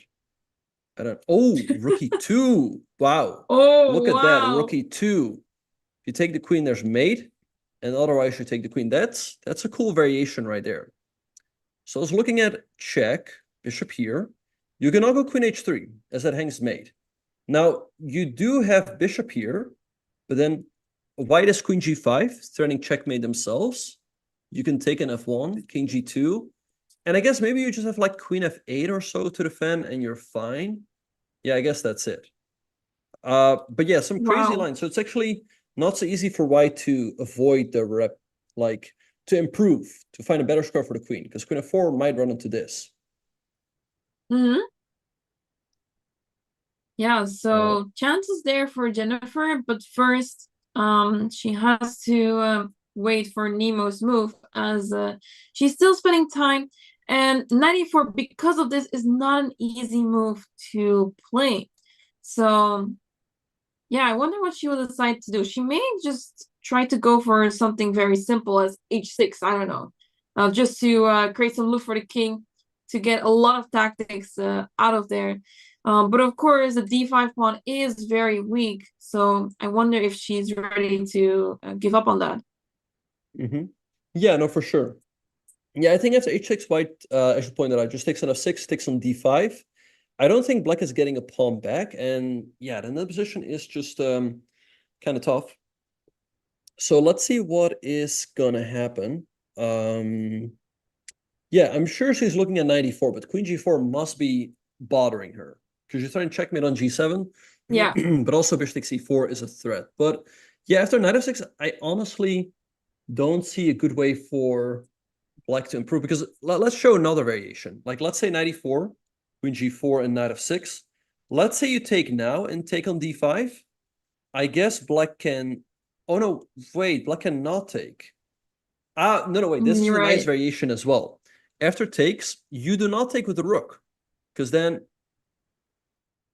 Oh no, wait, that's not made. It's not made because of. Oh, there's rook d1 and there's no rook e1. Right, there's rook d1 and there's no rook e1. Yeah. Wait, is queen takes c8 also winning? Queen takes c8 is also winning. Yeah. All right, so yeah, here you just take the pawn, and then black's in trouble. You're not. Okay. Well, then I don't know. What should black do? I honestly don't know. Yeah, it might just be unpleasant. Yeah, queen g4 is a serious issue. And this may be why Nemo is spending quite some time now. The time is almost leveled now.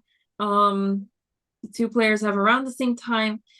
And yeah, not an easy move to play for Nemo. Not so easy to play this position for her. Those pair of bishops are really terrifying of white, and black's pieces are just not active enough.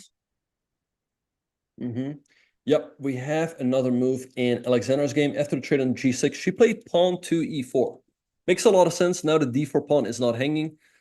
And yeah, after take, she recaptured the f pawn. That looks pretty good, followed by, let's say, queen f2 or maybe queen b3. And especially given the fact that Linda is getting low on time, it won't be easy to deal with all of white's threats. King h7, wow, has been played. That's quite a bold move. Yeah, I don't know. It feels a little off after maybe like queen f2, although I think it's just a check. You just move the king back. Yeah, I guess Alex gets what she wants. She manages to push the pawn to e4 without losing control over the d4 pawn, which is very well defended by the rook. But yeah, I like your idea. Queen f2, queen h4, and somehow get another rook involved, because if we get a rook all the way to h3, it may become checkmate soon. So chances there for Alex, but I mean, she's up a pawn, so nothing to worry about for her. She's doing just fine, but it may take some time for her to convert. I think it depends on if Linda really crumbles in the time pressure and starts making blunders because of that. But for now, the win is not very clear yet. It's not near, let's put it that way. Yeah, no, for sure. So yeah, definitely still a lot of work to be done. Alexandra is in the tank, but yeah, I mean, she has such a big lead on the clock. She's up 15 minutes. And let's see, Linda still needs to make another, what is it? Another 19 moves to get an additional 30 minutes on the clock. I guess for Alexandra, yeah, she should just slowly but surely improve the position. And then in most cases, the win should come to her by itself. Because again, there's no like forced win. There's no easy way to force the issue. But yeah, let's see how she will try to do this. I mean, for the moment, black is still kind of solid. Right. Yeah, not easy. Not easy to try to take down this solid position.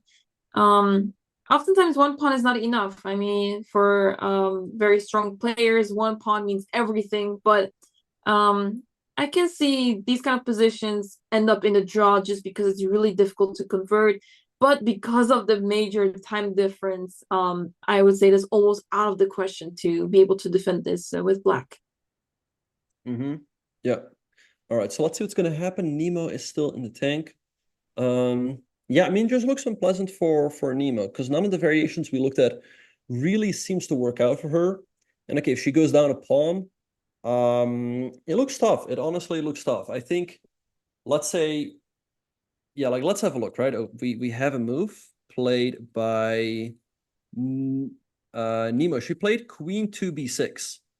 She played queen to b6 to yeah, improve the queen. All right, but what happens now if Jennifer takes on f6 and takes on d5?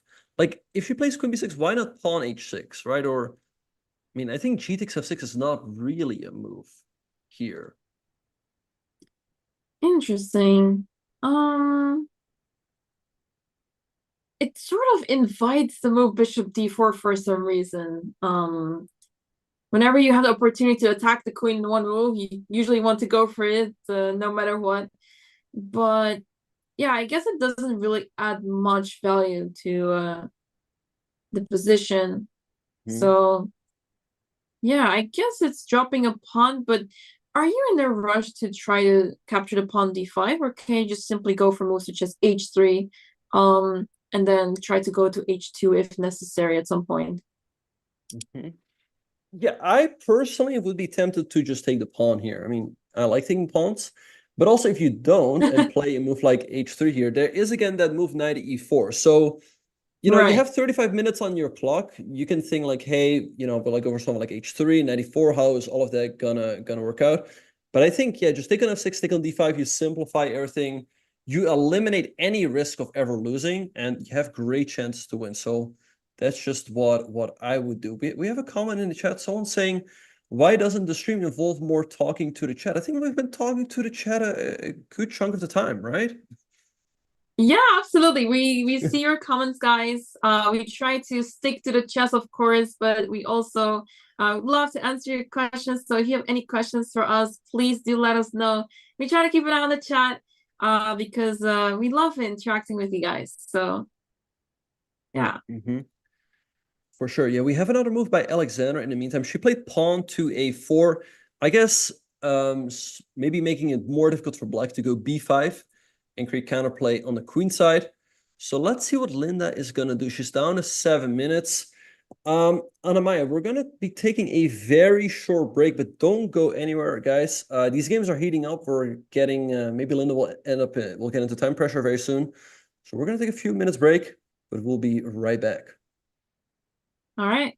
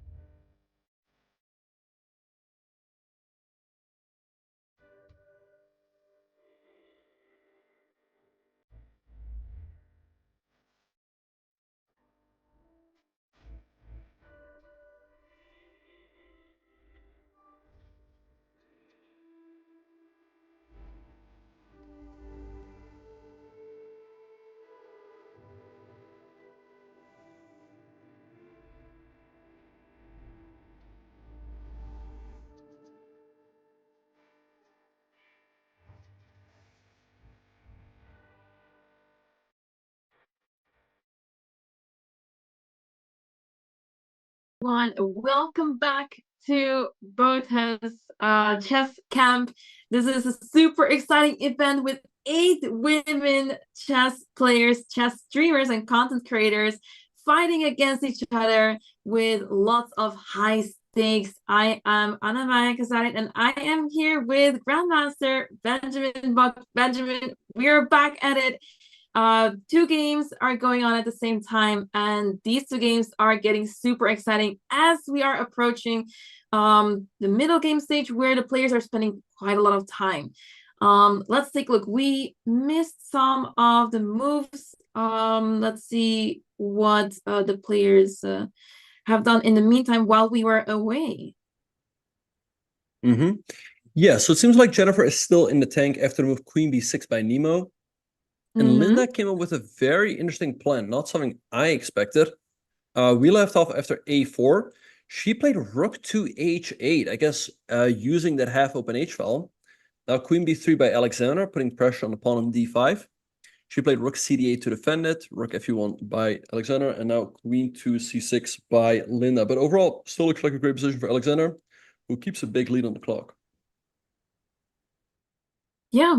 So, still looking good for Alex, but yeah, she has to make sure that she doesn't trade into, let's say, rook endgame where she's up only 1 pawn, because we know what happens to rook endgames.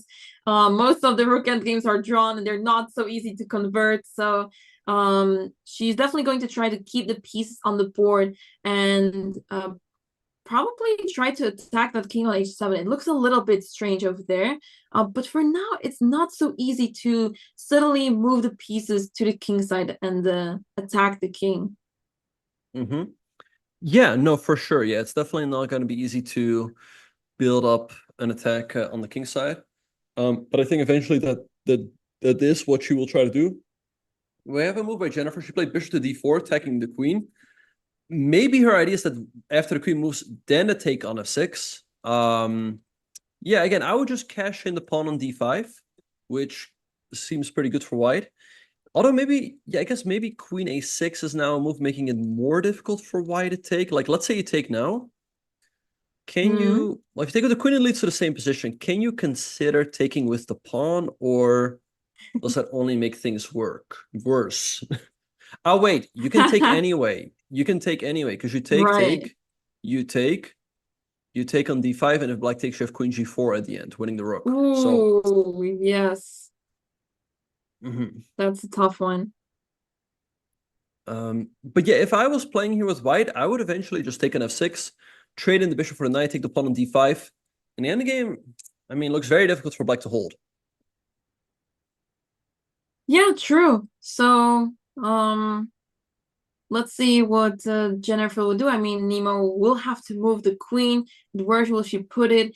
Most likely to what you mentioned, to a6, just to keep an eye on that knight on f6 and put pressure on the pawn on a2. That makes a lot of sense. But yeah, it just feels so sad to give up the pair of bishops just for that pawn, and will it be enough to convert it? Remains to be seen. But white is definitely the one in the driver's seat, but it really depends how the game goes, whether it will be really winning chances or if it will end up in a draw after all. Yeah, you make a very good point. It is indeed a pity to give up the bishop pair to win a pawn, but yeah, that's very often how chess goes, right? You can't always have everything, you know, both in life and in chess. And so very often to convert an advantage, what you do is you trade in one advantage for another advantage. Here, again, as we see, she might potentially give up the bishop pair, but she would win a pawn. And I guess a pawn is a more tangible advantage, right? That extra pawn, you can just push that up the board. So that's what I would do. We have a lot of moves coming in the game between Alexandra and Linda. And yeah, like I said, I don't like the fact that Alexandra just took on d5. It seems like now Linda, after rook takes d5, has pretty reasonable chances to hold. The pawn on d4 is pretty weak. And it's not easy to hang on to that to that pawn at all. The pawn on a4 is also weak. So I'm a little bit surprised that Alexandra forced the position, because now also Linda's moves are easier, right? Like, let's say in this position, you play a move like h3. Black has so many moves to choose from, right? Like what are you going to do? Whereas after knight takes d5, okay, you have to recapture with the knight. You take, okay, you have to recapture, right? So you give black some, she's making Linda's moves a bit easier. Yeah, exactly. This is exactly what I was talking about, that you make it easier for your opponent. Simplifying it too much can be risky, because this pawn d4 is not going anywhere just yet. If you play rook e5, black can easily defend the rook, and you're not really making progress. And making progress in these type of positions is really difficult. It's much easier for black to attack that pawn rather than white trying to move that pawn forward somehow. That rook is blocking it very well, and it's not easy to see how white can continue from here. Maybe you get to play rook e4, but even if you get to play rook h4 check, king goes back, and you haven't really made progress here. Yeah, I guess Alexander's idea after rook takes d5 was to go rook e7, forking the pawn on f7 and the pawn on b7. Linda recaptured with the queen, but I think now we just do the same thing. We take on d5 and go rook to e7, hitting f7, hitting b7. Maybe black can play the move b5, with the idea that in case we take on b5, black can recapture with the rook, hit the pawn on b2. And okay, if you take an f7, then black takes the pawn on a4. So I guess that's black's only move not to lose another pawn. And we have to trade on d5 on the board.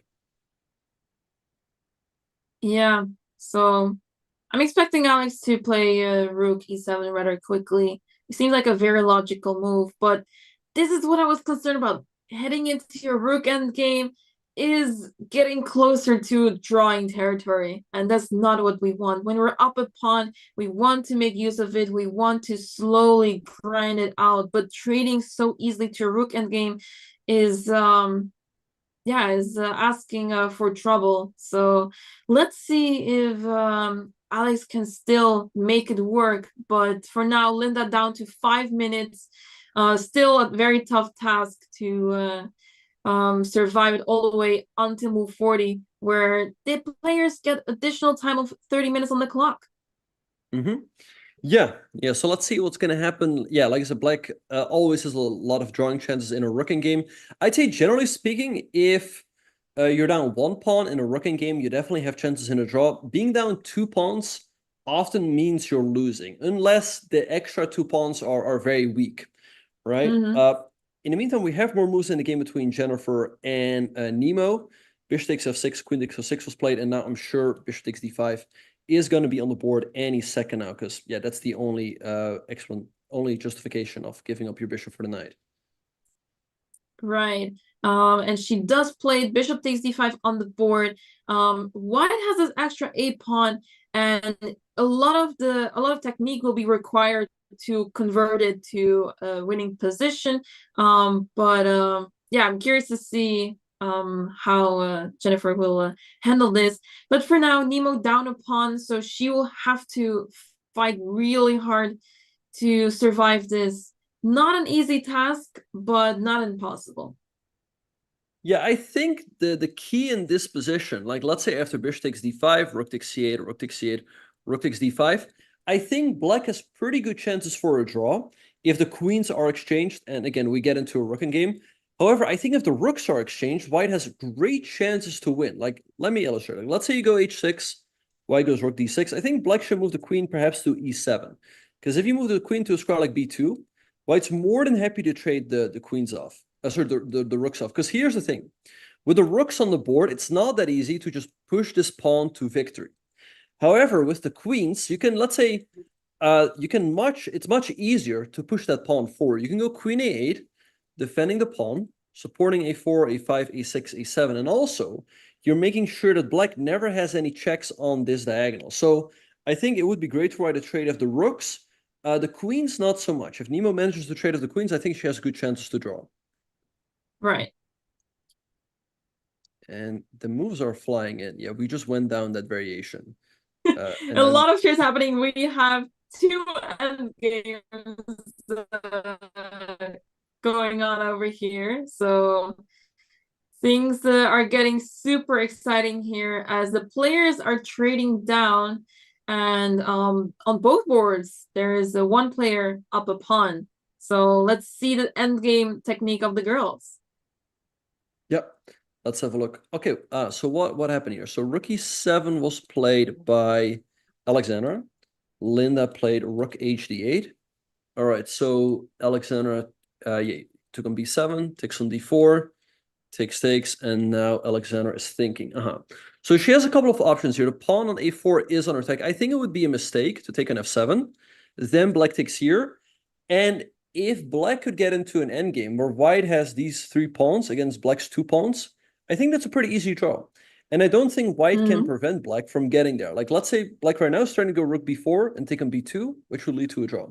If you go rook b7 to defend this pawn, I think what black does is black just goes rook a2, followed by a5, a4, and a3. And again, with those pawns off the board, black should be holding a pretty easy draw, as these double pawns actually do a pretty good job to ever stop white from advancing. So I think what Alexander should try to do is keep this 2 versus 1 advantage on the queen side. And I think the best way to do so is by going pawn to a5.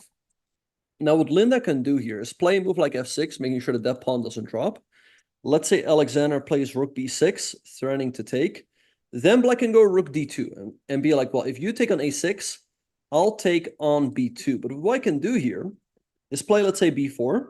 And black can try to go rook b2 to hang on to this pawn. But here, eventually, what white should do is play something like, let's say, g3, and then walk the king over.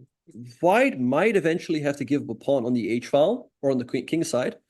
But the moment black takes with the rook, you're going to take an a6, and then you get a 2 versus 0 majority.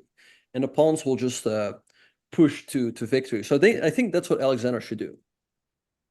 Yeah, and it seems like she's going for it. She played a move a5, so she's setting up this pawn formation on the queen side.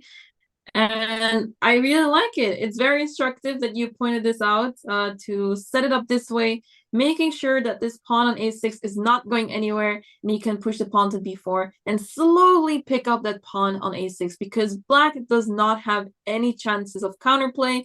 This king is all the way on h7. It's not going anywhere. Even if it tries to get close, it will not be in time to get even close to that rook. So yeah, looking really good for Alexandra now. And yeah, she has enough time to figure it out, and she seems to be very confident still. So let's see what Linda decides to do here. But I have a feeling that Alexandra does have this now, for sure. But let's see her technique. Let's see if she finds the idea that you pointed out. Then we can be sure of the result.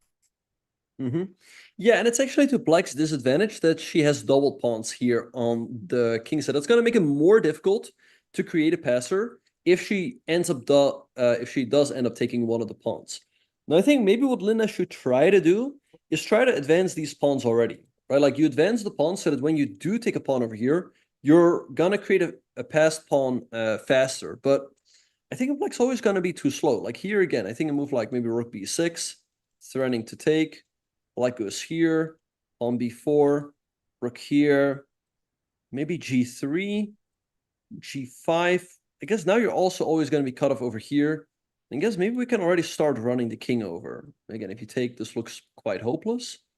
Maybe you go like g6, but it feels too slow. But let's have a look. Like, does white just do... Yeah, I mean, I don't know. Looks tough. Wait, we have more moves, but I think now Alexander just has a very straightforward win. Yeah. A5, rook a4 was played. Wait, sorry. Rook sorry, let's go back. Rook a4, hitting the pawn, b4, and now g5. But if Alexander wants, she can take on f7.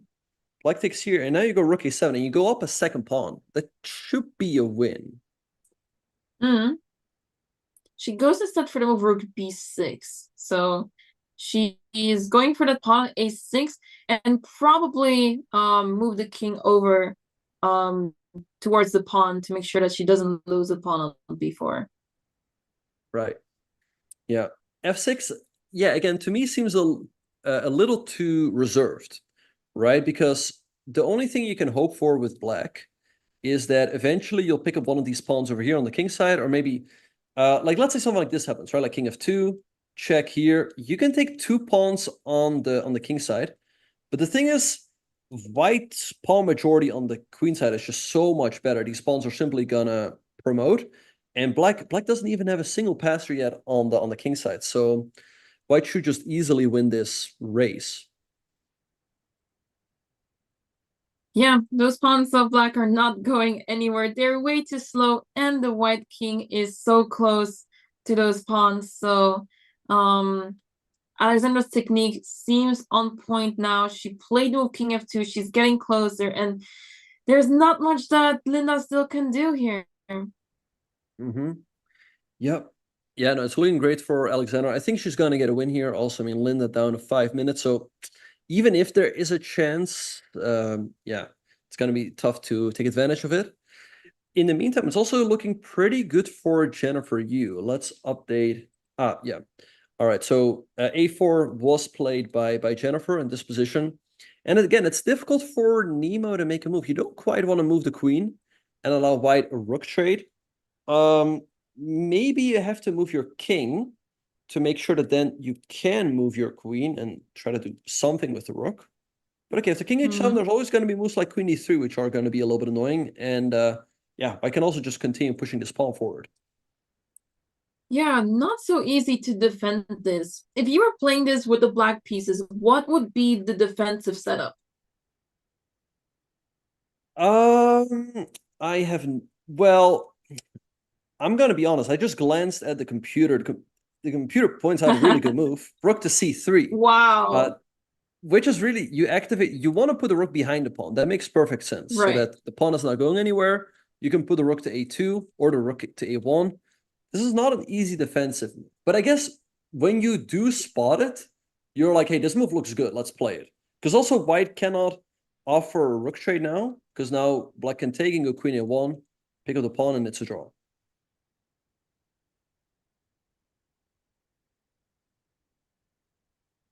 Right, so it Which really is really eliminates not a an easy lot find. of options of white.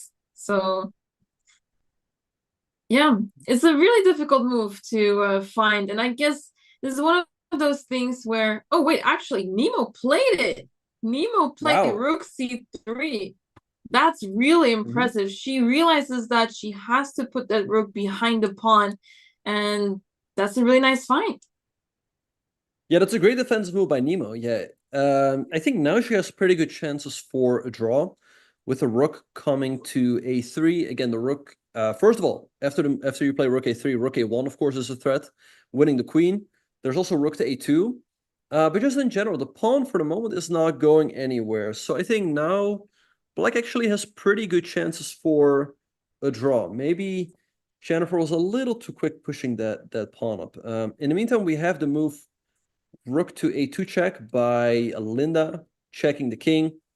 And I think Alexandra should realize that she should happily give up these pawns on the king side. I think the pawn on a6, because I think it's not even going to be close. Like black is going to be way too slow with the pawns on the king side, whereas white is going to push these pawns. Yeah, exactly. So she should not be feared of losing the pawns on the king side. By the time black captures those pawns, she can already make so much progress. And with the white king being so close on the king side, so close to the black pawns, those black pawns are not going anywhere. So she is probably double checking to make sure that she can play king e3 and everything is fine. But yeah, king e3 is the way to go. Because if you play king g3, then you're not really making much progress. And it's gonna be a little bit more difficult to convert that. So yeah, she has to find the idea that king e3 is fine. She should not be afraid of losing those pawns on the king side. Yeah, so let's see what Jennifer is gonna do. Yeah, I mean, it's not easy. I mean, rook a3 is coming. And yeah, you won't be easy. It's not going to be easy to like push that rook away once it does land there. One funny line, by the way, like let's say you go king g2. Oh, computer doesn't Yeah, I guess just rook a3. I was gonna say queen c1, but there might be like queen f3. Like I just wanted to point out that here black cannot take because there's check, and then you win the rook. That would not be a good idea. But black has this check over here, which is very fine for black. I guess after queen f3, king g1, now you can take, but also something like rook a2 should be pretty good. So yeah, I don't know. I don't know what Jennifer should do here. I think Nemo is going to hold the draw. That's my prediction. I think so too. She has plenty of time. Soon they will also receive 30 minutes extra time as they are reaching move 40 pretty soon. And she seems to understand the position very well. Finding rook c3 is not easy at all. And yeah, the fact that she defends so actively in this endgame, it says a lot. It says a lot, and it shows that she has a good understanding of this position. So it's really good to see, especially for someone that hasn't really been active as a competitive chess player, at least in classical chess. This is really impressive. Yeah, no, for sure. I mean, yeah, like I said, great find. Yeah, another thing is like, let's say you go like king g2 and then rook d3. Black's drawing on the spot with queen c6 check, picking up the pawn on a4. Or let's say trading on d3 first and then check here. So yeah, I mean, honestly, it's not easy. Like black's gonna get the rook here. I don't know what white should do here. I mean, it's not a draw like instantly. Like white can definitely still try, but I feel like now black's moves also become a lot easier. So let's see what's gonna happen. Yeah. Yeah, Jennifer is taking her time here now because it's not easy to find the right move here. You know that rook a3 is going to happen. So what to do about it? How do you actually make sure you create some sort of chances here? Yeah, I guess preferably you would want to stop this rook a3 move altogether, but yeah, doesn't really feel like it's possible, especially because after queen a1, you run into rook takes g3 check and you lose the queen. So that would be quite a disaster. And yeah, otherwise, rook a3 is just going to happen on the next move. Yeah, maybe what white can do, an interesting idea is to go like h4 with the idea to go pawn to h5. Because with the pawn on h5, it's not going to be as easy for black to go g6. And okay, if you can go g6, your king won't be sitting as comfortable on the h7 square. So that could be an interesting idea for Jennifer. However, h4 will be met with rook a3, threatening rook to a1. So you're going to have to deal with that one way or another. But yeah, again, I think if white can get the pawn here, then it's going to be a little uncomfortable for the black king. Okay, that seems very interesting. In the meantime, Alexandra played king g3, actually. So she did well. I'm not sure if she was scared of losing the pawns, but I guess she'd rather defend those pawns and play it safe. But this comes at a cost because rook b2 is played by Linda, and now the question is, how do you proceed? Because you can't really make progress this way, where the pawn on b4 is protected by the rook currently, but if you keep defending the pawn, you will not be able to capture the pawn on a6. So if you capture the pawn on a6, you lose b4, and then the winning chances become a bit more vague. Yeah, not sure if this is easy to convert.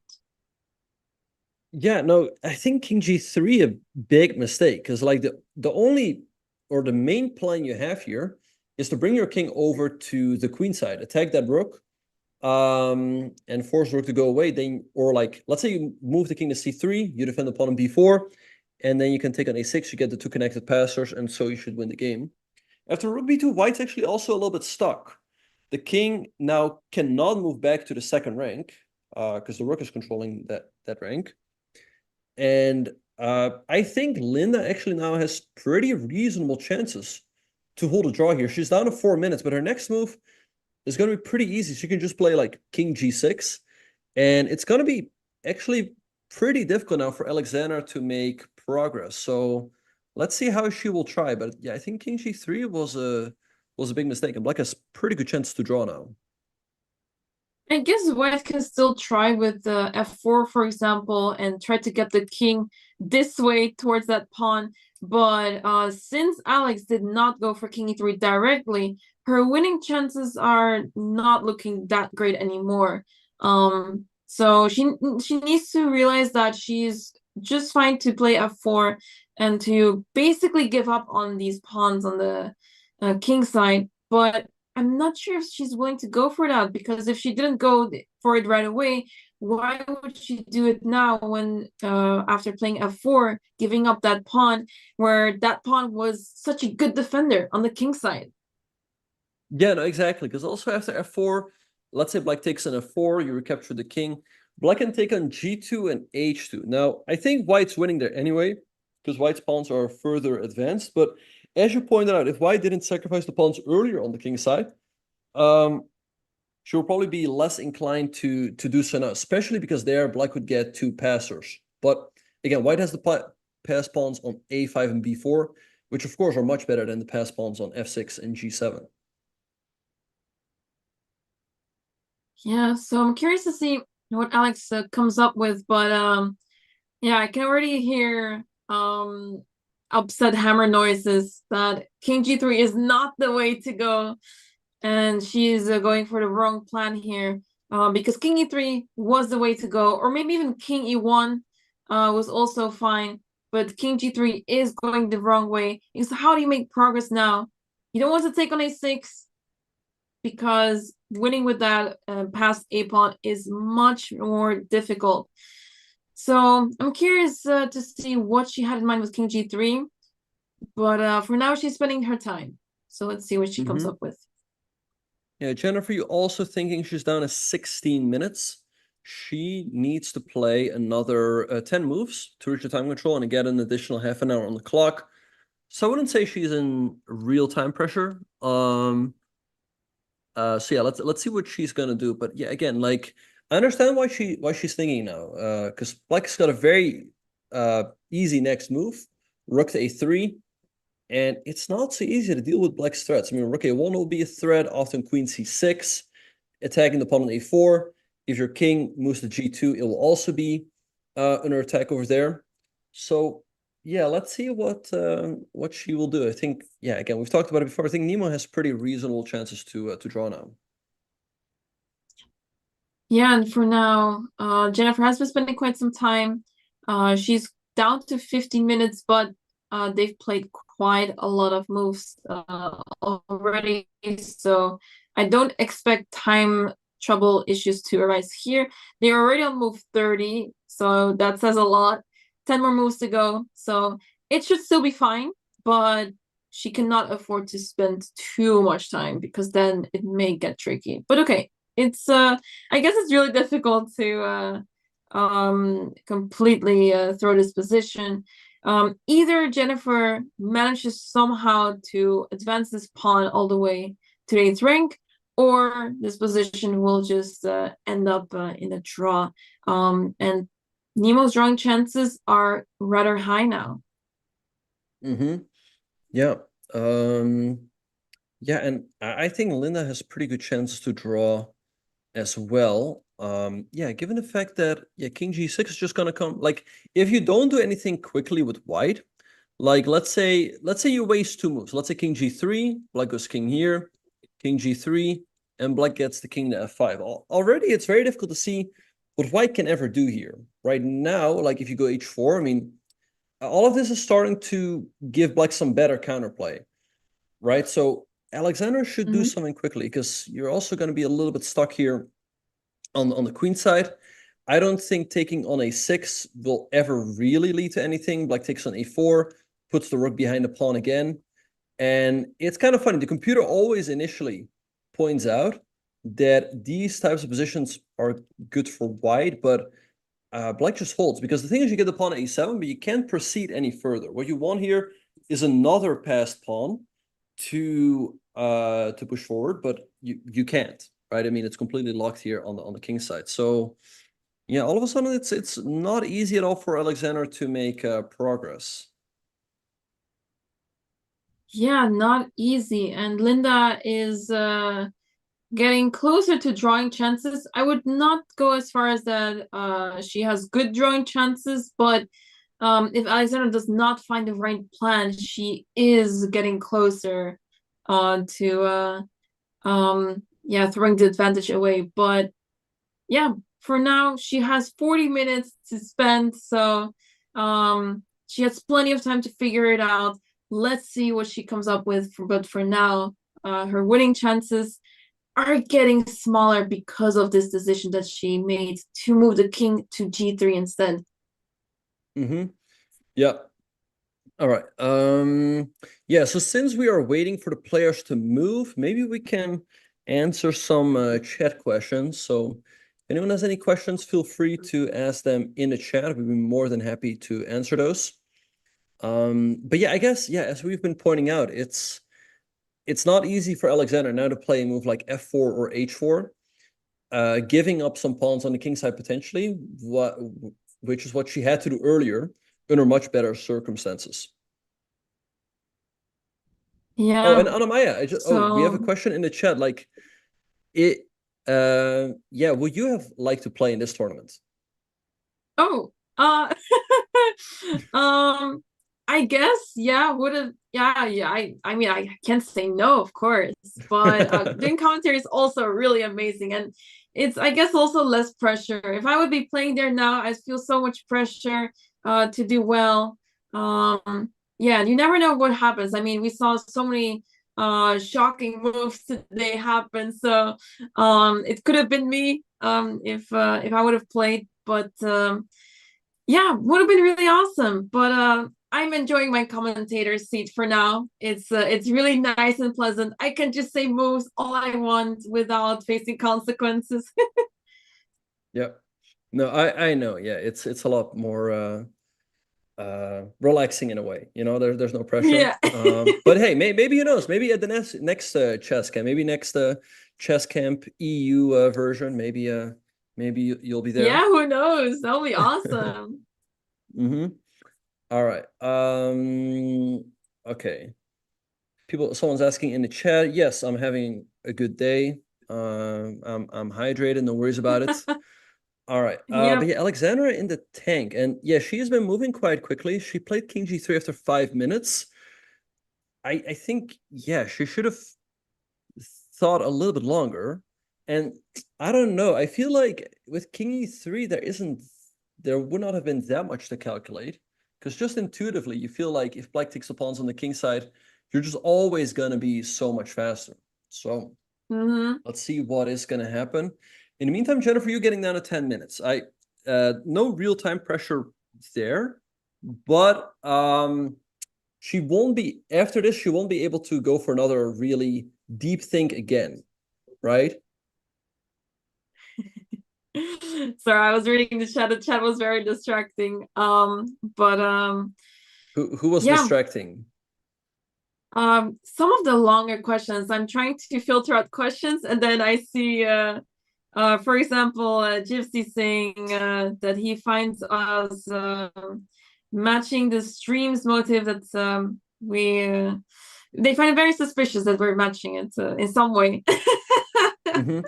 Yeah, Gypsy is one of my viewers. He's great. He's been a big support, and he's been sponsoring my my acting lessons. Like sometimes I pretend to blunder something, and my opponents keep falling for it.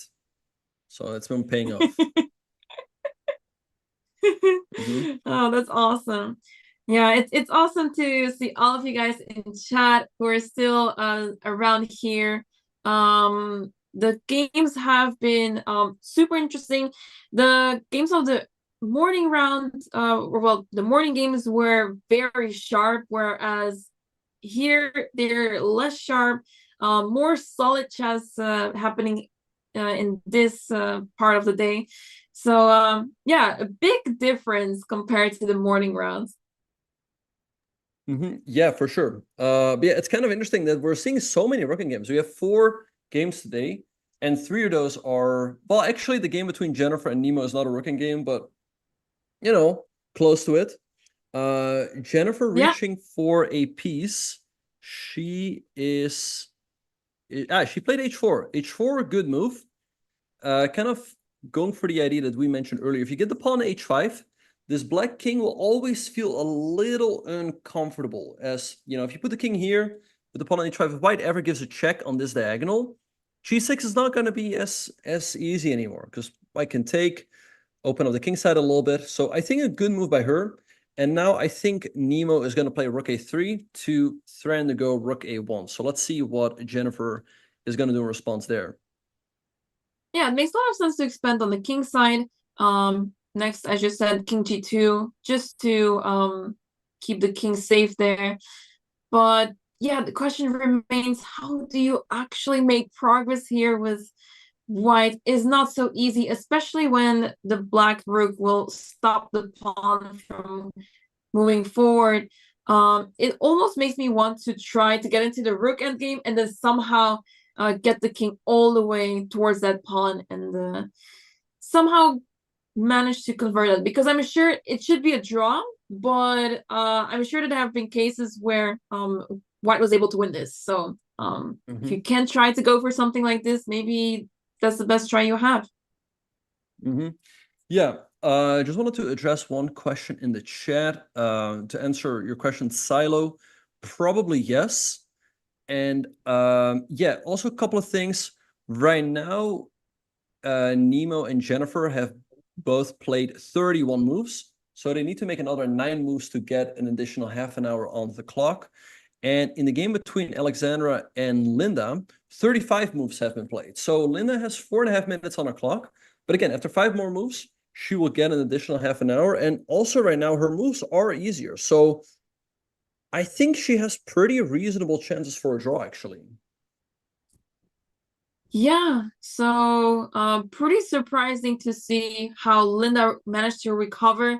I mean, she's still in the worst position, of course. Like, she should not be able to draw this, but seeing the idea that Alexandra went for, instead of moving this king to e3 or just anywhere else other than g3, e3 or e1 both would have made sense, because you want to attack that rook, get closer to it, and somehow be able to take that pawn on a6 without losing the pawn b4.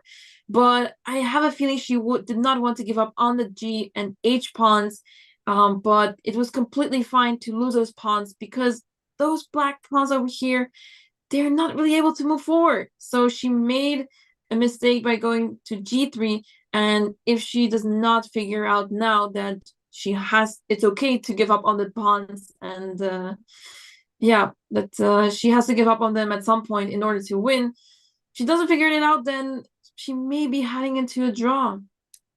Yep. All right, so rook a3 was played by Nemo. Now Jennifer plays rook to d4, defending the pawn on a4 and stopping rook to a1. All right, so now let's see. I think if Nemo is able, black would love to get the pawns to g6 and h5. However, it's not that easy. If you start with h5, white can give a check here, and then pick up the pawn on h5 with a check. You lose the second pawn, and you should just be lost. Because also after queen h6, I mean, I think both the queen trade or just taking on f7 looks winning for white. Maybe you can start with g6. However, then white can often play h5 anyway. And then after g5, there's like rook d6. So that's not that comfortable either. So let's see what Nemo is going to do. I think if white gets this pawn h5, it's going to be unpleasant for black. Maybe actually rook a2, threatening this. And I guess then she wants to go rook f4. Oh, no, wait. Rook a2, rook f4 loses to the rook a1. Maybe you've wait, no, you're... Yes, a rook d8, yes. Check. Check. And actually, you just lose on... Well, the thing is, after, like, if you block with the queen, you take the rook and you cannot take the white rook anymore. And if you go g6, white takes here, and then takes here. Oh, and f7 hangs. Right, and that's completely lost. Yeah, and then, like, black might be able to get this pawn at the end, but yeah, you have 3 versus 0. This is completely over. So I rook d4, a good move. So now let's see what Nemo is going to do. Maybe g6. Yeah, and I guess this is the tricky part of Nemo's position. One misstep and it may just be over because that one pawn is very difficult to deal with. And Jennifer played this move, rook d4. I really like this move. It complicates matters and it invites the move rook a2. But of course, Nemo will see that that move can't be right after the check, and queen b1 check followed after that. So yeah, let's see what Nemo decides to do here, but she does not have a lot of moves, of course. Not a lot of pieces left on the board, but g6 would make a lot of sense. Yeah, all right. So Alexander played king to h3. Now Linda played king to g6, and I saw Linda saying something. I wonder if she offered a draw or something. I mean, White's definitely pushing for the win here, but I don't know what else could have been said. But I'm sure Alexander wants to try for the win. Maybe now her idea is to go g4. I guess this is her idea. g4, then you follow up, like, let's say black sits, you go king g3. Let's say black sits, and then eventually you go h4. And at least you loosen up these pawns a little bit. And now, again, there's at least a path again for the king to walk over to the center and the queen side. And g4 is on the board. Good move by Alexander. Right, g4 on the board. Quite a creative plan, but yeah, I guess it's a sort of a safe plan, you know, because it's not taking much risk. It's not like these pawns are going anywhere now, so she stopped the pawns altogether. But the question is it enough to actually get into a winning position? Of course, Linda is still down to 3 minutes, but we are approaching the 14th move very soon, so time travel should not be an issue for her. But yeah, let's see how Alex manages to convert this, because it's still not easy. Yeah, no, to be fair, I mean, I think the fact that black is down to 3 minutes, it could definitely be an issue. I mean, there are chances to draw here, but you're going to have to play accurately. And again, so if you do get that chance, you might miss it because you have such little time on the clock. You can't really calculate deeply anymore. Like, you're not going to blunder your rook or anything, right? But if there is the time to calculate, you might miss that opportunity because of the time. And yeah, right now, Alexander's got a very straightforward plan. Her idea is to go king g3 and h4. And it's not easy to see what Linda should do about it. So I think Alexander actually still has a good chance to win. All right, let's see it. Linda about to make a move. I think she moved the king back. To f7. f7, Yep. I have a feeling. Yeah, she went king f7. Okay. So let's say king g3 now. So let's have a look. So let's say king g3, and that is in fact already on the board. Yeah, I think it's like Alexander might have realized her mistake after king g3, but she invested some time and found a really nice plan with king h3 and g4. So yeah, king g3. I don't know. I feel like White might still win. The thing I was thinking, maybe you can go rook b3 with the idea that if I go h4, you can now take on f3, and if you take on a6, then there's check and mate. Oh wow! Yeah. But the drawback of rook b3 is that now again you allow king f2. And okay, it should be pretty obvious that here king e3 is very safe, because here, okay, you give up h2, but now, I mean, the king side is completely safe, right? Black has this extra half a g pawn, but you can't use it at all. So yeah, honestly, it's looking tough. I mean, h4 is coming next. You have 2 minutes on your clock. King g6 has just been played, and I guess now just h4 by Alexandra. Yeah, and I guess Lina just sits and waits until Alexandra does something, and of course Alex is trying to get that pawn to h4. So yeah, she's trying to make progress, and she has plenty of time to figure it out, whereas Linda is down to 2 minutes. But I believe the players should be at the 40th move very soon. They're move 39 now, so Alex is going to make her 39th move, so 2 more moves until the players receive 30 minutes extra on their clock. And meanwhile, Nemo has played the move g6. So she played move that we were thinking about because makes a lot of sense. Not a lot of moves left in the game, but yeah, what do we think of this? What can white do now? Because it feels like the pieces of black are so disconnected. There must be something. Yeah. Yeah, so let's see what's gonna happen. We see Anna Kremling there. She's moving over the plate. I guess they're serving some nice food there. G6, yeah, nice move by Nemo, creating some luft on the king side. So now let's see what Jennifer should do.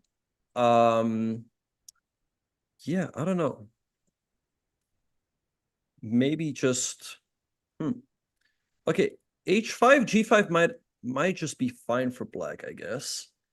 You can now also take the time to improve your king, but if you go king G2, there's queen C6, which is a little bit annoying. But then maybe you just go to H2. Right? And like if that happens, like let's say you go king G2, check, king H2. Now white actually has a pretty big threat to go rook D8 and queen D4, and then black's all of a sudden getting checkmate. Like let's say here, check, and here you cannot stop rook H8 properly. So I think king G2 might slightly improve white's position, because now your rook is no longer pinned, because for the moment it is. If you move the rook, there will be rook A1. So let's see, let's say king G2, king G7, and then maybe moving the rook to F4, or like here. If you go to D6 against queen E5, and it's not clear to me how you proceed, but moving the rook to F4, I think could be unpleasant, because you don't want to, like again, you can give a check, but then queen E4 is going to come. And otherwise, I always have ideas of, let's say, maybe queen D5 and hitting this.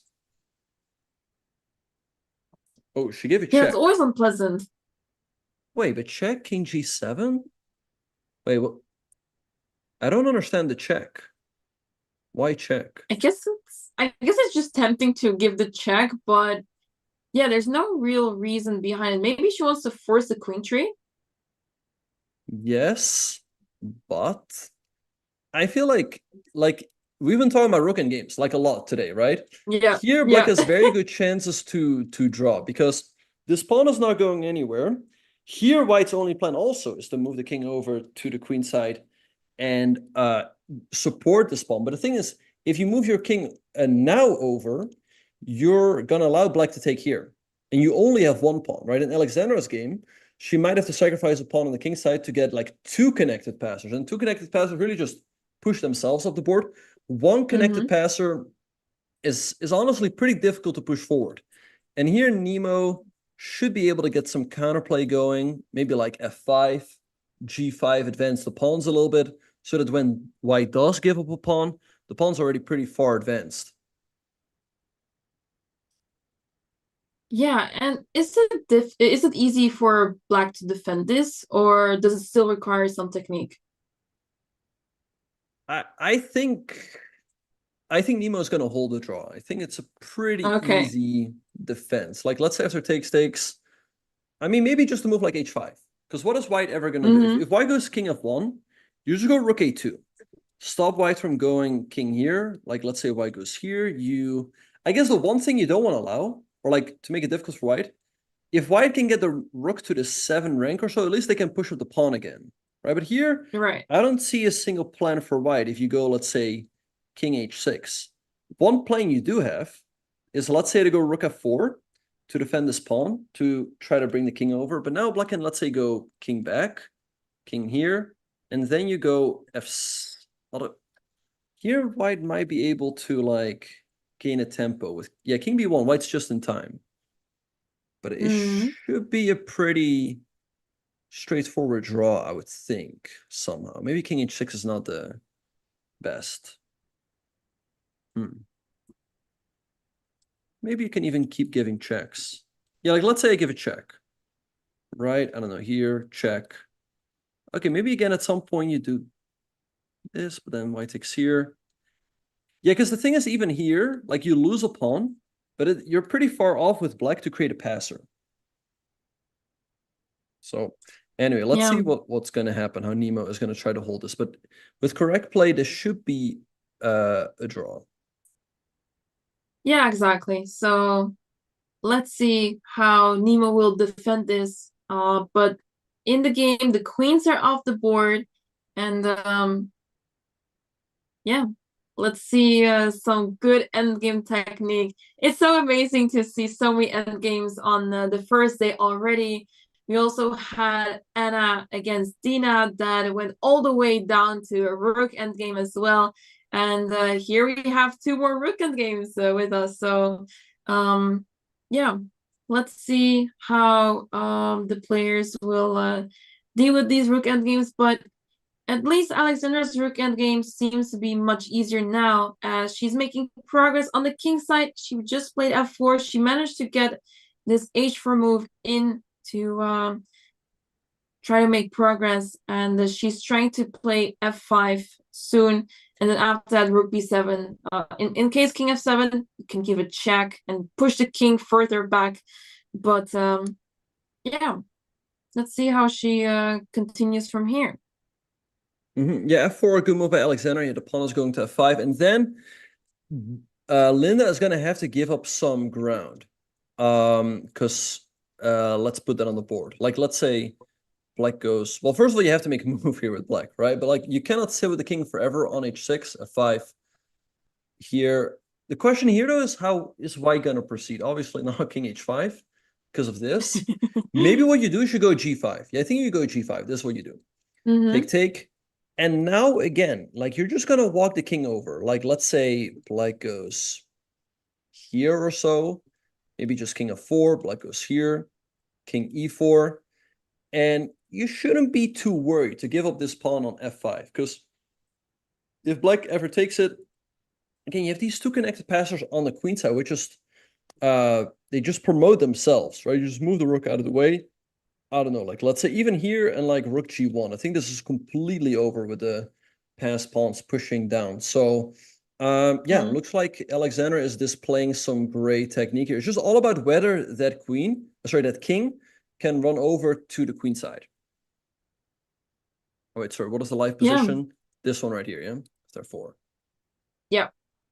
Yeah, it seems like she found a good plan now. She was struggling a little bit to find the right approach, but seems like she figured it out now. And the players received 30 minutes added to their clock. So Linda is out of time trouble now, but that can go down very quickly, of course, as she's also in a tough position. Because f5 isn't coming, g5 isn't coming, and a lot of pressure on that king. So yeah, let's see what she decides to do here. But I guess she also doesn't have many moves. You don't really want to move the rook because it covers this 3rd rank, cutting off the king. And you don't want to leave the b pawn alone either. So I guess all she can do is just move the king back and forth. Yeah. No, for sure. All right, so Nima is still thinking, but yeah, I think Alexander found a nice plan here. The pawn is going to f5, then the other pawn is going to g5, and then she'll have a clear route for the king. And yeah, I guess also one problem for black is, like, let's say you sit and you don't do anything, right? Like, let's say you play maybe rook b1 here and then king here. I guess you can go like g5 anyway. Although here there might be like check and check, which is not, but I guess here just king g3 and just walk the king over that way. But anyway, sort of the point that I wanted to make is, like, let's say black sits, right? Well, let's say, I don't know, king here, f5 and king f8. And after g5, even if you ignore this, the problem is going to be that at some point, let's say after takes, check, now this king can go up to h5, followed by king to g6. Or again, I guess just this. Looks very good for white. Yeah, this looks really good, especially because the king is away from the pawn. So yeah, you want to separate those two so the white king can have some fun and join the party. Yep. All right. Okay, so we have some more moves in the game between Jennifer and Nemo. So h5 was played, king f1. Yeah, and now expect rook a2 from Nemo, just to make it more difficult for white to move that king over to the queen side. And I guess what Nemo should do after king e1, maybe you do just play f6. You can allow white to give a check and then go rook here. But maybe now you just go g5 to create some counterplay on the king side. Because let's say after takes, you can now create a passed h pawn. The one thing that is a bit risky, though, is that white can start pushing this pawn. And if this pawn, like if black does absolutely nothing here, right? Like if black does nothing and white gets the pawn here, now you have the idea of creating a passed f-pawn. And with a passed f-pawn, white is winning. Because you just push this pawn forward. And eventually, just showing the chat here, after f6, black is lost. Because your king is in check. Now, if you take the pawn, there will be a check over here, and white promotes the pawn. If you move the king here, well, then this f-pawn pushes through. And if you go king f7 to block the pawn, then there's rook h8, sacrificing the pawn because you're threatened to promote it.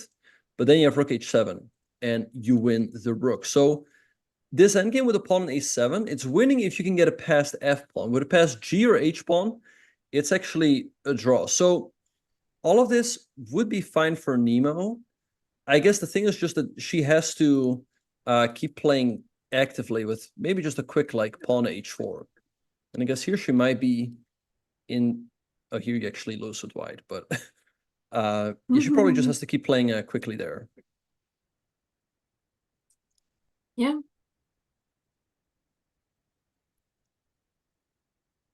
So rook a2 has not been played yet. Nemo has been spending her time here, but I believe the players are very close to reaching move 40 now. They're on move 37, it seems like, or 36 even. So just a few more moves left until move 40. And yeah, they will be playing out this endgame. I guess on one hand, not a lot of moves can be played. In endgames, you only have limited options. So making moves fast is quite easy. It is Jennifer who wants to be able to make progress. So yeah, rook a2 is on the board, played by Nemo. And now, yeah, Jennifer doesn't really have much else other than trying king e1 and trying to get the king involved somehow. Yeah. All right, let's update everybody because we were making a lot of moves on the analysis board in Alexander's game. King f7 has just been played by Linda. She reached the time control. She has 26 minutes on her clock, but it seems like she is in a losing position. And I think it shouldn't be that difficult for Alexander to convert this. Another nice move you have here, by the way, is the move g5. So after g5, what you can do is maybe potentially take and then go like king g4 and king f5. Also, Jennifer did play king e1. So now let's see what Nemo is gonna do. Yeah, again, f6 is a move, but you do allow the rook to d7 and a7. Right. It would almost be nice here with black to pass, but I don't see a very comfortable move to pass with. Maybe just king h7. If you give up the pawn f7, the draw is should be easy in a way for the a4 pawn. Yeah, actually, I like king h7. And you know why? Because after king h7, let's say white goes rook f4, right? Here you go f6. And like you said, if white takes on f6, black takes on a4, this is a pretty easy draw with 3 versus 2. There's not much white can do here. And if you go king d1, now you can go g5. This move was not possible with the king on h6 because white would take with a check. But if you take now on f6, black takes on h4. And yeah, this is a pretty straightforward draw as well. So king h7, actually, I like a lot. Yeah, a nice move to pass white the move. Yeah, and there's just not many other moves possible. You don't really want to run into a check.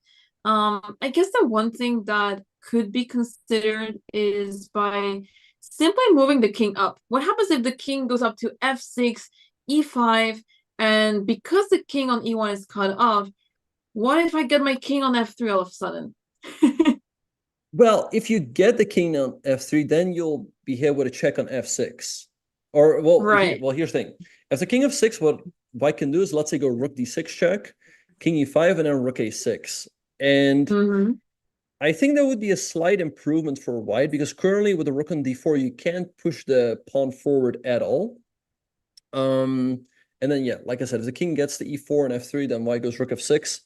And that's where things could get a little bit tricky. Then there might be a case where the 3 versus 2 could be advantageous for white, because the black king could be too far away. So I like the move that you suggested earlier, king h7, much better. That seems like a nice waiting move.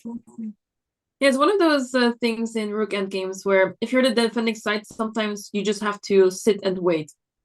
And if you start over pushing, that's when you start losing the thread, and things go downhill super fast. So it's very important in rook endgames when you're the defending side to be super patient and just let it happen. If your opponent wants to try to win, they have to try to find improvements, and oftentimes it's not really possible.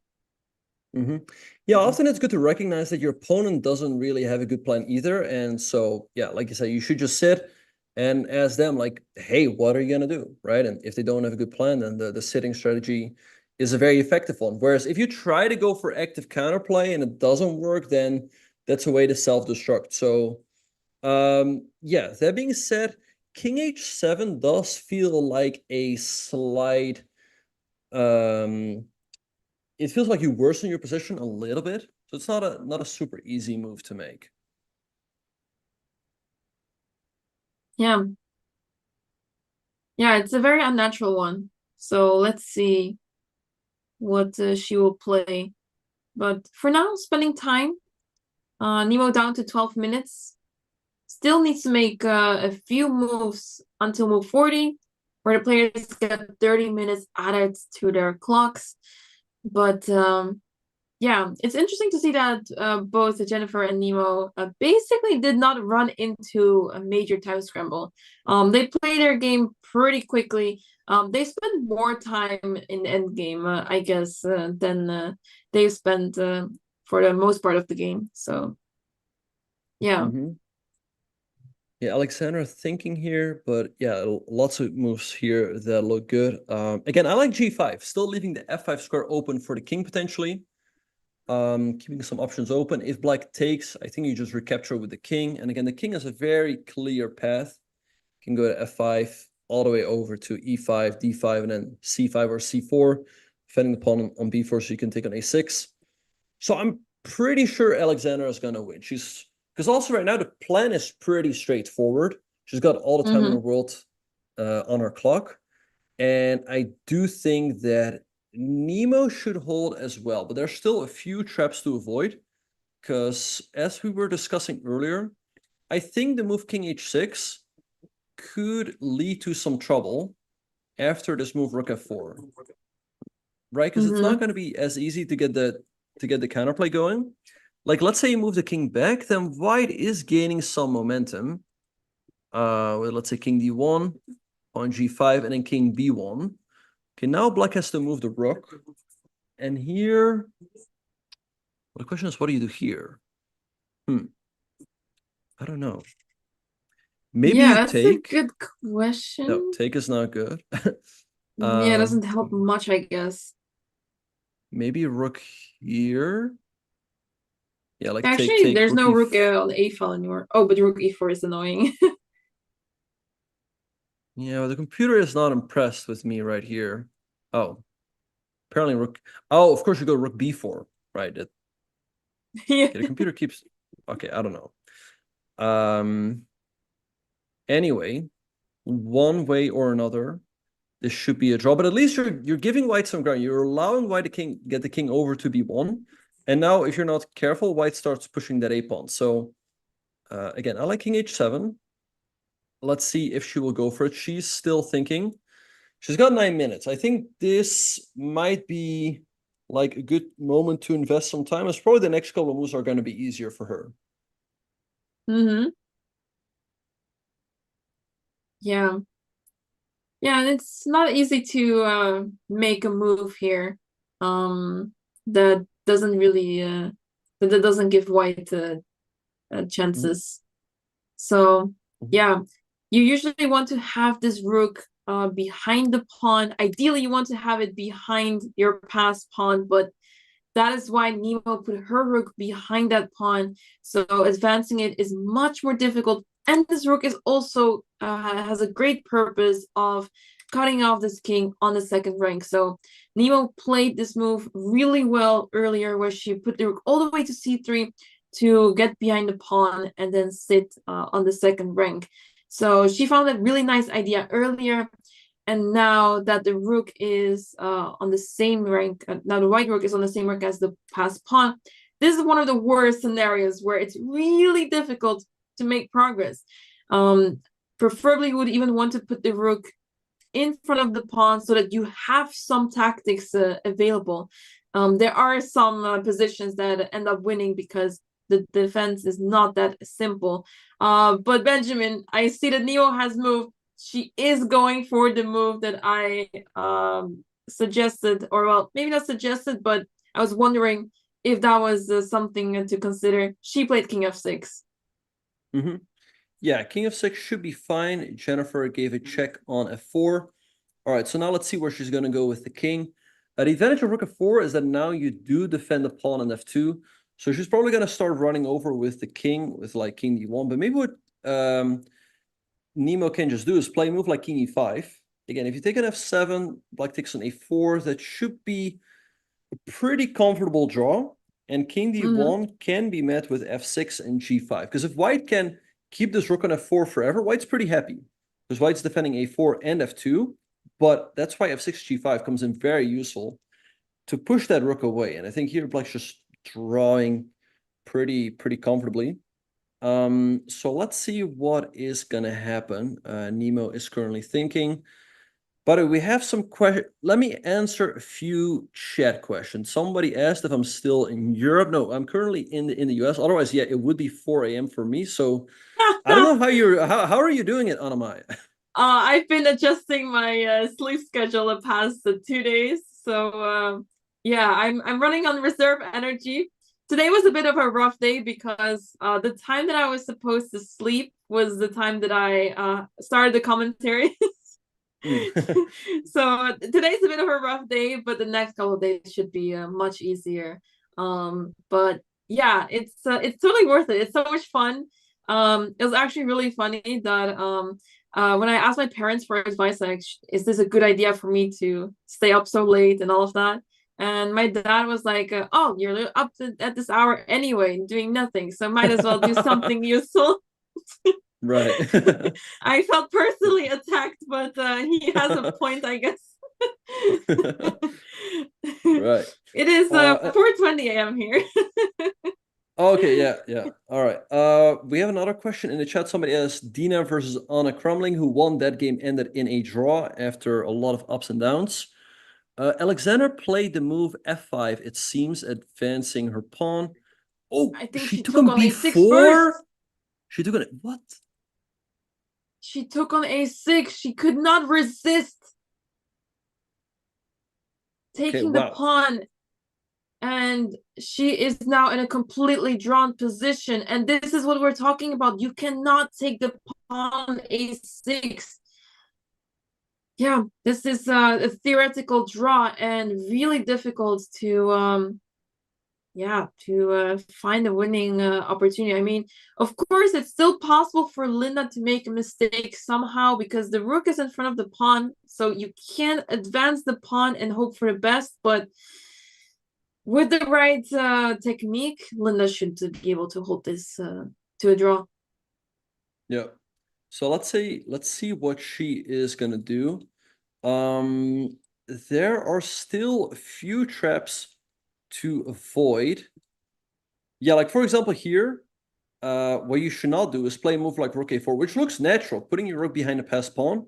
Because here white goes king h5, and all of a sudden you're a little bit stuck. Like if you now move the rook down, there will be a check in king g6. I guess king to g8 can still be played. But I guess what Alexander can do after king g8 is play a move like rook a7.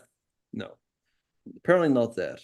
Maybe again g5 to walk the king over Yeah, I guess g5, because you cannot let go of that pawn, so you can't really move forward with the king. Right. Let's see. Yeah, yeah. Oh, what's really nice after king here is, yeah, you go g5, and then you go king g6. You use this g pawn as a shield to, first of all, you're threatening mate, and even if black goes here, you give a check, and then you take here, and this f pawn just promotes. So still some traps for black to avoid. However, what you can do is you can just move the rook down right now in this position right here. Let's say with rook b1. Because now, okay, king h5 leads to checkmate in 1. And if, let's say, white gives a check, and now goes king h5, this also leads to mate with check and mate. So, yeah, I guess Linda should hold here. Because now also g5, there's check and check. That doesn't quite work either. So yeah, I don't know. I'm shocked that Alexander took the pawn on a6. She should have just kept that in the position, right? Because black has to keep defending, has to keep an eye on this anyway. Yeah, it's so sad because Alexandra was showing very good endgame technique, but she could not resist the a6 pawn and ended up taking it after all. She spent quite a lot of time on her last few moves, but she did not manage to find the winning idea.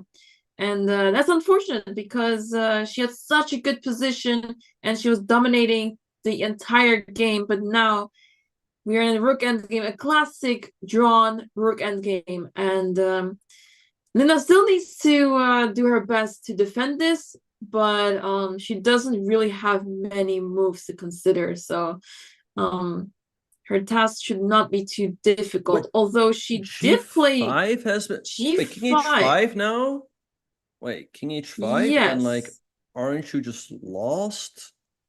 Yeah, you're just completely lost after wait, no, Let's get into the life position. Wait, so here, here, right after g5, yeah, king h5, and there's nothing you can do about checking king g6. So I'm kind of shocked here. Yeah, it's one of those moves you want to play because, oh, my opponent can play g5. I need to make sure to shut down the king side altogether. But what you didn't realize is that after king h5, she doesn't have a rook move on the h file to checkmate. And on the next turn, Alex is just going to play rook a7 check.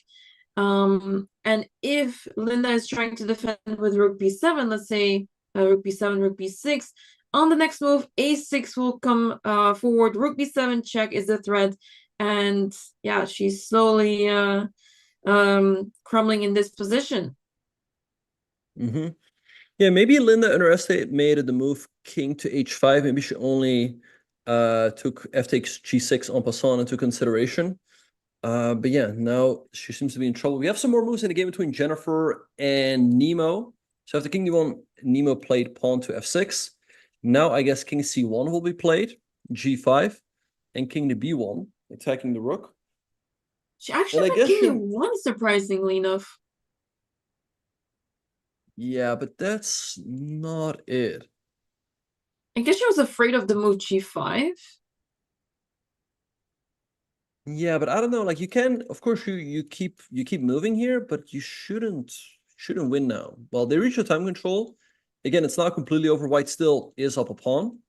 But yeah, Nemo should hold this one to a draw. So yeah, let's see. I am pretty sure that Alexander is now gonna win. I think the last mistake has been made in this rook game, because the win now looks so straightforward, right? You go rook a7, you go a6, and then at some point you just go king g6. And yeah, let me show you. Let me show this. That after king h5, like, let's say black sits, right? Rook a4, you can give a check. Already king g6 here is winning. But what you can really do is you can just wait till the pawn is on a6, because now if black takes, this is very... Although I guess you have rook a4. Okay, well, whatever. Like, let's say black would have gone here, right? And you get this position. Now you can always go king g6. And if black takes, there's just rook b7, a7, followed by rook b8. And that's just over right away. But even if it would come down to something like this, right? Like king e8, a6, king d8. Even here, like king g6, you take an f6. I mean, you've got this f pawn, which is pretty much unstoppable. Also, this a pawn is very far advanced. So I don't see Linda holding this one. Yeah, that was the final mistake, and this is what we're talking about. You want to sit and wait for your opponent to do something, and the draw was within reach. But g5 is one of those moves you cannot afford to make. You really have to be careful with pawn moves in rook endgames, and yeah, this is not the way to go, because now pawn f6 is a big weakness, and the king is just marching forward towards that pawn. Yeah. Oh, I just realized, by the way, that I was moving on the wrong board. Let me move it on the right board here. But I was saying after king h5, white is just winning. Because let's say after king h5, black plays a move like rook a4, you give a check, force the king to go back, then you push this pawn up to a6. And the king is always going to come in at g6, and white's going to get another pass. So like, let's say black goes here, you go king g6, you give up the pawn on g4, but you take here, and this f pawn is simply gonna promote. Like, it's even difficult to see what black does here. Like king c8, maybe just like king g6, f6, f7. It's really not even close. So I think, like I said, the last mistake has been made in this game. I feel like the win is too straightforward now for Alexander, with the king coming to g6. So I think she's got this in the bag. Yeah, I think so too. This is really hard to throw now, and there's not really much that Linda can still try here. So yeah, g5, final mistake, and a fatal one. You don't want to allow this much to happen. You don't want to push your pawns too much forward. The pawn was just fine on g7, but yeah, what to do? It happens, and this is a part of the reason why being an active chess player helps so much, because when you're active, you know these kind of things by heart, that you can't afford to make such moves. You're much more careful, but the lack of practice is really kicking in, and it's very noticeable with Linda. But it's still amazing to see that she's fighting until the very end, and she's not giving up. Mm-hmm. Yeah. All right. So Jennifer is now walking her king back to f1. I mean, this should just be a draw between Jennifer and Nemo. I guess what Jennifer can try to do is still... This is, by the way, quite instructive. Like, fun fact. Like, let's say... Wait, what is the live position we have, right? So king f1. All right, so this one is here right on the board. Like, let's say black just sits and doesn't do anything anymore, right? Like, let's say black goes here, and you get the rook here, and then maybe you give a check. Like, let's say black just sits, and it gets to a position like this, right? Like a5, king here. There's a6, maybe there's... Well, sort of what I want to show is that let's say you get this position. I think after f3, white is actually winning. And you might think like, well, it's not easy to create a pass, but what white does here is quite instructive. Look at this. Like, let's say black goes here, you just walk your king over, and you go like king here. You just walk the king all the way over, right? You might think like, well, there's still no way to win because you can always give checks. But what white eventually does is white is going to walk their king all the way over to h6, and then you go rook g8, and black takes here, and then you take here. You win this pawn as well, and you get 2 extra pawns on the king side, and you win. So that's an interesting endgame to know, but I guess black wouldn't allow white to do all of that, but just to show that just sitting is not gonna work. I guess it's also important to point out that g4 often won't be effective. Now, one little trap here is that black should not take twice, because here white has h5. If you take it with the g-pawn, then white gets this check and promotes the pawn. If you take it with the king, then there's this check and white promotes the pawn. But after g4, what black does is black just goes king forward. And now there's no checks to the king, and black just saves the draw. But yeah, here white's just winning by walking that king all the way over to h6, and then rook g8, and taking here. So yeah, that's quite a funny endgame to know. Yeah, that's super instructive, and it can happen any moment. These rook endgames are so frequent and can happen any moment, especially in classical. These endgames happen so many times, and you may just have it in your game, and then suddenly you're not aware of the technique. You're not sure what to do, but yeah, you can figure it out at the board, but oftentimes it's not so easy to figure it out at the board.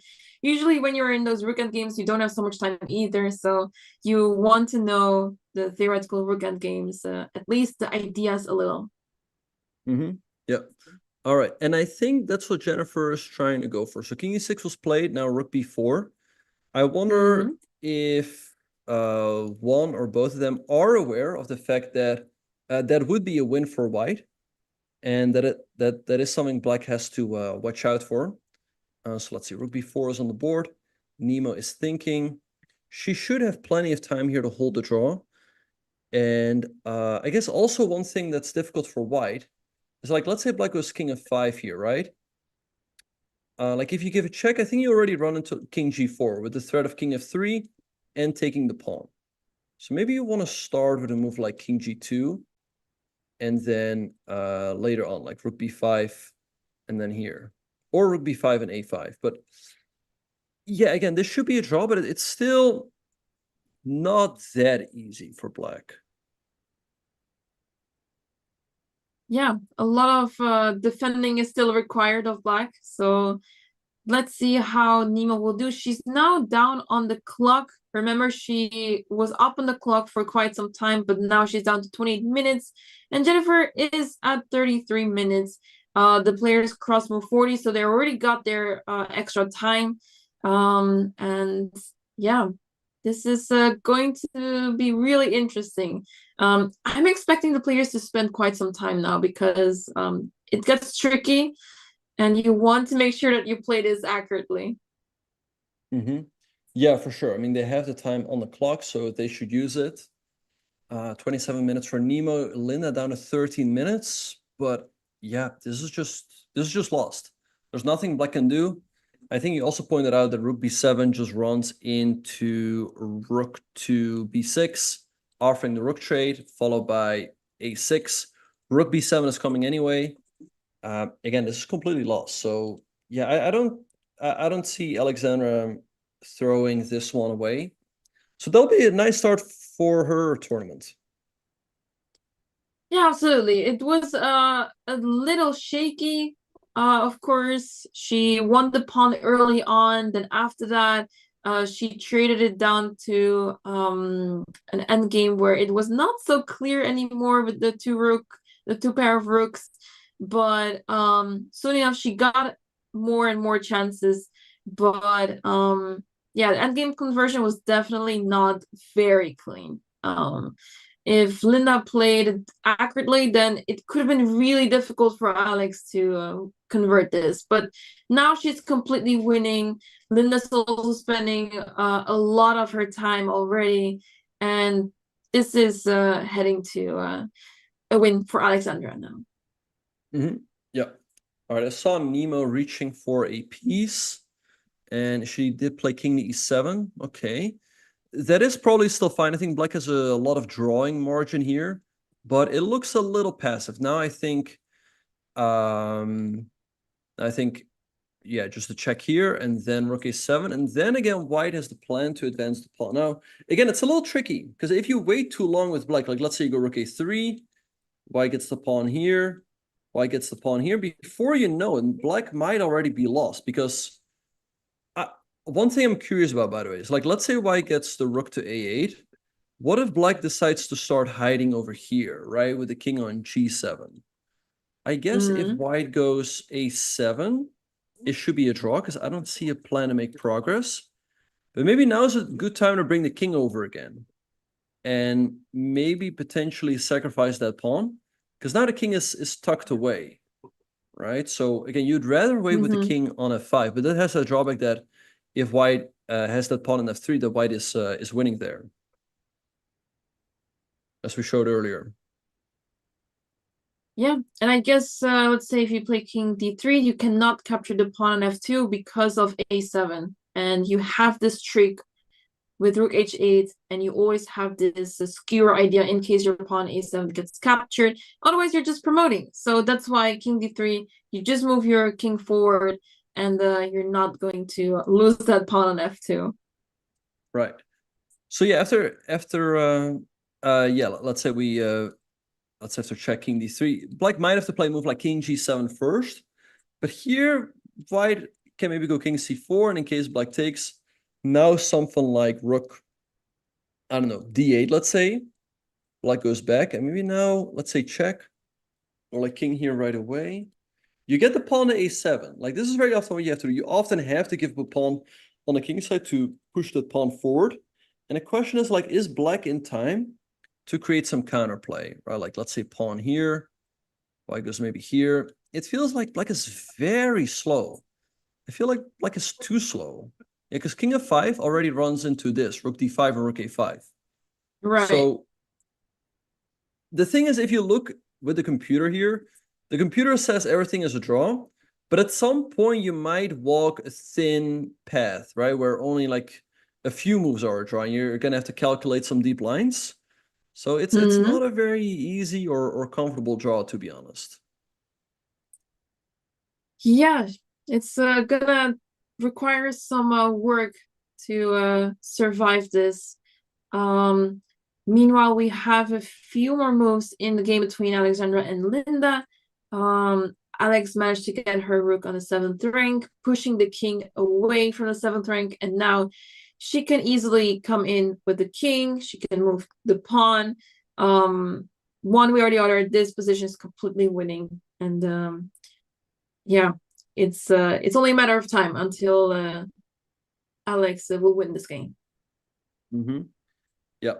All right. So yeah, and the king g, she goes a6. A6, nice move, pushing the pawn forward. Yeah, just improving the position to the maximum before going for a move like king g6. And yeah, it's tough for Linda. Yeah, she moves the king over to d8. The advantage of this is that now after king g6 and let's say takes, in case white plays a move like let's say rook g7, you're stopping the pawn at least for the moment with rook a4 and here.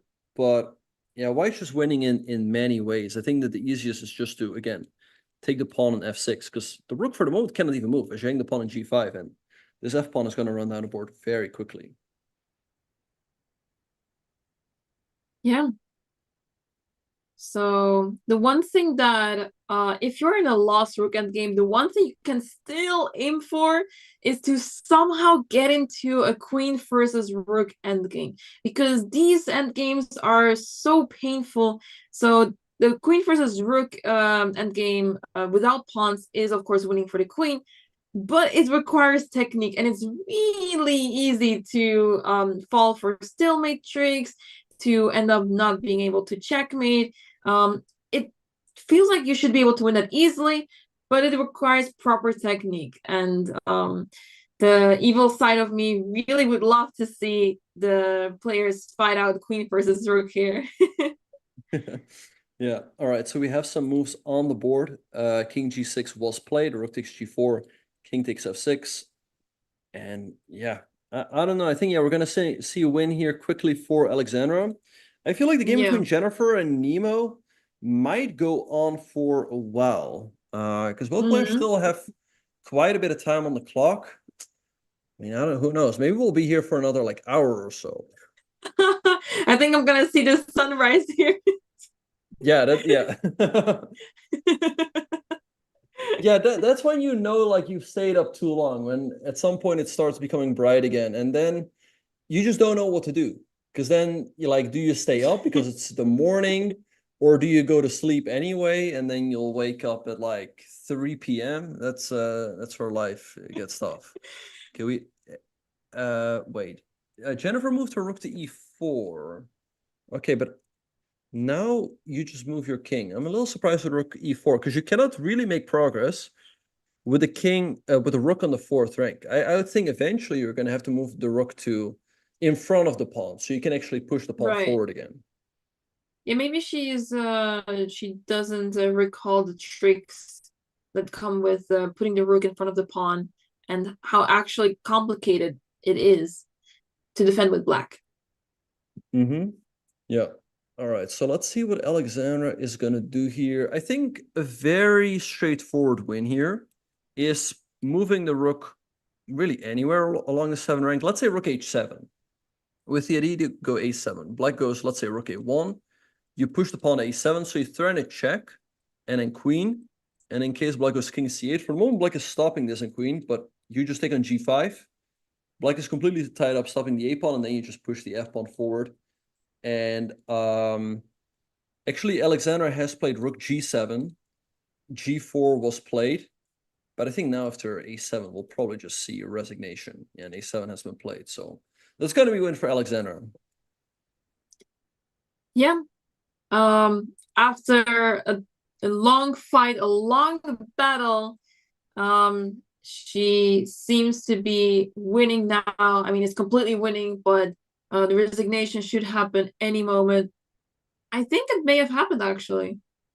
Yep, Linda just resigned. So nice start for Alexandra's tournament. Was very up and down rooking game, but eventually she does get the win here.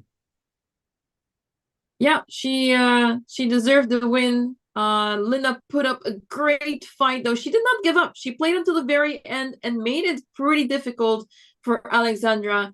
But the lack of experience did kick in. So let's see how she will do in the future rounds. But she did give Alexandra quite a challenge. So that's really good to see.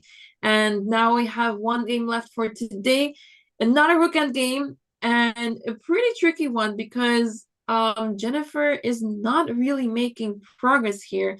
As you mentioned before, we really want to put the rook in front of the pawn to try to make some progress, because if we just stay on the 4th rank with the rook, we cannot move our pawn forward whatsoever. And this king is not going astray that quickly. So, yeah. Let's see what Jennifer comes up with. Yeah, I mean, it looks tough to make progress. I think the only plan you have is indeed just moving the rook to, let's say, b4 and b7, and then a7. You have to move the rook eventually in front of the pawn to advance it. Again, you can move your rook to f4 right now, but black just moves their king to, let's say, e6, followed by g5.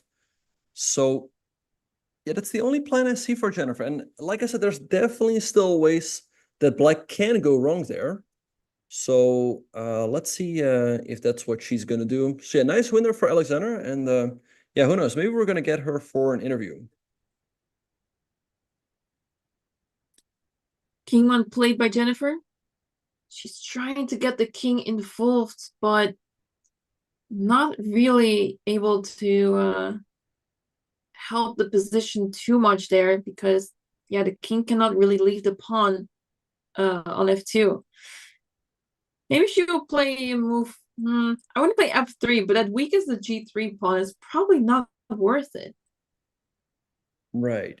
Yeah. Okay, so king e1 has been played. Let's see what Nemo is going to do. She could go g5 here if she wants to. So that should be fine. Again, not easy to make a move and just pass, right? I mean, king f8 doesn't look great. King g7 might allow, let's say, a check and rook a7.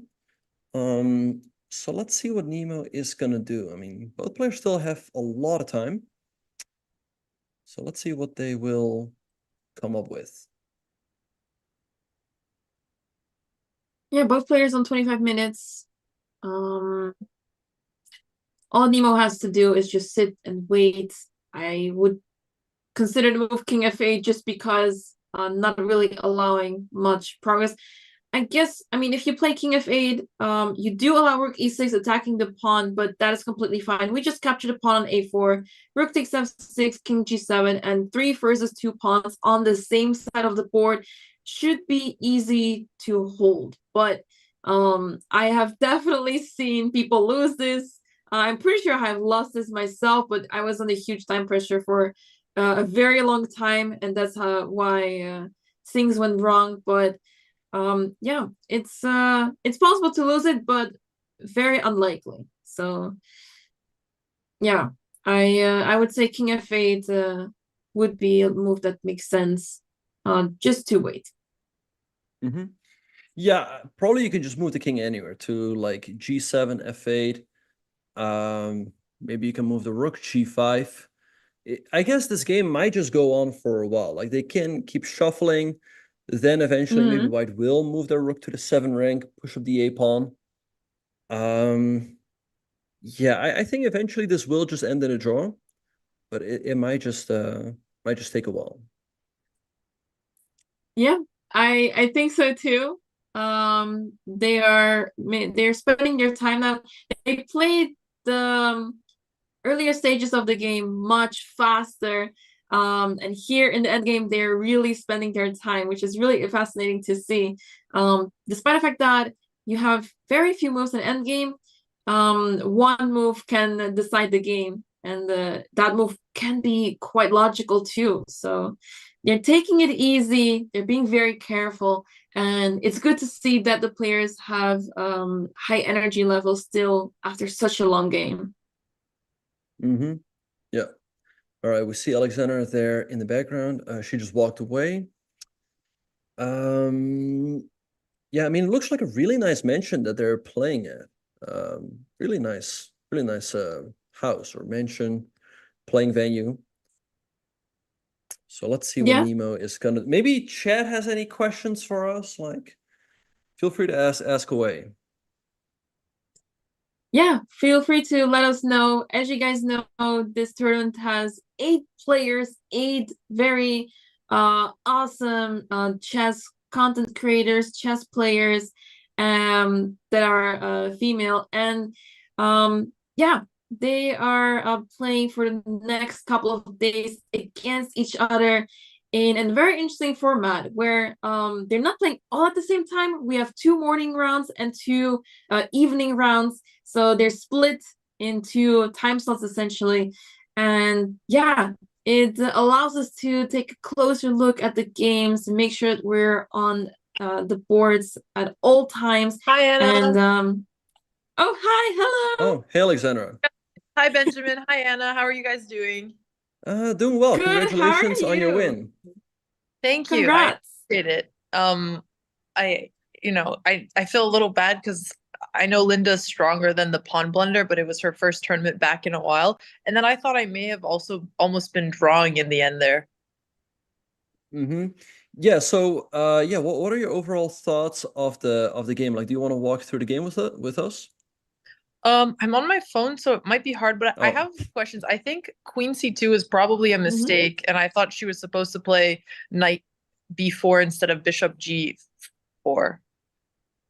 Yeah, Knight B4 was definitely so first of all, yeah, we thought just trade the queens, go into an endgame up a pawn.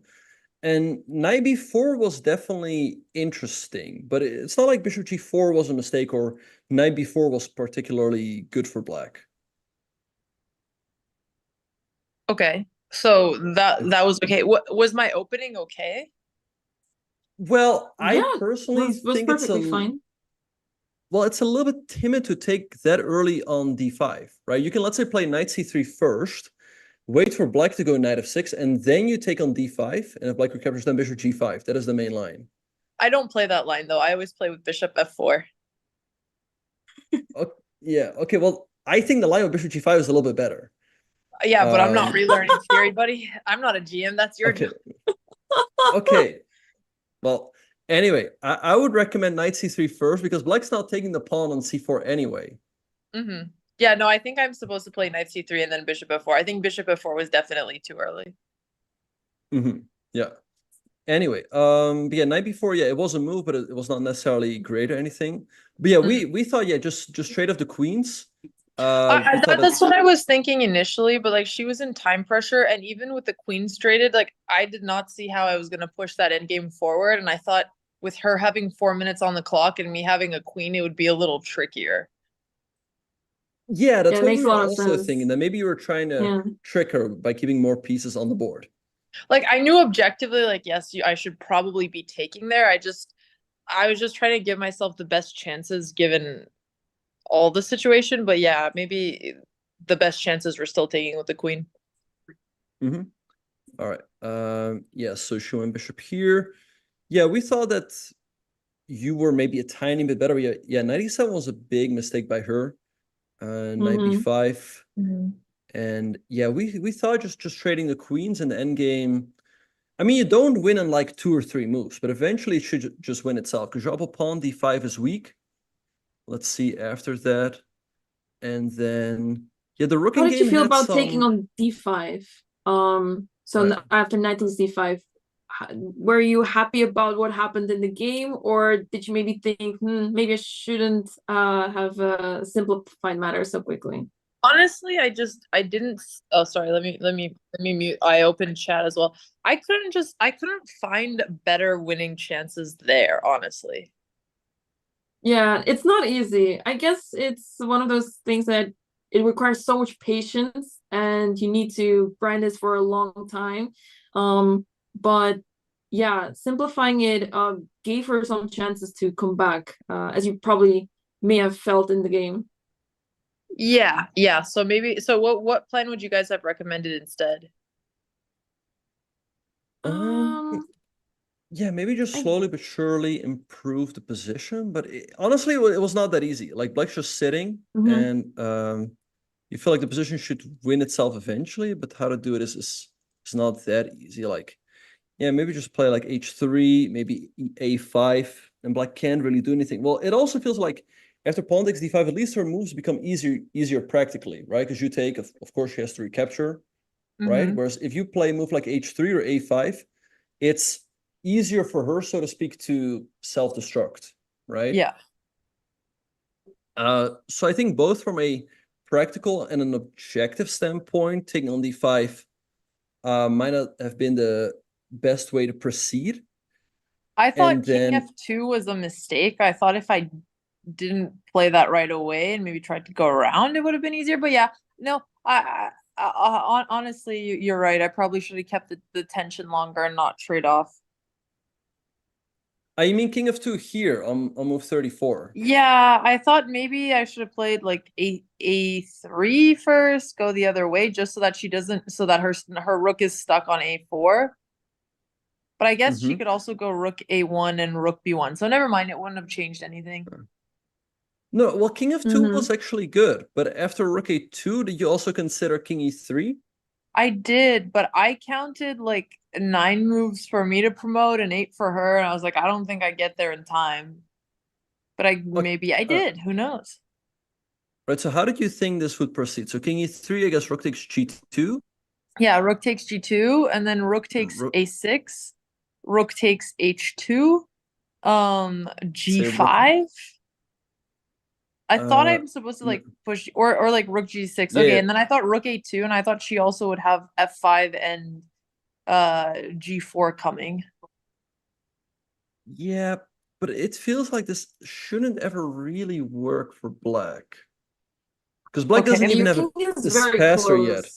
I don't see how it does. I mean, I just counted the moves, and Black was getting there, but I could have been just wrong. So okay, so here let's say f5. Okay, let's say b6. Okay, rook b2. Let's say I go rook a7. Yep, and then g4. Take. F take. And I guess, right, and I guess what you're saying is after b7 there's this, but there's king f4. Yeah. Maybe I missed king f4. Because I was just looking at if we come with the pawns, and I was a little bit worried. Yeah, I mean, if we have king f4, it's winning here. Maybe Black has to slow down a little bit. But I guess if you don't get g5 and then it's just winning. So I guess I just missed king f4 because I saw if I push obviously g7 here, it's just not better. Right, and g3 and Black draws. So yes, yeah, I guess. So this was the line I looked at, and this is why I didn't play it, but I just slipped king f4. Right. Yeah, I guess just the thing is when you do give up these pawns on the king side, it becomes a bit more of a race. And I guess you'll just have to calculate like move by move, right? Yeah. Takeaway here. Yeah. Yeah, your plan of king g3 was not like bad, but it was more like complicating matters because she has some chances to come back, and basically you're fine abandoning those pawns on the king side because you have those two connected pawns. They're so strong. But your plan was also good on the king side, but it's easier for her to consolidate there because she doesn't let go of your pawn on b4. Yeah, no, that's fair. I mean, I just thought king e3 wasn't an option. Obviously, otherwise I wouldn't have played this, and I know it was harder. I just didn't see the win the other way, even though it was my initial idea. But yeah, it makes sense now. I see that I missed it. Right. Yeah, it just feels like optically, like if you look at the position right here, like yes, Black also has a 2-pawn majority on the. Sorry, I spilled water. Oh. 1 second. Okay. Okay. All right, wait. Sorry, 1 second. Okay, we're good. Okay. Yeah, I was just gonna say that optically, it feels like White just has to be winning here, right? Because you have two connected passes that are already pretty far advanced, and yeah, Black doesn't no, even for sure. Like single... I thought it was completely winning, and that was my plan. I think from like even earlier on, I just thought I had missed something and that it wasn't working anymore. And I had to also be so precise, and I felt like my brain was a little slow today, so I think I just got shy from this. But yeah, no, I mean this makes sense. All right, and yeah, to be fair, I think here you found a good plan with King H3. And I was wondering, like, we saw Linda saying something on the camera. Did she offer a draw after King G6? Yes. Okay, yeah, but I think G4 was a nice plan. King f7, King G3. You did all of this very well. She played King G6, I believe. Take. Here she played King f7. But here we were wondering why you decided to take on a6. I just thought it was winning. But the thing is, like, you can always play this later, right? I didn't see having better moves because I thought if I have c5 right now, she has g5, and I don't have king h5. I don't really want to push. Like, my idea is to get f5 in, and I can't do it right now. But then you can also take and go g5. I guess I just found the f5 plan a lot easier. Like, I didn't see a way she was gonna get out of it after, unless I missed something. But I thought I had just calculated it down to a win. Right. But yeah, f5. You can try to play f5 first without taking on a6. Like, you can always take on a6 if you want. Okay, so I think so. If I played but my concern with f5 right now is that she plays g5. You can take en passant there. Yeah, I just thought this looked harder to win than the other version. And I wanted her rook to be on b4 so that I could play king h5 after that move. Right. Again, I'm down to, like, was there any way she could have won after rook takes a6? Like, did I miscalculate something there? Because this was just a very precise thing where I thought that move order, I just could not see how she would defend. Well, she had a rook b1 here. Rook b1, okay, and then after rook a7, king g8, and then king h5, king h7. Wait, there's actually rook h1 made.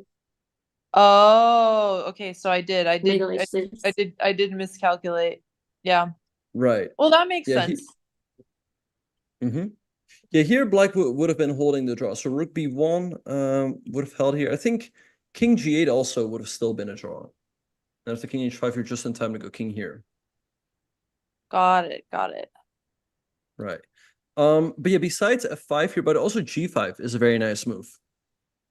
And really the key always is to just bring that king over to the queen side. But yeah, after f5, after takes, the last mistake was g5, king h5, and here it was just over. Right. No, that makes sense. I missed the rook b8 idea. I guess maybe the problem is, like, when you're playing a game and you look at a line and, like, you think you calculated it all, it's very easy to be confident. So I'm, like, trying to think in terms of, like, actual practical advice about how to change things like this. So maybe What rule of thumb would you guys put here? Well, I guess the thing is, like in this position right here, there's still so many moves left for black, right? It's not like black only has, it's not a super force variation where like you have one move, she has one move, you have one move, etc. Right? There's still like so many moves left here.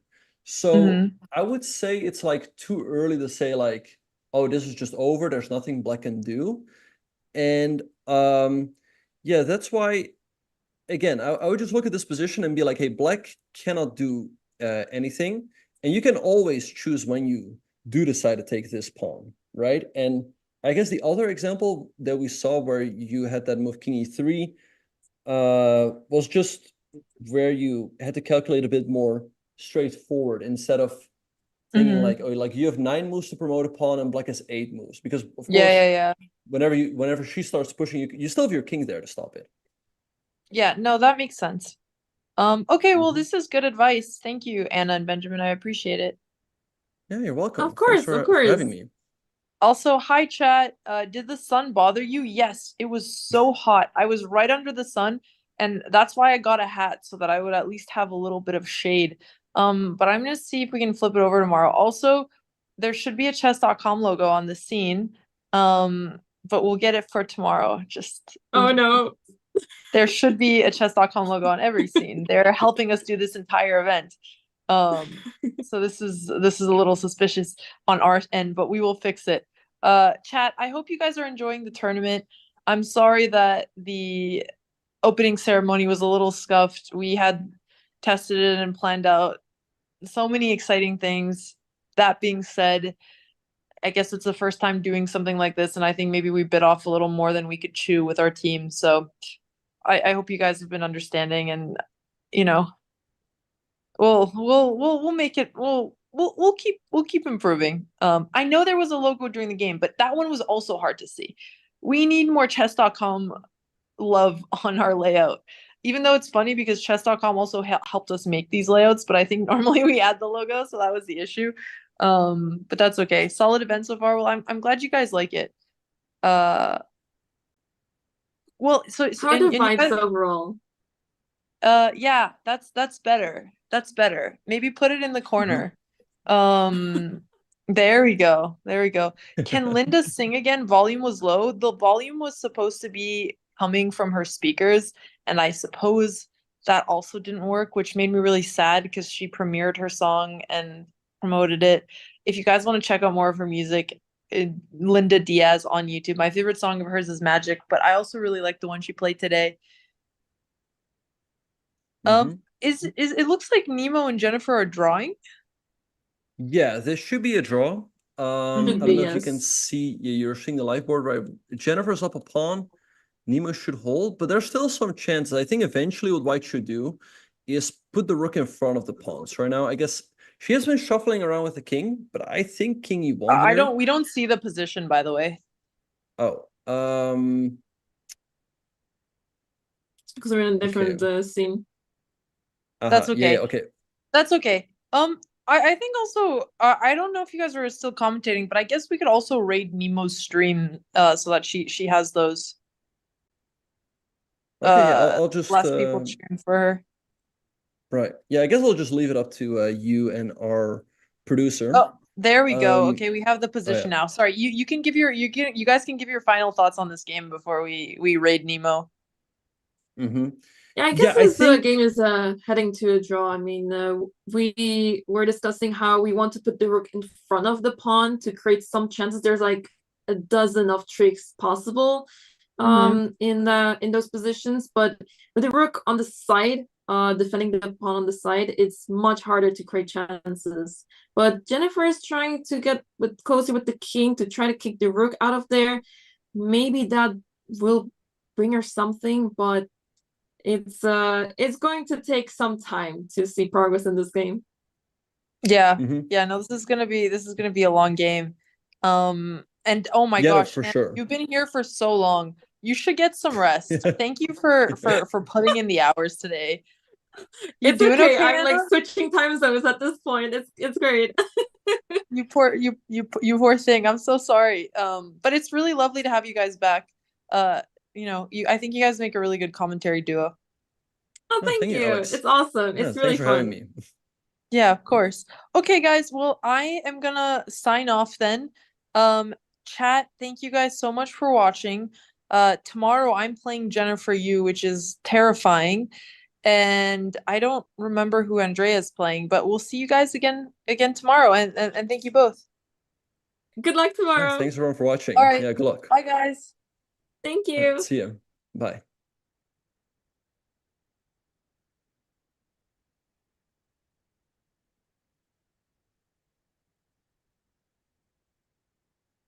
All right, so I guess we're still live, but yeah, I guess we're going to be sent over to Nemo anytime soon. So thanks, Anamaya. Thanks to all of our viewers. It was a lot of fun commentating today. Anamaya, any Thanks, last words? Benjamin. Yes, thanks, Benjamin. Thanks, everyone, for watching. It was a blast. What a first day. What a way to start off this amazing event. I mean, we are being spoiled here as the audience, and the players are fighting so hard until the very last move, and it's just awesome to see. And the first day is off, but we are in for a wild ride for the next couple of days, so stay tuned for the next couple of days, guys. Thanks for watching, and we will be back tomorrow. We'll be back tomorrow for the evening games. Yeah, for sure. So make sure to tune in tomorrow. There's gonna be a morning round, then an evening round. So have a good one at Nemo's channel, and we will see you all tomorrow.